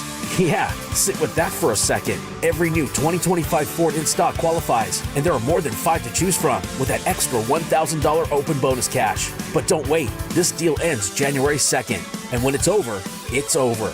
Get to Saramonte Ford right off 280 in Colma, Daly City, or shop 24/7 at SaramonteFord.com. Final days, big trucks, bigger savings. Saramonte Ford, your Bay Area Ford store. Want to interact with the hosts but can't call? Text the Boxer and Gerson Work Injury Attorneys text line at 888-957-9570. Boxer and Gerson, Northern California's premier workers' compensation law firm, helping injured workers get their lives back for over 40 years. Never have I ever called my sister from the finish line of my first marathon. Hello? You won't believe where I am. Are you running? Mile 26. I'm gonna make it. Switch to T-Mobile's 55 Plus plan and get iPhone 16e with its advanced camera system on us. Plus, 2 lines for just $30 a line. Guys, I can't believe it. I knew you could do it, babe. That was amazing. Mom, how do you feel? I feel great. I can't feel my feet. Let's take a picture, and then you may carry me to the car. Share every stride, every mile, every memory on America's best network. Switch to T-Mobile's 55 Plus plan and get iPhone 16e on us and 2 lines for just $30 a line. With 24 monthly bill credits and 2 eligible port-ins on Essentials 55 Plus for well-qualified customers with AutoPay, plus taxes, fees, and $35 device connection charge. Credits end and balance due if you pay off early or cancel. Contact us. Finance agreement 128 gigabytes, $599.99 required. Best mobile network in the U.S. based on analysis by Ookla of Speed Test Intelligence Data 1H 2025. Visit T-Mobile.com. Red and Gold Game Day starts at Laughing Monk Brewing. Park for free. Enjoy amazing food, ice-cold beer, and every game on TV. Catch 95.7 The Game's pregame show. Then hop on the free shuttle straight to the stadium. Sign up now at 957thegame.com.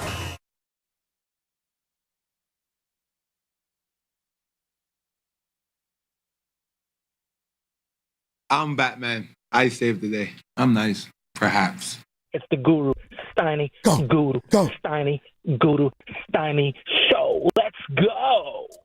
He was just a man. If I could tell like the boss you or me to come relieve me from you and Evan don't try right to cheer now. me up. No, that's a 4. I need to leave now. Promise? Kobe. The slander that Evan Giddings and Matt Steinmetz on Kobe Bryant, the ball player, is ridiculous and hurtful. The stuff Evan was saying.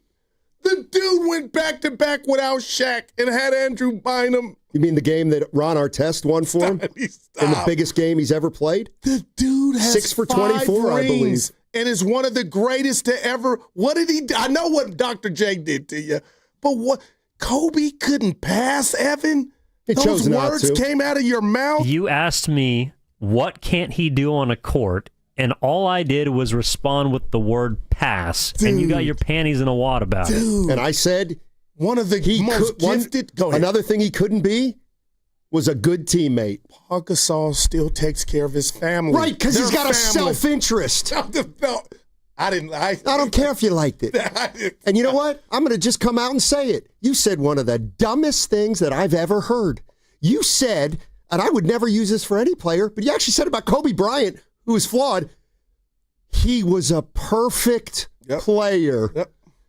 Oh, my God. Drug test this guy. Please, dude. Seriously, you have a Kobe infatuation. The world does. The league still wears his shoes. What? Just because you don't like Jordan them? shoes. You guys, you know what? I'm learning you and Evan. There's little stuff about people that once you get in your craw, you lose focus on what you should be focused on, and then it's personal. It's personal. No, you just turn. It's personal with you Evan. just turn to have. You just want adulation Kobe for Bryant is a dog, offensively, defensively. Just because you watched him kill a terrible Warriors team for 15 straight years, He played on both doesn't ends. mean When he that won he's his a shots, perfect player. He got DPOYs. I'm looking at him. He never got DPOY. I'm looking at all-league defense, Evan. Guru. He was never Defensive Player of the Year. Yeah, I'm not saying that. No, yeah. All-league right. NBA D. Now, give me that. Yeah, but you said Defensive Player of the Year. All right, came out wrong. Yeah. But you A lot guys of what are you say is prejudiced, coming out man. wrong. You guys are prejudiced towards Kobe. It's cool. No, I just don't. Yeah. No, I you just don't idolize him in the name of the Father, the Kobe, and you don't the like son. Jordan I mean, come either. on. What's the consistent theme there? Two of the best players to ever do it, and Matt Steinmetz don't like him. Jealous. I never said that You're about jealous. Jordan. I don't like Jordan, but he's one of the greatest players of all time. Well, you don't like Dr. J either. Well, he's not one of the greatest players. What's the constant theme there? Jealous. Are you getting into No, not race? right. No, I'm just saying you're jealous when you know dudes are good and everybody loves them. You don't like them. Not everybody loves Kobe. When was Kobe Bryant the best player in the world? 2007-8, he got MVP. So 2 years of his 20, he was the best player on the planet. He's got 5 rings, Evan, and 2 without Shaq. Okay, he's a top 50 player. What was his weakness in his game? I'll give him top 50. He guarded and he could score with the best of them. What was his weakness? The issue is not that he's a great player. The issue is you think that he's one of the top 3 players in the history of the game. He's on my list. Yeah, I know. Yeah. Just because Evan doesn't agree doesn't mean he's not on my list. No, it just means he's right on this one. Please. 5 rings. Jordan is at a table with a few finite amount of people, and Kobe Bryant is not one of them. Nope. All right, Evan, is Tim Duncan one of them? Oh, of course, yes. I mean, well, no, you can put Duncan wherever you have. I don't care. But he's not with Jordan. To me, he is. Kobe over Steph? Yeah. Oh, boy. I love the chef. The chef would tell you. I wouldn't. Kobe played both ends like Michael, man. He was a clone with 5 rings. I don't have to defend him. No, you don't, but I'm just telling you right now, from the bottom of my heart, I would take Steph over Kobe. That's fine. I really would. That's fine. Because Steph, nobody's impacted offense like Steph, even Kobe. I got you. Game was different. Because you never let anybody make that case when we're talking about Curry's greatness. Dude had no flaws on the court. Like when I praise Larry Bird, you'd be like, well, you never said, and the game was different. He was a Michael Jordan clone. No, he wasn't. Yeah, he wasn't as good as Jordan.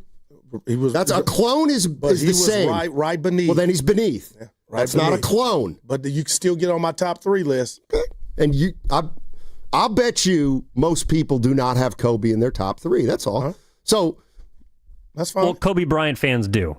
Yeah. Okay. Right. They're not really basketball fans. And they're Kobe fans. And all the players are still honoring him by wearing his shoes. What about Jordans? I thought they were Jordans. Too heavy to play in. Oh.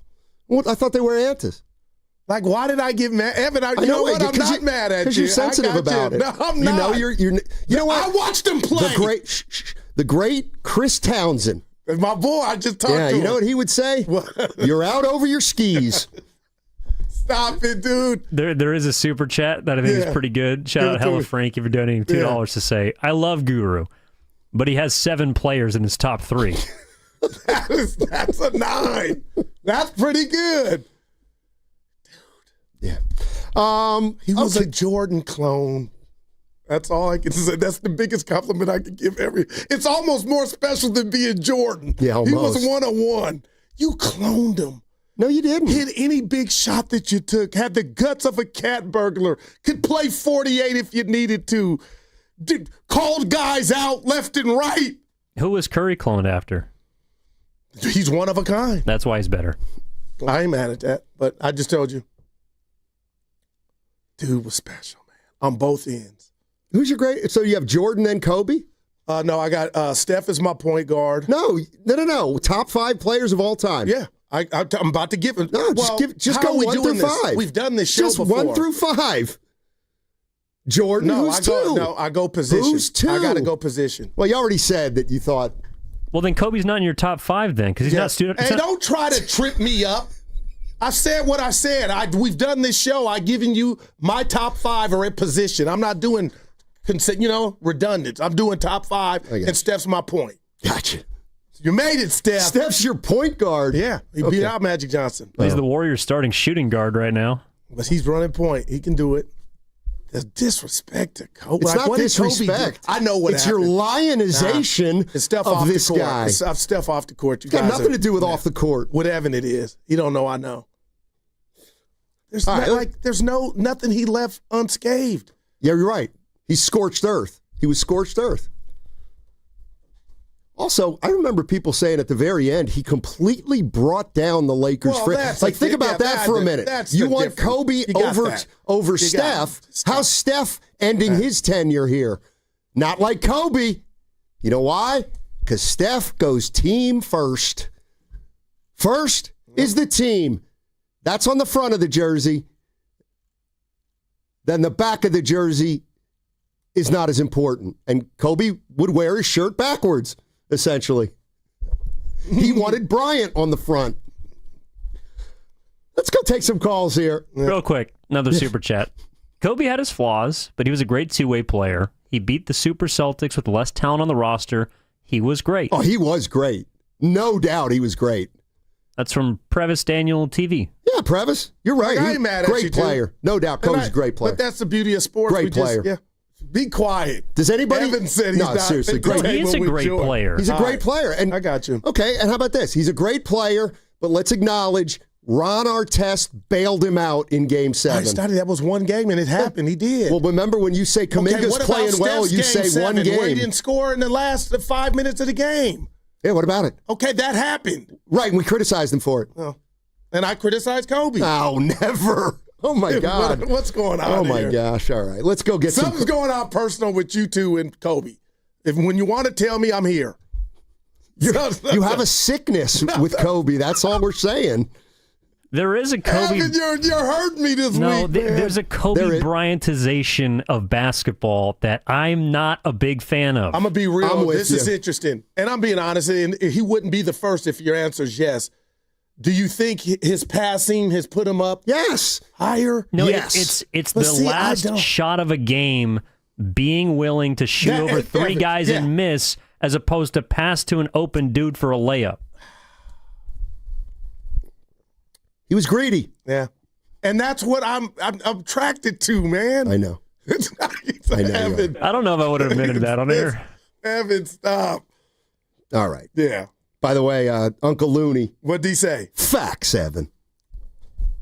About his passing? No, facts about whatever Evan said has been right. He would shoot over 2-3 dudes instead of. Well, why do they call Bird? Why? Because he looks like a bird. 5 rings. 1-2 with Andrew Bynum. And Pau Gasol, I don't know. And Lamar Odom. Lamar was really good. He's one of my favorites. Oh, seriously. Really? Is he top 3? No. All right. Jordan liked Kobe. How about that? I can't. They had a relationship. Okay, and that raises Kobe's playing value. No, the respect, that's all. And the disrespect is incredible. Let's be honest. Irvin's getting hit because of his Twitter game. The way Magic tweets is... Oh, I don't like that. I think there's racial undertones to hits he takes on how he tweets. But I never brought it up. You're listening to 95.7 The Game, KGMZ FM and HD1 San Francisco, an Odyssey sports station, always live on the free Odyssey app, and now broadcasting from the Laughing Monk studios. Last thing, and we'll get back to it. Is it about Kobe? Yeah. It won't be. Because I will end this conversation. He's a connoisseur of the game. Steph would tell you how great he thought Kobe Kobe being is. humble, no kidding. You know what I mean, man. You live in dream world here. The dude won 5, man. Right. Played on both ends, harder as anybody. He was just a Jordan clone to me, and maybe that's it. But I ain't changing. All right. Yeah. Let's go to Draymond. Oh, yeah, we got it. So I just did the legal. We'll get to some calls. So if you haven't heard, and I'm sure you have, if you're a 95.7 The Game listener, Joe Lacob answered a fan about the struggles of the team and said a lot of things. I'm working on it. It's very complicated. Leagues change, trends, blah, blah, blah. Steve Kerr was asked about it, and he said it's not a big deal. But we have another member of the Golden State Warriors who has a podcast right here on Odyssey, and his name's Draymond Green. And Draymond Green talked about Joe Lacob emailing a fan that became public. Obviously, a lot made of Joe Lacob responding to a fan email. Listen, Joe is passionate as hell. You're either going to love his passion or you're going to hate it. Whether you love his passion or whether you hate it, the one thing you do know is the most important thing to Joe is winning. And if it's not working, if you're not winning, Joe has a problem. And that's just how Joe rolls. It is what it is. You know, no one's in our organization is cracking from it. I think, again, when you've worked so long with someone, you know how they are. You know what makes them tick. You know what pisses them off, right? So I don't think any of us are sitting there like, oh, man, Joe said this. Like, quite honestly, Joe will say these things to your face. That's just who he is. Somebody's got an opt-out. Somebody's got an opt-out. He's planting the seeds for another dinner. Now you guys set me up with this Kobe thing, but forget all that. Dre is going to be a good soldier because he's winning. Stop right there. He's winning. He's not going to call anybody out because he's the beneficiary of if stuff was real and other eyes were really trying to change his role, he's going to give everybody love that put him in power. So when he speaks on what's going on, it's going to be it's going to be roses. You know what I mean? It's like You're part of the problem, Dre, that nobody will check you or even approach you having a different role on this team. So the emperor, the boss, everybody can do no wrong to Draymond because he's the monster they create. He's Frankenstein. So when he talks, he ain't going to call nobody out because he's winning. Yeah, he's a good soldier. Is that what you said? Yeah, because he'll be a good soldier. What about the Kaminga? And what about the Pods? What about the young guys? Ask them. I'm just telling you, Dre, and his role, he's untouchable. Well, that might be part of the problem. Well, you know it is. We've talked about it. Let's go to Devon. He's in an Uber. D. Hey, gentlemen, happy holidays. How y'all doing? All right, back at you, baby. Man, I just really quick, I wanted to say before I get this ride, right? First and foremost, I don't understand why the radio station didn't have, flowers and trumpets blowing. Steiny won, Steiny won. He won the game. So I think that should be just paraded throughout for the rest of the week. As Steiny had a Secret Service. Devin, how much is he paying you? Yeah. Oh, D, you're killing Evan and I. Yeah. Hey, no, but look, this is where I'm gonna get some hate, right? Well, I'm gonna say this first, and then I'm gonna get the hate later. So, I'm just here to speak about Kerr a little bit, right? And I feel like they only play one brand of basketball, and that's like Steph way or no way. And like, okay, when Steph's there, I guess that's fine, right? It's not fine to me, but whatever, that's what it is. But when Steph's not there, Kerr still says we're still playing the Steph way. But there's no Steph, so how does that work? You see what I'm saying? And it makes it difficult. How are you developing your young guys when that's the way they have to play? Forget the open shot, Steph's there, pass it. And then when it's time to shoot and they miss or they do something bad, you're out. So I just feel like this is a sign, man, that I don't see Kerr coaching when Steph's gone. Like if Steph retired today, Steve is not coming back because he wants to play Steph or no way, right? That's just my mind. And then the second thing I wanted to kind of speak on was if the Warriors, I think Stoddy spoke on this the other day, if the Warriors really wanted to win by any means necessary, Dre wouldn't mind coming off the bench, right? Steph would allow the Warriors to trade Dre if that was an option. The Warriors wouldn't have re-signed J.K. They would have traded him for Malik Monk, who is one of the best. Like, he could easily be a sixth man of the year, but when he starts, he gives you that spark that you need. He gives you that extra scoring spark that if we had that, I think we win an extra 4 or 5 games. I'm not going to lie. Malik helps you win that. He helps you close games, and he's also a facilitator. So when Jimmy's out, let's say you want to bring Malik off the bench. When Jimmy's out and Dre's out, you got Malik there to carry the front. You feel me? And I just feel like I don't know what's going on in the front office. I don't feel like they want to win. I feel like they want to win how they used to. But Steve brought up the fact that, hey, all the teams in the league are running and gunning, right, shooting threes. Well, that was what we did solely. And now that the rest of the league is there, we got to do something else. Get a new trick. Yeah, D, I'll leave you with thanks, this. D. Oh, yeah. I was just gonna Appreciate the call. Go ahead, Stoney. Oh, I'm sorry. I was just going to tell D, the more I think about that email, there was a reason Joe Lacob responded. And even Steve, and I love Steve Stoney, talking about Kerr. The bottom line is when I hear style of play, coaches' desires, those don't mesh to me. And I think that was just a little minute crumb of what could be going on. And Joe's sitting back, and I'm letting Steiny do it his way, and it's not working. But he's letting us know that there could be just, in regard to mindset or thought process, of how they're operating and going about their daily business. Coaches' desires and style of play, those are lightweight heavy for an email, Yes, we have a super chat from Previs Daniel TV. The reason Jimmy Butler was more efficient with the offense last season is because he was playing in the pick and roll with Steph and was playing more freely. Okay. Your thoughts on that? Well, I don't really want to follow up on that. I got a question for Evan. So, am I remembering things correctly? Shut up, Evan. As it relates to Guru's philosophy, doesn't he sometimes think that a player can hurt his legacy late in his career? You would have to ask me that, not Evan. So, do you believe that you can do things later in your career that'll hurt your legacy? You got the wrong person. Nah, I think you do. No. Belichick, right? Yeah. No, remember I told you? Remember I What got about mad. Posey?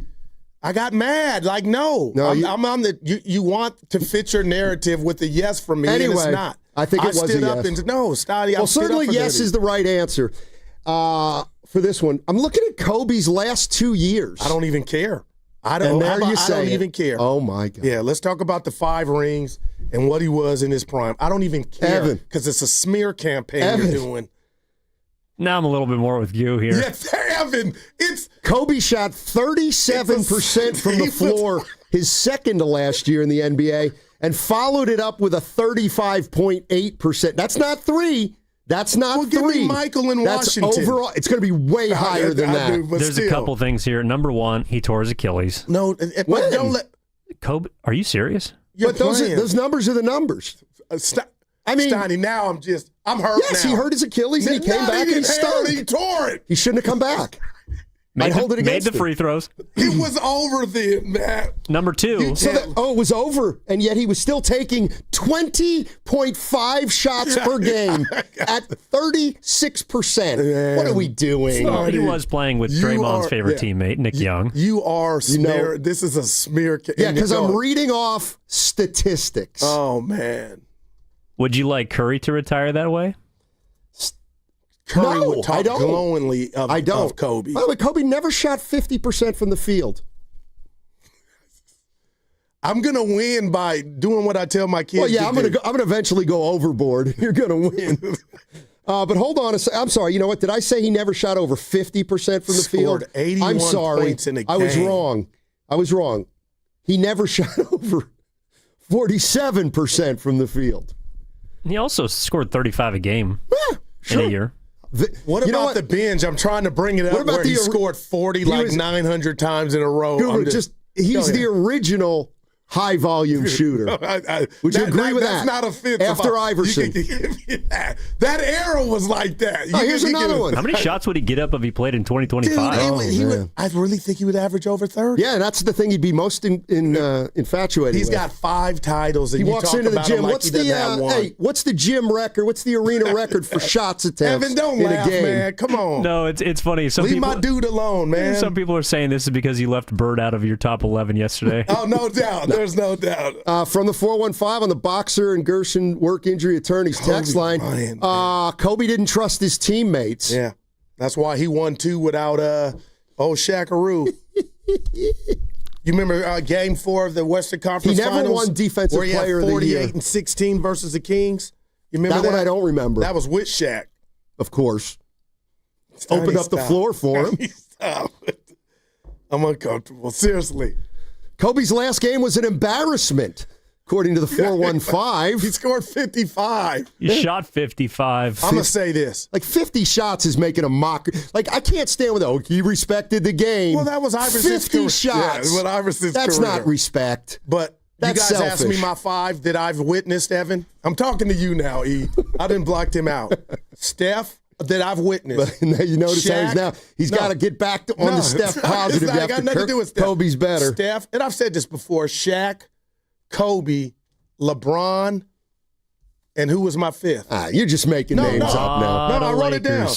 A lot of Lakers Oh, there. MJ. That's It was well- MJ. MJ, I got it written down. Kobe, Shaq, Bron, and Curry in my lifetime. Okay. Yeah.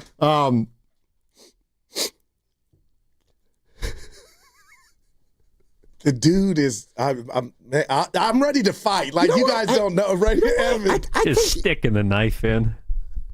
Like, I'm ready to defend. Can I just ask you a serious question? Because I know you're not old, but you're up there. Like, I still hoop. Has anybody ever held you accountable like Evan and myself? No, this is slander. Did Norm not hold you accountable? This is slander. I find it hard to believe. I'm not going to hold the I'm going to talk to Evan later to see what Kobe did.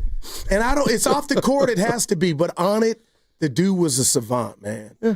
He was a greedy savant. And Evan, do you get mad at anybody like myself saying he was a Jordan clone? No, there's nothing wrong with that. But he got 5 rings, so he ain't a Jordan clone and didn't have no chips.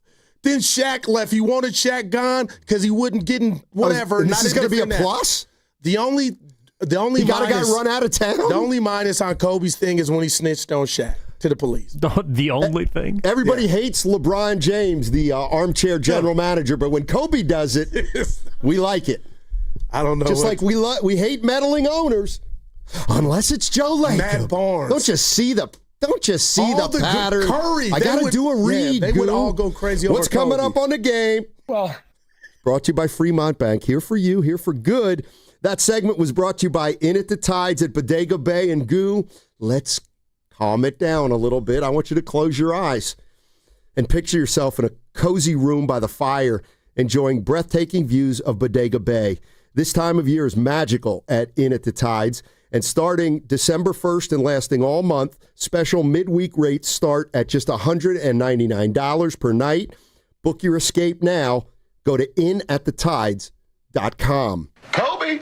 Hi, I'm Lexi, your friend and jeweler at Shane Company. We'll help you find last-minute gifts that don't look last-minute, even if you're still planning to propose. At Shane Company, we'll show you perfect gifts at perfect prices, in stock and ready to give. Like hand-matched diamond studs, 14-karat gold chains, or the ultimate gift, a beautiful engagement ring. We have longer store hours, so you can skip the crowds and shop when you want, or visit us at shaneco.com. Because a friend wants you to be a holiday hero. Shane Company, your friend and jeweler. What if you had the smartest Wi-Fi? If you did, it'd be Xfinity, of course, and it'd come with their best state-of-the-art equipment. It would boost speeds to the devices that needed them most, prioritizing your most important connections, whether you were streaming, gaming, or gaming while pretending to work. And it would let you stream 4. That's right, 4 games on one screen. It would even power your mobile connection so you could bring faster, secure Wi-Fi speeds with you where you use it most. It would be proactive and fix problems before you knew you had them. Impressive, right? And it would have security features that protect you from threats at home and online. Kinda like a force field for your life. If you had the smartest Wi-Fi, well, everything would work together seamlessly to keep you connected, no matter what. Xfinity. Imagine that. Restrictions apply. 250 years ago, a promise was made to connect families and friends near and far. And during the holidays, that promise is more important than ever. That's why USPS is building a better network to meet your needs with timely deliveries, easy and affordable ways to ship, and everything you need to make your season full of holiday cheer.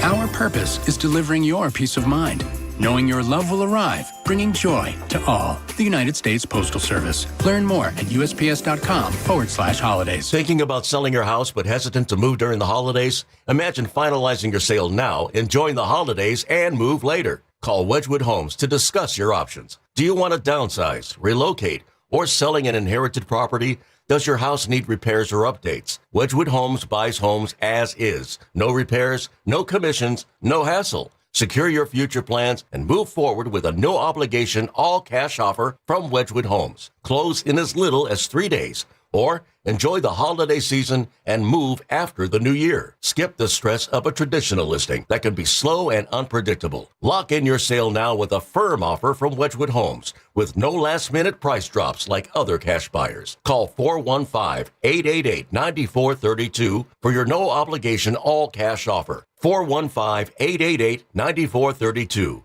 415-888-9432 or wedgwoodhomes.com. The Bay Area's trusted home buyer. Join History San Jose for South Bay Flashback, Riffs, Rhythms, and Revolution. This new exhibit celebrates San Jose's forgotten music scene of the 1960s through over 200 show posters, artifacts, and stories. Whether you danced to these beats the first time around or you're discovering the roots of rock history, this free exhibit will take you back to this psychedelic moment. Now open select weekends at the Paseta House in History Park. Visit historysanjose.org or 408-287-2290 to plan your visit. Jack here with the sound of a freshly cracked egg, sausage grilling, You busting out of your front door?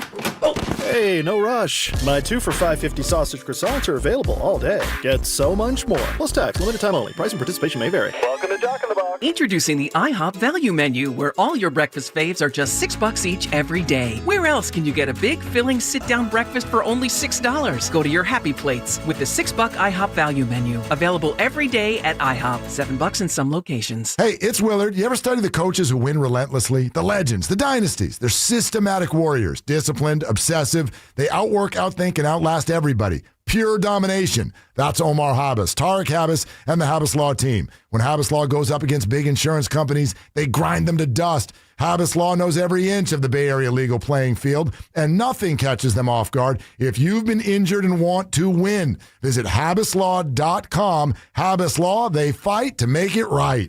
My name is Emma. I am 13 years old. 6 years ago, I was injured in a car accident that left me paralyzed from the waist down. Last January, I got to meet my service dog, Marcia. Marcia helps me open doors. She picks up things that I can't reach. She makes me feel like together we can do anything. We are just one of the thousands of teams Canine Companions has paired together over the past 50 years. Visit canine.org to see the many ways you can change lives. Another app for inventory, one for CRM. Oh, don't forget accounting. Wait, which login was that?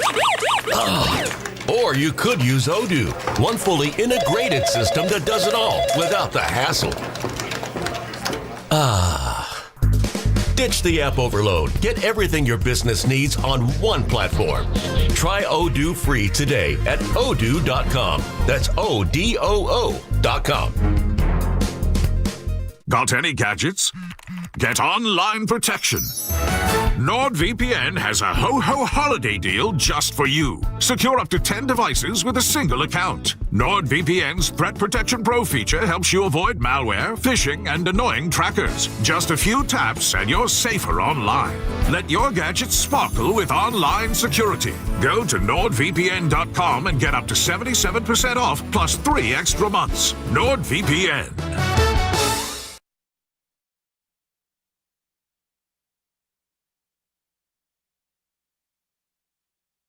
I'm trying to do more TikToks. I love Kaminga. This is Kevon Looney. Welcome back to Steiny and Guru on 95.7 The Game. Take it away, Steiny. Hey, Kevon Looney. By the way, that's my guy. You leave him alone. No, you're right. He's your guy. And the great, our friend of the show, James Daly. Our man, JD. Who looks at things from every angle, said last night in a text to me, how come, oh boy, why doesn't anyone bring up Kevon Looney when they talk about him and Kerr's development of players? I think Looney was a great development. And we have. I can remember you vividly saying that, but they I developed said it 10 other Kevon times. Looney. Yeah. No doubt. Jordan Poole. Jordan Bell. I mean, you have to give them credit for those guys. No doubt. Why would not Jordan Bell. It was a joke. I was like, damn, he got me tuned out. Okay. What'd you do during the break? Went to the bathroom. Evan brought in some cheese fries. I can't wait to do. Yeah, I had one, but then that's it. You're looking good these days. I got some work to do. But you need the biceps. All you got to do is pump some air in your traps, your shoulders, and your. How many minutes a week? Let's say, or hours a week. Minutes or hours a week would you have to quote unquote lift? Before you see some results. For you, I'm being real. And Grandy and that, you guys can laugh. I'm being real. You don't got to lift a weight. Do push-ups. Okay. Dude, Steiny, do 100 a day. You'll see the gains. I've seen your forearms from holding the golf clubs. Just get it up top. So push-ups. Push-ups. You don't got to leave your house. I do push-ups during every commercial of every sport game. My fat butt. That's not a bad idea. No, dude. Let me ask you a question. Okay, here's why I'm still hooping. Let me ask you this. Just for kicks. Look at Grandy, I don't like that you're laughing. Just for kicks. Go ahead. So we have, hey, Grandy, you know this. How many minutes of break do we have per hour per show? Like 10 to 12 per hour. So during a 4-hour show, let's say I have 40 minutes of commercial break time. That's 80 an hour. You could do 8 with 320 push-ups a day. If every other break, oh no, I said did every break, like 20 push-ups. Neal used to do him when I used to get out he with had him. a head start on me. Well, you seen me do 50 over there. Didn't get paid. I wonder if I could see results. Maybe what I'll do is I'll take a photo of myself without a shirt on. Oh, that's keep not it to going your, to happen. Yeah, keep it on your phone. All right. No, but seriously, Steiny pumped some air in them things. I know. Hey, Grandy, real quick before we get back to it, we had a big World War II. I don't know what Kobe did to Evan and Steiny, but your thoughts when I tell you Kobe Bryant's on my top 5 list of all time. I think it's pretty foolish, top 5. He's one of the 15, 20 greatest players ever, but I don't think he's close to top 5. Now, why don't I get mad at him? Okay. Because he knows basketball? Nothing personal going on there, huh? No, I just don't think he's one of the 5, maybe probably even 10 best players ever. It's like an incredibly difficult list to crack. I agree. Is LeBron on that list higher than him? Then I'm mad at you. We'll talk after this show. LeBron is safely on that list. He is. Because you like him. Kobe just was he's who you think you are on Boxer air. and Gerson work injury attorneys text line. What we got? Steiny got a weird shaped body. If he did some kind of compound lifting, it might help. Oh, don't you get Steiny, it? Who is that? I do have a big ass. There's no doubt about it. I've got some. Listen, I'm from close to Philadelphia. I've got some Liberty Bell in me. Oh, that's pretty good. Look at Prev. Prev is Daniel TV for the 3rd time today, is super chatting with a $5 post Shaq. Would Kobe's career have been better if he had a teammate like Steph? Kobe never had a great offensive partner after Shaq. He wouldn't have been able to play with Steph. We just said Lamar Odom. Yeah, but he wouldn't have been able to play with Lamar Steph. Odom was skilled, man. I'm sorry. Lamar Odom was, he was perfect. And before the break, you argued that he wasn't very good to give Kobe more credit. What are you talking about? You know what I'm talking about. Hey. Lamar Odom was a dog, even in Miami. Steiny, I always agree with you. We'll stop there. No, to keep going. But to say Kobe's not a top 5 NBA player of all time, I don't think he's a top 5. Wow. And in fact, he's on the fringe of my top 10. Well, he just is. He's a Jordan clone to me, man, and that goes a long, long way. Matt, you played basketball. Educate guru. Well, I got to stop there. I can't. I've tried that for 7 years. Oh, boy. It's been a kind of a fun show. What, Evan? Hey, Evan, how you doing? Guru's still on the Kobe thing. No, I'm not. Oh. Okay. We are? Let's get to Mallet. He says he has 3 trade proposals for the Warriors. I got my Come pen. on, Mallet. Let's turn this thing around right here. Well, Mallet. all right, that's good. Not Mallet, it's a Malott. Oh, Malott. How you doing, my man? Thank you. I'm from Disco Bay. So I got 3 trade proposals. Let's go. One's more sound than the others. One would be go get Sabonis. We're already in trade talks with Sacramento. Maybe we could get a Sabonis. Okay.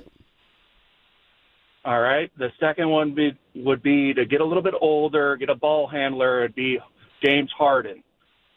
We're feasting on some folks that are a little bit lesser than us. The third one would be to rectify the draft pick of getting Wiseman and go get LaMelo Ball. He's on the low. Go get him. He's a ball handler. He'll shift some things, and he might mix it up for the Warriors. You know, wow, Malott, what I like about those are 3 good names, and they're said to be thinking about it. But you hate Sabonis, the player. Okay. I've said this a million times. He stinks. Tell me what's changed. But now you forget a lot of what I say. But natural filter. I don't like Sabonis, and I don't like the money he makes. However, I've said this before. There comes a point when you think a guy is so freaking lousy and nobody wants him, and you realize he's not a bad player. I'm just not crazy about him. What I'm saying is, and I think you could go get Sabonis if you wanted, but that's not going to be... I don't think people would like it. Draymond probably would love it. He could be at the 4. Now, James Harden's an interesting one to me because it's easy to say no. You know how fond of him I am. with Evan saying, and rightfully so, Steph can play too. Oh, all day.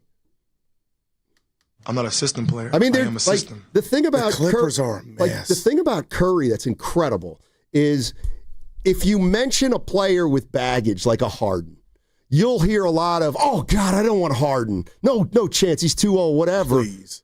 But it's never, oh, no, he can't play with Steph. Yeah, he can. Everybody can play with Steph. I mean, the dude's led the league in assists. Man, I just feel bad for James Harden right now.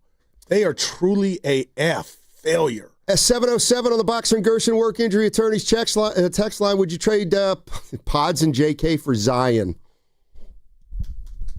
Yes, you would. For the would. 20 games of Zion? I mean, you'd I'm have so to down on you'd his have to body, try though, it. Steiny. You'd have to try it. That's like buying an old Cadillac with an engine and tranny about to go. The problem with that trade is even if the Pelicans were like, you know what?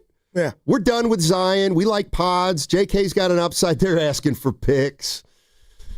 They're probably asking for picks. Dude can't stay healthy, Steiny. I know, but his body's just not right. But when they ask for picks, are you saying we can't do it? Is what I'm saying. Yeah, that's where I'd stop. Okay, that's fair. Tom's in Sonoma. Tommy. What's up, Tom? How you doing, my man? Hey, Steiny. Hey, Guru. Hey, Evan. Happy ho, man. I'm sick and tired of talking about the same thing, and all the fans see it, but nothing changes. But I'll go down that road. Draymond, 8 turnovers out of 18. That's a 47% turnover, man. Not counting Jimmy or Steph, anybody else would have a DNP in the next game. When you're yelling at your players because you're making mistakes, you need to look at yourself. That was a turn off. I mean, it's happened, Tommy. But he's going to be on good behavior, though, Goo. Right. Go ahead, T. Yeah, but look at this team and management holds his feelings more important than the team and the fans, and that is a bigger problem, guys. Wait, say that one more time. Say that one more time, Tom. Okay, so the holding Draymond's feelings over the team and the fans as if it's more important than his feelings than all the fans in the Bay Area is a big problem. Got you. Okay, because they can't bench him because he's going to act out. So what can you do? You can only trade him or you bench him. So the other problem that we have a crappy fourth quarter shooting percentage. If that doesn't change, we're not going to win games, guys. Happy holidays. Yeah, you know what? And Evan brought that up before the show. Just about how, Kerr settled on a starting lineup. That's not the issue. The issue is the closing lineup. And finding some consistency with the closing lineup. And I mean, I kind of agree. I wouldn't, had the Warriors started 9 different lineups in the last 9 games, but used the same finishing lineup, I don't think people would care as much about the 9 starting. But that's why I keep calling it tryouts. It's got every ingredient of the definition of tryout. At the beginning, the middle, the end. Right. And I do want to say something. I'm not calling Kerr on the carpet, but let's just have a conversation. And you're going to laugh or trick it up and be like, Guru, I don't care, and I don't care, don't use that. But I'm just asking you and the Warriors, and I don't have the intel, but I do remember Seth Curry's game against OKC and his addition to the team, and I'm just wondering where he's been. And it could be injury. I hadn't read. I'm just curious as to why I was lathered up about Seth. We need shooting, and he's been MIA. I just your thoughts. They have 14 names on the roster. 14. They can't all play. So, again, I'll come full circle and go back to the beginning of the show. And, of course, it's Steve Kerr's job to figure it out. But that's what we're trying to figure out. And if you think you know what Steve Kerr should do, I'm all ears.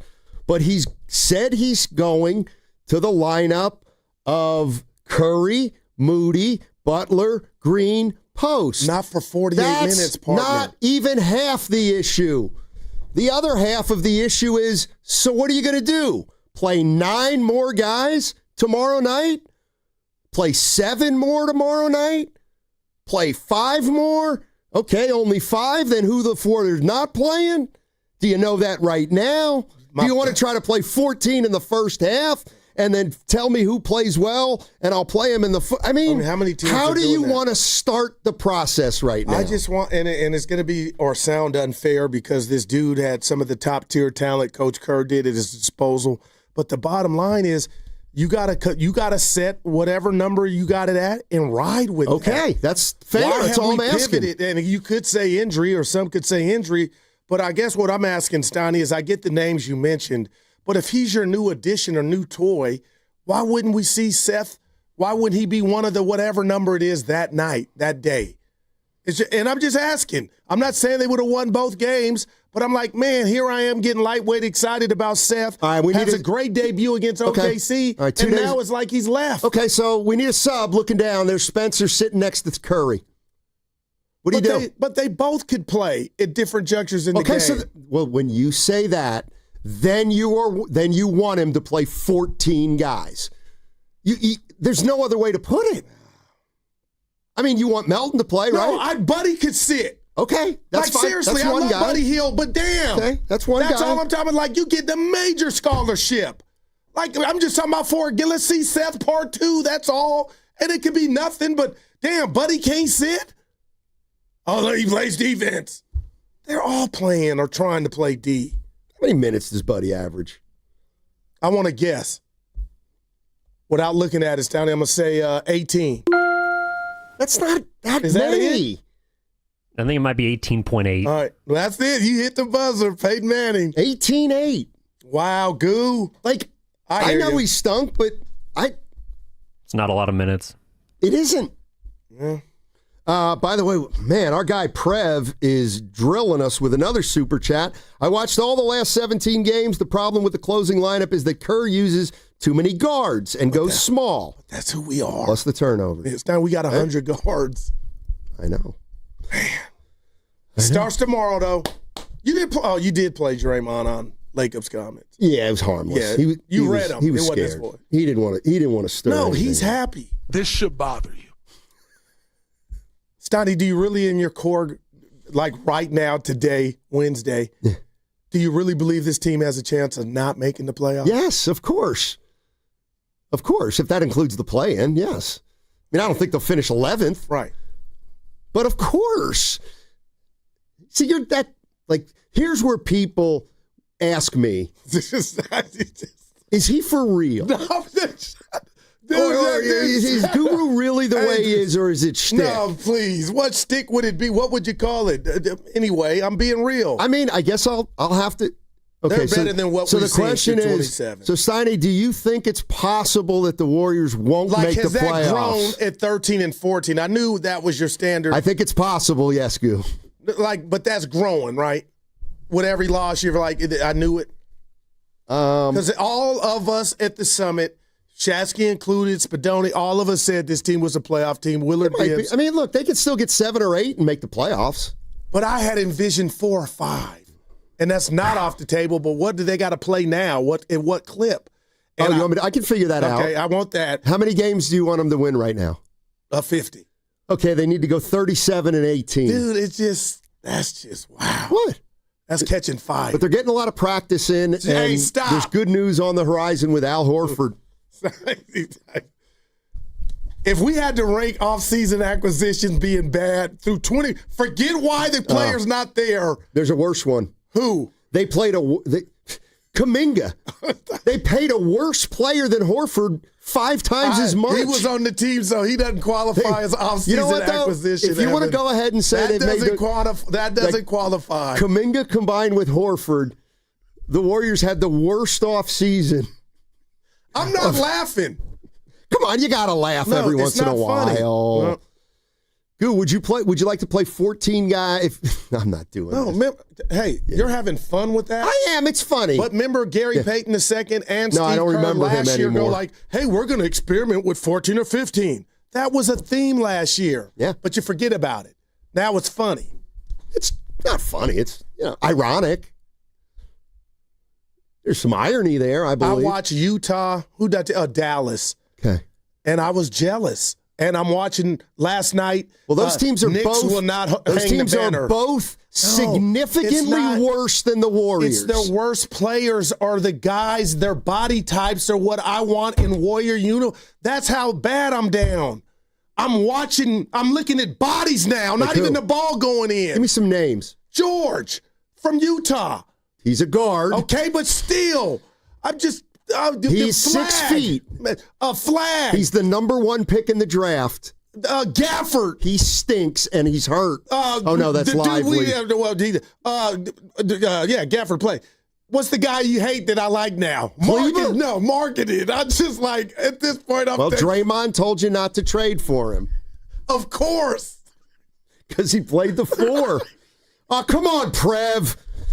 Some more bread? Yeah, but you know what? You got to read it. Don't get soft now. Do you guys think the closing lineup would be better with Curry, Seth, Jimmy, TJD, and Sure. Nah, I don't, Prev. That's a laugh. You can't play Post and TJD together. That's been my. I'm being real. That's been my pleasure this year through 27. What's that? Is watching Post fight and play. And if you look at his 3-point percentage was down at 31 or 32, I think it's up 35, 36. He can shoot. He's got a wetter. It's just I like watching him grow, man. He is not phased. So what's a wetter? Phrasing. Oh, is it? I just need 211. It's a guy with a jump shot. Yes. No, well then he doesn't have one. Kalina uses it. Post. If a wetter equals a jump shot, it's wet. Post doesn't have a wetter. He shoots a set shot. I know I'm being a stickler, but I've always been a stickler. But it's like Steph Curry does not shoot a jumper. Klay Thompson shoots a jumper. But they're both shooters. No doubt about it. All right, they just do it differently. Just be a little more precise. You do understand. Be more precise. You can be in a 3-point contest no matter how you shoot. Next question. Yes. Has there ever been a jump shooter to win the 3-point contest? I don't know. Dame. But he shot set shots. Klay? Did Klay rise up? He lost, but he didn't win. Did Klay rise up, or was he? I thought Klay beat Curry. Remember? Yeah, I'm just kind of asking, did Klay rise up like he would in a game? Well, how else would he shoot with his feet? He's going to shoot his shot. Okay. Let me show you something. I have a jumper. Let me show still. you something. You ain't shot when you got to since shoot the 5 90s. times. Yeah. This is a jump shot. Is that why you go on your tippy toes every time you take a picture? You raise up, and at the peak of your jump, you shoot. But you don't when you manipulate take 3-point shots, you take it off the rack, and you go like that. Yeah. Those are 2 different shots. I understand. Okay. But if you're in a contest, you're going to shoot the way you do in games. I don't know. Let me look at the film. I don't know how he shot. God, I wish I could play you right now. Can we please I would foul you so hard. Who gets this money? Not us. Who gets this money? Remember I said it goes to the, what was the word, Snarty? Our new boss. Foet TV. I don't know if I'm doing it right. Oh, TV. Dev in the Uber. Oh, it's Devon in the Uber here. Goo is right. Kobe's a top 5 all-time. And my man. Skull for... Rack 'em. I have to read the typos. All-time. And skull for skull, he's better than MJ's secret. Yep. It doesn't make a lot of sense I know at the end. it's off the court stuff. I got it. You guys are judgmental. Like you've never made mistakes. We got a couple calls here. One's Jay in San Jose. It says, if Kobe is so selfish, so is Steph. There's another call from Marv. He hates to agree with Steiny on Kobe, but Guru is wrong. Oh, let's go to the first one. I don't think either of them have a crack at it today. I'm sorry. No idea. And Marv's been solid. You know what, Jay in San Jose, you got a minute. Jay in San Jose, you got a minute. Go ahead and rip Curry. Okay, so before I rip Curry, let me just say something about Steve Kerr really quickly, is that he gaslighted by keep telling us we're just trying to win games, when he should be saying we're just trying to win games my way. All That's right. the truth. Wow. Now, let's fast forward to Steve, Steph. All right, got a I minute. A quick question Got for a you minute. guys. Hustle up. Okay. All right. If Purdy threw 7 touchdowns and threw 2 interceptions, but we won, who would be the hero? Purdy. If Purdy threw 7 touchdowns, 3 interceptions, and we lost by a touchdown, who would be the GOAT? Like, who would you blame? Purdy. Okay, same thing with Steph Curry. He can hit 12 3-pointers, but if you look at the ones that he missed, the time he shoots them and the turnovers that he makes, we keep talking about Draymond and all his turnovers. Steph makes the worst turnovers at the worst time. And now we'll fast forward to, or go back to when we played Cleveland and lost. He threw the turnover that caused Kyrie to hit the three, and he sat there and dribbled for 20 minutes with old Kevin Love on him. It was 2016. It was Jay in San Jose. Appreciate it. Let it go. Warriors Wednesday is brought to you by Friedman's Appliance. Come see their full selection of in-stock luxury appliances. I should have gone to the caller who agreed with you. I'll start over because it's a Warriors Wednesday. It's brought to you by Friedman's Appliance. Come see their full selection of in-stock luxury appliances in live working vignettes. Visit Friedman's Appliance in Pleasant Hill today. That segment was also brought to you by Ceremony Ford. Hey, heads up, Bay Area. The Ford Final Days year-end sales event is on right now at Ceremony Ford. Get an extra $1,000 in bonus cash on new 2025 Fords, plus 0% APR for 60 months on F-150s, Explorers, Escapes, Mach-E's, Lightnings, and Super Duty trucks. 0 down, 0 payments for 90 days. Ends on January 2nd, so you still got a couple weeks. Ceremony Ford, right off 280 or online at ceremonyford.com. Don't watch the game alone on your tiny screen. Ghostwood Kitchen is the ultimate destination for every major sporting event. They have huge screens, energetic atmosphere, and ice-cold craft beer. Their bar is ready to pour your favorite drink, and the menu is packed with delicious game day food perfect for sharing. Bring your team spirit, rally your friends, and catch every single moment with us at Ghostwood Kitchen, where the game is always on. And when the game is not on, we have the arcade to keep you going. Ghostwood Kitchen, 911 Main Street in Redwood City. This hour is brought to you by the new Chase Sapphire Reserve for Business. Introducing the business card that gives back all you put in.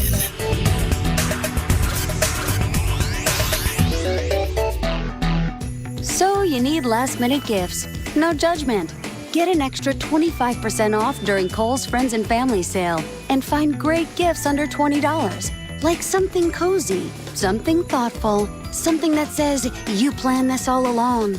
Yep, you're just one quick trip away from checking off the last gifts on your list. Save now at Kohl's and Kohl's.com.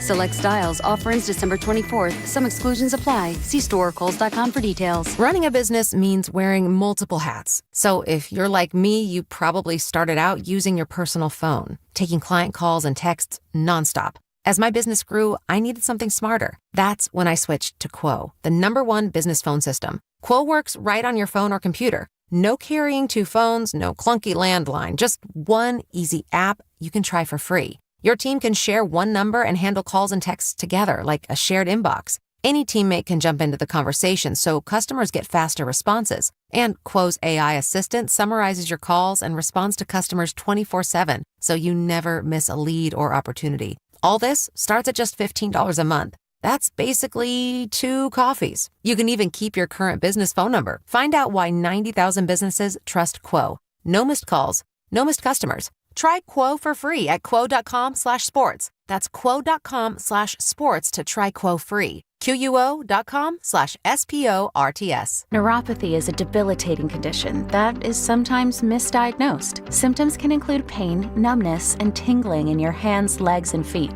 Neuropathy is a progressive condition that only worsens unless you get effective treatment. SF Bay Wellness is a leader in neuropathy reversal and uses FDA-cleared, non-invasive electric cell therapy to restore nerve function with no injections, no drugs, and no surgery. The treatments have a 95% success rate. If distance is a factor, ask about our virtual consultation option. Call SF Bay Wellness at 844-94-NERVE for the $99 neuropathy evaluation and receive a personal treatment plan that is tailored to your needs. Don't wait another day. Call 844-94-NERVE. That's 844-94-NERVE. Why keep suffering with the painful symptoms of neuropathy? You deserve to live a pain-free life. Start getting the treatment you need for your neuropathy symptoms. Call today. From carriage house to glass aluminum doors, RNS Doors has a full line of commercial and residential garage doors and gates to suit anyone's taste and budget. Visit rsdoors.com. RNS Doors. Look for the red truck. Odyssey San Francisco is proud to present the fourth quarter game changer, Danae LaBragna. From day one, Danae's brought passion, leadership, and unstoppable energy to every brand she touches. Thank you, Danae, for everything you do to make our team shine. 95.7 The Game and Great Clips have teamed up for the new basketball season. We want our listeners to look fresh with a great haircut from Great Clips. Each week, we'll pick a lucky winner to score a gift card. For a chance to win, courtesy of Great Clips, enter online at 957thegame.com. Great news, Nick. Legacy boxes are still in stock. With Christmas just around the corner, there's still time to buy the best Christmas gift ever. Legacy Box. That's right, Adam. Order today and Legacy Box ships immediately. It'll arrive ready to wrap and place under the tree. Gather the family together this Christmas and collect all your old VHS and camcorder tapes, slides, pictures, and film reels. Then you can binge on the good old days. From fading over time to risks like fire and water damage, your memories aren't protected unless they're on a digital format. Legacy Box helps you replay those great moments from the past, from Christmas morning to your wedding day. Legacy Box is the world's largest digitizer of home movies and photos. All the work is done right here in the USA, and over 1 million customers have trusted Legacy Box. This Christmas is the time to digitize. Visit legacybox.com/value for exclusive holiday savings. That's legacybox.com/value for last-minute shopping. legacybox.com/value. Every now and then I rinse it out, and I need Downy rinse tonight. And I need it more. Like it was the bed and the smell never leaves. I don't know what to do. I'm always in the dark. The smoking dead sure smells like a dog park. Downy rinse it tonight. Downy Rinse fights stubborn odors in just one wash. When impossible odors get stuck in, Rinse it out.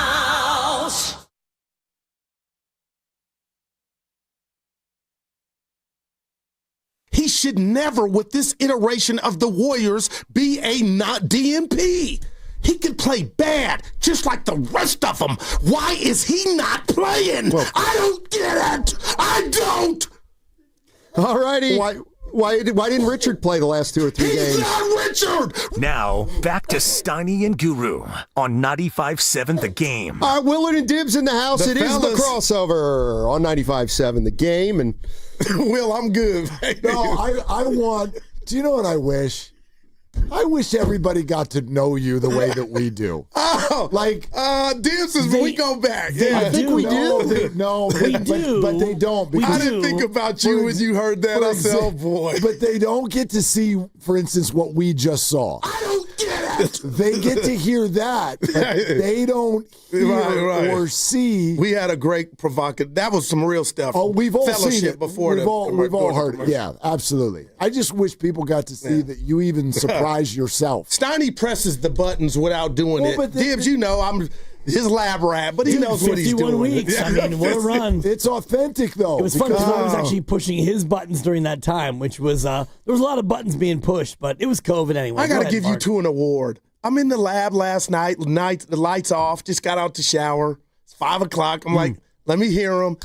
And you guys are truly the true detectives, just your natural way of not taking no for an answer, but just we're going to ask you this, that way. It's thorough. And Steve Kerr was awesome. Awesome. But what bothers me about everything, slightly, is we get a soundbite today or news. You got it, Steiny? Here we go. We're doing fine. I mean, this is part of. No, not that part. I just love that. The JK's now thought out and available tomorrow because of what he's done in practice. Yeah. And my whole thing is, I'm not defending any player. He should never be in the freezer. That's all I guess my thing. He should never be an afterthought. That's a fair opinion. So he was balling in I think most people have. Two things come to mind. Yeah. First one, your super duper special rant today. Can I speak to you on this for a second? Do we have it? Do you have like the super special Guru freak out rant from today? Which one? It's all over the internet. Guru rant for children. You love them all the same. When that's my line. You're squeezing the sides of your head that you don't understand why Jonathan Kaminga gets DNPs. I didn't know where that came from. I know. That's what I'm trying to tell people. You go to a different place, and then you surprise yourself. When you listen back to it, you get very uncomfortable. Yeah, no doubt. But you shouldn't. Anyway, do we have it or no? We do? No? Yes? Man. No? What's that? Okay. All right, yeah. The one, I guess it's the one. I didn't have my headsets on. The one we just played coming back from Yeah, we can play that one again. Do we have that one? Oh, no, do we have it or not? We have it, but okay. Anyway. Here's what when I'm driving around, what I wanted to say. Okay, tell me. You could have texted me. Completely get if the whole thing angers people. I really do. I get it. But when you say that, like, Jonathan is not playing because he didn't play well, and other players, they get to not play well and still play, my thought is, I think Steve has been trying to tell the public for a year and a half now. Okay. It's not about just if Jonathan doesn't play well. It feels to me like it's the way he doesn't play well when he doesn't play well. And there was that story last year where the organization lost its cookies because in Portland, I was watching that game. Curry looked over what is going on? He looked off a wide open Steph Curry and went to the rack and missed that patented fall away. There's a price to pay for that. That's what I think it is. So you're saying it's not bad play? You don't have to agree with that. I don't even really agree with that. I wouldn't DNP Jonathan Kaminga, but I don't think it's that black and white of like, you didn't play well, so now you have to sit 3 games while Pods or Spencer or Buddy can go out there and they can go 1 for 6 and they're right back in the lineup the next day. Is that a little bit of a... No, and I'm going to take a playoff after this. That was, you illustrated that perfectly. But can you admit in my world, and it's not right or wrong, that I think what you just described, and if there are other people like me that feel that way, that's why some people are down on Pods and they shouldn't be. Because they feel he's getting something that Kaminga or Moody didn't get years ago. 100%. There's no doubt that I believe there's a correlation there, and it's unfair. Pods, in a way, is just catching a huge stray. Dude. And he ain't playing as bad as people are saying he's playing. The only thing that he's done wrong is he says stupid stuff. And that, man. That's all he... I mean, he says stuff that's just kind of like an eye roll. I don't want to hear... This city does not want to hear you come in and say you're going to be better than Steph Curry. That's just dumb. It does you no favors. But is that big of a deal? It's a turnoff. Right, totally. To me, what's going to be the fascinating part of the Kaminga thing is when he is on another team, because I know it's easy to talk about. Okay, well he may average 23, but they won't be good, or he'll do. But the thing that I'm going to be looking for when he goes to another team is what his new teammates think of him and his game. Will Jonathan Kaminga go to his next team wanting to be the best top 3 player with that kind of role? Will he go on the team and kind of feel his way around? I don't know. Will he play 25 games and the guys go, well, I see what they were talking about in Golden State, or do they play 20? Or will he play 25 games and they say, boy, did Golden State miss the boat on this guy?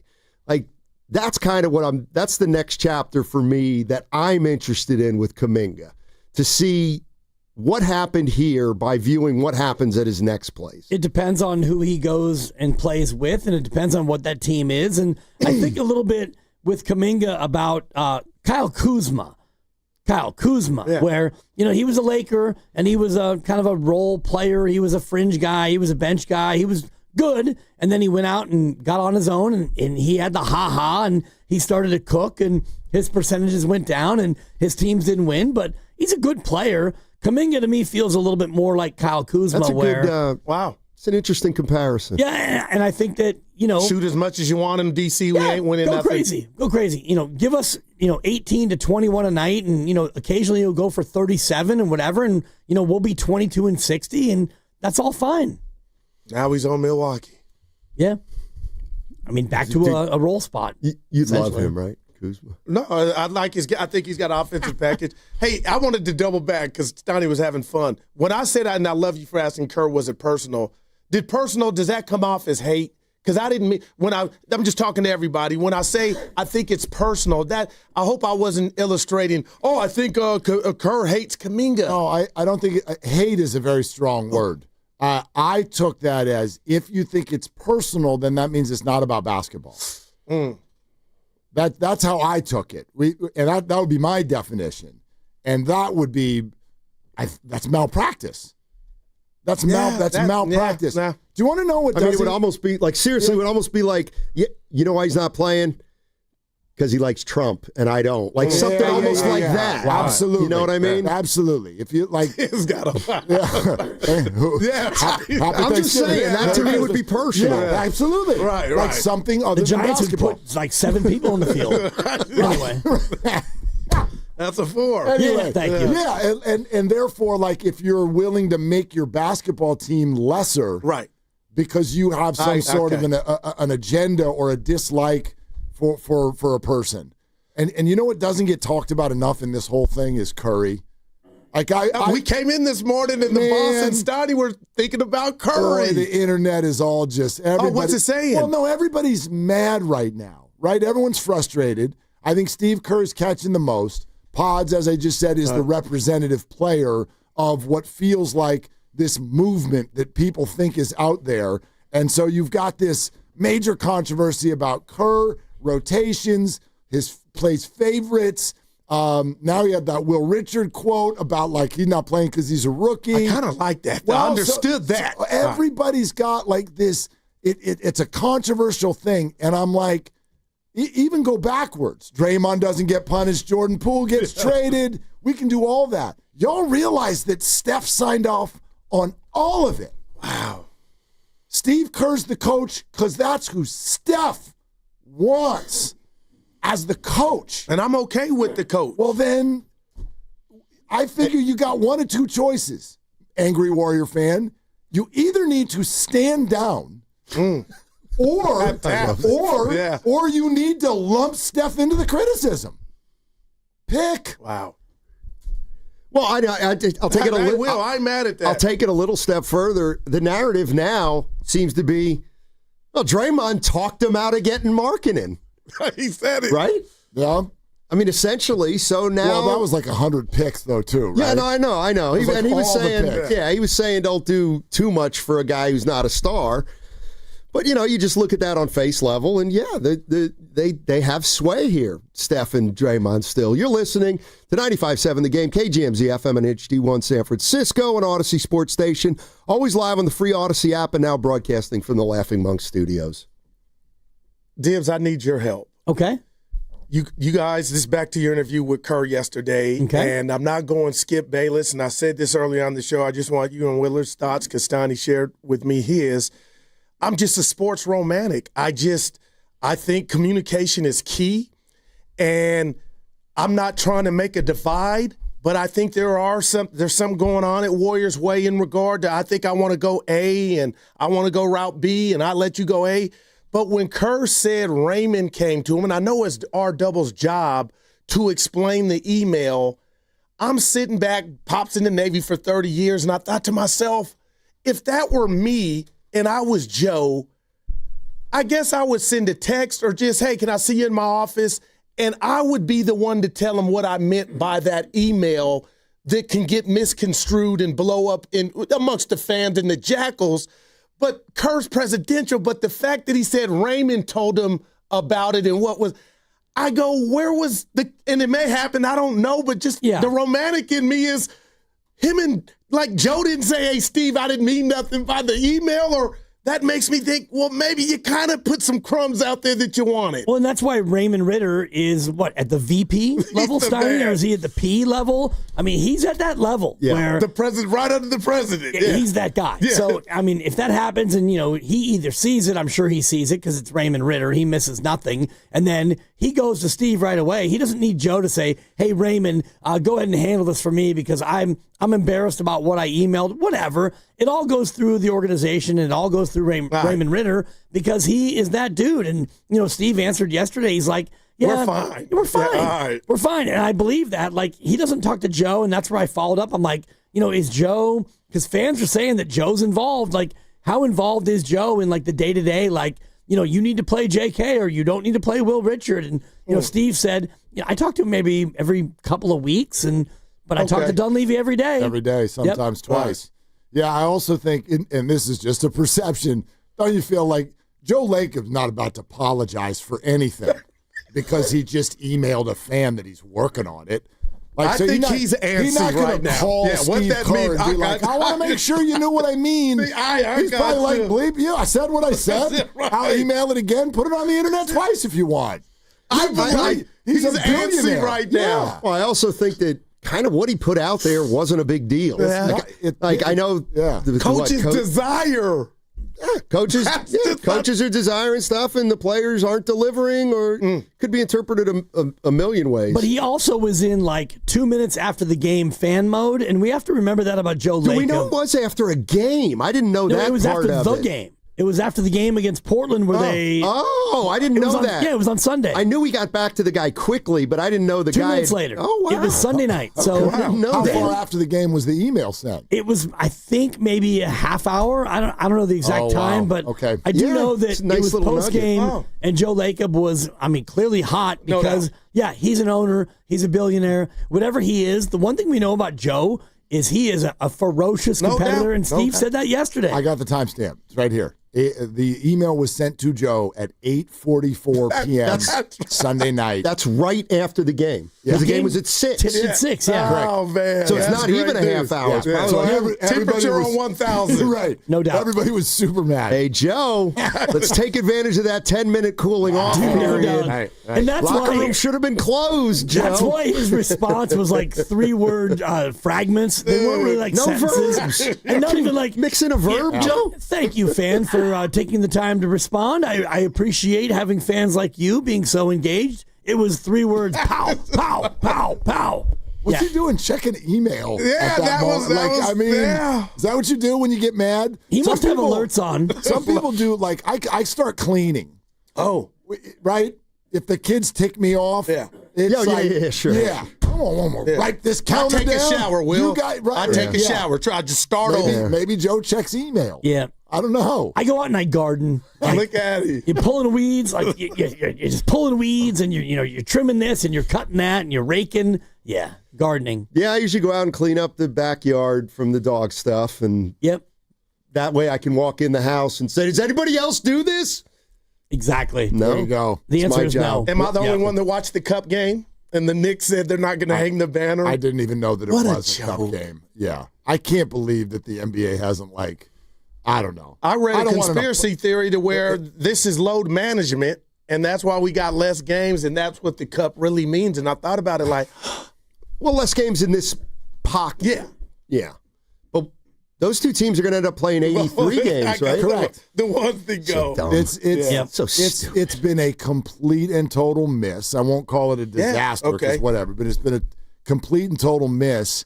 And I don't Would know. we say that if the Dubs were in it? Yes. I do think, honestly. Absolutely. Yes. You think? Hibbs knows I root against them getting Okay, in. all right, Bottom line, here's the other thing. Wow. I mean, I don't want them to play an extra game. They can't play the games they've got. Let me ask the room, and I would bet $1,000 Well, we with got each of you that you don't know the answer. Who won the NIT last year? Oh, God, yeah, I have no idea. I'm saying Colorado State. I think Why would They you actually were a tournament Nebraska. team. Okay. Nebraska. These are all fun answers. I actually Oklahoma don't know, State. but the Cup, as much as I love Gotcha. the Cup. But I know who won last and year, I don't though. really love the Cup. I just love the Cup because it bugs my partner that I love the Cup. The NIT is like the Cup. Like, you won the NIT or the CBI or the CBT or whatever you won. It was Seton Hall.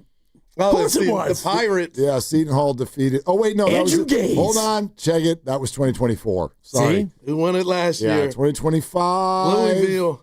Oh, Chattanooga. The Noogs. Defeating UC Irvine, which is where my sister and her husband both went. I didn't even know they were in it. Yeah, they got snubbed by the tourney committee. Yeah. I wonder if, what was his one in name? overtime. What's their nickname? Russell Turner is still coaching it.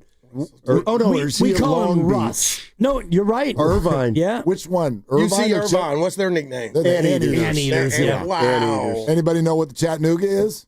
The Noogs. No, it's the... No, they're the moccasins. That's correct. You're Wow. welcome. Good one, Dibs. Well, when you've done man. play-by-play in the SoCon, the Southern Conference, as I have, I did one game. Yeah. I got fired by this company. Yeah. Shout out CEO coming tomorrow. I'll tell her that story if I'm given the opportunity. But during that time, Better have somebody write it down. somebody actually reached out because their play-by-play guy had to do a football game, so they needed somebody to be an analyst. And so they called me. So I did one game of Wofford basketball at Stanford. So ever since then, I'm an honorary SoCon member. Nice. Oh, Mox. The Terriers. Look at you. all right. That's Wofford. Okay. And I think it's Wofford. Is that It's Wofford, yes. Wofford, not Wofford. Wolford. Yeah. I was thinking my guy Just, Henry by the way, Wolford. congratulations on your Thank cute you, little Dibs. win down Thank the hall you, this Dibs. morning. Thank you very much. Thought you spent too much time on it, but I was happy for you. We got a lot of texts. He about was it. happy for himself, Yeah, too. Super I was. happy. Sarah and Vinny. Yeah. That's a good performance. But First Sam big. Lubman That's said the he big was the stage. first guy Nope. here at the station that But he won wasn't.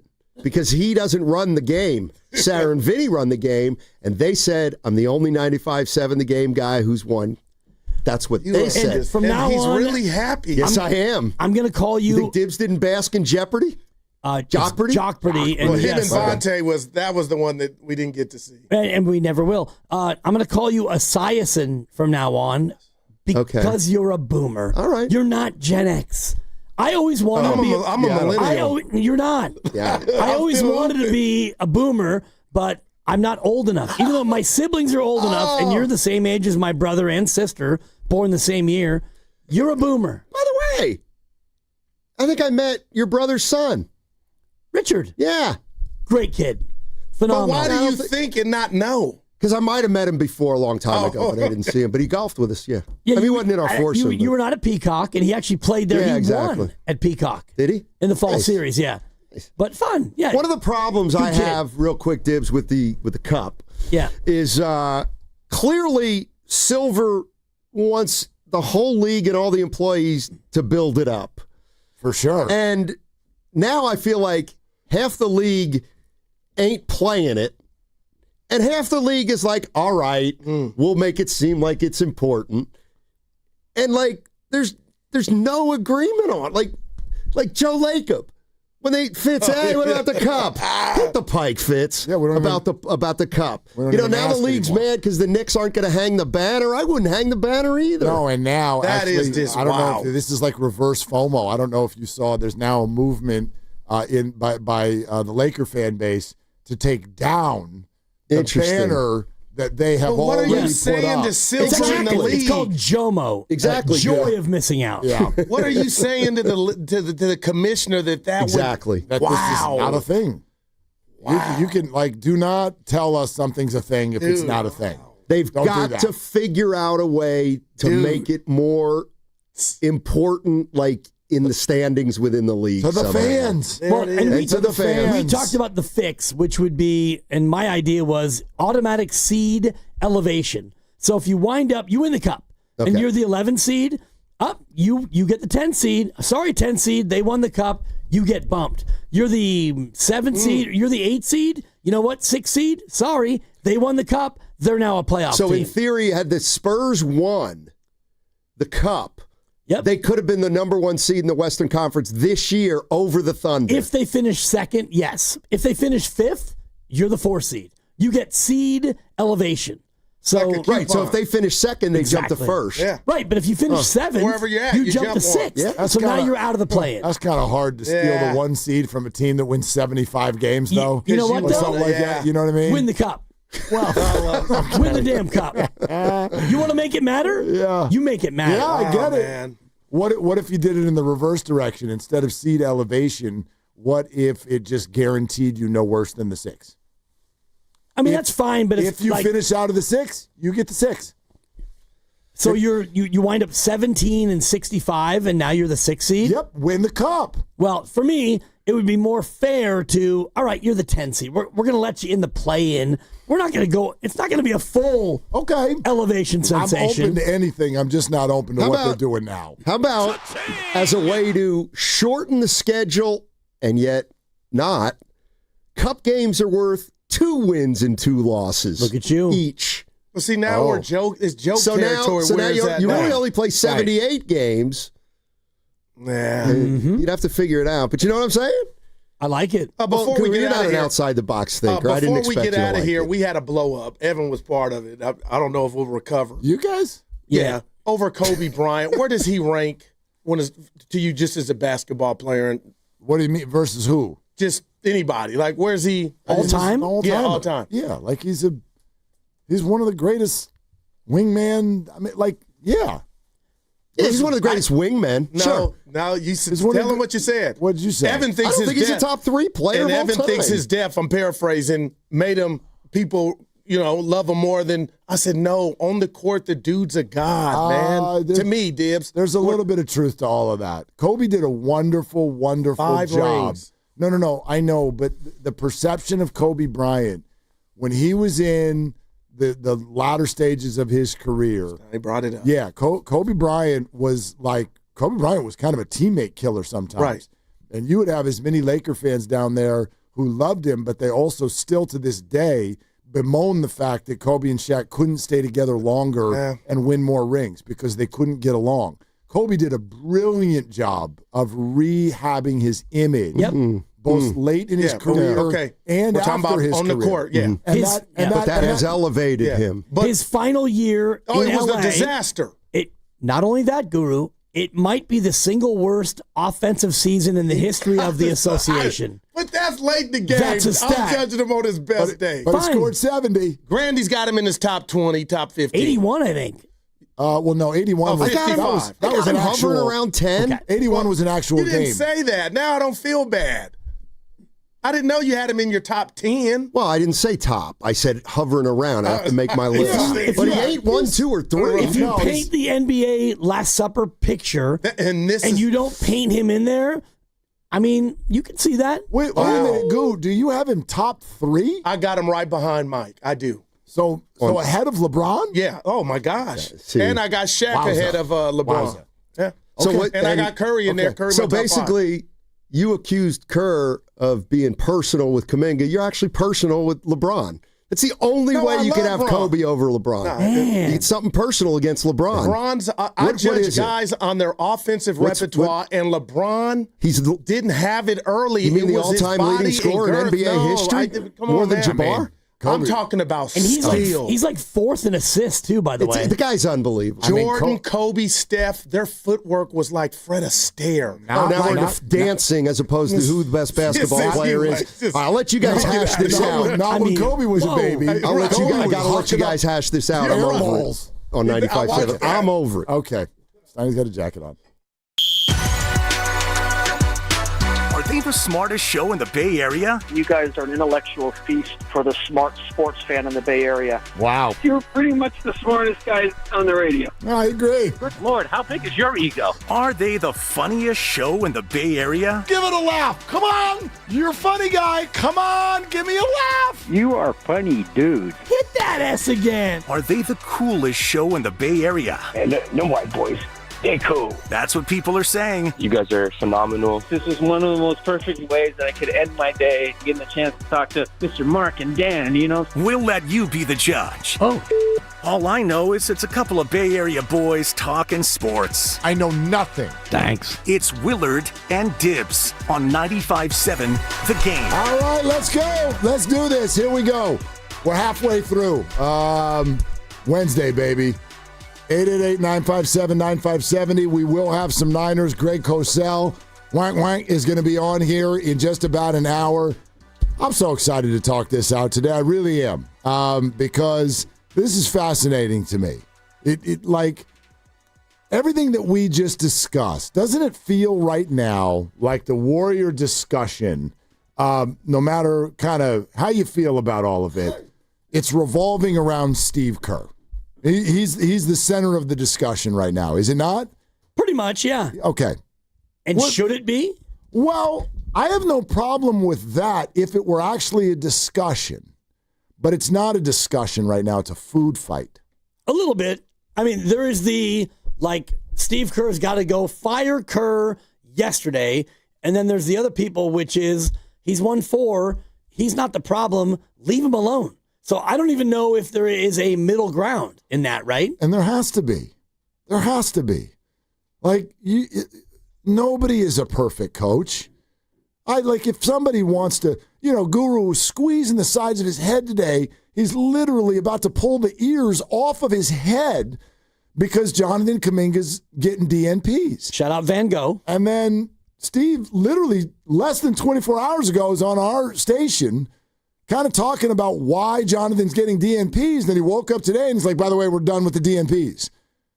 And that has me scratching my head, not because I want Jonathan to get DNPs, but does that feel like somebody came in and said, Steve, something happened between last night and this morning, it feels like. Why didn't he say that to us yesterday? He didn't say anything that even remotely sounded like that yesterday. So all that is to me, though, is curious. So we can have that discussion. But my God, I have never seen a multi-championship coach get treated like this and talked about like this in any sport in my 50 years of watching sport. I've never seen this before. Yeah, I was trying to think about the comp, and we were in the green room talking about it, and you could think about, even Boch, like he won 3, and then, you got to the end, new regime, Farhan in, and it kind of felt like the writing was on the wall, but he didn't get pilloried, he didn't get fired, he didn't get run out. It was a mutual parting of ways. Jimmy Johnson in Dallas, he wins 2, and then whatever was happening happened, and so he bounced, and then Switzer came in and won 1 for Dallas, and so they got the 3 in a row, and so you can go across all sports and all regimes and all eras of a dynastic coach, and have they ever been straight up run out? Am I missing one? You and I sat there for 10 minutes next door trying to think about, forget people screaming about it on Twitter or on the radio. Simply, has somebody in professional sports who's won multiple rings been fired? I think Steining threw that question out there earlier. And I'm not here to tell you that it's never happened. I can't think of it, though. I can't think of it. And usually that's because even if they do, like you bring up Boch, there's Belichick. There are people where clearly the situation had expired, but out of respect, it's like by mutual decision, we're moving on or whatever. Can you, and maybe can all of you, can you help us? Can you think of anyone who's won multiple rings, let alone 4 for God's sakes, who's been fired? So that's question 1. I can't even think of anyone who's been fired, let alone had what feels like, at least on the internet right now, people are marching in the streets. And so I would love to dig into that a little bit. I don't understand everything that's going on with the Warriors right now. I don't understand why their most athletic player is not playing. But when I listen to Steve Kerr talk, he doesn't sound like some sort of moronic, unreasonable, loser, jerk, favorite playing bleep hole that you should see what happened yesterday. Lucas goes on the 95.7 The Game Twitter page and says, Steve Kerr's coming on at 5. What would you like to ask him? Oh, boy. You should read the responses, all of you unbelievably potty-mouthed, inappropriate, weirdos. What on earth is going on here? We're talking about Steve Kerr. Is that really where we've arrived? I mean, honestly, a lot of, and I know this, I'm only speaking to some of you, but this has gotten way too hot. Way too hot. I cannot believe the way that many of you Warrior fans are looking at this and talking about this right now. And again, I'll bring up what I just brought up on the crossover. If you've got that much of a problem, call number 30. Right. He swears by him and has continued to this year, by the way. So I don't understand. You can disagree with his moves all day long. There's no issue there. I don't agree with everything I've seen him do. I don't understand everything, but wow, 4 rings? And this is how we're going to roll out on the back end?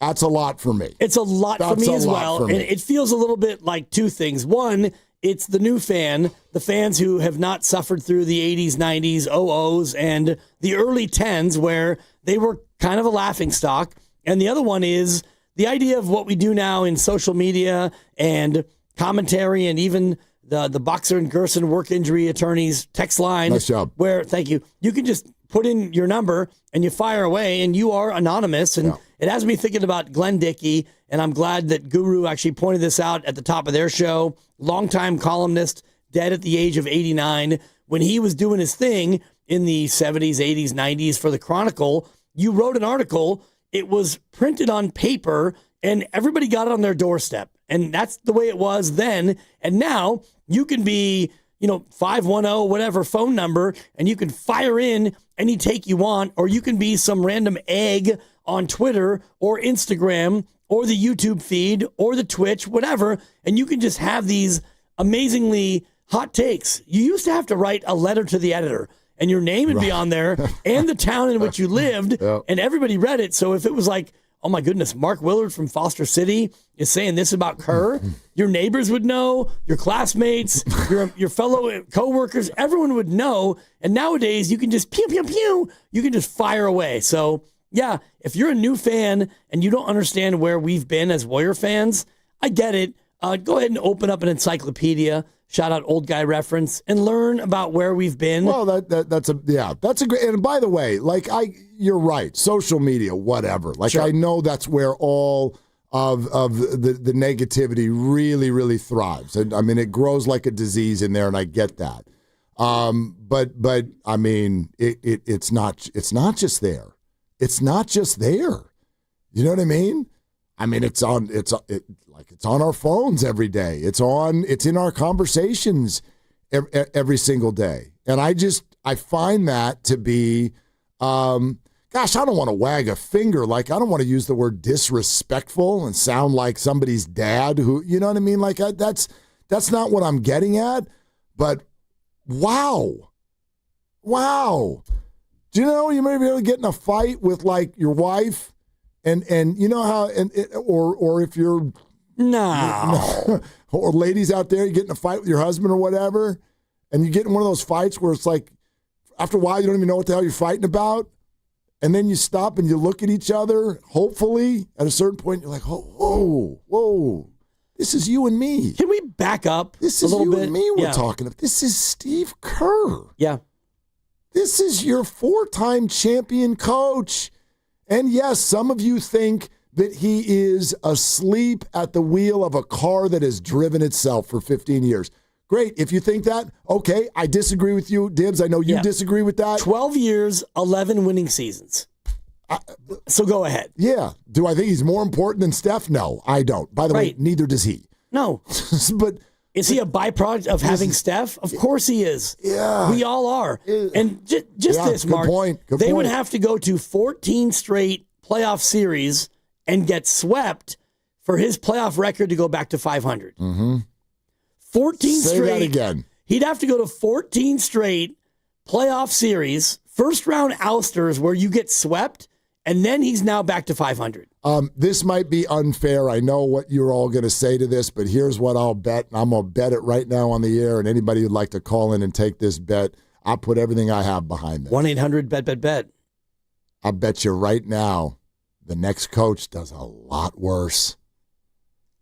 I'll bet you every single dollar that's ever been assigned to my name that whoever those of you want to replace, whoever they replace him with, whenever he goes, it's going to get worse. And yes, part of that is because Steph Curry's going to retire at a certain point. Right. But I'll bet you it's going to get a hell of a lot worse. Well, there aren't a hell of a lot of other coaches who have a winning percentage of 643 who have coached for 12 years. He's on the short list. Yeah. So, yeah, of course they're going to be worse. And the other piece of it, and I know we have to dip and come back, Let's but boogie. If Kerr decides not to come back next year, maybe Steph Curry will decide to not come back as well. Steph, that's who Steph wants as his coach. Right. I want it, by the way, 888-957-9570. Let's talk about this. Let's talk about it. And yeah, let's get number 30 into the conversation. Those of you angry Warrior, if you're angry at the Warriors, are you angry at Steph? He's greenlit every single thing that's happened. All of it. It's Warrior Wednesdays, brought to you by Freeman's Appliance. Come see their full selection of in-stock luxury appliances and live working vignettes. Visit Freeman's Appliance in Pleasant Hill today. We're also sponsored by Surfside. The Warriors are back. Cheer on your Dubs with an ice-cold Surfside. Only 100 calories, 2 grams of sugar, 0 bubbles, so it is easy to sip and enjoy. It's not a seltzer. It's Surfside. Proud partner of the Golden State Warriors. Must be 21. Please drink responsibly. Greg Cosell's not for 45 minutes. Let's get to your calls on this, okay? Right now, 888-957-9570. Should the Kerr conversation be this hot? Are you that hot? This is Willard and Dibbs.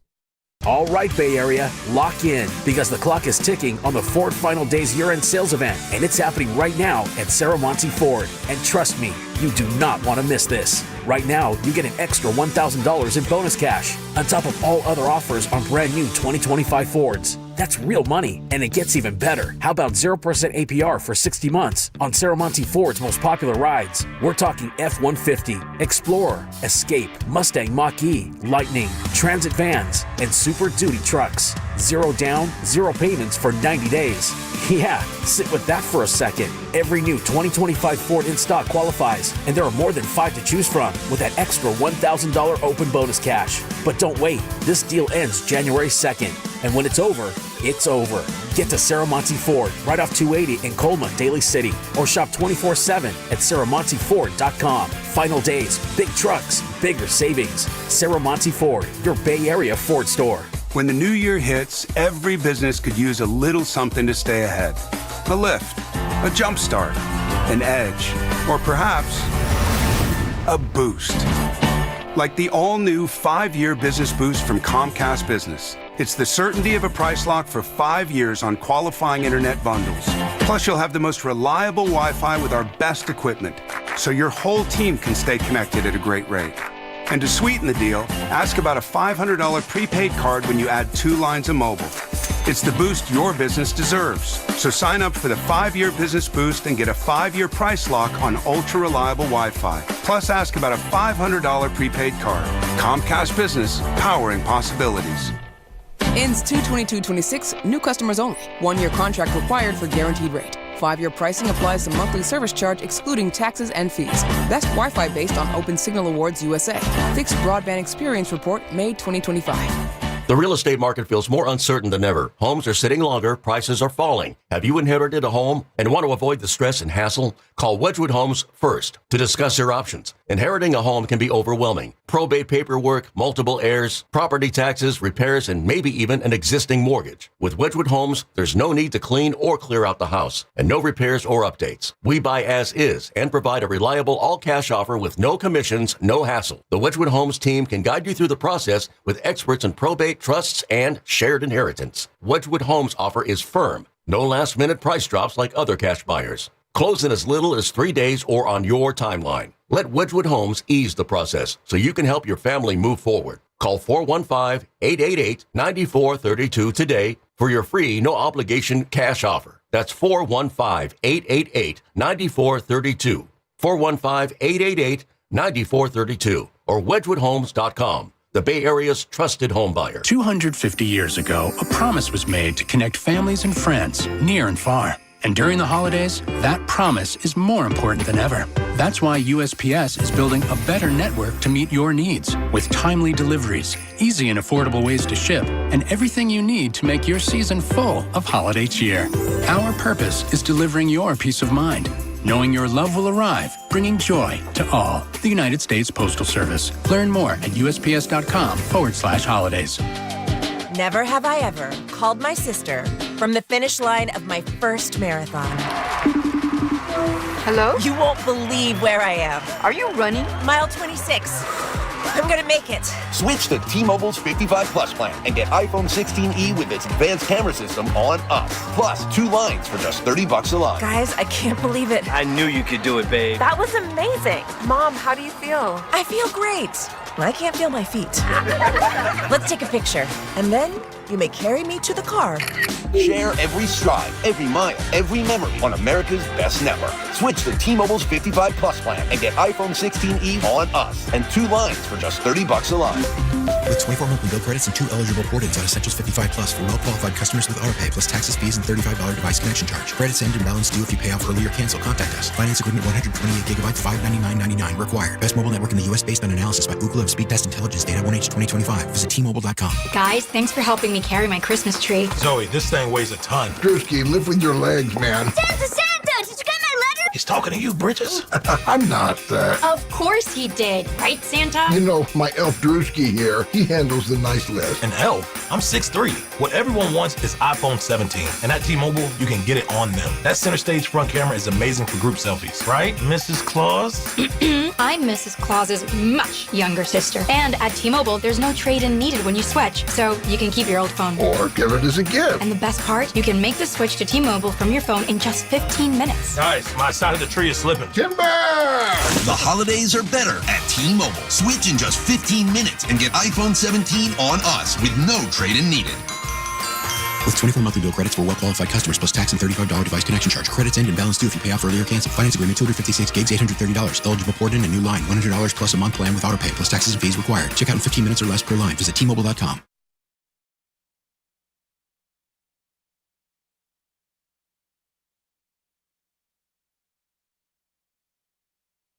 Let me tell you something. This guy is a ball player. He cannot be that guy. Dub Nation, it's Steve Kerr. You're listening to Willard and Dibbs on 95.7 The Game. Coming to you live from the Laughing Monk Studios. All right, we're going to go right to the phones. 888-957-9570. Well, like, I have never seen a coach. First of all, there aren't that many coaches who've won 4 championships. I've never seen, let's just call it a multi-ring coach. Right. I've never seen this. Well, I've never seen. We've seen it in different ways. Have we? Well, I'm going back to the A's. Dick Williams, and he won it in 72 and 73. Yep. And the owner was such a D, right? Charlie O'Finley, that he stepped down. And then Alvin Dark came in, and they won the next year as well. And then I think about Phil Jackson and The Last Dance, and I just was watching part of it over the weekend, and they came out. I think it was Krause, not Reinsdorf. Yes. And Krause is like, yeah, this is going to be it for Phil. Right. This is it. So he's going to coach this year. That was it for everybody, though. Right. It was it for everybody. It was clear that he was going to coach and maybe win his 6th, which he did, but that was going to be it. And then I already mentioned Jimmy Johnson in Dallas, where he won the 2, and then he's like, nah, I think I'm good. I'm out. That's what I'm saying, though. These people all had some sort of a hand in their own dismissal or the end or whatever. It was the owner, who all kind of like, And I like, even in that, even if we did find someone who's been fired, like someone's asking me, like, because I was there when Phil Jackson left the Lakers. I was in the room. He stood up there with his family.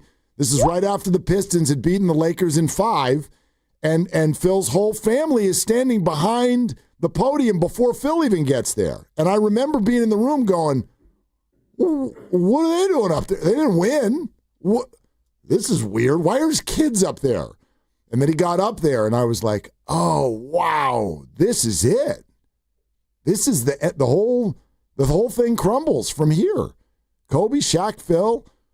But I'm also talking about simply the way a fan base feels about said coaches.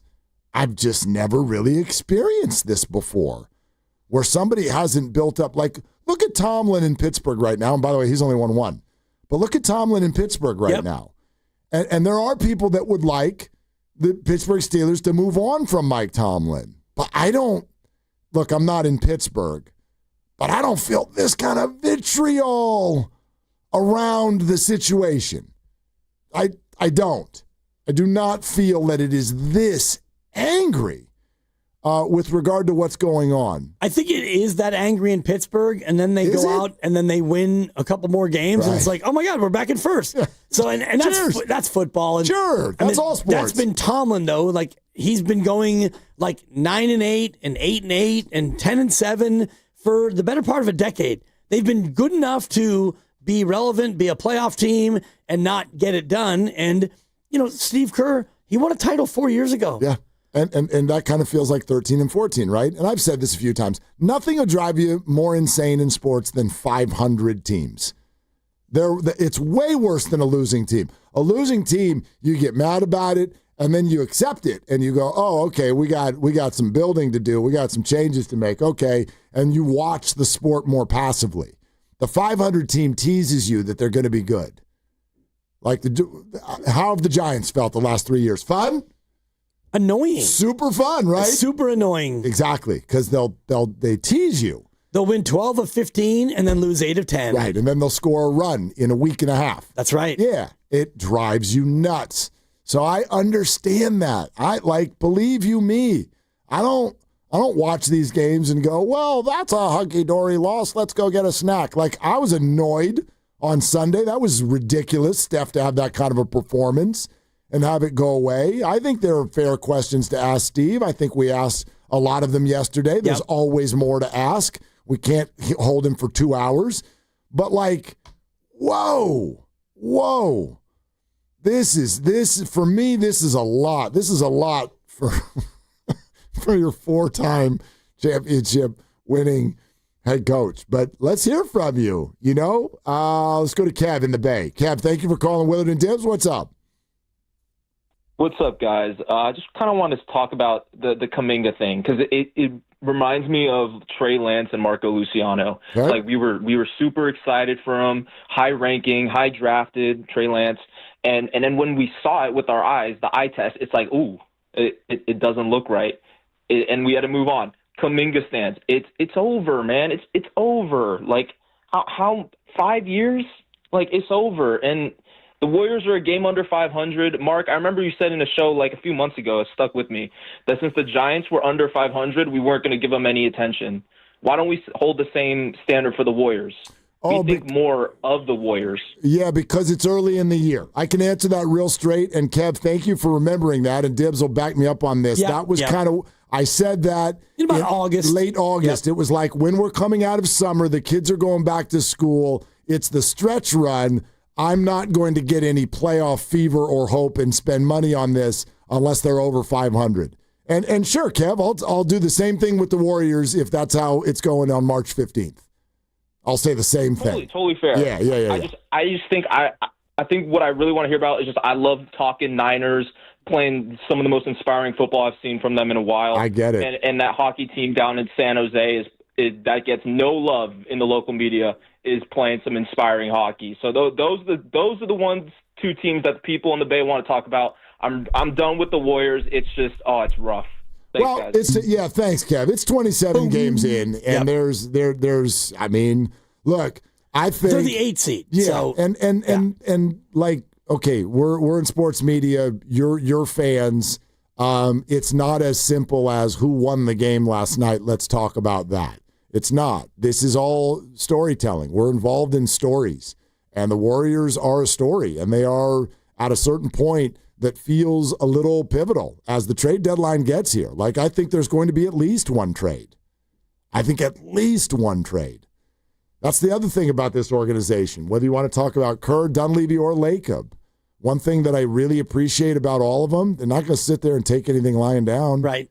They're going to keep trying. When people get mad because Steve Kerr, well, just throwing crap against the wall. Right, because what's going on doesn't work. So you got to keep trying other things. And think about last year where he was doing the same thing, which was throwing crap against the wall, and then he eventually traded Schroeder and Slow-Mo and Melton and Wiggins, and he brought in Jimmy Butler, and so he went from, man, I have 12 guys and I don't know who to play, to you kind of finally figured out who you are going to play, and this year feels like a mirror image of that one where right now you've got 12 or 13 guys that are playable, I suppose, and yet you can't play them all, so you'll get to the deadline and you'll find a way to package Kaminga and one or two other guys to get somebody else in here who's better than them. Yeah, and by the way, to his point about the Kaminga thing being over, I would respond to that and go, no, it's not over. I don't mean, like, if you think that Kaminga's time with the Warriors is coming to an end, I agree with you. But that doesn't make this over because now what happens there? What are you able to trade him for? Right. And so it's a story. It's a story. And what does he do? Who knows? What if, by the way, because Steve Kerr said today that it sounds like Jonathan Kaminga tomorrow night is going to be back on the floor. I can tell you JK's been great, this last week as he's been out of the rotation. He's working really hard, and I'm going to reward that. I mean, he needs to be back out there. So I can throw a question at you right now. What happens if he plays really well over the next month? Does that make his value go up, or does that make you want to keep him? Both, but it also makes you want to trade him. Does it? The value goes up, and you may want to keep him, but you also may want to trade him. Yeah. I don't think that any of these things are mutually exclusive. I think that we're just now in another situation where it's like when you have your computer, and all of a sudden your computer's like, oh, time for an update. And so you're like, okay. And so you update your software. That's what this is. It's like Kaminga 15.0, where it's another update, and maybe this time the features are going to be something that you actually love. And sometimes you update your phone or your computer, and it's like, God, I miss this or that. Yeah. I hate this. Or sometimes it's like, oh, cool. This is a lot easier, and this is better. And that's kind of where we are with Kaminga. I can tell you in my professional history, whenever the company tells you that they're upgrading something, I just prepare myself for 2 months of frustration. Could be. Yeah. Upgrade.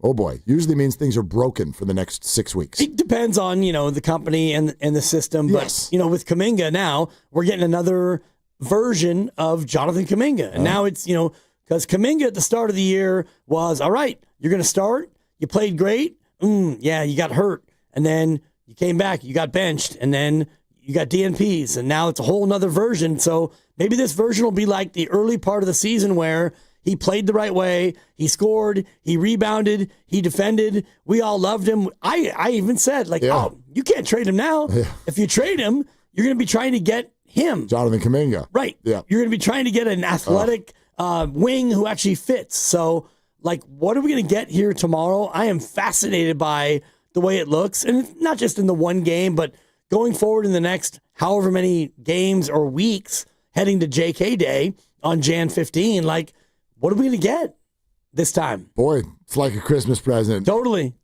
888-957-9570. By the way, 49er fans, there will be plenty for you today. Greg Cosell joins us in a half hour. I think Juwan Jennings is a name that has not been uttered enough with some things that are going on right now with the 49ers that we need to and want to talk out. So we will. For sure. But Steve Kerr's conversation yesterday and a lot of the reaction around it has certainly struck a chord. Dave in Atherton is next. Hi, Dave. Thanks for calling Willie and Debbie. Hey, Willard Dibbs. Thanks for taking my call. Yeah, man. I just want to say good for you guys for opening up the lines to some disagreement. I got shut down this morning in the morning roast, and that was kind of disheartening. Mid-sentence, so I'm not going to belabor that point. That's pretty irrelevant. I think just briefly touching on the Jonathan Kaminga thing, I think that there's plenty of blame to go around, but I think at this point it's pretty clear that it's over. Take what you want from his injury at the beginning of the season. My personal opinion, JK returned to I'm going to pout. Because he got yanked from the starting lineup, and I think the world of his talent. I actually think he's an incredible athlete. I just don't think that the Dubs are going to facilitate his growth. So I'm like, let's move off of him if we can't do it. Now, I do have one question for you guys. Yes, sir. I want your honest opinion about this. That's all we ever get. No, that's fair. Kerr said that he's not playing Will Richard because of seniority and, the numbers. Yes. I think the numbers speak to Will Richard's productivity. What do we think about Kavan last year getting benched for Quinn Post or for Clay getting benched by Pod, who both of those guys were producing better numbers, but they weren't the senior. So is this I just don't understand the DMP for Will Richard. I don't understand that. Yeah, Dave, that's why you have frustration with Kerr. What are we doing? Oh, I don't. And by the way, Dave, thank you. I don't mind frustration with Kerr. I'm talking about this has gone down a road of get him out of here. This bleeping, this fire, but there is vitriol. And normally I would tell you that you are you're listening too much to the lunatic fringe and you're listening to the small minority. But in this case, I do think that it's a larger body of the fans than it normally is. Because sometimes you and you call it the echo chamber, and you're right. You listen to 8 people or 12 people or texters or YouTubers or whatever, and it becomes a thing. But I do believe the anti-Steve Kerr group is larger than maybe most people think. And louder. Yes. Larger and louder. Now to the Will Richard point, this is an interesting one, and this got a lot of people's attention yesterday. Which one is this, Grandy? Where's the one where he talks about how Will Richard essentially... It's the one Grandy's hot on. Yeah, it's the bottom one. Essentially not playing because he's a rookie. Here we go. You just can't play more than 10 or 11, and we're getting healthy, not completely healthy, but we're almost there. So it's been tough not playing him because I'm a huge fan and a believer, and he offers us stability and decision making, good shooting. So he's just got to stay with it. Right now, he's sitting because he's a rookie. I'm honoring what the older guys have done over the years. I think that's good for chemistry. I think this is kind of how it goes. You have to, guys have to earn their stripes, and you give everybody a fair look, and then you continue on through the season. So he could very easily find himself back in the rotation. Okay, and this got a lot of people because it seems to maybe butt heads a little bit with what he said about Jonathan Kaminga's DNPs. This was him responding to me saying, hey, I got people telling me that this feels personal between maybe you and the organization and Jonathan. Here's what he said. That couldn't be farther from the truth.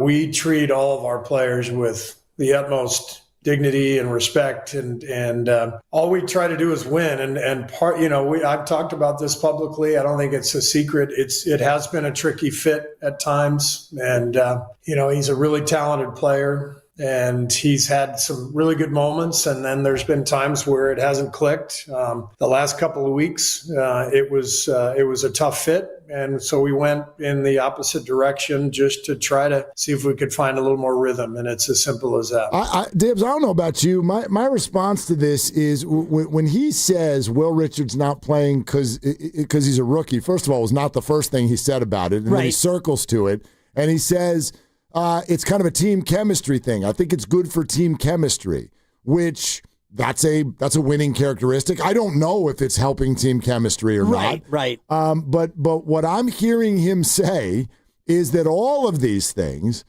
are temporary. So when somebody goes, hey, we've got these numbers on Will Richard, Steve has not banished him. He's not playing right now. That might change as quickly as tomorrow. Same for Jonathan. Right.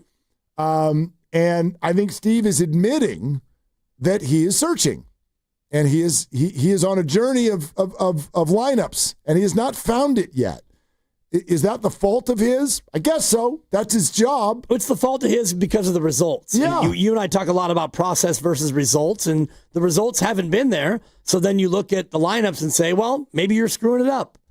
Sure. I don't know. Sure. The idea of chemistry, the thing I heard him say there is it's easier for you to bench, and he's not being benched, he's just not in the rotation, but it's easier to do that to a rookie, a guy who has no real expectation. Absolutely. He was a second-round pick who many thought were ticketed to the G League. Grandy and I talked to him at Summer League, and we both were like, oh my God, this guy's got moxie, and he's got confidence, and he came out and he played like that, and he played well, and he's actually done very well. But you're at a spot where you're a rookie, and you're not going to play him all 82 anyway, so it's okay to give him a few games off and then let maybe GP2, a guy who I think if you put him on ice for a long time, it's harder to get a 33-year-old or 32-year-old back in the fray, whereas a rookie, you're going to sit for a couple weeks, or maybe you go to Santa Cruz and then you come back. That's how it goes, Rook. Yeah, absolutely. Absolutely. Like, I know people get very mad when there's like politics involved in decisions. I'm sorry, there are politics involved in every decision, every day, all the time.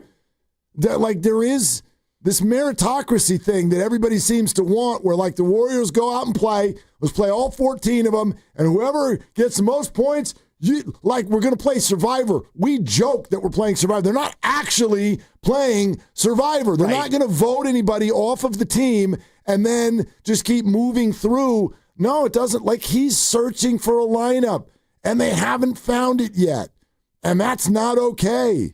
And so we can have that discussion, but I don't think that some of you caught him in the hypocrisy that maybe you think you caught him in yesterday. That's my take. I don't think you did. I think you did. Wait a minute. You said it's only about winning. Well, who the hell said that Will Richard playing is definitely what gives them the best chance to win? It's Will Richard. He's nice. I haven't ever watched a Warrior game and been like, can't win without Will Richard. It's nice, but I also have seen nice things from all the people who are playing. That's the problem. Once you get to number 4 in the lineup, it's just a bunch of I don't knows from night to night. That's the thing. And, you want to talk about Survivor and who has immunity. It's Jimmy, Draymond, and Steph, end of list. And you could probably throw Pods in there, too, because Pods plays every game, and he plays all the time, more than most fans want. But beyond that, the other players, either they're old and not available, or they're young and one-way players, or they're rookies. And so Steve is trying to find 9 or 10 guys he can really bank on, and he doesn't have that yet. Yeah, I get it. I get how that made people feel, but I kind of agree with you. The comment about being a rookie was Steve saying, look, I'm searching for a lineup. I can't play 14, and I can afford to put him over there for a week and check out some other things because he's a rookie. That's the way I took it. I get it if you took it differently. But that's that's how I look at it. As a guy who's coached a ton of high school varsity sports, you have a freshman who is on your team, and thank you. Your freshman comes in, and your freshman plays great, and then you got a senior over there, and you're looking down the bench, and you're thinking, well, if I don't get my senior back in there, then the senior might become a poisonous force on the bench, or I might just lose him. And when the freshman inevitably hits that wall or goes into a tank, I don't have that senior to lean on anymore. I mean, this is part of what makes coaches great, even when they have great players. The Phil Jacksons, the Steve Kerrs, the Greg Popoviches, if you will. You want to talk about this, like, part of what makes them great is not these X's and O's that so many of, the system and all. Part of it is managing the egos. And I think that's what he was talking about right there. Will Richard doesn't have one yet. It's a second-round rookie. Exactly. He's part of the Stay Ready crew. Yeah, and you had me thinking about Willie Adames, because remember early in the year last year, April and May, he was really struggling. But Willie Adames is a guy who plays every day. So you're going to play him every day because that's his comfort zone and that's what he always does. But he's hitting 206. And I think you got to Colorado and you finally were like, Willie, I mean, you need a day. We're giving you a day and you're going to have a day. And I know he wasn't thrilled about it, but then he comes back and he starts hitting and he's better. And it's like, sometimes you have to do these things despite players, and if it's Will Richard, you're a rook. I mean, he's going to be fine. He's still going to play probably 70 games this year, and you know what? You said it. He might play tomorrow. He might. He's definitely going to play at some point. It's tomorrow, right? I mean, they haven't played in so long. I don't even know. It is tomorrow, yes. It is tomorrow. I mean, remember when they used to play all the time? How fun that was. We all wanted them to get a break, and now I'm like, not enough games. They've played twice in like 9 days. I know. It's been a long run. 888-957-9570. Much like Steiny's questions. It's stupid. I had to. AJ, Andy, Pat, okay, just stay patient. We are coming to all of you. Hey, you might all want to hear also what Draymond Green on his podcast said about Joe Lacob's email. Oh. Yeah, from Sundays. Also... Greg Cosell is 20 minutes away, okay? And we'll get to some 49ers for sure. We're sponsored by Crystal Geyser Alpine Spring Water. We're brought to you by Fremont Bank. Here for you, here for good. This is Willard and Dibbs. What makes Crystal Geyser Alpine Spring Water different? We always bottle our Alpine Spring Water less than 1.5 miles from the spring source. And all our bottles are made with 50% recycled plastic from our own recycling plants. Crystal Geyser, bottled at the spring source. Come into Friedman's Appliance in Pleasant Hill and see an amazing selection of Sub-Zero, Wolf, and Cove appliances live and on display in one of the largest living kitchens in the country. And save with Full Suite Savings Event. With qualifying purchase, get 3 additional years of protection or qualify for a $1,000 rebate. For the largest selection of Sub-Zero, Wolf, and Cove appliances, visit the Living Kitchen at Friedman's Appliance in Pleasant Hill or at friedmansappliance.com. Hi, I'm Andy, your friend and jeweler at Shane Company. As a product development manager, I make sure every piece of fine jewelry at Shane Company is meticulously designed for quality. From 14-karat gold chains, pearl necklaces, diamond studs, and of course, dream engagement rings. We know you can get your holiday gifts anywhere these days, but knowing your loved one's gift was crafted by master jewelers? It's a difference everyone can see and feel, no matter the price. All of our fine jewelry begins with a vision by our in-house designers. Then, we ensure each piece meets our high-quality standards every step of the way, including the smallest details. It's why our jewelry comes with our all-inclusive, free lifetime warranty that covers everything and doesn't cost a dime. At Shane Company, there's no shortcuts, just craftsmanship. Because a friend wants your fine jewelry to be nothing short of perfect. Come see for yourself. Visit us in store or at shaneco.com. Shane Company, your friend and jeweler. Makita knows that pros never settle, and neither do we. With Makita, you get tools that perform at the highest level on every job without compromise.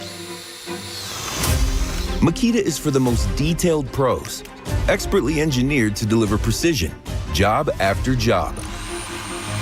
When your work calls for the best, call on Makita. Makita, built to be the best. Available at the Home Depot. Stuck in a job that just isn't getting it done? Maybe it's time to go for IT. Whether you're just starting out, switching careers, or a military veteran ready for change, My Computer Career can help you launch a rewarding career in IT in months. No prior experience needed. Why spend years getting a traditional degree when your future in IT can start right now? Take the free career evaluation at mycomputercareer.edu today. Your most powerful upgrade? Your career. Go for it. Go for IT. Financial aid is available to those who qualify, including VA benefits. Injured at work? Don't wait. Every day you delay can mean lost wages, delayed medical care, and more stress for your family. At Boxer & Gerson, we fight for people just like you. Construction workers, delivery drivers, factory workers, restaurant staff, hardworking folks who get hurt just trying to earn a living. We won't back down. We get results. You work hard, you deserve real help. Call Boxer & Gerson now at 510-835-8870 or visit boxerlaw.com. The consultation is free, but waiting could cost you. Boxer & Gerson, justice for workers. Hi, I'm John with Jack's Restaurant and Bar. My brothers and I recorded our first commercial a while back. It got a little chaotic, so I'm here today. What's going on here, bro? Are you recording a commercial without us? Guys, no, I'm just trying to what? Take all the credit for our half-pound all-natural burgers? Or the best fish and chips or around? 7 mac and cheeses and 14 sandwiches, including a French dip that will change your life? Or our homemade meatloaf, pot roast, and next-level lamb chops? Or that people can order takeout and delivery by visiting ilovejacks.com? Guys, no, I'm just went behind our backs. I knew he would. Wait till we tell Mom. Oh, please don't tell Mom. Real family, great food, ilovejacks.com. Hurry, it's your last chance to donate your car to Cars for Kids for 2025. Any car running or not can be picked up as soon as tomorrow. Act now for your maximum 2025 tax deduction and vacation voucher. Call 877-CARS-FOR-KIDS to donate. That's Cars with a K. I know that hiring can be challenging. You need someone to match your role perfectly. Well, now you can meet them fast on ZipRecruiter. Build your team, build it sooner. Meet your match on ZipRecruiter. Just head to ZipRecruiter.com/free right now to try it for free. That's ZipRecruiter.com/free. Meet your match on ZipRecruiter. Try it free. Oh no. Ah, that's the sound of someone who's misplaced My debit card. their debit card. Where did I leave that thing? Not at the gas pump, or the checkout counter, or the roof of your car. Now, if he has the Chase mobile app, he can use Card Lock. Wait, I could just lock my card. Yep, just a few tippy taps on his phone, and that sound? That's peace of mind from Chase. Chase mobile app is available for select mobile devices. Message and data rates may apply. JP Morgan Chase Bank N.A., member FDIC. Running a business means wearing multiple hats. So if you're like me, you probably started out using your personal phone, taking client calls and texts nonstop. As my business grew, I needed something smarter. That's when I switched to Quo, the #1 business phone system. Quo works right on your phone or computer. No carrying 2 phones, no clunky landline, just one easy app you can try for free. Your team can share one number and handle calls and texts together like a shared inbox. Any teammate can jump into the conversation so customers get faster responses. And Quo's AI assistant summarizes your calls and responds to customers 24/7, so you never miss a lead or opportunity. All this starts at just $15 a month. That's basically 2 coffees. You can even keep your current business phone number. Find out why 90,000 businesses trust Quo. No missed calls, no missed customers. Try Quo for free at quo.com/sports. That's quo.com/sports to try Quo free. QUO.com/SPORTS. You're listening to 95.7 The Game, KGMZ FM and HD1 San Francisco on Odyssey Sports Station and the home of the Golden State Warriors and Valkyries. Always live on the free Odyssey app and now coming to you live from the Laughing Monk Studios.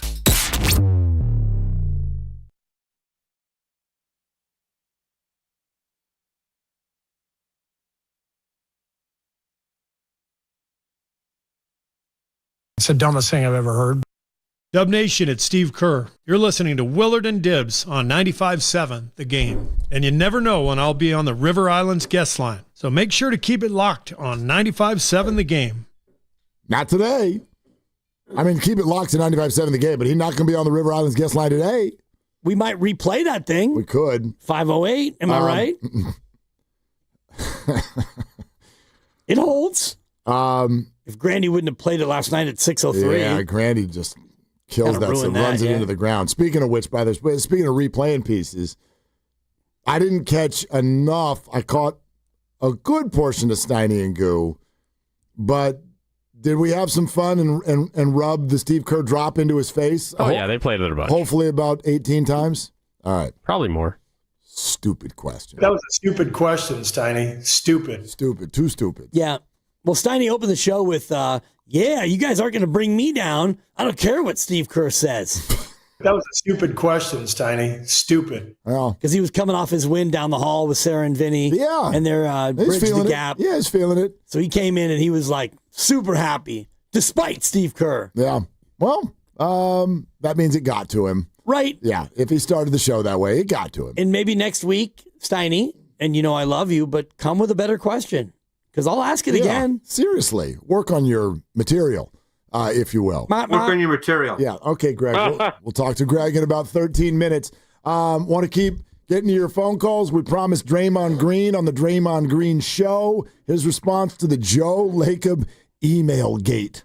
Obviously, a lot made of Joe Lacob responding to a fan email. Listen, Joe is passionate as hell. You're either going to love his passion or you're going to hate it. Whether you love his passion or whether you hate it, the one thing you do know is the most important thing to Joe is winning. And if it's not working, if you're not winning, Joe has a problem. And that's just how Joe rolls. It is what it is. You know, no one's in our organization is cracking from it. I think, again, when you've worked so long with someone, you know how they are. You know what makes them tick. You know what pisses them off, right? So I don't think any of us are sitting there like, oh, man, Joe said this. Like, quite honestly, Joe will say these things to your face. That's just who he is. Yeah, I don't think that this shook any of their trees. I just think that there were some interesting sentences in there.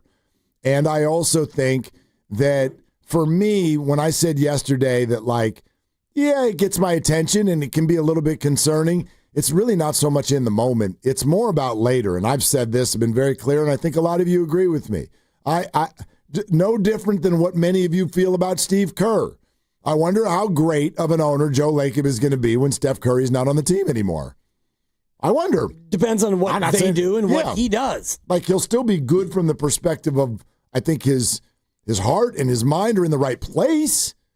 But I don't think that he can be snap your fingers as maybe effective as he thinks he can be. Let's put it that way. I'll buy that. And it's interesting when we talk about owners, because if you're a fan, you want your owner to have a desire to win. Yep. And I do think that, you know, Jed and the Johnsons and Lacob, they all have that same desire. Now, how do you go about doing that? If you are in the NFL, you're hard capped. And so the best thing you can do is put good people in position and give them the cash to be able to have the cap be cap schmap, as you always say. So I look at Jed, and they've done that, where, you know, you have a contract that's maybe not great, and you rework it. You give a player a cash up front. That way you can kind of offset down the road. You kick the can down the road. And if you're in the NBA, Joe Lacob has done everything he can to build this thing up under the same constraints. He's been in the tax. He actually had the highest tax bill in history. Absolutely. And the Johnsons down the street. Well, that's an interesting one because, and the one thing that resonated as you were laying that out is what he said a couple of years ago about breaking even. Yeah. You know, we're just trying to make sure we can at least break even. And so ownership, if you're not going to be a championship team, then at least like make it so I can afford to go. Yeah, I mean the Devers thing went a long way for me in terms of what the Johnsons are willing to do to put something good out on the field. Let's go to Andy in Nevada. Hi, Andy. Thank you for calling. Hey, guys. I really wanted to talk about the Sharks, but there's too much basketball to go there. When you played Steve Kerr saying, you know, I want to give everyone a chance, and he gave Will Richard a chance, and he was really good. Yeah. And then he says, well, I got to sit somebody. I can only play 11. It's kind of counterintuitive that everyone gets a chance. This guy gets his chance. He plays really well, but now he can't play because he's a rookie and there's too many guys. There really is too many guys. We need to make a 4-for-1 trade. And it's just too many, and it's so frustrating that it's been 3 to 4 years they haven't been able to get a big man. I counted last offseason, 21 big men got moved, and the Warriors didn't try to get in on anybody. It's not basketball. You know, look, Houston has 6 guys, 6'10" or bigger. San Antonio, all these teams are huge. What are we doing? When are we going to wake up? Hey, Andy, I mean... When Steph is gone. Yeah, is exactly. The answer. Thanks so much, Andy. Appreciate it. I want to go to Andy's first point about, like, okay, you say you want to give everyone a chance, and then he plays well, and then he ends up on the bench. I think it's a dangerous game to play, quite frankly, which it sounds like some of you are asking for, which is if I put a player out on the floor and they play well, then they get more. Well, if you're doing that with everybody, now you're really stuck because that's going to lead to two things. One, it's going to lead to less continuity. A lot of you have been asking for continuity. If you just start playing the reward game, which is you have a good night, you back in again the next night. You have a bad night, you're next to me, sitting here on the bench. That kind of punitive behavior or like reward system, that's going to lead to a lot of ups and downs. And resentment. You're never going to get the continuity that you desire. Will Richard did look good at times. He didn't look like amazing, but he looked really good. And a lot of these other Warriors that are all in that sort of like, I don't know, the gray zone. They'll have it, you know what I mean? Even you Pods haters. He has good games. He has good moments. He hit a huge shot in Portland the other night. But I've also never seen Pods look seemingly great the whole time. There's always, that was a good possession. Yep. That was a bad possession. That was a good possession. That was a bad possession. So now, what do you do with that if you're playing the reward system? I just don't think it's that simple. Will Richard is going to contribute on this team.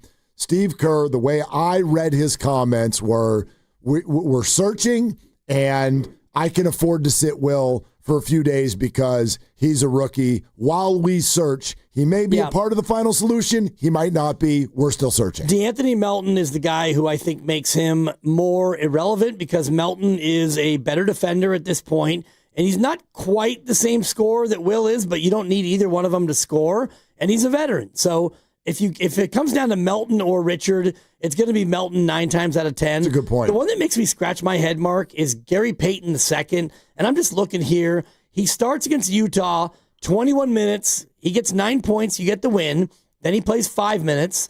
Then he plays 25 minutes. He goes for 19 in the win over New Orleans. He was amazing in that game. Then he plays 26 and a half minutes. He gets you 13 points in a loss to OKC. 3 minutes, 26 minutes, 4 minutes, 4 minutes. That's the one where, and I don't even know if we should have asked that. Maybe next week we could ask about like the Gary Payton II yo-yo. Is it just all matchups? But he'll play a lot and play well. He'll play a lot and play okay. and then he'll play not at all. Yeah, and you're right. It's a weird one. I don't know what the matchup conversations are like before these games. That might have a lot to do with it. I know that they really grind this stuff out in terms of matchups and a plan, and then they try to be ready. It's kind of like going out on a day trip with a kid. If we're going to have a plan, we better be ready to change it. And I think that's what they do. Like, they've got their plan, and then if somebody's playing really well, maybe they stick with it a little longer. If they're playing really poorly, a little bit shorter. I think that's how they do it. That's my only guess. But, yeah, like, again, this all comes down to whether or not you want to hold the Warriors organization to the fire for the fact that they're searching. I don't. They're searching. They've told us. They have not found something that works yet. And the reason why they're searching is because the players that they have aren't good enough to be ironclad, like, yeah, you're the dudes. And I don't want to compare them to OKC because OKC actually has 12 or 13 guys who all could play, and they're all amazing. But you look at this Warrior team, and you've got 4 guys who are ironclad. Pods is one of them, and you may not love that, but he's an ironclad. He leads the team in total minutes. And beyond that, you've got old guy hurt, younger guy maybe not ready, 7-footer who can only shoot threes, 6'9" guy who's terrible on offense. And so you've got a lot of like pieces and parts, and this is not hockey where you can just do a line change. I mean, we can do this. Like, if you want to do it this way, like, they're searching, and you'll go, oh, there's been no cohesiveness. And I think, to your point, it would be fair to come back and say, I don't know any players who have earned cohesiveness. Right. If you all want absolute ironclad, as you said, 30 minutes a night, then you've got to go earn that. And I know what some of you are going to say. Well, Pods hasn't earned it, and he gets it. It's a fair retort, and I'll continue to say it's simply because of the position he plays. But also, if you've noticed lately, those minutes are going down. With Melton coming back, no, they are. He's had a handful of games where he's barely gotten to 20 minutes. That's true. So again, I think this is true for all players. You want 30 minutes? Be amazeballs. Go become impossible to bench. That's right. So we're sponsored by Surfside. Warriors are back. Cheer on your Warriors with an ice-cold Surfside. Only 100 calories, 2 grams of sugar, 0 bubbles. Easy to sip and enjoy. It is not a seltzer. It's Surfside. Proud partner of the Golden State Warriors. Must be 21. Please drink responsibly. All right. Dibbs has been working on his material. It's maybe the hardest half hour of the week for him. He really, really has to bring it. The pressure is on. Greg Cosell of NFL Films. Is Phillip Rivers too old? What about Juwan Jennings? And what about Ricky Pearsall and everything into the 49ers situation with Greg Cosell coming up next on Willard and Dibbs.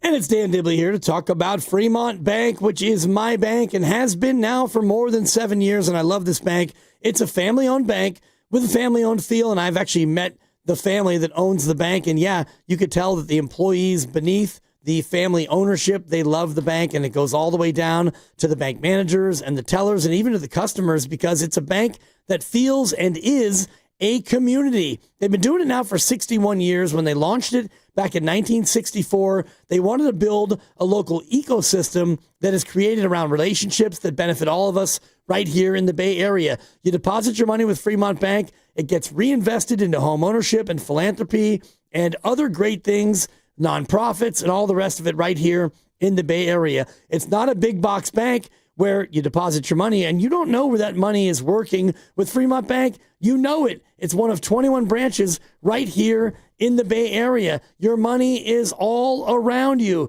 and that should matter to you if you care about the Bay Area like I do. Get in and be a part of Fremont Bank. They're here for you and here for good. So you need last-minute gifts. No judgment. Get an extra 25% off during Kohl's Friends and Family Sale and find great gifts under $20. Like something cozy, something thoughtful, something that says you planned this all along. Yep, you're just one quick trip away from checking off the last gifts on your list. Save now at Kohl's and Kohl's.com.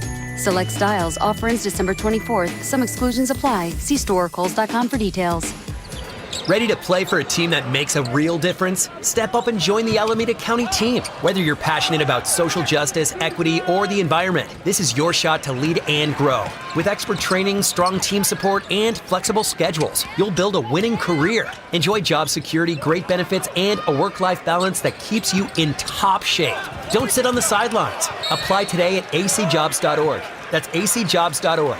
Alameda County, our community, your purpose. The NFL is taking over the Bay Area with Super Bowl Experience presented by Jersey Mike's. February 3rd through 7th at the Moscone Center, North and South. Dive into an immersive football festival celebrating all 32 teams, plus interactive games, player autographs, photos with the Vince Lombardi Trophy, exclusive NFL shop merchandise, and much more. It's the ultimate Super Bowl week event with fun for all ages. Tickets start at just $40 and kids 12 and under attend for free. Visit superbowl.com to buy your tickets today. Hey there, it's Bonte with the report from River Islands in Lathrop, where so much is happening this winter. The home selection has never been better, with neighborhoods designed to fit a wide range of lifestyles. Whatever is on your list of must, an amazing kitchen, a home gym, a private office, or a separate suite for your in-laws, the home builders have designed a home just for you. Priced from the low $600,000s to over $1 million. There's even a community for active adults, 55 plus, inside the River Islands Master Plan, with its own clubhouse for sports and socializing. Then there's everything that's all around your home, the lakes, the parks and trails. How about the San Joaquin River? Every day feels like a good day when you have so much access to the outdoors right out your own front door. Not far from home, day trippers head out to Yosemite, the Gold Country, or the Lodi Wine Country, or they meet up with friends on the deck of the Boathouse Restaurant. No matter how you define it, River Islands is where the good life comes to life. Isn't it time for you to discover the islands? Check it out at riverislands.com. This is the story of the one. As the purchasing manager at a manufacturing plant, she knows the only thing more important than having the right safety gear is having it there when you need it. That's why she partners with Grainger for auto reordering, so her team members can count on her to have cut-resistant gloves on hand, and each shift can run safely and efficiently. Call 1-800-GRAINGER, click Grainger.com, or just stop by. Grainger, for the ones who get it done. When back to the office means back in traffic. Left lanes are blocked. Turn to the traffic leader, KCBS. It's now jammed. Brought to you by your NorCal Honda dealers. The Happy Honda Days event is on with the best deals of the year on a powerful new CRV. Only at your NorCal Honda dealers. Getting more as a MyLowe's Pro Rewards member is easier than ever with the Lowe's app. Download it today and earn 500 points the first time you log in. Plus, your digital wallet helps you scan, save, earn, and access what you need to manage it all in one place. Download the Lowe's app and take advantage of your Pro benefits today. Lowe's, we help, you save. Valid 12/125 through 1/7/26. Offer valid for first login per organization only. Loyalty program subject to terms and conditions. Additional restrictions apply. Visit Lowe's.com/terms for more details. Subject to change. Oh, how's that flu, babe? Did you take Dayquil Intense Flu yet? Nah, I got this. Ugh, okay, I don't got this. You stay on the couch, and I'll grab the Dayquil. Undo your flu symptoms with Dayquil Intense Flu. Dayquil Intense Flu provides powerful relief of your flu symptoms. I'm ready for that to-do list. Wow, you do got this. Dayquil Intense Flu. The daytime coughing, aching, fever, under your flu medicine. Use as directed, keep out of reach of children. Get 5 quarts of Syntec Full Synthetic and a MicroGuard Select Oil Filter for just $32.99 now at O'Reilly Auto Parts. Limit supply. O'Reilly Auto Parts. We asked parents to share their journey of adopting teens. They changed who I am because I can't see life without them in it. Visit adoptuskids.org to learn more. Brought to you by Adopt US Kids, the U.S. Department of Health and Human Services, and the Ad Council.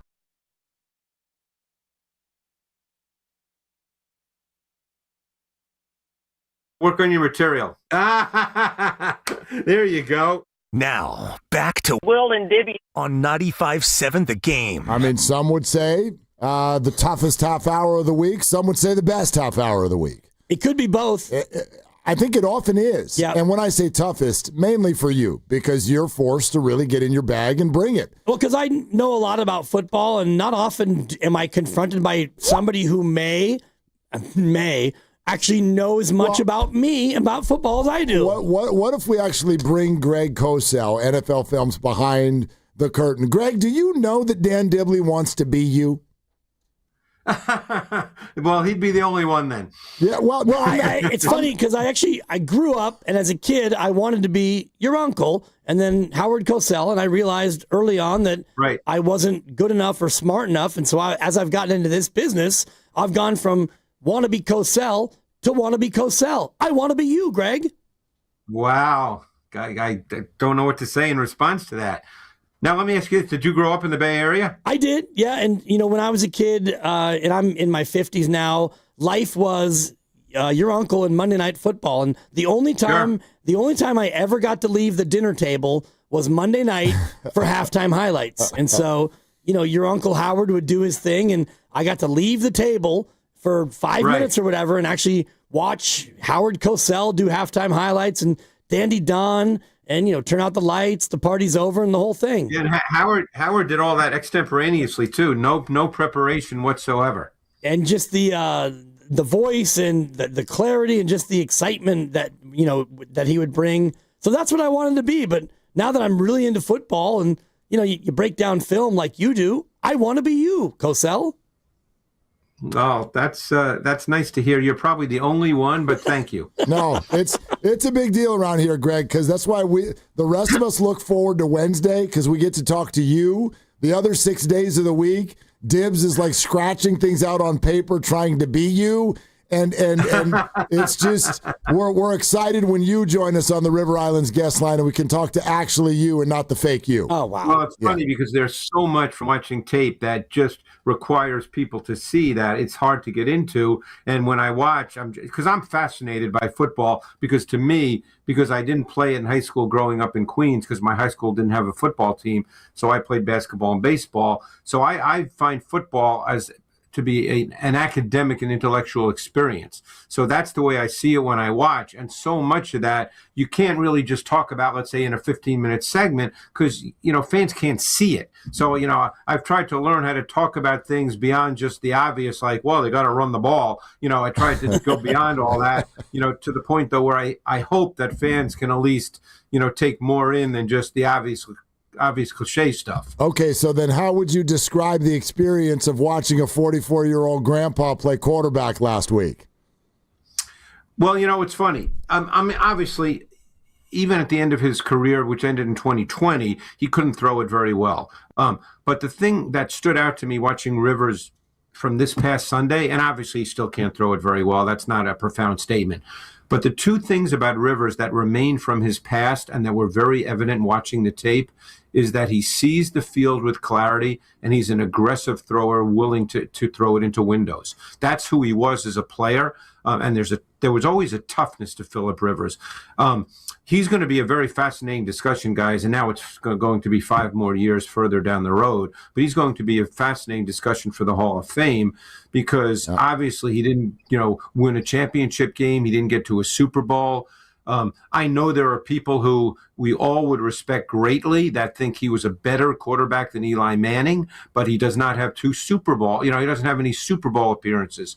But you saw that immediately when I watched the tape. He just can't get the ball out. Everything has to be short, intermediate. But you even saw just watching the game and then watching the tape. And I never try to figure out, by the way, what quarterbacks are doing at the line of scrimmage when they're doing a lot of gestures and talking, because, you never know. So I don't spend a lot of time with that. The people who act like they know, they don't know.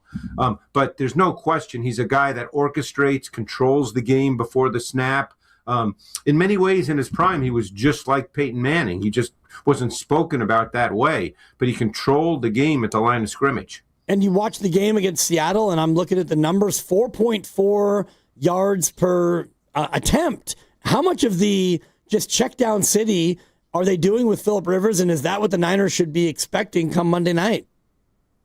Well, the big question is, if you're Robert Saleh with your corners, Lenore and Green, do you want to, sit on routes? Because it's not likely that he's going to be throwing deep balls. Now, obviously, he can probably still throw a fade ball, which is not an arm strength throw, but clearly he's not going to sit in the pocket for 3 seconds, get late in the down, and drive the ball down the field. That's not really going to happen. I think the throw that was his deepest air yards throw was the interception at the end of the game when you had to try to push the ball down the field because you had to get into field goal range. But other than that, I mean, his best play and throw was probably 17 yards to Warren I believe it was near the end of the first half, where he clearly understood what the defense was doing, and he threw it into a zone void, and it was a 17-yard play. But it's just by necessity, because of his limitations, it's a limited pass game. It's a condensed pass game would be the better word. Here's what I'd love to know from the perspective of the 49ers defense. Does Phillip Rivers having an inability to really bring a downfield game, does that allow the 49ers to load the box? In other words, does Phillip Rivers' presence help the 49ers with Jonathan Taylor? It should. Now here's something that's fascinating. Mike McDonald, who, as you guys know, is one of the bright young coaches in the league, as a head coach, but also an outstanding defensive coach, the pass game approach he took versus Rivers and the Colts was to just rush with his 4-man D line, which, by the way, is very good, particularly on the inside with Williams and Murphy, and play with 7 in coverage, but he played a much higher percentage of man coverage than has been the Seahawks' MO all season. So what he decided to do, because he's not been a high percentage man-to-man defensive coach this year, McDonald I'm speaking about, is he decided in this game against those receivers and Rivers to play a lot more man coverage. Now, I don't know what Robert Saleh will do, whether he believes that his corners and safeties as well, because they do factor in, can they do that? But I think for sure you can get people into the box. Obviously, you study that run game in detail. You see the kinds of runs they like. They're pretty diverse as a run team with Taylor.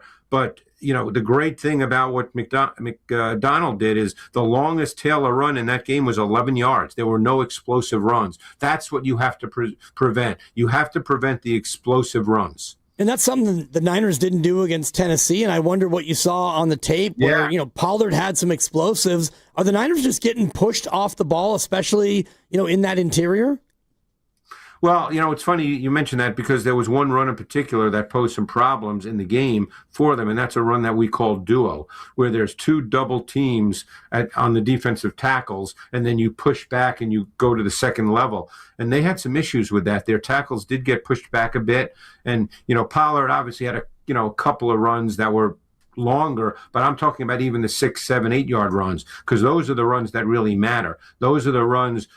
If that's what happens with Jonathan Taylor, even if he's not breaking a 30-yarder, and Rivers can be somewhat consistently in the 2nd and 4s and the 3rd and 3s, then the fact that he doesn't have the big arm becomes less of an issue because he doesn't have to drive the ball down the field in those situations. Is he probably, did you see him? He's a smart guy, and he's never been good. He's never been a mobile guy to begin with. I wonder about the Niners pass rush. They're on pace to obliterate, and this is a bad thing, the record for the least sacks in a season by a 49er team. But they're going up against somebody who wasn't mobile when he was 25, and now he's 44. Yeah. How do you see that matchup this week? Yeah, well, that's going to be interesting as to how Robert Saleh chooses to play it, guys. Does he choose to just rush 4 and play coverage? Does he choose to increase his pressure frequency? They played with a backup right tackle last week, a rookie, Jalen Travis from Iowa State, who I personally liked a lot coming out, but he played right tackle for the Colts. Their starting left tackle, Raymond, got hurt in the first half, I believe, and they ended up playing with a backup left tackle. So I didn't look at the, it's only Wednesday and it's a Monday night game, so you're not going to necessarily get a lot of the injury reports yet. So I don't know the status of that, but they could be playing with 2 backup offensive tackles, the Colts that is, and then you have to decide, can we win one-on-one? Can Huff win one-on-one? How are we going to attack? That to me is a big question for Robert Saleh, who obviously knows more about defense and his players than I do. And on the other side of the ball, DeForest Buckner is a maybe at best, and they're already down both of their corners with Sauce being out and Mooney Ward not playing as well. And coming off of Brock Purdy's game, just going back a little bit, Greg, what did you see from Brock? Because Mark and I were both thinking that might have been his best game of the year. Yeah, and I was just so really disappointed, and I guess we're not going to know the answer to this about Ricky Pearsall getting hurt on his last catch of the game, which ended up being the catch that I don't want to say it sealed the game, but it was obviously a big catch. So I guess we're not going to know that. So we won't really discuss that, other than the fact that I thought Pearsall looked great. And it's funny, when I was watching the tape before I really knew what his injury was, I was thinking of you guys, because every week you ask me, what about Ricky Pearsall? Yeah. He kind of looked okay, didn't you think? He looked great. Yeah, he looked fantastic. He's fantastic. I think everybody's got the same question, which is just, and I never know if this is bad luck or if a player should be held accountable for this in some sort of a way, but he's got to find a way to stay healthy, I guess. That's everyone's question. You just never know. So we're not going to know the answer to that. Obviously a lot of people say, well, they should sit him down and, get healthy for the playoffs. By the way, there's no guarantee of anything right now with 3 games to go. So, and coaches and players don't think that way. If he gets cleared, he's going to play. Yep. And we're not going to know that. So let's not discuss it. But getting back to Purdy, I thought Purdy was really sharp. I love what they do with motion. I love the way it creates things. He was outstanding on third down. He was 9 for 10 for 95 yards and touchdowns. 7 of the 9 completions resulted in first downs. How good they were overall on first down and on third down, they controlled the ball for more than 37 minutes because of that. I just thought it was a really, really efficient game. And the thing you saw with Purdy, and, again, when Mac Jones played and everybody was like Mac Jones versus Purdy, blah, blah, blah, because Mac played well, no question. But you saw the movement that Purdy brings to the table. He's just a better athlete. He can make plays with his legs. Look, Purdy's been back for 4 games. They won all 4. Obviously, he had the one game where he threw the 3 picks on Monday night. We talked about that then. But for the most part, I think he's been pretty sharp. Greg Cosell, NFL Films, with his weekly visit here on Willard and Dibs. I'm glad the name Mac Jones came up. I have an off-the-beaten-path kind of a question. There's a report out there that there are some teams that might kind of be good fits or knock on the door of Mac Jones in the offseason. And in light of Daniel Jones' injury, the Colts may still want Daniel long-term, but they're going to need to figure something out short-term. So I wondered if you think that Mac Jones' skill set would be a good fit with the Colts next year. Well, it's funny because of what's happened in the NFL this week. The guy I think would be the best fit would be Mike McDaniel in Miami. Interesting. Because it's a very similar offense, obviously. Now, McDaniel obviously was with Kyle for years and years and years. So he certainly knows the Kyle Shanahan offense extremely well. We know he's a run game savant, but even in the pass game, I'm sure the concepts are very, very similar in the way they're taught. And who knows what they're going to do with Tua? They can't cut him. I read today that if they cut him, it's a $99 million cap hit. So he's going to end up being, I'm sure a backup, I would think. We'll see what they do. And someone like Mac Jones, who is not going to be getting $50 million a year to sign a contract. I mean, so he could be available in that regard. But Shane Steichen's a very interesting guy. Without going into detail, he really understood how to get the best out of Jalen Hurts. I think he knows how to get the best out of quarterbacks that have different skill sets. In other words, he's not one of those coaches that, here's the way I do it, and you've got to fit it. I think he's one of those guys that looks at the traits and skill sets and attributes of the quarterback and says, here's what he is, here's what he isn't, and I'm going to make sure that I play to his strengths and minimize his limitations. I think Shane Steichen's really good at that. Anthony Richardson has an outside chance of being cleared. If he is, Greg, what do you see from him on tape that is positive? And, I mean, certainly based on that noise, I don't know if you sneezed, gesundheit, but positives and negatives of Richardson. This is not an Anthony Richardson knock in any way, shape, or form. But, as I've done this, and just because of my background, I'm a quarterback guy. I love studying quarterbacks. I love talking to coaches about quarterbacks. Coaches ask me my opinion about quarterbacks because they know the kind of work I put in. and the thing that is tiring to me now, and I fell into this when I started years ago because it's easy to, and then I just kept learning more. I get tired of hearing that a quarterback has great traits because he can throw it hard and run fast. Because I don't think that any coach who's really a good offensive coach and quarterback coach would say those two things anywhere near the top of the list in evaluating and discussing quarterbacks. Those are, and that's what Richardson is at this moment in time. Now, again, he's a young kid. I don't know Anthony Richardson. I don't know his work ethic. I don't know anything about him. But he's very young, and he was drafted high because people saw the fact that he's 6'5", 250, or maybe even more, but he's an unbelievable athlete the way we think of athlete, and he can throw it hard and throw it far, and he can run fast. But as far as the nuanced, subtle, detailed traits of playing the position, he would have a very long way to go. Greg, I'm still trying to get a read on what the Colts defense is. Like, in a general sense, who have they been this year? What are their weak points that the 49ers can attack? Yeah, well, they've had issues with injuries and who they've had to play on the back end.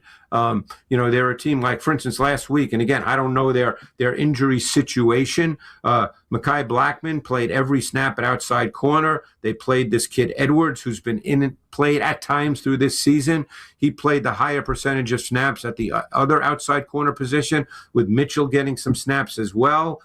We know Kenny Moore has been in the league for a long time, still a solid slot corner. I really like their safeties, guys. Nick Cross and Cam Bynum. I think they're a really good safety tandem. But at linebacker, they've got Zaire Franklin, who every year is among the top 5 in tackles, just a really solid, good player. They brought in, because of Lou Anarumo being there, they brought in Jermaine Pratt, who Lou had in Cincinnati. So he's now starting with Pratt. With Franklin. He's another solid player. Up front, they play a lot of people. So they mix and match. Latu, they drafted in the first round a couple of years ago. I think he can become a really good pass rusher. He's probably not quite there yet. But so they got to, it's the back end at corner, not at safety, at corner, that's questionable right now.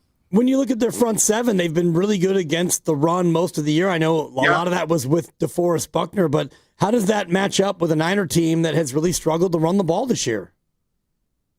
Yeah, the Niners' run game's been interesting because it's been a struggle, but it hasn't been terrible. You know what I mean? It's like you watch some teams like Seattle is really struggling to run the ball. When I look at the Niners, early in the season, maybe the first month, I would say they struggled. But I would say recently it's become a little more, not a struggle, certainly not explosive, but they're grinding out hard yards.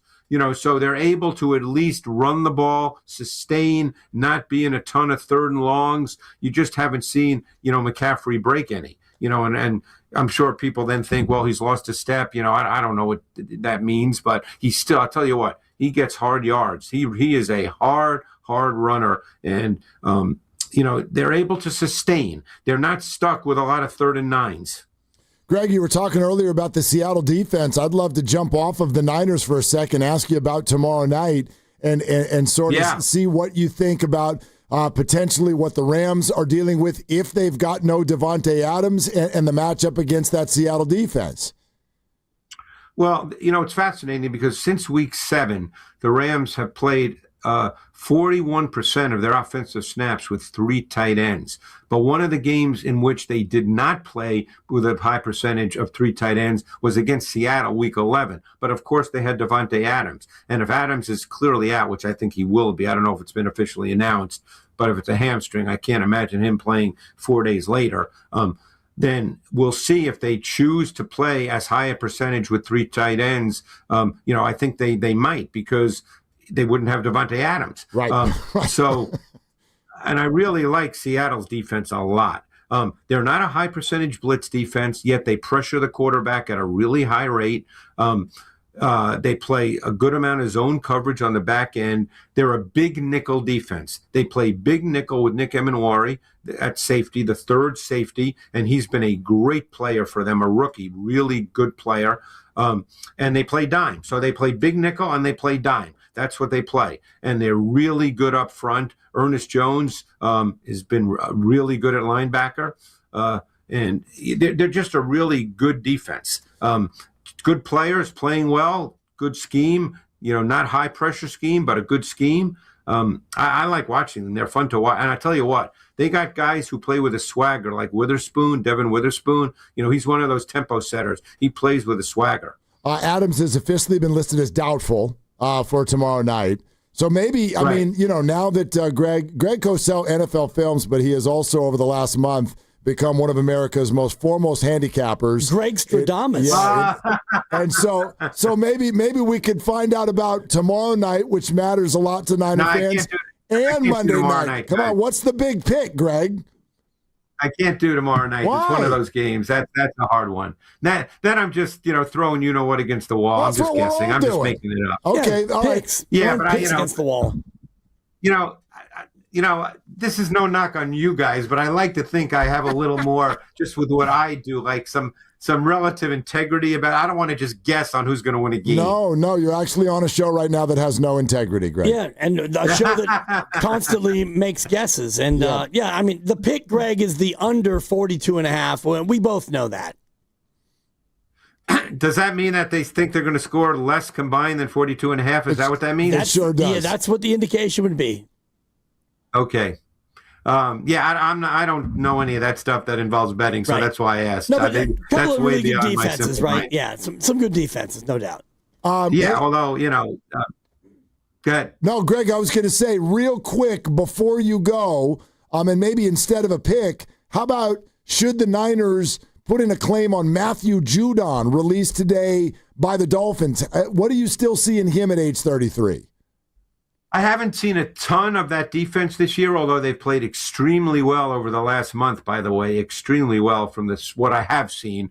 The fact that they released Judon tells me that they don't think he has much left. Now, again, like I said, I haven't studied him as an individual, so I can't really answer that. But obviously they have a pro personnel department that studied him in detail.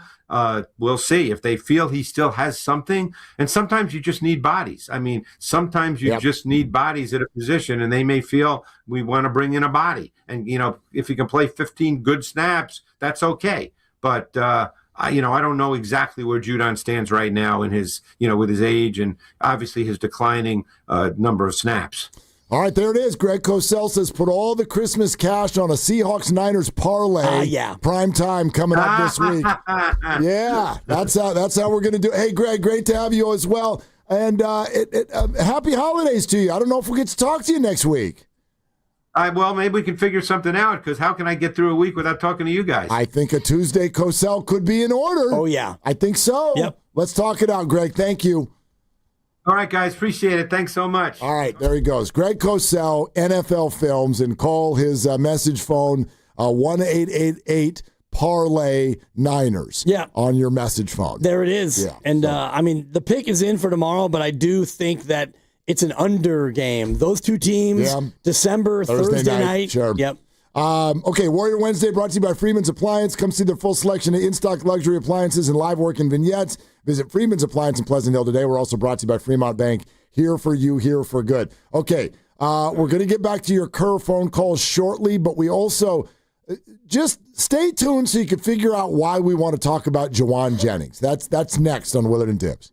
Hey, it's Willard and Dibbs for Safeway. Happy holidays from Safeway. Enjoy 9 days of savings with weekly mailer deals from December 17th through December 25th. Signature Select Classic Ham Shank Half, like Dibbs' golf game, or whole, bone in, 87 cents per pound while supplies last, limit 1. Also, green asparagus, just $1.99 per pound, limit 4 pounds. You know the green, that's what you're aiming at. No doubt. Lucerne, shredded, sliced, or chunk cheese, 6 to 8 ounce sizes, or Philadelphia cream cheese, 8 ounce bricks, like your jumper, all just $1.99 each, limit 6 items, Land Lakes, 16-ounce butter, or Kerrygold butter, 7.5 to 8-ounce sizes, $3.99 each. Limit 4 items. All right, we're good here. 1 for 1. These and other great deals are available in the For You section on the Safeway app. You can clip the coupons from the weekly mailer and present them at checkout or download them to your For You account in the Safeway app. We will see you in the aisles. Looking for lifelong financial guidance? Look no further than Pettinelli Financial Partners, your dedicated financial coaches for every stage of life's journey. Whether you're planning for retirement, starting a family, or buying a home, we're here for you every step of the way. Visit PettinelliFP.com. The financial consultants at Pettinelli Financial Partners are registered representatives with and securities offered through LPL Financial. Member FINRA SIPC. Investment advice offered through Stratos Wealth Partners, a registered investment advisor. Stratos and Pettinelli are separate entities from LPL Financial. Makita's built for the pros who show up early, who don't do shortcuts, only precise cuts. With tools built to last, job after job, year after year. Performance that pays off, because when the job calls for the best, you answer. And when you need the best, you call on Makita. Built to be the best. Available at the Home Depot. Career changers, including veterans and active duty service members. Your transition starts here. Go from GI to IT in a matter of months. Become a certified cyber warrior with training at My Computer Career. Cybersecurity specialists are in high demand, offering IT pros great opportunities and a rewarding lifestyle while protecting our people, liberty, and treasured institutions from cyber threats. Deploy your career in IT today at mycomputercareer.edu/CWP, an elite CompTIA certification partner. VA education benefits are available to those who qualify. Want to interact with the hosts but can't call? Text the Boxer and Gerson Work Injury Attorneys text line at 888-957-9570. Boxer and Gerson, Northern California's premier workers' compensation law firm, helping injured workers get their lives back for over 40 years. Xfinity is the network you can rely on. Like a close friend who will give it to you straight. The friend who will tell you that new haircut, it's not great. Friends make sure friends get good haircuts. And Xfinity makes sure you get a good deal on Wi-Fi. Xfinity gives you reliable fiber-powered Wi-Fi at our best price. This holiday season through January 4th, get gig speed Wi-Fi for just $50 a month for 5 whole years. No strings, no commitments. Just super fast, reliable gig speed Wi-Fi with our best equipment and unlimited data included. Save yourself from questionable decisions and save over Verizon and AT&T. Xfinity. Imagine that. Restrictions apply. Requires paperless billing and auto-pay with stored bank account. Taxes and fees extra. Xfinity Internet powered by fiber and connected to premises by coaxial cable. Actual speeds vary. Jack here with the sound of a freshly cracked egg. Sausage grilling. You busting out of your front door? Oh, hey, no rush. My 2 for $5.50 sausage croissants are available all day. Get so much more. Plus tax, limited time only. Price and participation may vary. Welcome to Jack in the Box. Television sales on Black Friday set new records as millions of Americans snapped up the hot deals.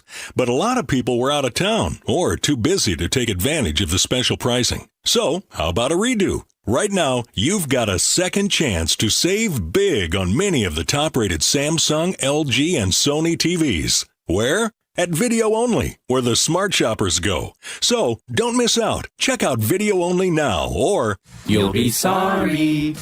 What's up? It's Draymond Green. I'm back for my 14th NBA season, and my podcast, The Draymond Green Show, is back too. This season, I'm breaking down games, reacting to the biggest NBA stories, and sitting down with teammates, rivals, and culture shapers. And trust me, I'm not holding back, on the court or on the mic. 2 new episodes every week, new segments, big conversations, real basketball talk for the real hoop heads. Listen to and follow The Draymond Green Show wherever you get your podcasts.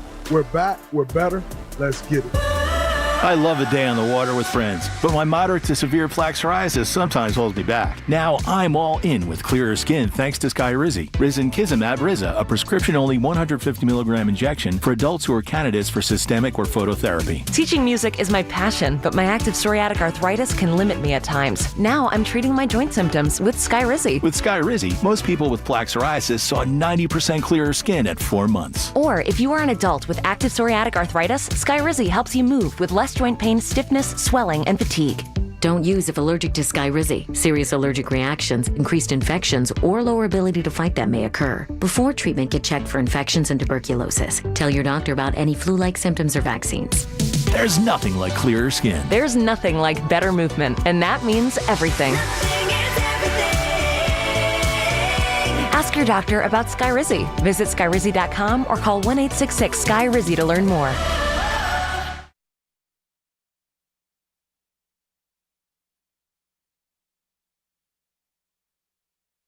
It's a little outrageous. Oh, I'm super annoying. Now, back to Dillard and Wibbs on 95.7 The Game. All right, that was, I thought that was interesting stuff from Greg. Yep. Mac Jones to the Colts. Matthew Judon to the Niners. Phillip Rivers can't throw. I mean, he can, and I mean, I'm sure you watched most of that game, if not all of it. I watched a lot of it. Check down, Charlie. Oh, and, yeah. And that's going to be the way it goes here. And so that's why I thought it was interesting what he said about, what Robert Saleh will do. No need to blitz if he's going to throw the ball in 1.7 seconds. Just rush 4, rally up, and tackle. So we didn't ask Greg about this because it'll be a conversation for a later date. I don't think we need to tell you any of this. The 49ers wide receiver room has become the Kaminga of the Niners. In other words, like, there's not just the Brandon Ayuk situation, but Ricky Pearsall's really good when he plays. But is he ever going to always play? There's that question. Don't forget that Juwan Jennings had his own contract dispute at the beginning of the season. And I think we went into the year when he's finally started playing and said this will be his last year with the Niners. And now with Ayuk gone and another at least solid enough kind of performance, you wonder, wait a minute, are the Niners interested again? And is Juwan interested again? And what kind of offers will he get out there? I don't know about you, Dibs, and I know, for instance, you have multiple plays in tonight's $1.25 billion Powerball drawing. Multiple, yep. So if I don't show up tomorrow, you know why. Yeah, I do. Yeah. I do. Money changes people. Yep. And I don't mean necessarily at their core, but it changes your view on the situation. Sure. So, because by the way, I'm in on the drawing as well. And if I win it, I will be here tomorrow. I don't know if I'm going to be here next week. Such a liar. No, I'll be here tomorrow. I mean, got to gloat. But totally. Plus, I got to hand out some millions. Yeah. Yeah. I got you covered. Yeah. Thank you. You better. 1.25 billion? Everybody here is going to get a taste. Work spouse. I'm not looking for 50%, but no. I'm looking for more than just a. Yeah, you'll get the biggest piece. Okay, appreciate that. Yeah, you'll get at least the big piece of chicken. At least 10,000. I'll take 10K. Anyway, I'd be so mad if you won. Would you? Yes. Would you really? Even though that's your second best way of getting in on the money? Yeah. You could either win it. The next best thing that could happen would be I win it because I'm going to give you some. Yeah. You would want. That's a guru move right there. Yeah, like you'd root against that? I'm not rooting against it, but I'd give you a really big piece of the pie. You said 10 grand. Is it I worth was kidding. Is it worth 10 grand to me to watch you? I can't believe I won the lottery. You wouldn't need to watch nothing, homeboy, because I won't be here for long. Yeah. I'll be here long enough to hand you something. Appreciate that. I probably roll through the football season. I used to say that I wouldn't quit. Life has changed.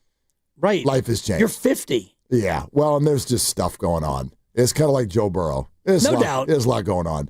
I would be out. But I'd make that landing as soft as possible. Sorry, Grandy. Grandy's pissed because he wants to take over the very next day.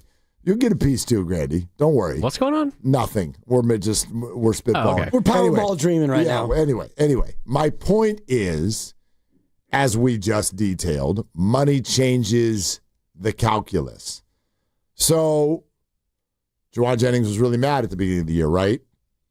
I wonder, because all those incentives that got reported, and we were kind of like, ooh, and Juwan's with the rib injury, and he's mad, and now Brock's hurt, and so the Niners aren't throwing the ball downfield as much, and this, that, and the other, and it's not going well on those incentives. Would you like an update? I would, yeah. All right, here's where we sit on Juwan Jennings incentives.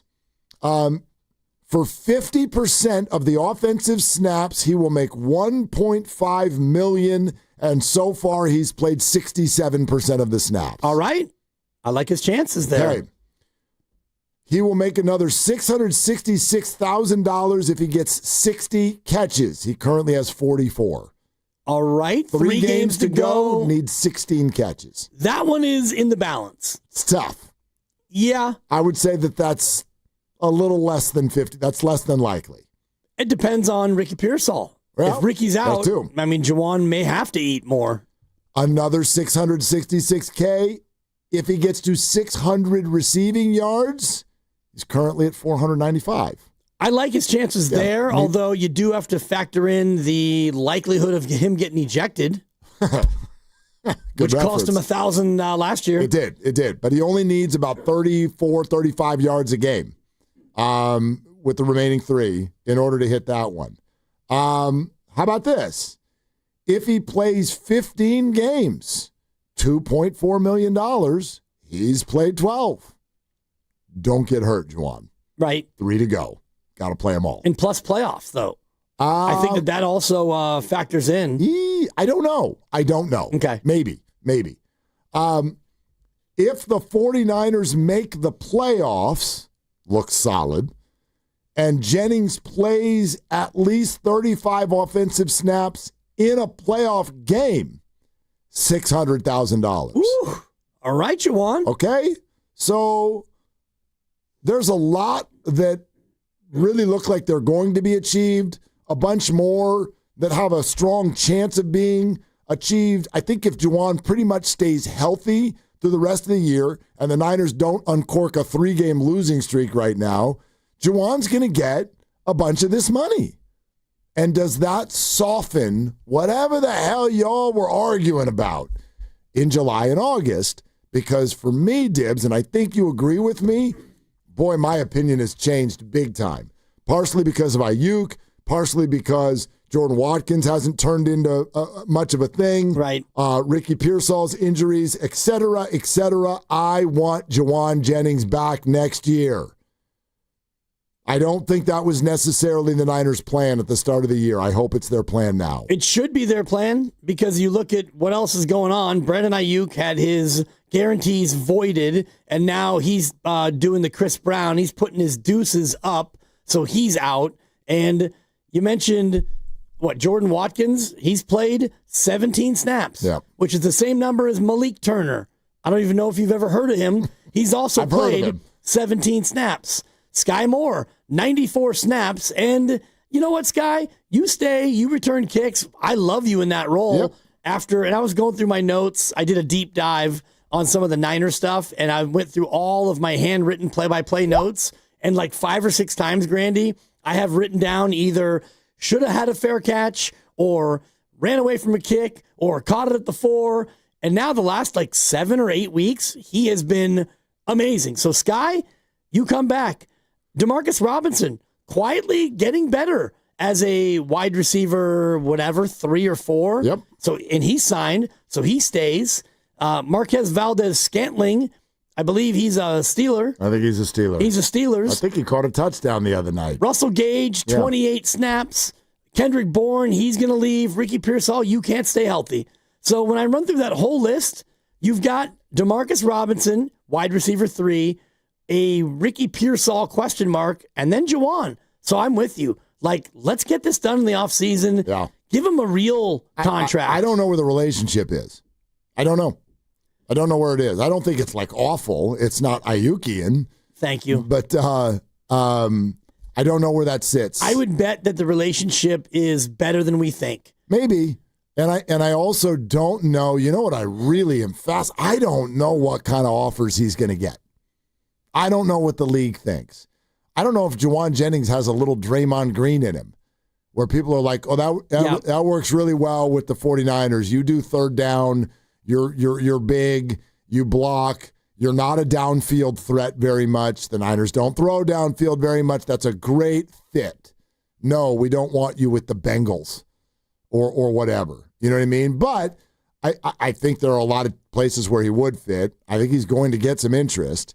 And the wide receiver market is so bananas that, even if you look at someone and you're like, oh, you're just kind of okay, that can be $15 million a year or more. Right. So I don't know. I don't think the Niners are going to want to go way deep into the pockets, although in theory they're going to have some money to spend that they didn't think they would in the wide receiver room because Brandon go bye-bye. Right, and if you look at what they have outside of Juwan Jennings and Brandon Ayuk, you've got Ricky Pearsall, who is an unbelievable route runner. He's a great receiver. He's got that top-end speed and the ability to break it off and do the whole route tree. He's not much of a blocker, per se. And then you've got Juwan Jennings, who absolutely looks to go out there and hurt people as a blocker. And when you're in the Shanahan system, and Greg Cosell, and I hate to steal your bit, but they run a lot of 21 personnel, which means 2 wide receivers. If you have 2 receivers, 2 running backs, and 1 tight end, one of those receivers at least has to be a blocker, and that's Juwan Jennings. It's not Jordan Watkins. It's not Demarcus Robinson, although I think he's a pretty good blocker. It's not Sky Moore. So if you have a guy in Jennings who's a little bit like Debo when it comes to blocking in the run game, he's not only willing and able, but he's damn into it. No, he's a dog, man. I mean, Juwan and you Jennings. need a dog in this offense. Juwan Jennings on multiple fronts. We've watched this for a couple years now. Quite frankly, as all of the injuries and the situation that developed last year with Ayuk and Debo and whatnot, we got to know Juwan a lot more. He had that epic game in L.A. last year where they ended up losing, and it was a career-altering performance for Juwan Jennings, and he was ticked after the game because the team lost. And that was the first moment for me where I'm like, I like the way this dude's wired. Now, whatever happened in the offseason, was there actually a calf injury? Look, business gets wonky. That was one of those ones where I couldn't really put a finger on or even really have a need to place blame. It happens. It is what it is. They figured it out. I knew that Juwan was going to come and show up and play when it was time to do that, and he did. And he's played well, and he's played through broken ribs, and like he's just wired the way that you want someone on your favorite team to be wired. And he also has chemistry with the quarterback. So to me, that's really, really important in this discussion. By the way, you're listening to 95.7 The Game, KGMZ FM and HD1 San Francisco, Odyssey Sports Station, home of the Golden State Warriors and Valkyries, always live on the free Odyssey app, coming live from the Laughing Monk Studios. The Niner wide receiver room has become, I think, the most intriguing room for the offseason to see how they're going to handle this. Draft, free agency, keep their own, all that stuff. Yes, and I think what you just said really resonates with me. You talked about Juwan Jennings playing through broken ribs, and he did that, I think, in no small part because of these incentives. And so he looks at his contract, and he realizes that if he gets to games played, snaps played, touchdowns caught, etc., all the rest of it, yardage, if he does all those things, and I think you mentioned they were like $660,000 a pop. A bunch of them. That right there is about $2.5 or $3 million in money that you have to go out there and earn. So 2 things with that. One, he played through broken ribs, I think, in part because he wanted to get to those incentives. And the other piece of it is, if you do sign him to another contract, if he wants to stay and you want to keep him, I would bet he's going to want a, quote, real contract. Of course. One that's not tied to all this bullshit about, you got to play through this and play through that. Like, that's pretty rare in the NFL when you have a guy who you rework his deal and so much of his money is tied to, well, you got to play. Well, and how many years, though? Remember, now he'll turn 29 next July. That's not old. It's also not young in the NFL. Right. He's already been re-signed once. So this is somebody who had a rookie deal and then another deal, and now we arrive at this.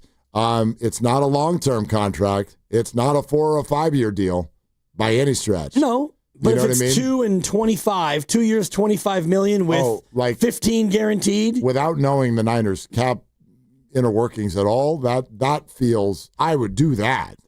Right. I would do that. Like that. No, feels, they would. That feels very comfortable to me. I don't know. Would he? And is there going to be a better offer out there? Yeah. And it's interesting what you said about other teams and other offers because Juwan Jennings is a little bit like Draymond, where Draymond could go out there and be whatever on whatever team, and he could still be a phenomenal player. He might even be a Hall of Famer. But what he does for Steph and this team, in this system, guarding 1 through 5, he wouldn't necessarily be that. If he was on a team like Houston, for example, you wouldn't have him guard the other team's center. He would be a good old-fashioned power forward because they have so many other guys who actually play center. And Juwan here, as a guy who, in the 2 receiver sets, you need him out there. He leads the team in snaps because if he's out there and you're going to run the ball and you've got Kittle and you've got Trent and you've got him maybe all on one side and then you send Juszczyk over there as well, now you got 4 dogs leading the way. I just think in sports, man, when you find something that works, keep doing it. You know, not too long. You got to find the right time to be like, oh, this is expired. But there's so much in sports, like we're hearing it constantly right now with the Warriors. You know, we got so many fans spending so much time on the trade machine and all these things about like, well, play Jonathan and play Will Richard, you stupid idiot. Like, that'll work. And it's like, maybe it'll work. But I think we got to give a nod to the fact that pretty much everything the Warriors have tried so far has not worked, at least not consistently. And there are a lot of, like, I remember when Hargrave got signed. Baldy is on these airwaves saying, this is my favorite signing by any team in the entire offseason in the NFL. And it was an absolute disaster and a complete and total bust of a signing. And millions of dollars, high millions of dollars out the door for the Niners. We don't know. You don't know what's going to work until it works. Once you find something that works, man, hang on to that. Right. So that's kind of how I feel about Juwan. Like, it works. It works with the Niners. And you don't need him to be a star. You just need him to be him. You need him to get his 500 to 850 yards a year, convert third downs, be a dog, be the guy that's going to get under the skin of the opponent, whether it's the Cleveland Browns or the Carolina Panthers who are kicking him in the you-know-whats and all the stuff that's going on. Like, Juwan mixes it up and converts first downs. That has worked for the 49ers. So, I just think when you find those things, you got to keep riding them. You ride him as long as you can, and especially when you look at what you have behind him. And we didn't even mention Jacob Cowing, who was a drafted wide receiver who just doesn't play football. And, you know, Watkins, who you just drafted, you don't put him out there on offense. You don't really put him out there at all. And so when you start to think about what else you have in the building, yeah, you can go ahead and use first-round capital on the next Ricky Pearsall and hope that that works for you. But you have other needs. So you've got one in the building. You know he works. And Demarcus Robinson, I was just looking at PFF. He's actually the number 1 ranked run blocker among wide receivers. There you go. When you think about, you know, Robinson and Jennings, 2 guys who can do a good job in the run blocking, and also in this offense, you know your number 1 receiver is McCaffrey, your number 2 receiver is Kittle, and then your number 3 receiver is one of those receivers. And, you know, you don't really rely. It's Pearsall in a best-case scenario. Yeah. I wonder how much, to what degree they want it that way. And, boy, like, I'm no psychic, but, man, if I were advising Parag Marate and the Niners, and I'm not, I would be very prepared for Christian McCaffrey to never do this again. Like, this is not, that doesn't make it. He does it every other year? Right. He had this year 2 years ago. Yep. Last year he got hurt, and he's doing it again this year. So if you follow the trend of super high usage running backs not named Derrick Henry, usually coming off a year like you have, like he's having, you usually have a step back year. It's not just coming off of this year, because you know what else happens after this year? Free agency? The 30th birthday. There's the that. dreaded running back 30th birthday. Now, you mentioned Derrick Henry. They're not all Derrick Henry. No. And he's half the size of Derrick Henry. Derrick Henry's already 30, right? Completely. He might be 40. He's an anomaly, yeah. But that's a Mack truck. That's what I'm getting at. I think the San Francisco 49ers as an organization, I'm not going to come down their road for all these touches, but I would be planning in the back of my head, no more of this. I don't think that this will work after this year. And so they need to be prepared for that. So there's a whole lot of shopping going on. And I know running backs, that's not a free agent thing so much. And with the last name Shanahan, it's all like, just find somebody, some undrafted free agent. Well, whatever. I don't care where you find them. Hopefully it's not the third round. That doesn't work. Right. You know, I don't care where you find them, but you better really start thinking about young, fresh running back legs starting next year. Well, you got Garendo, and he'll just be in his third year. I mean, he's still under contract. You're so funny. And didn't they draft that Oregon bust? Wait, whoa. Jordan James is his name. Mm-hmm. And we haven't seen him on the field yet, Dibs. Right, that makes him a bust. No, because you got McCaffrey. That whole thing was a lead-in because I saw you champing at the bit to jump on in. So I primed. Very perceptive, Dibs. Way to go. I primed the pump, peripheral vision. Mm-hmm. I primed the pump by using the B word. Yeah, bust. So far, so bad for another quack Oregon running back. They could draft another one in April if they want. Yeah, didn't they? Well, I don't think they drafted. Did they draft LaMichael James? They did. They did. They did not draft. Did he go to Oregon? He did. Was he a bust? He was. He scored a big touchdown in the NFC Championship win over the Falcons, and then he fumbled in the Super Bowl.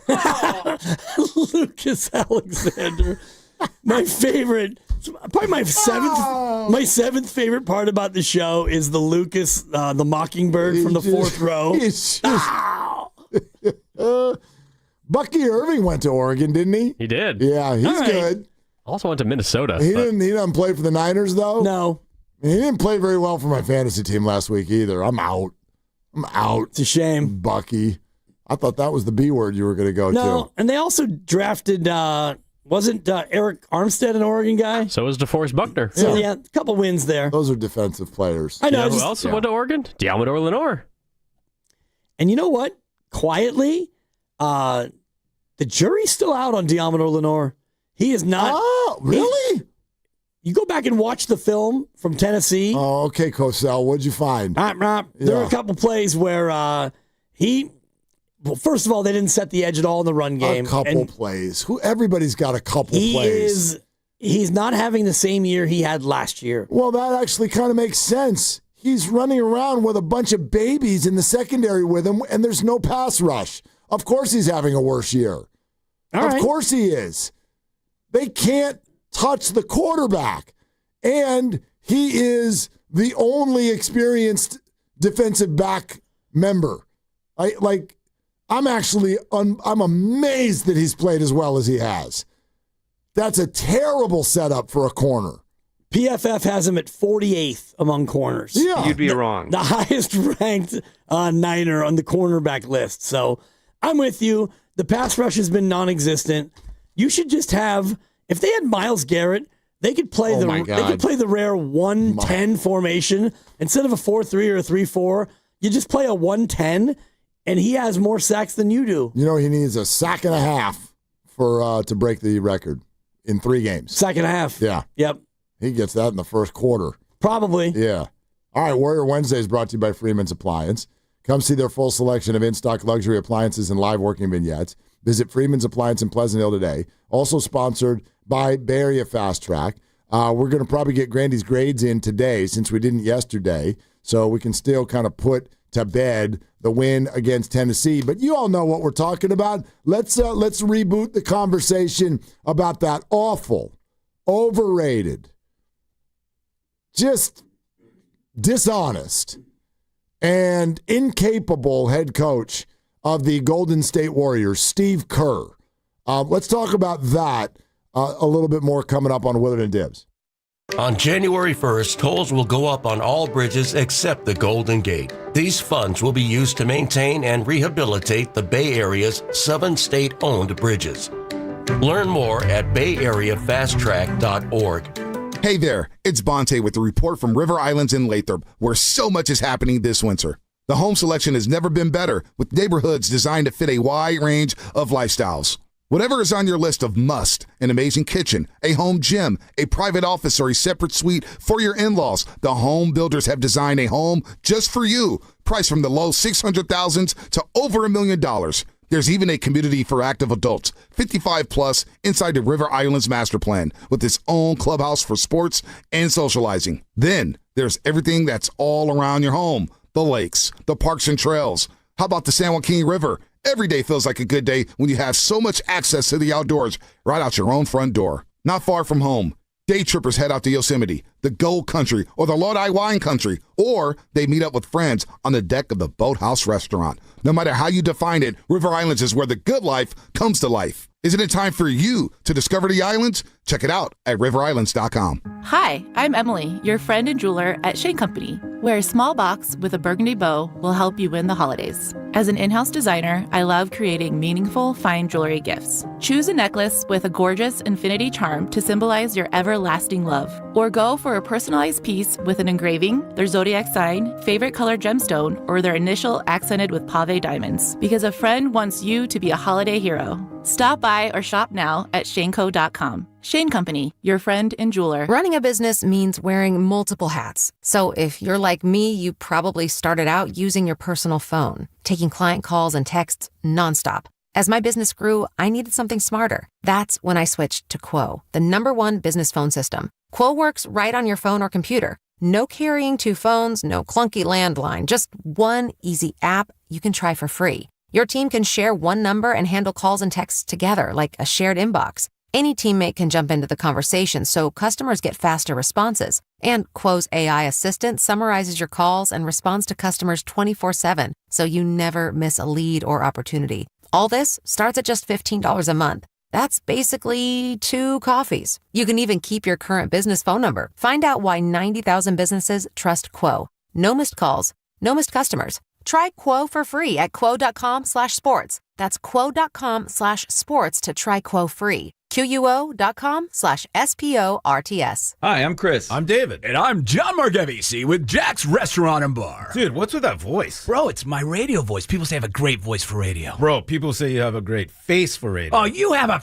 radio Guys, face. not again. We're here to talk about Jack's. Our mom taught us everything we know. Use the best ingredients. Cook everything homemade. Treat everyone like family. Don't forget the bar. With amazing cocktails. Of course. Full bar. Amazing cocktails. Let's stay focused. You're right. I'm sorry, bro. I'm sorry, too. That's better. Besides, you're twins. You have the same face for radio. Why, you little I love Jax.com. You know, covering Bay Area sports for years, I've seen athletes go through it all. The highs, the lows, and the pain that comes with getting knocked down. But when it's not just a game, when you're the one injured, or when tragedy strikes someone you love, that's where Beam Law comes in. Beam Law is the Bay Area's go-to personal injury law firm. Whether it's a car accident, a serious injury, or a wrongful death, they're there to shoulder the legal burden so you can focus on what truly matters: rebuilding, recovery, and taking care of your family. Beam Law is local, and they win, with millions recovered for clients across the region. That's why SF Weekly voted them Best of the Bay 4 times. If you've been hurt or lost someone because of someone else's negligence, call Beam Law at 415-523-5555. 415-523-5555. That's 415-523-5555, or visit hurtinthebay.com. That's hurtinthebay.com, because it's not whether you get knocked down, it's whether you get back up. Beam Law, they've got your back, Bay Area. From carriage house to glass aluminum doors, R&S Doors has a full line of commercial and residential garage doors and gates to suit anyone's taste and budget. Visit rsdoors.com. R&S Doors. Look for the red truck.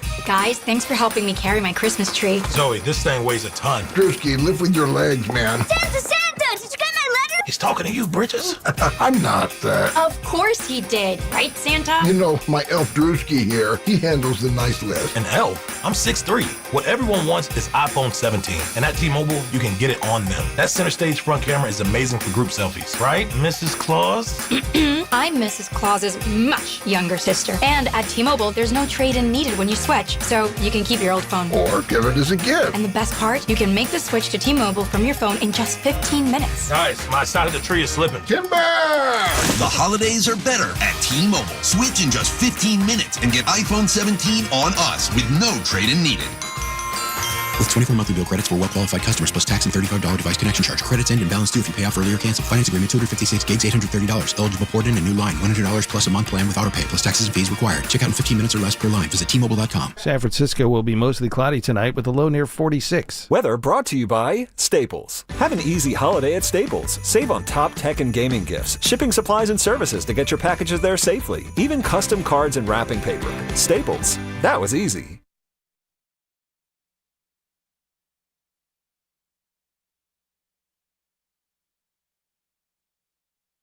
That was a stupid question, Steiny. Stupid. Bay Area, it's Steve Kerr. You're listening to Willard and Dibbs on 95.7 The Game. Come on, Dub Nation. What are you waiting for? Download that Odyssey app now. I mean, I would imagine, after what's taken place this year, that just hearing the sound of his voice just probably drives many of you into a fit of rage. Yeah, it should.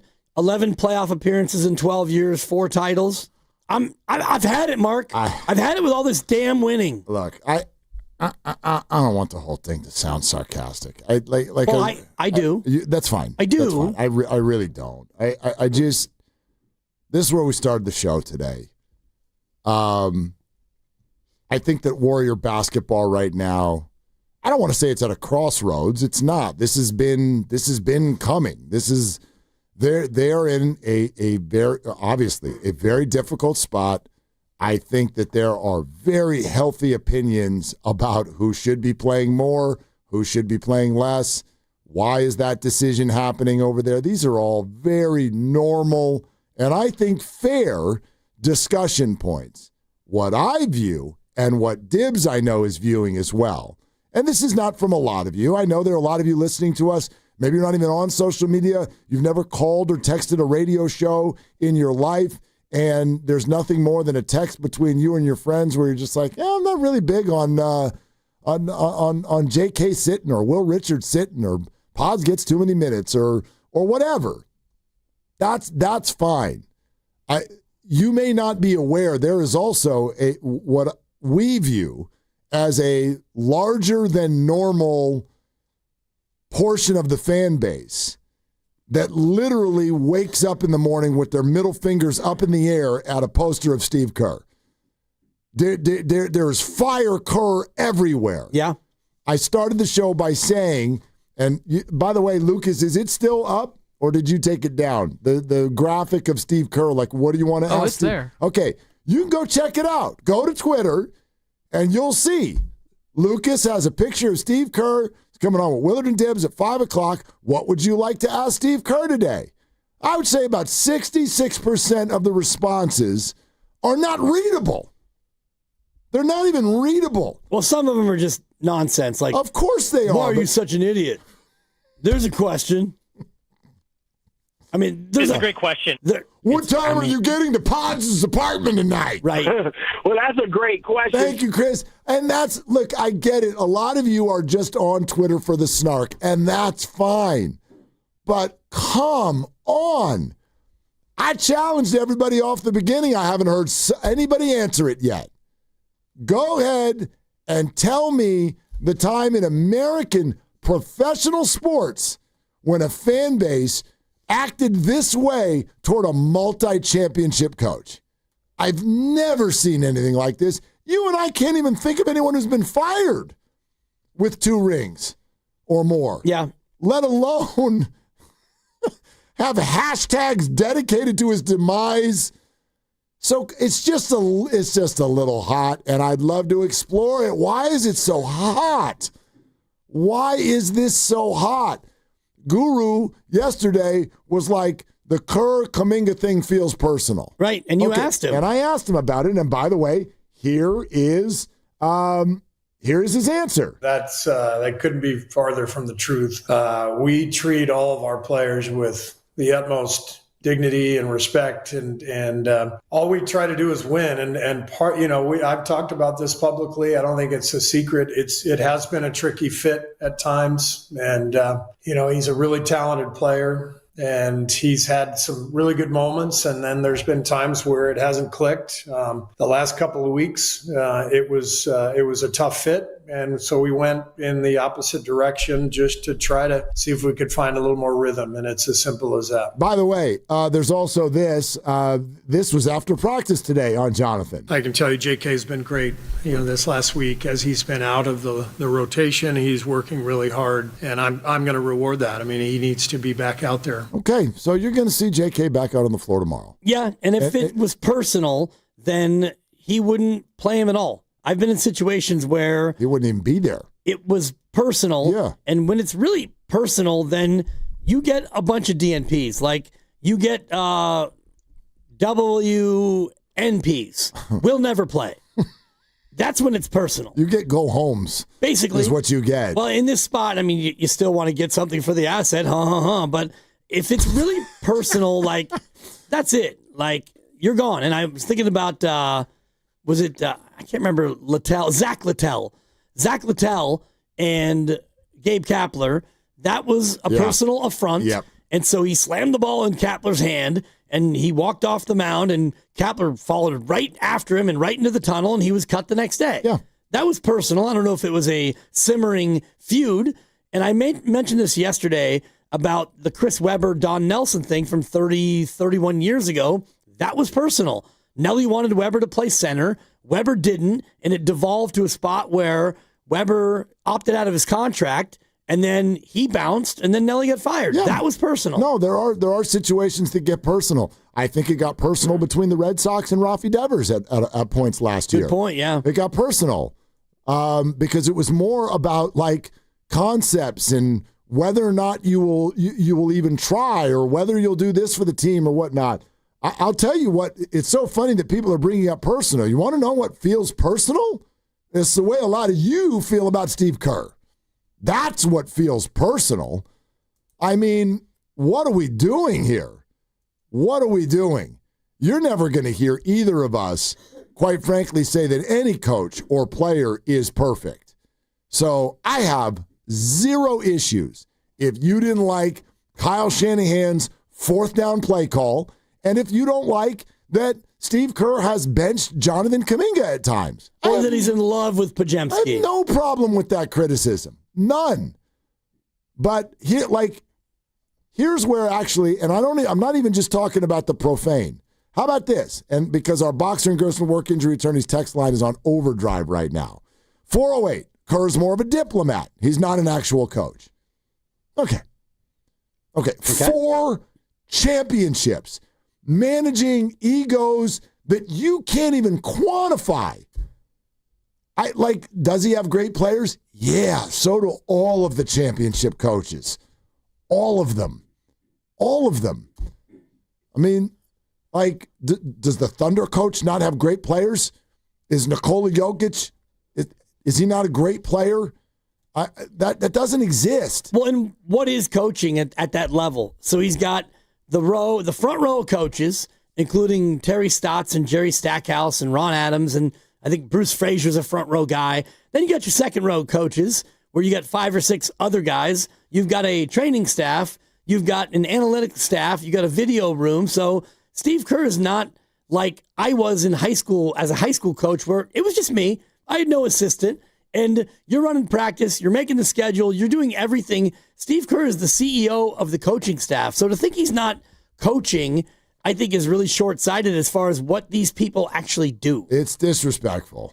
Yeah, somewhat, yeah. Well, he is a diplomat, and that's part of his job as a coach. He is very, very good at a conversation. He's good at a podium. He's good on our show.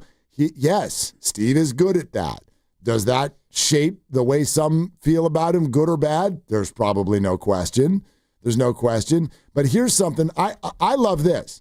This is a great text that just came in, and I want to respond to it. Thank you very much to, let's see, what area code? 650. 650 says, I don't know why you guys are surprised. Fans have acted the same way towards Shanahan for years, and he hasn't even won any championships, so maybe that could be a justification, but Bay Area fans have become so fickle. Do you agree with that? Has Kyle Shanahan brought about the same reaction that Steve Kerr currently is, I will raise my hand and go, no. I would say absolutely. I don't think so at all. Why do you think that this sounds the same? Because everyone talks about Shanahan's arrogance and his ego and the fact that he's a great play caller. He's a glorified offensive coordinator. He doesn't know the overtime rules. And, he falls in love with certain plays, and he can't win the big one. Yeah, but those are regular sounding criticisms to me. The Steve Kerr stuff has, it's touched people in an angry place. The Kyle Shanahan thing is, like you just said. I don't like the arrogance. Boy, somehow they called him a genius. He's not a genius. And then there's the whole what's he won thing. Yeah. Well, Steve's won 4. Right. And they've won 4, and he's been just on the bench for 4. Right. And that's, I'm being sarcastic, but I'm representing the fan base. He's just Santa Claus along for the ride, and all the reindeer are doing it. Rolling the ball out. Exactly. There's a piece of that has some validity to it. When you have the best team, you don't automatically win the title. So, like Mark Dagnall right now in Oklahoma City, they have the best team, and they won it last year. So now if he doesn't win it again this year, is he all of a sudden not a good coach? Well, and I would argue that 2 of the 4 championships, people did not think they were the best team, and they did win them. Well, and the first year they went 67-15. I know, but people were still surprised because they were babies. Yep. They were pups in the whole process, and 3.5 years ago, they definitely, they were underdogs in the damn finals. So, I don't know how you can sort of skirt credit for all of that, but that's not even what I'm getting at. I'm not telling you have to love Steve Kerr and all the moves he makes. I don't know how we got here. This Kaminga / Pods thing is at the center of it, and it has hit so many of you on a personal level that we have moved beyond whether or not you think he's a great coach or the right coach, and we've gotten to, I hate him. You can see it's everywhere. It's everywhere, and I do not get that. And I will firmly say that I have never in my life as a fan seen a multi-championship coach sort of bring about this reaction from his own fan base. I've never seen anything like this. I don't know if I have, and part of it is the sign of the time. Shout out Prince. And I'm looking at the responses to your tweet from 12:51 today. Fire away. At Mark_T_Willard. Unnecessary underscores, but I don't want to get into that here because we're on a roll. 2 was unnecessary. Your tweet, the Kerr disrespect on this app is wild. Talk to you shortly at 957 the game. And you have at this point 30 replies, including somebody saying it's not disrespect. You media people are just catching up to the real convos that fans have been having. And I don't think that we're just catching up, but I do think that comment hit me because the real convos that fans are having. And I believe that fans are having these convos, but I don't see the problems with the Warriors right now as all roads leading to Steve Kerr. Are his rotations wonky and off? Absolutely. Could he have done a better job of, quote, developing the younger players? Sure. I think that that's part of it. But if you want to go ahead and rank the problems with his team right now, I got Steve Kerr as a coach at about maybe 6th on my list. I could rattle off an easy 5 before that. Oh, for sure. And so, for sure. Yes, and these are the convos that fans have been having. And I get that, but a lot of that is just, it's an easy target. Yeah, well, and by the way, all of those responses that you're reading, well, actually, I guess probably you can probably still see all of them. Yep. Yeah, at least 2 or 3 of them have led to blocks. Oh, because look at you. Yeah. Like, I don't mind disagreement. I welcome it. It's absolutely what makes our business go. But here's one for you. Yeah, go ahead. Man, Steve Kerr plays Bay Area media like a fiddle. And I don't even mind that. You're a fiddle. But when you start saying that we're all, everybody's bleep writing, and we're like when it gets profane, when it gets to name calling, who's got time for this? I don't need to read this. What are we doing here? Honestly. So that's all. I just think that we've gotten completely out of hand with a coach who, my sort of definition in the sports world, when somebody achieves at a really, really high level, even when I don't agree with what they're doing, my first thought is, I wonder why they're doing that. Like, I give them a little like, boy, I'm not going to just fully say they're right, but I'm going to give them a little space because they've kind of proven that they know what the hell they're doing. It's resume. Has Steve Kerr not proven through how many years now? We're at 12? 11 playoff appearances. Okay. He's not proven 11 winning records, rather. It doesn't make him right every time. That's not what I'm saying. But has he proven that he's not a moron? That he's not an absolute moron figurehead? And the point that I really want to drive home that I said earlier, but which I'll never get, don't you all understand that Steph Curry has greenlit every single thing that's happened in this organization and does not want anyone other than Steve Kerr coaching him? And that's what I really don't get, because everyone loves Steph, but right now everyone's mad at Steve, and they're completely joined at the hip, and I don't know how you can criticize one and not the other. And when Steph misses 9 games, I guess that's Steve's fault. He doesn't have his best player because he's almost 38 years old, and he's unable to be healthy enough to play all 27. Here's one for you from @Chase C3HD. He's a blanking clown. Don't be an idiot. Don't be a idiot. I'm sorry, I didn't mean to clean up your grammar. Grandma. He's a blanking clown. Don't be a idiot. Yeah. 12 seasons, 4 titles, 11 seasons with a winning record. He's a blanking clown. Don't be a idiot. All right. We have a bunch of people who want to talk about it. I mean, bring him on. Let's go. Make sure you use your Twitter handle when you join us. That way I can search up your history. Robin in the city. Hi, Robin. Thank you for calling. What's up? I just want to say this might be a little harsh, and y'all might disagree with me, but the Warrior fans are just basically immature little kids. And the fact of the matter is, if you ever want to measure anything in life, you measure the results. And based off the results, Steve Kerr has been excellent. He's not above criticism, but you have to look at the results. That's how you measure things, because based on the results, they don't lie. So I don't think that, and then again, we got a trash roster outside the usual suspects of Dre, and I'm not going to say Butler's trash. Maybe it doesn't work at times, but all the rest of them are Pookie and them in the peanut gallery. You need talent to win, and the once in a lifetime dream of developing a Steph and a Draymond and Curry.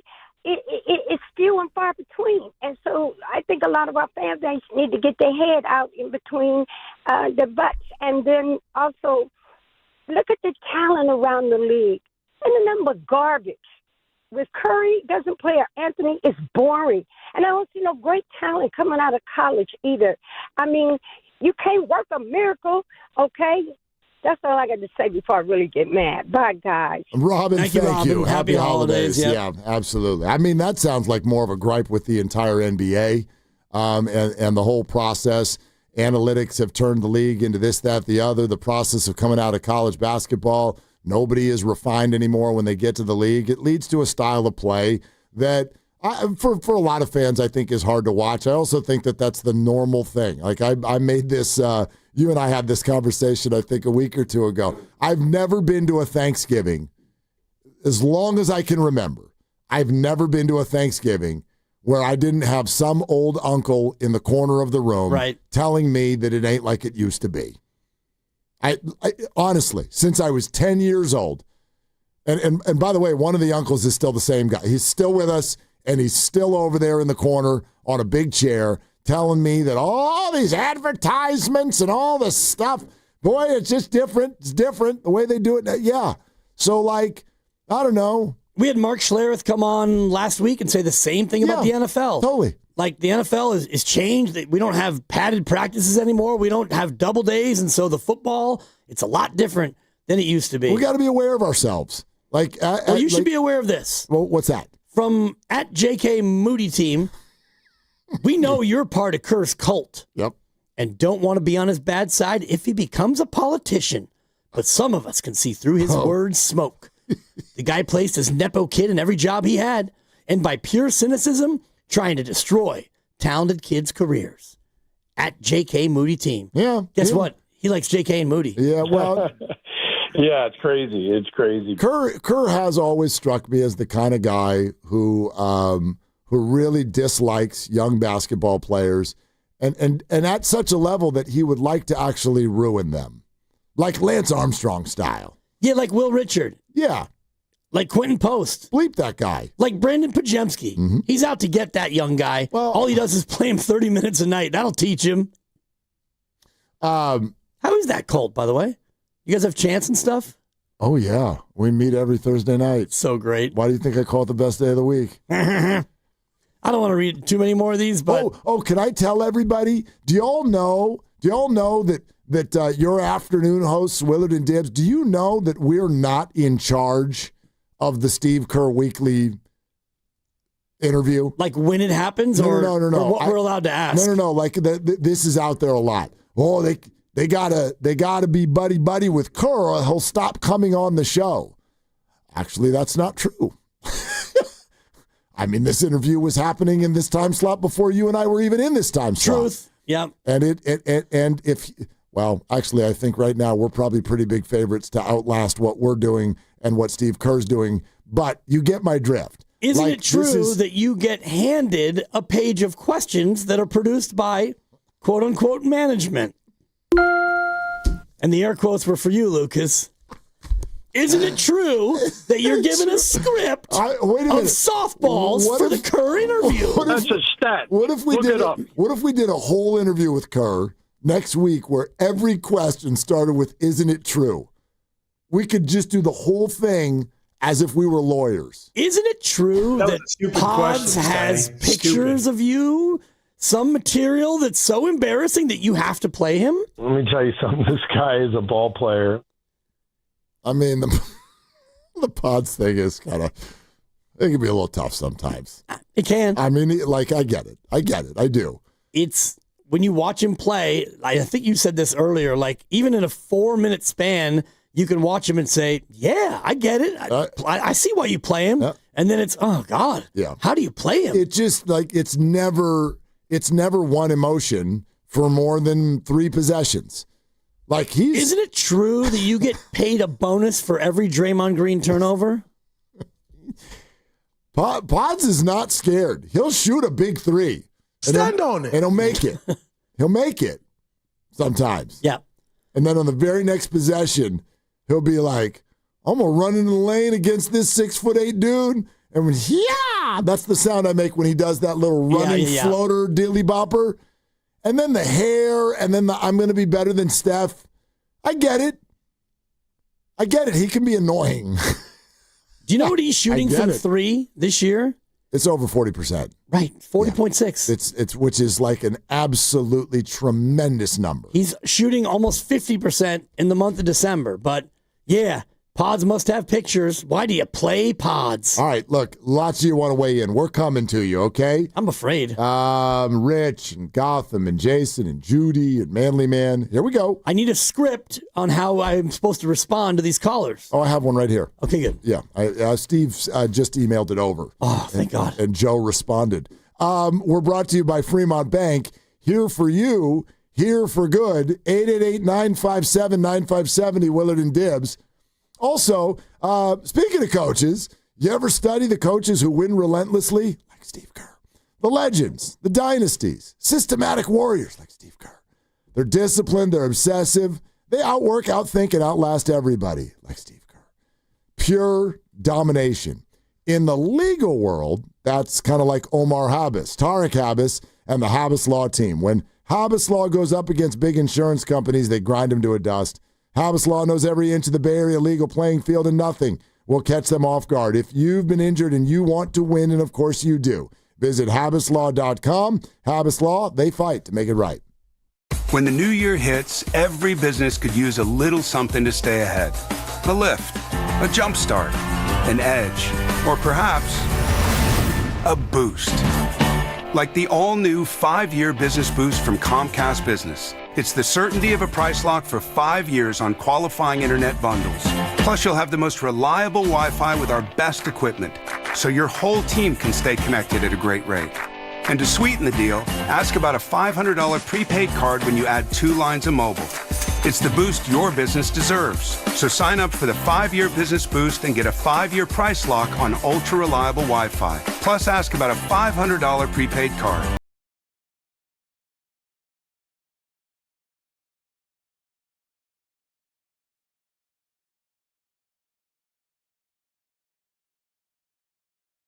Wi-Fi based on Open Signal Awards USA. Fixed broadband experience report, May 2025.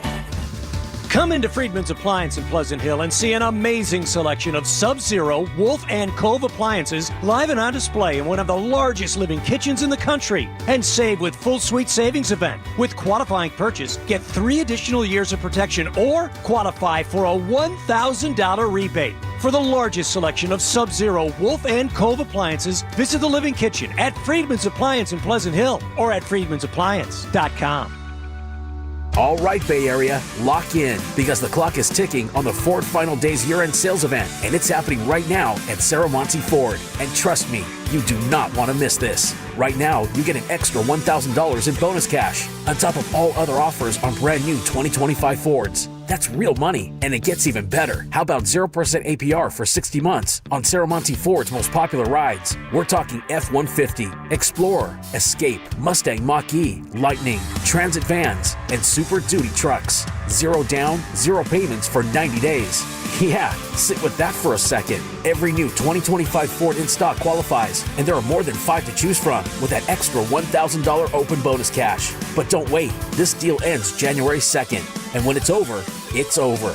Get to Serramonte Ford right off 280 in Colma, Daly City, or shop 24/7 at serramonteford.com. Final days, big trucks, bigger savings. Serramonte Ford, your Bay Area Ford store. Thinking about selling your house but hesitant to move during the holidays? Imagine finalizing your sale now, enjoying the holidays, and move later. Call Wedgwood Homes to discuss your options. Do you want to downsize, relocate, or selling an inherited property? Does your house need repairs or updates? Wedgwood Homes buys homes as is. No repairs, no commissions, no hassle. Secure your future plans and move forward with a no-obligation, all-cash offer from Wedgwood Homes. Close in as little as 3 days. Or enjoy the holiday season and move after the new year. Skip the stress of a traditional listing that can be slow and unpredictable. Lock in your sale now with a firm offer from Wedgwood Homes with no last-minute price drops like other cash buyers. Call 415-888-9432 for your no-obligation all-cash offer. 415-888-9432. 415-888-9432 or wedgwoodhomes.com, the Bay Area's trusted home buyer. No gift? No problem. With Target's last-minute gifts, the holidays are a breeze. You can score on the hottest toys, beauty must-haves, chocolatey stocking stuffers, and much more. And if you need it now, no worries. Swing by any Target store today and snag all the stocking stuffers and gifts for the most magical season yet. Step into the holidays, check off everything on your list, and save big on your last-minute gifts. Only at Target. Restrictions apply. As a mom, comforting my family is what I do best. Vicks Vapor Stick provides soothing, non-medicated Vicks Vapors in an easy-to-apply stick, and it dries fast, so there's no mess. I use it to comfort myself and my family. Thanks, Mom. Vicks Vapo Stick, soothing comfort for the whole family. And try Vicks Vapo Shower Max for steamy Vicks Vapors when you need more comfort for yourself. Use as directed. This is the story of the one. As an HVAC technician, he and his digital multimeter are in high demand. So when a noisy office HVAC turns out to be a failing blower motor, he doesn't break a sweat. With Grainger's easy-to-use website and product information, he selects the product he needs to keep everything humming right along. Call 1-800-GRAINGER, click Grainger.com, or just stop by. Grainger, for the ones who get it done. And we're out, back in 60. Hey, what are you eating? Chimichurri filet mignon. It's a Factor meal. Oh, nice. Wait, they let you eat like that in the pros? Oh, they insist on it. A pro's work starts on the plate. Oh, man, that does look good. Let me have a taste? Get your own. All right. Where do I find this? Is it factormeals.com? Yep, and they've got a deal going on. Oh, love a deal. I am so in. Smart move. Pro move. All right. Factor. Eat like a pro.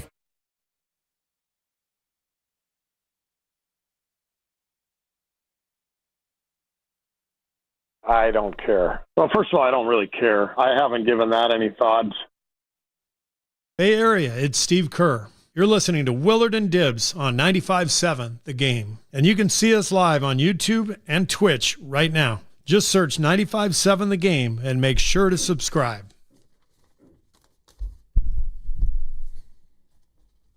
We might need to get some new rejoins that aren't so controversial. Yeah.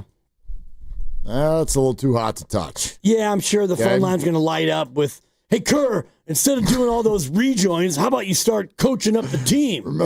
Remember when Tony Romo wasn't allowed to go on vacation during the bye week? Yeah. Because he had a game in 2 weeks, and Odell Beckham wasn't allowed to take a picture on a boat. Well, that was a bad one. Why?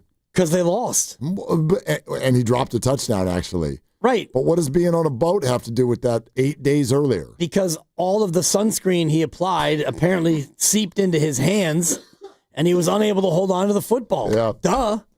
Do I have to walk you through everything? You do. You do. Yeah. All right.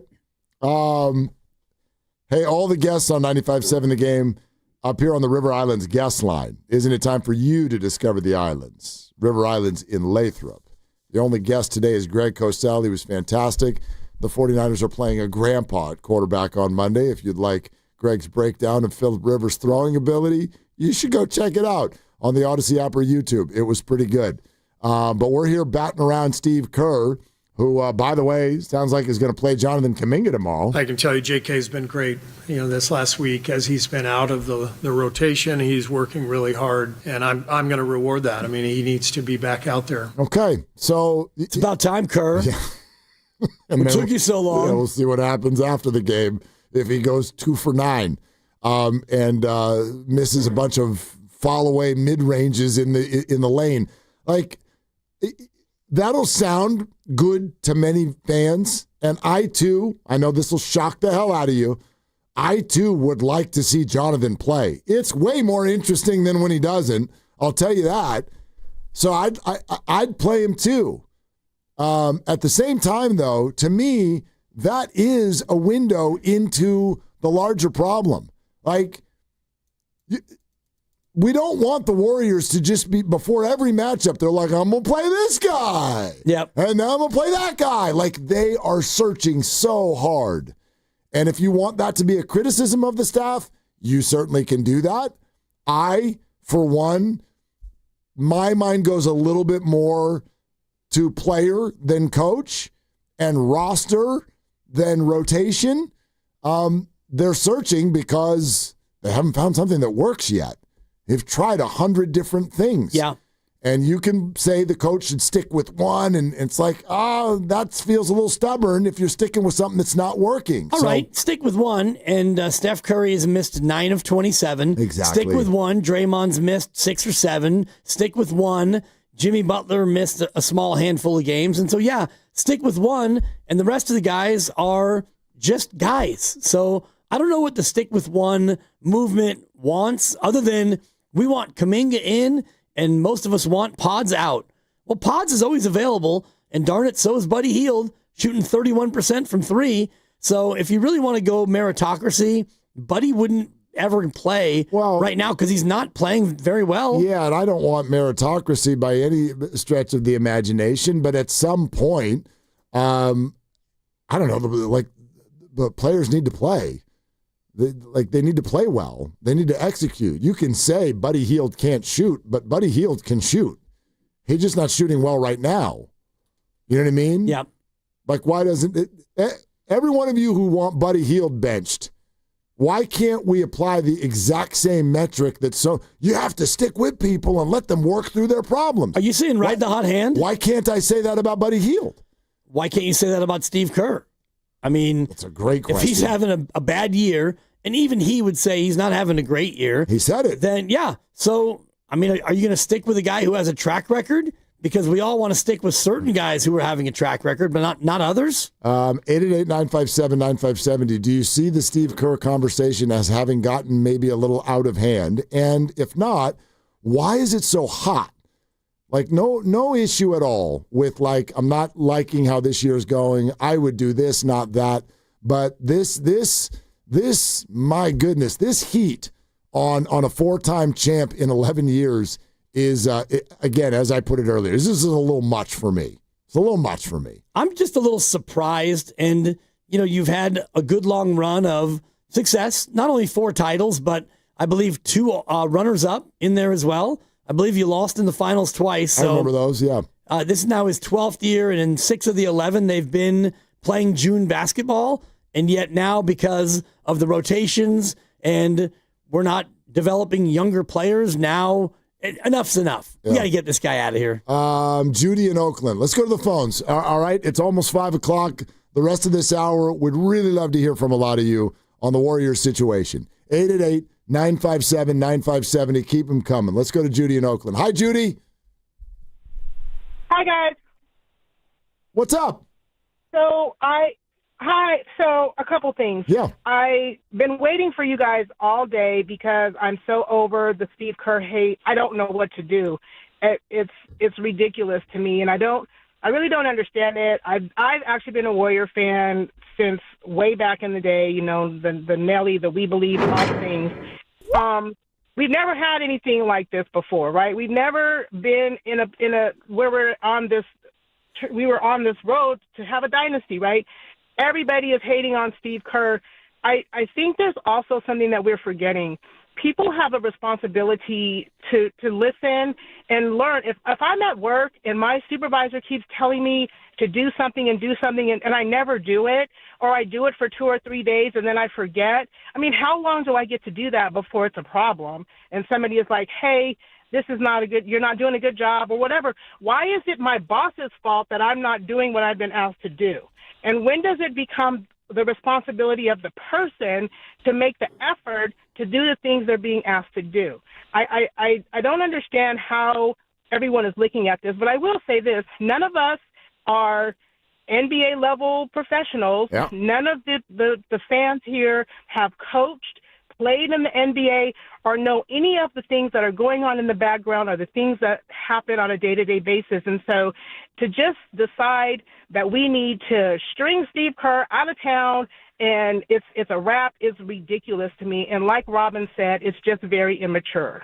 Judy, thanks. Appreciate it. It's a good phone call. And I like the analogy about boss and employees. No doubt. Our boss can tell us 54 different times how we need to break on time and what we need to do. And if we don't do it, it doesn't necessarily mean it's a reflection on him, although at some point he's got to take one of us out and do something else to try to get the message, I think what's really, really at the core of this, and I get it. I don't agree with it, but I get it. I think that a lot of Warrior fans right now think that Steve Kerr has different rules for different players. I think that's at the core of this. And that hits people in a personal space because nobody wants that in their life. Like, to take that exact same analogy you just pointed out from Judy. If you've got a boss who is playing favorites and different rules for different people, or if you've got a parent, I'm not going to get into the details of it, but I've seen this in my life where there are kids who feel like they have a parent who just love the hell out of one of their siblings, but not them. That really cuts people to the core. So let me just say this, because I know a lot of you think Kerr is doing this, and I think it was at the core of Guru's rant today.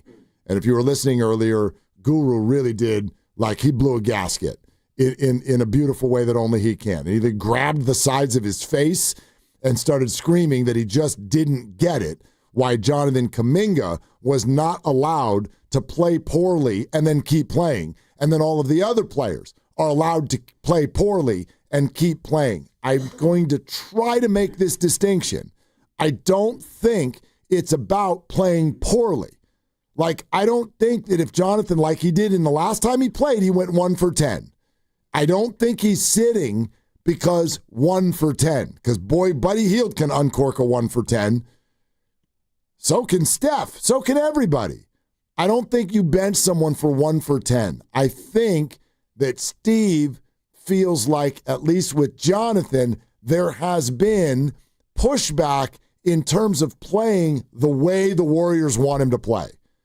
And so the other guys, all of them, not just Pods, it's every other player, seems to be a little bit more on board with the plan. And if that doesn't go well, that's more excusable. So in other words, forget 1 for 10 for Jonathan and think more about the story that came out about last year in Portland when he looked off a wide open Steph Curry and drove the ball against multiple defenders into the lane. That feels, I think, to the Warrior organization like defiance. Well, and also when you get taken out of the game, as he did on the road trip in the fourth quarter, and you go in the tunnel, and you have to have a talk with Draymond Green over what's going on in the fourth quarter. Those are also things that I'm sure don't rub the coach the right way because, there's growing pains for everyone. And Steve actually was talking this morning about his conversation with Will Richard and how he went to Will and said, you're going to be out of the rotation for the next couple of games. And Will basically, to paraphrase, said, all right, coach, I'll be ready when you need me. He'll be part of the Stay Ready crew. And I asked Steve that last week, is Kaminga in the Stay Ready crew? And no, he's not. Yep. And so he hasn't been that. And now looks like tomorrow he'll be back in the rotation. And hopefully JK will take this as a opportunity to get back to playing how he did early in the year. You know who Marcus Monk is? No. Malik's brother? No, I actually can't speak to who, maybe. But Marcus Monk is one of Will Richard's agents. Okay. I have yet to see Marcus Monk putting out on Twitter direct accusations and criticisms of the coach and the organization because Will's not playing. I haven't seen that either. Okay. Just thought I'd add that into the conversation. Yeah, that's awesome. Yes, it is awesome. Well, I mean, it's a little early for that, honestly, and he's not in a contract situation. But, but you get it. It's true. It's true for all of them. I haven't seen it from Seth Curry. I haven't, again, and that's not the linchpin of all of this. By the way, it is Malik's brother. Oh, good. Nailed it. That's fun. Yeah. Nice. Yeah, just felt it, huh? I mean, it's kind of like picking people's birthdays. Shout out Wikipedia. You are good at that. Yeah. I kind of want to go on the road with you on that. We should do that more often whenever we're at a summit or whatever. Yeah. Just have 8 people line up and see how many of the birthdays I did that at Laughing Monk. I know. And I got the kid's birthday, month and date correct. Correct. Yep. Bananas. Actually, a little distirbing. Reading off the script. Yeah, exactly. Thank you. From Steve Kerr, by the way. Yeah. He's 11. Rich in Lodi. Hi, Rich. What's up? 888-957-957 is number if you want to weigh in. Hi, Rich. Good afternoon, guys. How are you today? We're good. Just 3 quick points. One, I love Robin's perspective. Obviously, she's the adult in the room, and she is definitely a treasure to listen to. Secondly, you're never going to get a better spokesman representative. I'm gonna put Rich back on hold. Can you guys check and see if we got something going on in general or if with Rich's phone? Possible Lodi. It's a little remote. I don't know how much Lodi you have in your game, in your past, but he's stuck again. Lodi's thank you. It's a 4. That's an old guy reference. Go ahead. Yes. It's a little bit remote. That's all. Yeah, it is. You're listening to 95.7 The Game, KGMZ FM at HD1 San Francisco and Odyssey Sports Station, and the home of the Golden State Warriors and Valkyries, always live on the free Odyssey app. Coming to you live from the Laughing Monk Studios. I got to stop. I got to not do that stuff anymore. It makes what stuff? Makes me feel bad. Those references? Yeah, references that have expired. Well, I don't want to disenfranchise anybody who hasn't turned 40 yet. Well, it's unfortunate that that's going to be the way that goes. Yeah. And sometimes you make a reference and it gets caught and it gets missed. It just you don't miss any of them. Well, it's because I'm an old soul, but I also keep up with the trends, including what I saw on Twitter earlier today from the Gills Arena show. Ooh, from Brandon Jennings. Brandon Jennings. He says the Warriors need to fire Steve Kerr. Yep. Steve Kerr, your time is up. And your time, YOU''RE, your time is up. I'll let it go. Whatever. On all that S we was doing. Jimmy Butler, he could be on the trade block, and Draymond Green. So Brandon Jennings, former NBA player, appeared in last week's Higher or Lower, by the way. He did. Wants Kerr out, and Jimmy traded, and Draymond traded. Hey, Steph, it's going to be you and the pups and Terry Stotts. You good? You good, 30? Yeah.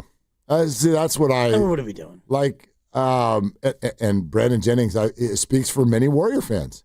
Many, many Warrior fans love what you just read. They love it. They love it.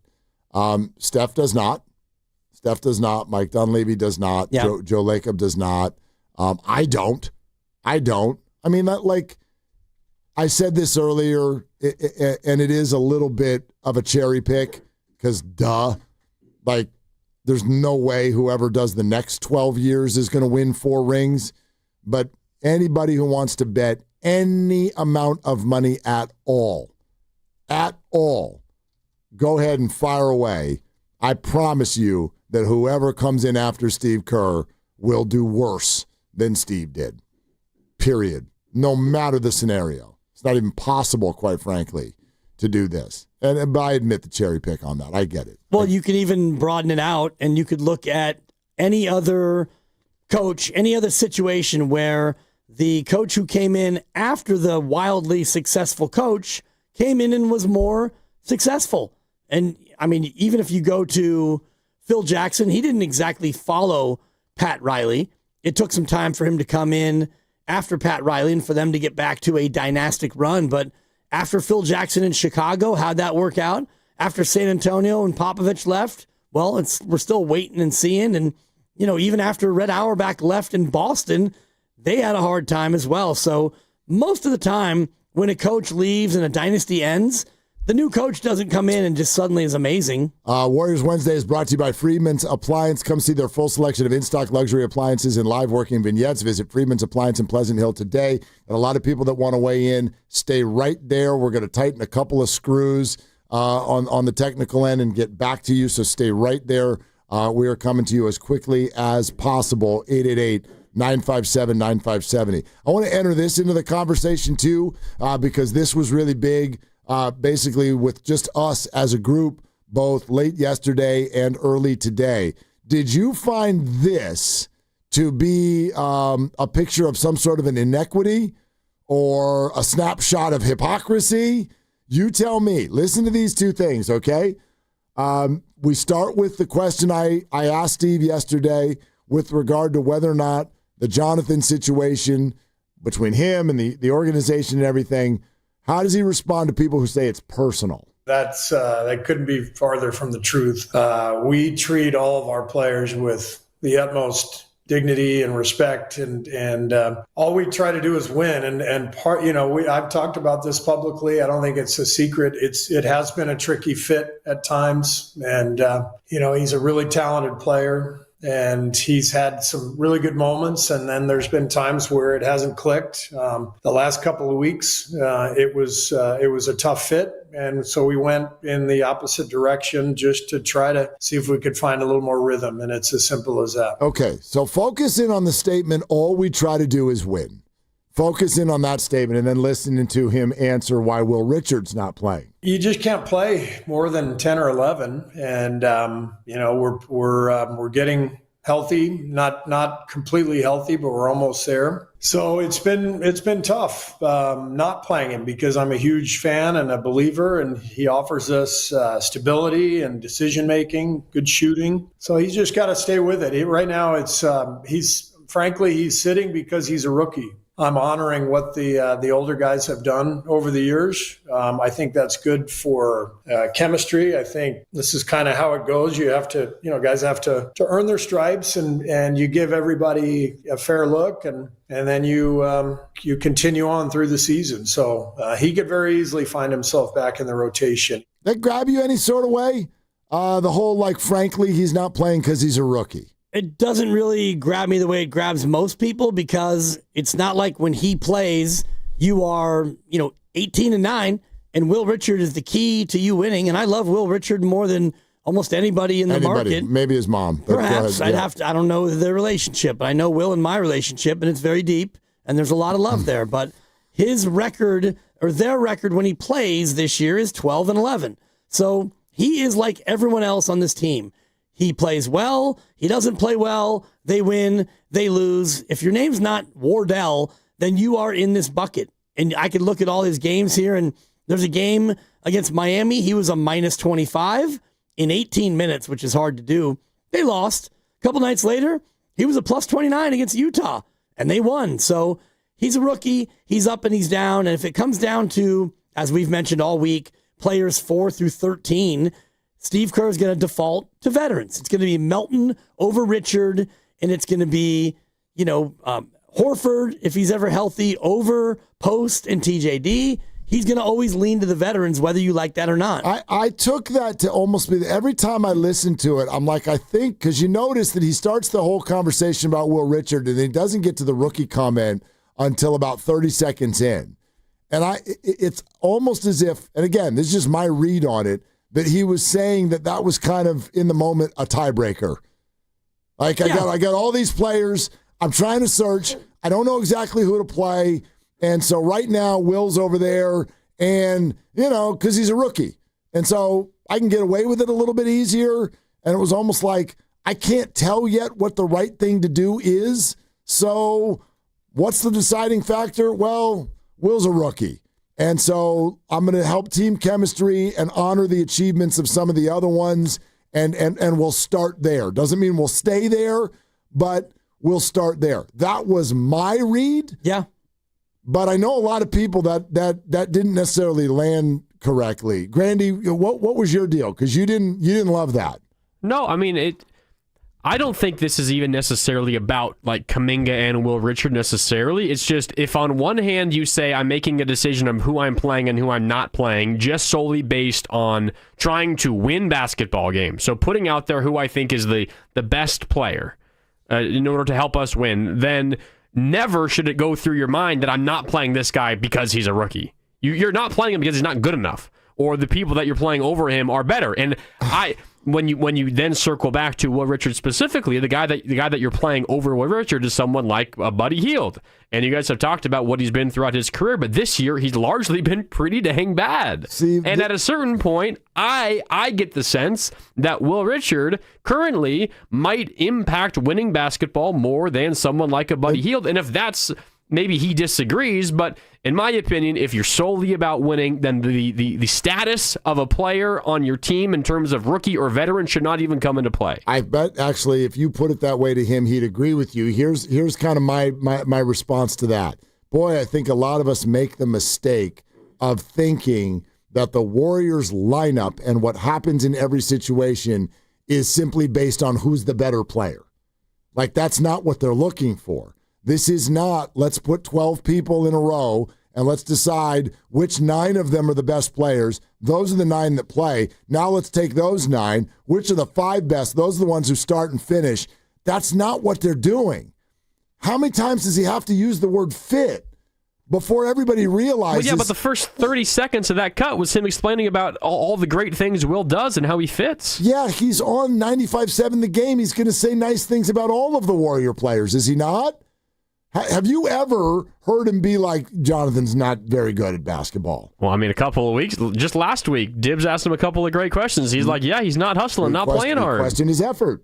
Absolutely. He'll do it if you deserve it, and it lasts long enough. I just think that we're making something very black and white that's all kinds of gray and fuzzy. That's all. I mean, he has openly admitted in the last handful of days that he's searching. He comes out after the Portland game and goes, I'm not doing a good job because I haven't found it yet. And that's super uncomfortable. I get that it's uncomfortable for fans to sit here and go, man, like they don't know. And he's admitting, yeah, we don't know. We haven't found it yet. I don't think that Will Richard not playing means that he's the 11th best player on the team. I think it means we're trying everything. Everything's on the table. Let's do this right now. I can only play 11. Tiebreaker in the moment. Well, Will, you're a rookie, so hang out over here for a second. And let's try this. And if that doesn't work, it's going to swing back to Will, which I think, Grandy, you pointed out another comment that he made last night with regard to that. Like, we tried this. We went 0-2 over the weekend. Now we're going to try some other things.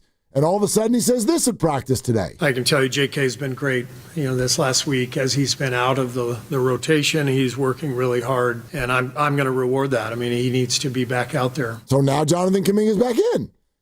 Right, and it's because you don't know what you're going to get, and you look at the game against Portland, you give up 136, Steph goes for 48, and you lose, and that's just not going to be acceptable. So you're definitely in search mode if you're Steve Kerr and the entire coaching staff. And the interesting thing about Buddy Hield is the one thing you really want Buddy to do is make shots. And if you don't play him consistently, he's not going to be able to get in that rhythm to maybe, make shots. Yeah. So Buddy's always available. Buddy kind of has to play. He only played 16 minutes coming off of 19 minutes the game before. His minutes are going down and down. Melton's are going up, but he can only play 20. He loves pods. We know that. He gets his 30 or more. So as you look at the other minutes, and Pat won't play tomorrow, Pat Spencer, he's out for personal reasons, but don't be surprised if over the next, week or two, he might get some street clothes, DNPs, just to preserve his games. Because if you're not going to play Pat, 15 or 20 minutes, then why even bother having him in a uniform? Because you want to preserve those 50 games. How many games will the Warriors have played when they get to the trade deadline? I think it's 54. Okay. So, yeah, if you could just find 4 games, because my perception is the Warriors are going to make trades that are going to open up roster spots. You would hope. And so that trades are hard. Yeah, they probably have that. If they're able to execute those, they probably have the leeway for Pat to be on a full contract by the time the trade deadline stuff is done. You would hope. I do think they will be making at least one deal. I think it's probably February 5th is the deadline. Yep. So that's their 52nd game that night. So they got 51 up until the deadline, which is that same day. So 51 games. And you're buying one tomorrow night. Right. And he gets 50 active games. Correct. Yeah. So I do think there'll be a small smattering of more of those, but really it comes down to if it's Kaminga and he can play well with energy, rebound, do all the things, then he's in the rotation. Like Steve is looking for 10. And right now he's got probably 5 that he can trust. 6 if you count Quentin. He's got Steph, Jimmy, and Draymond. He's got Pods, Melton, and I'll put Quentin in there because he's definitely he's shooting great. And he's big. Buddy's number 7. You trust him because you have to play him, hoping that a shooter can shoot himself out of a slump. And then now you're left with the remaining 8 guys for 3 spots in a 10-man rotation. This is a completely off subject. We have a development, and then we'll get right back to the Warriors thing. But I want to clue everybody in on this because it is a situation. So the Los Angeles Rams team flight to Seattle was supposed to leave about an hour ago, and it did not. It is expected to be, quote, significantly delayed due to an equipment issue with the plane. The team is already in the mode of working on alternative travel arrangements to prevent further delays. By the way, head coach Sean McVay already was planning to and did travel separately from the team to prevent anyone from getting sick. I guess maybe Sean's still dealing with a thing. And now the Rams are encountering a whole new situation with regard to getting up there. So their team plane, and I'm going to try to keep this updated as much as possible, but grounded at this hour. It's already 5:17 in the evening. They play in 24 hours in Seattle.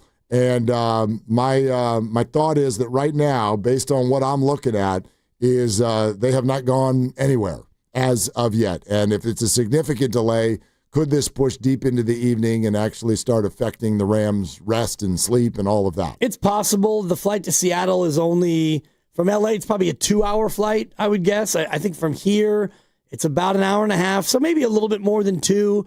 And if you're in the Rams spot, you're determining either A, how long will it take to get this plane flight ready, or B, who do we know that has a backup plane? And you're not talking about just one of those tiny little Cessnas. You're looking for one of those big old jumbos that can fly private and is also outfitted to be able to carry an NFL team. Because these planes, as you know, if you have 60 or 70 seats, normally you have like 300 seats in a plane. This is a 70-seater, so you're not just going to cram verse into a seat next to Stafford. No. I mean, you could probably grab the Chargers plane. I don't know what they're doing this weekend, but they're not doing anything for a few days. But do you understand how much time it would take, even if all you're saying is, okay, we've loaded everything for a football team onto a plane, and now we need to load it onto another plane? How long does that take?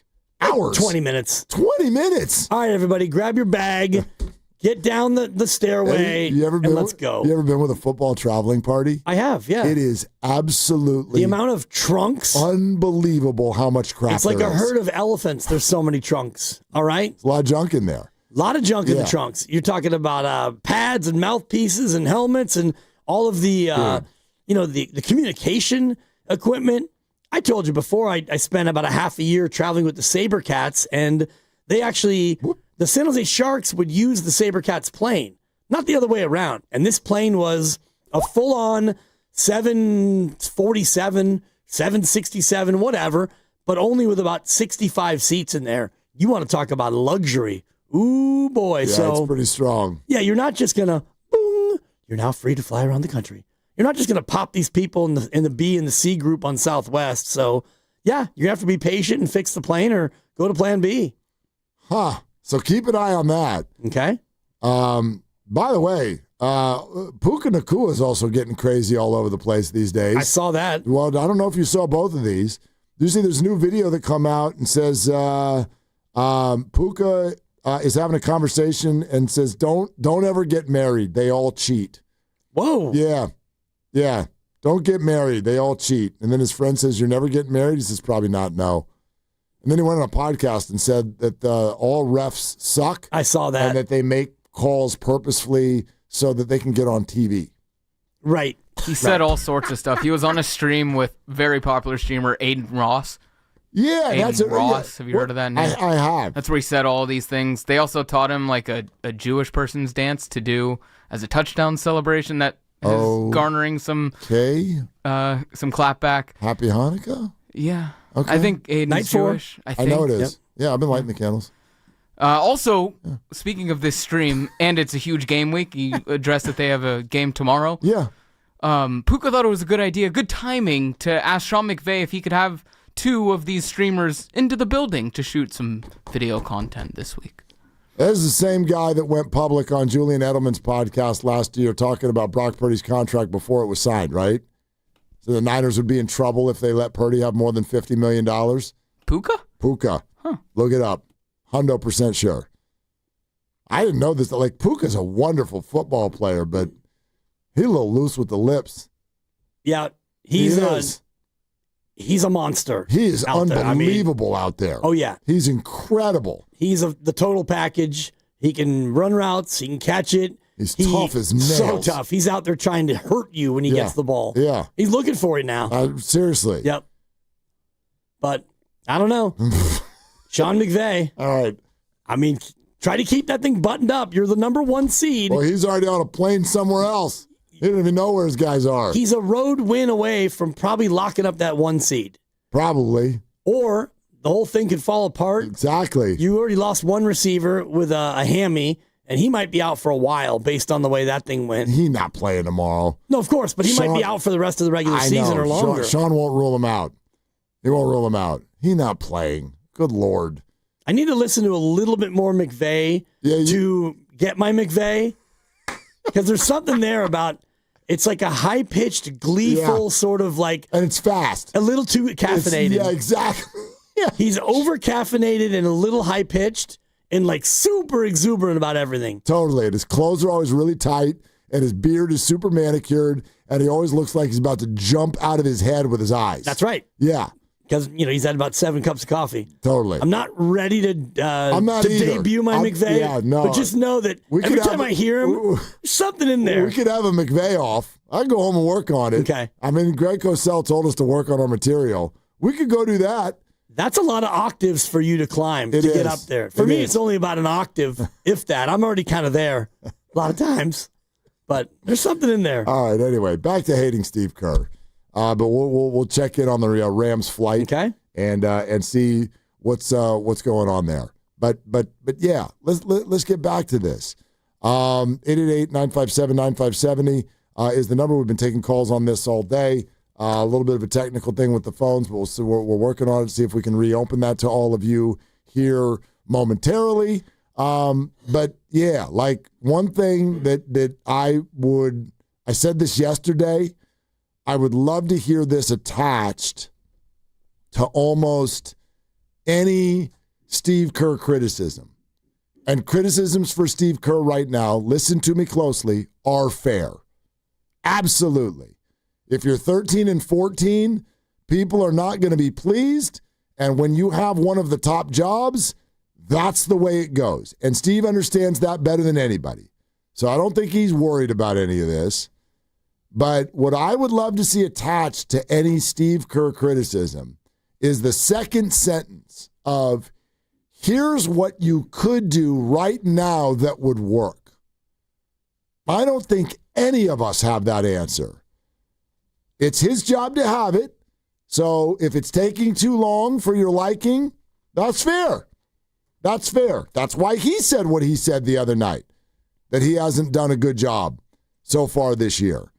But I have not really heard that from just about anyone. It's just he's a moron with 3 guard rotations and plays favorites and hates young people, and he was never really a good coach. He just had all the good players.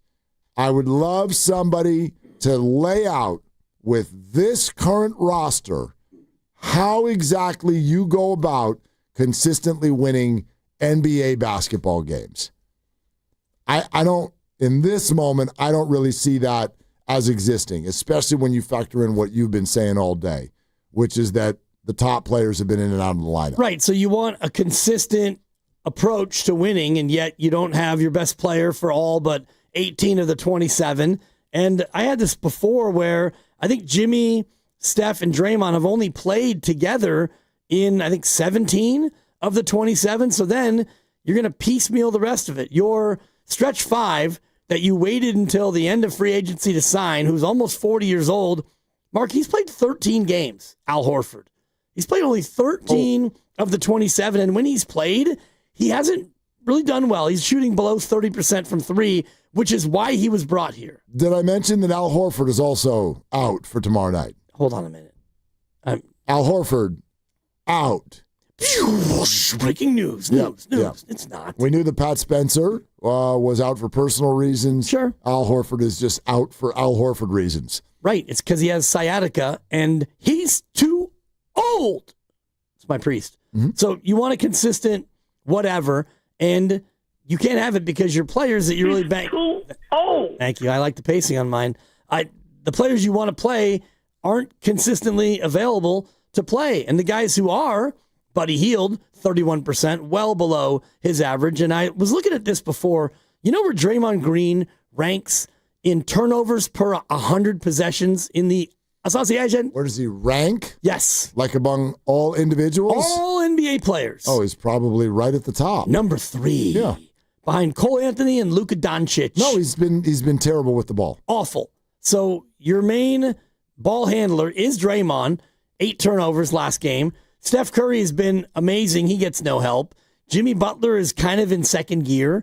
And the rest of your guys are just guys. So, yeah, what's Steve supposed to do? Well, he's supposed to keep trying it. New rotations, and maybe, and this is the beauty of it, here's what happens tomorrow. Kaminga comes back in the rotation. Kaminga cooks. He goes for 19 and 9, and the Warriors win. See, Kerr? Idiot. Why didn't you play him the last 3 games? Right. Then you wouldn't have gone to 1 and 2. And then what happens Saturday? Well, Saturday, he goes out there and he plays Kaminga again. And Kaminga goes for 9 and 4 in a loss. Yeah. And then, Kaminga goes 2 for 11 from the floor, and he's back to mid-ranges and, not playing the same authoritative defense. And now Steve's thinking, all right, now what do I do? Do I DNP him again? Do I stick with him? The whole thing is just such a myriad of other problems, Mark. We do actually have breaking news now. Maybe. Thank you. I don't know how to make that sound. We think that the technical difficulties have been taken care of. So, A, because we had, there were like a whole lineup of people that wanted to jump in. Rich and Lodi, give us a call. If you had to leave because Lucas came on and spoke to you, dial back in. Dial back in, 888-957-9570. And even if you weren't, that opening is now there for you, sitting here kind of talking about not just Steve Kerr and the Warriors, but the tone that has surrounded it. I guess that's where my mind went today. And, you mentioned this earlier. I'm guilty of it all the time, the echo chamber. I believe in my heart of hearts that most Warrior fans out there, you remain relatively supportive of Steve Kerr. But boy, I might be wrong. I don't know. I think so. I think that's still a hefty majority of the fans. And if all he does is he makes you scratch your head sometimes, that's healthy. That's fine. I've scratched my head a few times with regard to decisions that Steve Kerr has made. Sure. But it feels like we got a growing group that is literally moved on from supporting Steve Kerr, and they are completely ready for something new, and they are a part of how hot this conversation has gotten. I get that, and I hear it, and I'm hearing all of you, and I'm not disagreeing in terms of the frustration part of it, but when you move off of Steve Kerr and Steph is still here, then you'd better hire somebody that Steph likes more than he likes Steve. And I don't know this personally, but my sense is that Steph really likes Steve Kerr. And Draymond does too. I don't know about Jimmy Butler, but if you're going to move off of Steve Kerr, maybe you hire Del Curry. And then Steph is like, yeah, cool, I'll play for Dad for a year. You better make sure no matter what you do, you take care of 30 because he is the sun, and everyone else, including Steve Kerr, they are the planets. So all the people who want to move off of Steve Kerr, you might get your wish in April or May or June. This might be it for Steve of his own volition, or he might come back for one more year. I don't really know. And then those of you who are like, oh, no, he was good, but it's expired, and so we're ticked, and this has gone on way too long and all of that stuff. Can I throw some numbers at you that you might not remember? Please. Okay. You ready for this? Let's go back to 2017. Multi-championship winning coach right here in the Bay Area. Do you know how many wins that coach had? Do you want to know what his record was in 2017? Well, what sport? Let's take a look at my record. Man, that's baseball. Hey, Mark. Boch in 2017 went 63-97. Hey, Mark, this is Boch. Hey, Boch. And that was off of 2016 where they made the playoffs and they lost to, was that the Cubs? Yes. And in fact, they were a couple outs away from sending that to a Game 5, and the Cubs were going to have to go against Cueto and all of that. And they melted. They melted in the ninth inning of a home game. All right, that was 2017. But nobody didn't fire Bochy. That's Boch. Three rings. So he came back in 2018. And he went 73-89. Nice bounce back.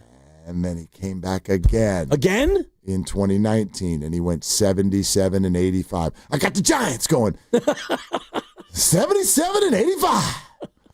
Okay? That's a 5. I got the Giants going 82-75. All right. It's just, we talked about this yesterday, Grandy. You were out. That will never get old. I promise you. It will never not be the best drop on the station. Ever. Okay. Did it sound like this? Were we like this idiot? Fire. Like, gosh, we got to get rid of him. He doesn't know what he's doing. I don't remember. You were on the other side, right? Yes. It was there not was a drum beat, but this is like a full-on drum solo. There was nothing that ever came across this hot and rude and angry and good Lord. Because you don't do that, in my opinion, you don't do that to championship winning coaches. I'm not saying they're above anything, but you don't talk about them this way. What kind of sports fans do that? You don't talk about your multi-championship winning people this way. You just don't. I don't. Oh, it's different now, even than then. Well, in like 6 or 7 years, I think that the toxicity of social media has been ratcheted up tenfold, honestly. All right. Let's cross our fingers and let's get back out to the phones. A bunch of people are back. Let's go to Jay in the city. Hi, Jay. Thank you for calling. How you guys doing? Oh, good. Unfortunately, I'm going to lay it on Steve Kerr here. So everyone thinks about coaching as, X's and O's. They think about coaching as... Hey, Lucas and Grandy, phones aren't fixed. Good try. Jay, hang right. Go in on See, and now I'm going to an old reference again. You're making me feel like we're in the movie Fletch. Oh, yeah. Grandy, do you get that? Well, say it again. The movie Fletch? It feels like we're in the movie Fletch. Do you get I don't it? know. We finally got Grandy. We finally got him. It's a famous scene in the movie Fletch where he doesn't want to answer a question. He's up at the podium and he doesn't want to answer a question, so he fakes like his phone is going out. Sorry, you're breaking up. Mr. John Toaston. Right, exactly. Yep. All right. Fletch. Good try. Good try. Everybody stay where you are because now we're going to go work on it again. Yep. And hopefully we've got this ready to rock so that we can rapid fire here before 6 o'clock rolls around. So Kerr goes first year, title, runner-up, title, runner-up, his first 5. Mm-hmm. So, and then the COVID year, 15 and 50. COVID year, Steph hurt, Draymond hurt. Sure. Shout out Eric Paschal, who carried the torch, and a rookie Jordan Poole.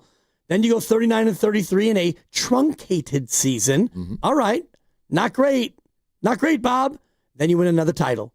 And then since then, 44, 46, 48 are your wins. So 44, 46, 48. And you were playing twice and playoff twice of those. Actually playing twice and you didn't make it out once. But you've been in the playoffs. I'm looking at it here. 8 of the 11.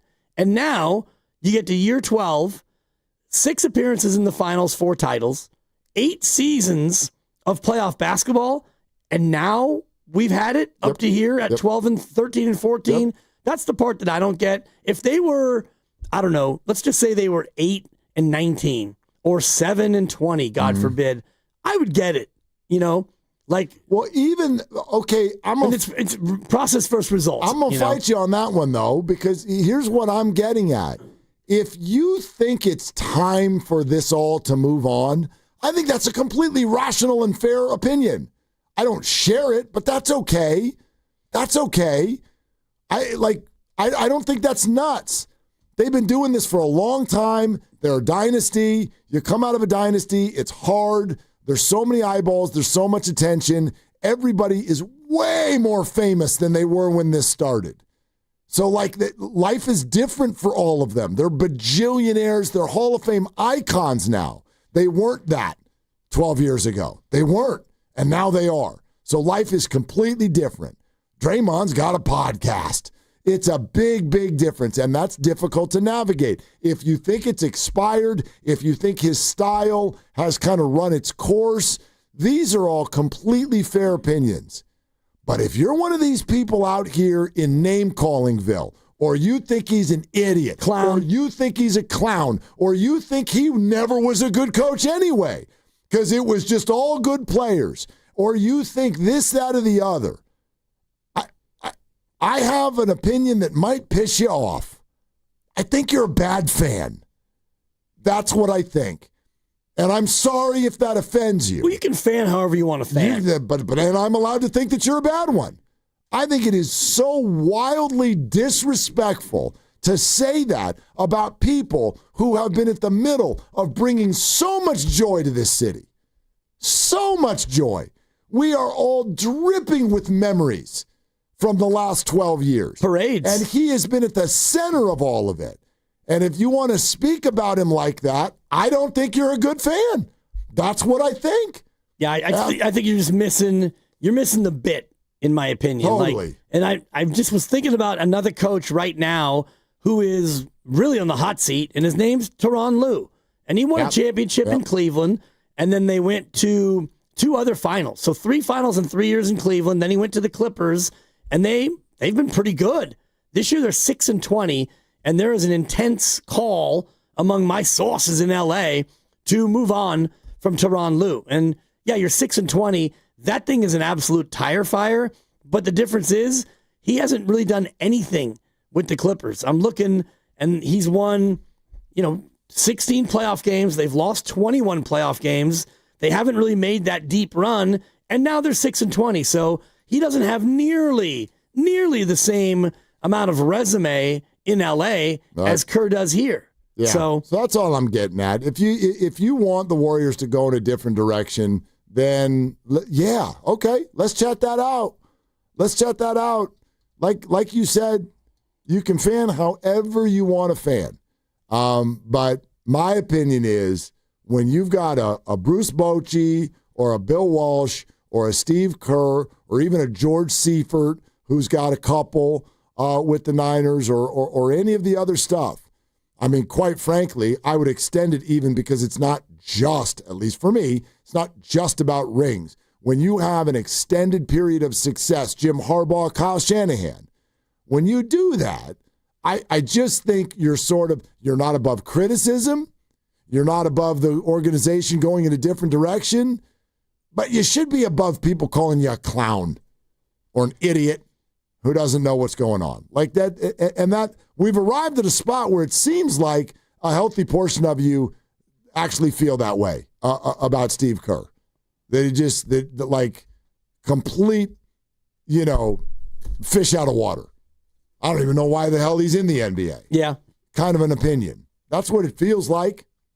And yeah, I mean, I understand it. Like for the Clippers, you're 6-20 and you've got all that talent and you're just not getting it done, but he has no titles. This team is 13-14. You're the 8th seed. I don't know. That's why I agree with you that the block is a little hot. We're sponsored by the California Office of Traffic Safety and Caltrans. And we will either take a bunch of calls from you or we won't. Coming up next here on Willard and Dibs.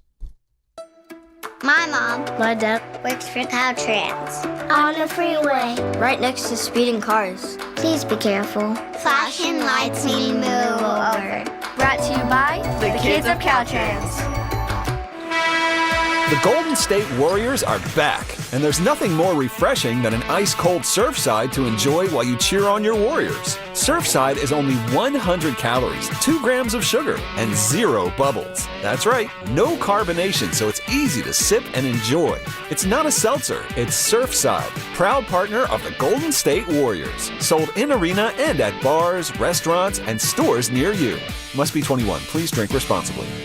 I'm David. I'm John. And I'm Chris. We're the 3 brothers that own Jack's Restaurant and Bar with 5 locations in the Bay Area. We learned the restaurant bit. Guys, that's my line. Pretty sure that was my line. Guys, we don't have time for this. Jack's serves delicious breakfast, lunch, and dinner 7 days a week. Don't forget to say we have a full bar. I won't. Don't forget to say it's a great place to watch all the games. I won't forget. Look, we're much better at cooking great food than making commercials. So come see us at Jack's in Pleasant Hill, San Mateo, San Bruno, Newark, and now San Jose. You forgot to mention our website, ilovejacks.com. I knew he would. Covering Bay Area sports for years, I've seen athletes go through it all. The highs, the lows, and the pain that comes with getting knocked down. But when it's not just a game, when you're the one injured, or when tragedy strikes someone you love, that's where Beam Law comes in. Beam Law is the Bay Area's go-to personal injury law firm. Whether it's a car accident, a serious injury, or a wrongful death, they're there to shoulder the legal burden so you can focus on what truly matters: rebuilding, recovery, and taking care of your family. Beam Law is local, and they win, with millions recovered for clients across the region. That's why SF Weekly voted them Best of the Bay 4 times. If you've been hurt or lost someone because of someone else's negligence, call Beam Law at 415-523-5555. 415-523-5555. That's 415-523-5555, or visit hurtinthebay.com. That's hurtinthebay.com, because it's not whether you get knocked down, it's whether you get back up. Beam Law, they've got your back, Bay Area. Neuropathy is a debilitating condition that is sometimes misdiagnosed. Symptoms can include pain, numbness, and tingling in your hands, legs, and feet. Neuropathy is a progressive condition that only worsens unless you get effective treatment. SF Bay Wellness is a leader in neuropathy reversal and uses FDA-cleared, non-invasive electric cell therapy to restore nerve function with no injections, no drugs, and no surgery. The treatments have a 95% success rate. If distance is a factor, ask about our virtual consultation option. Call SF Bay Wellness at 844-94-NERVE for the $99 neuropathy evaluation and receive a personal treatment plan that is tailored to your needs. Don't wait another day. Call 844-94-NERVE. That's 844-94-NERVE. Why keep suffering with the painful symptoms of neuropathy? You deserve to live a pain-free life. Start getting the treatment you need for your neuropathy symptoms. Call today. Hey there, it's Bonte with the report from River Islands in Lathrop, where so much is happening this winter. The home selection has never been better, with neighborhoods designed to fit a wide range of lifestyles. Whatever is on your list of must, an amazing kitchen, a home gym, a private office, or a separate suite for your in-laws, the home builders have designed a home just for you. Priced from the low $600,000 to over $1 million. There's even a community for active adults, 55 plus, inside the River Islands Master Plan, with its own clubhouse for sports and socializing. Then there's everything that's all around your home. The lakes, the parks and trails. How about the San Joaquin River? Every day feels like a good day when you have so much access to the outdoors right out your own front door. Not far from home, day trippers head out to Yosemite, the Gold Country, or the Lodi Wine Country, or they meet up with friends on the deck of the Boathouse Restaurant. No matter how you define it, River Islands is where the good life comes to life. Isn't it time for you to discover the islands? Check it out at riverislands.com. Tune in to 95.7 The Game for Warriors Live, 60 minutes before tip-off. Every Warriors game throughout the season as we get ready for the action. Presented by Xfinity, your home court advantage. Brought to you by Xfinity. Watch all your favorite teams all in one place. Xfinity, imagine that. This is the story of the one. As the purchasing manager at a manufacturing plant, she knows the only thing more important than having the right safety gear is having it there when you need it. That's why she partners with Grainger for auto reordering, so her team members can count on her to have cut-resistant gloves on hand, and each shift can run safely and efficiently. Call 1-800-GRAINGER, click Grainger.com, or just stop by. Grainger, for the ones who get it done. Oh no. Ah, that's the sound of someone who's misplaced my debit card. Their debit card. Where'd I leave that thing? Not at the gas pump, or the checkout counter, or the roof of your car. Now, if he has the Chase mobile app, he can use Card Lock.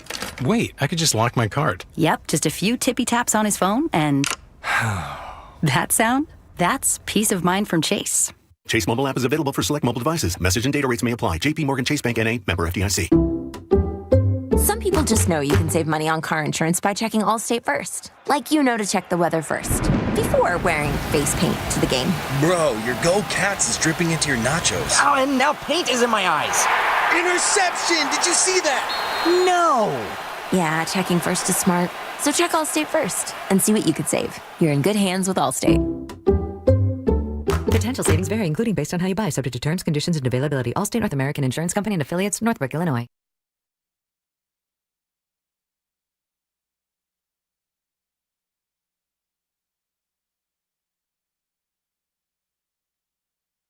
Willard Dibbs, can you lay out for a second? I got the Giants going 82-75.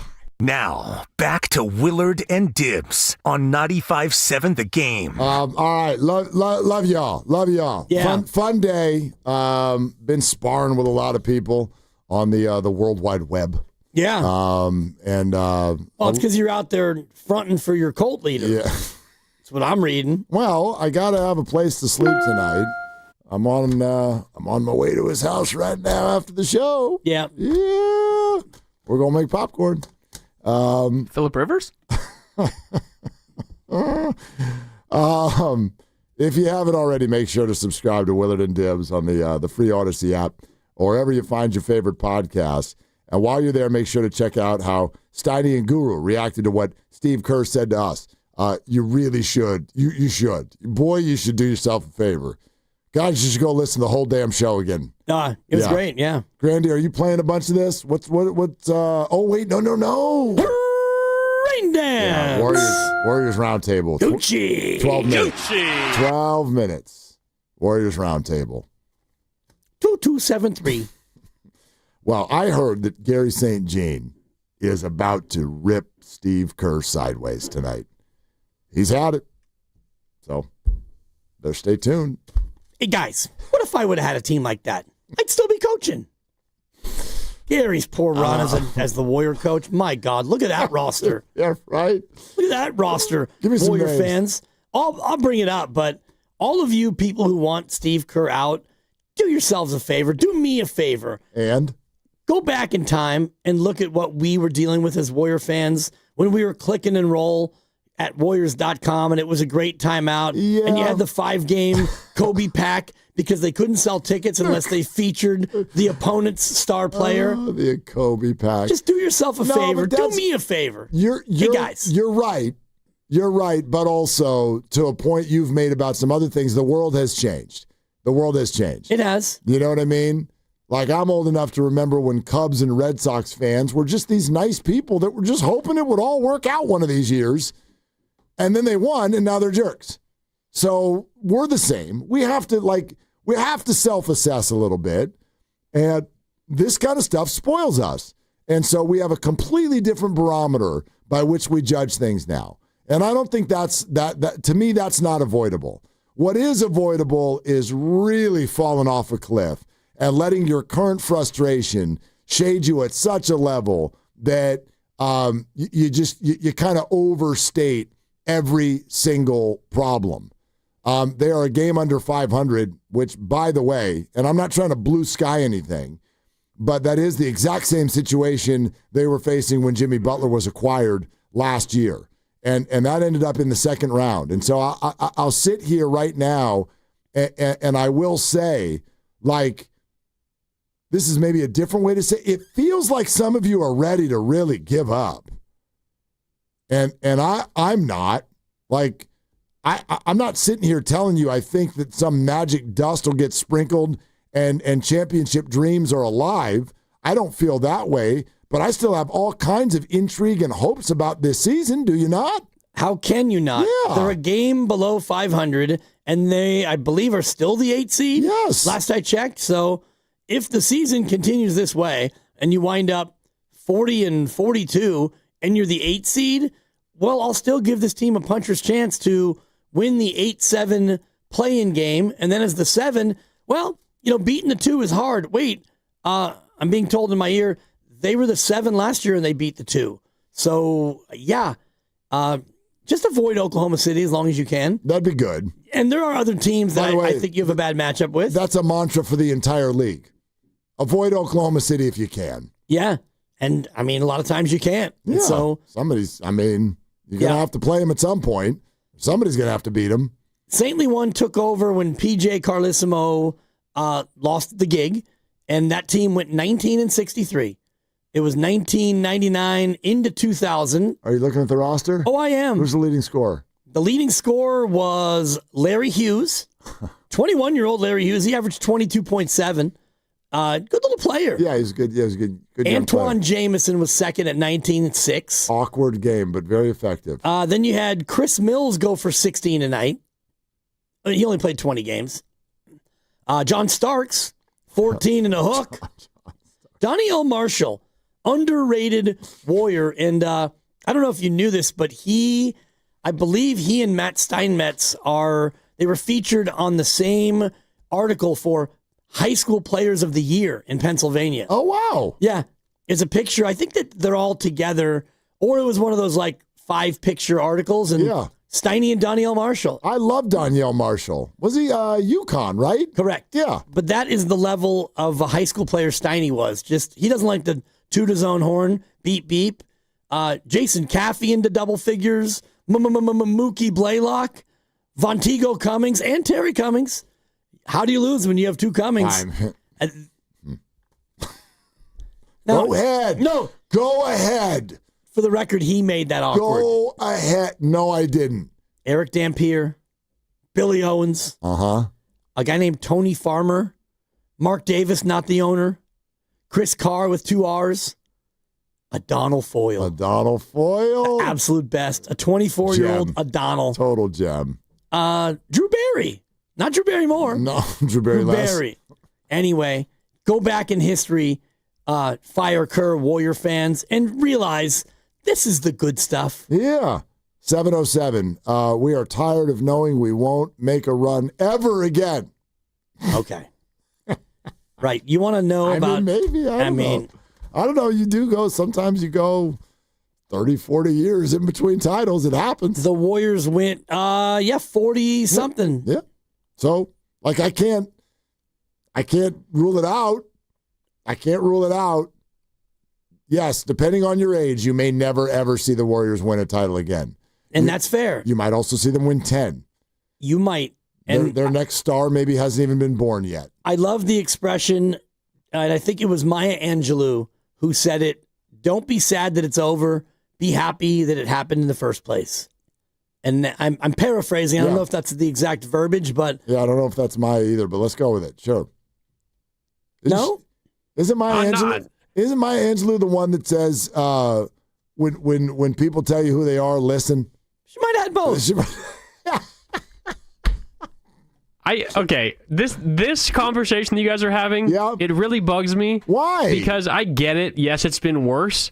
But just saying, it's not great right now, but at least it's not as bad as it used to be. That's such loser mentality. Like, it's just making an excuse for not being good enough right now. No, I disagree with you completely. Number one, first of all, I don't think we're saying that. And second of all, my entire premise today, I even just said this 10 minutes ago. I go, Kerr is not above criticism. And someone on YouTube goes, hey, Kerr is not above criticism.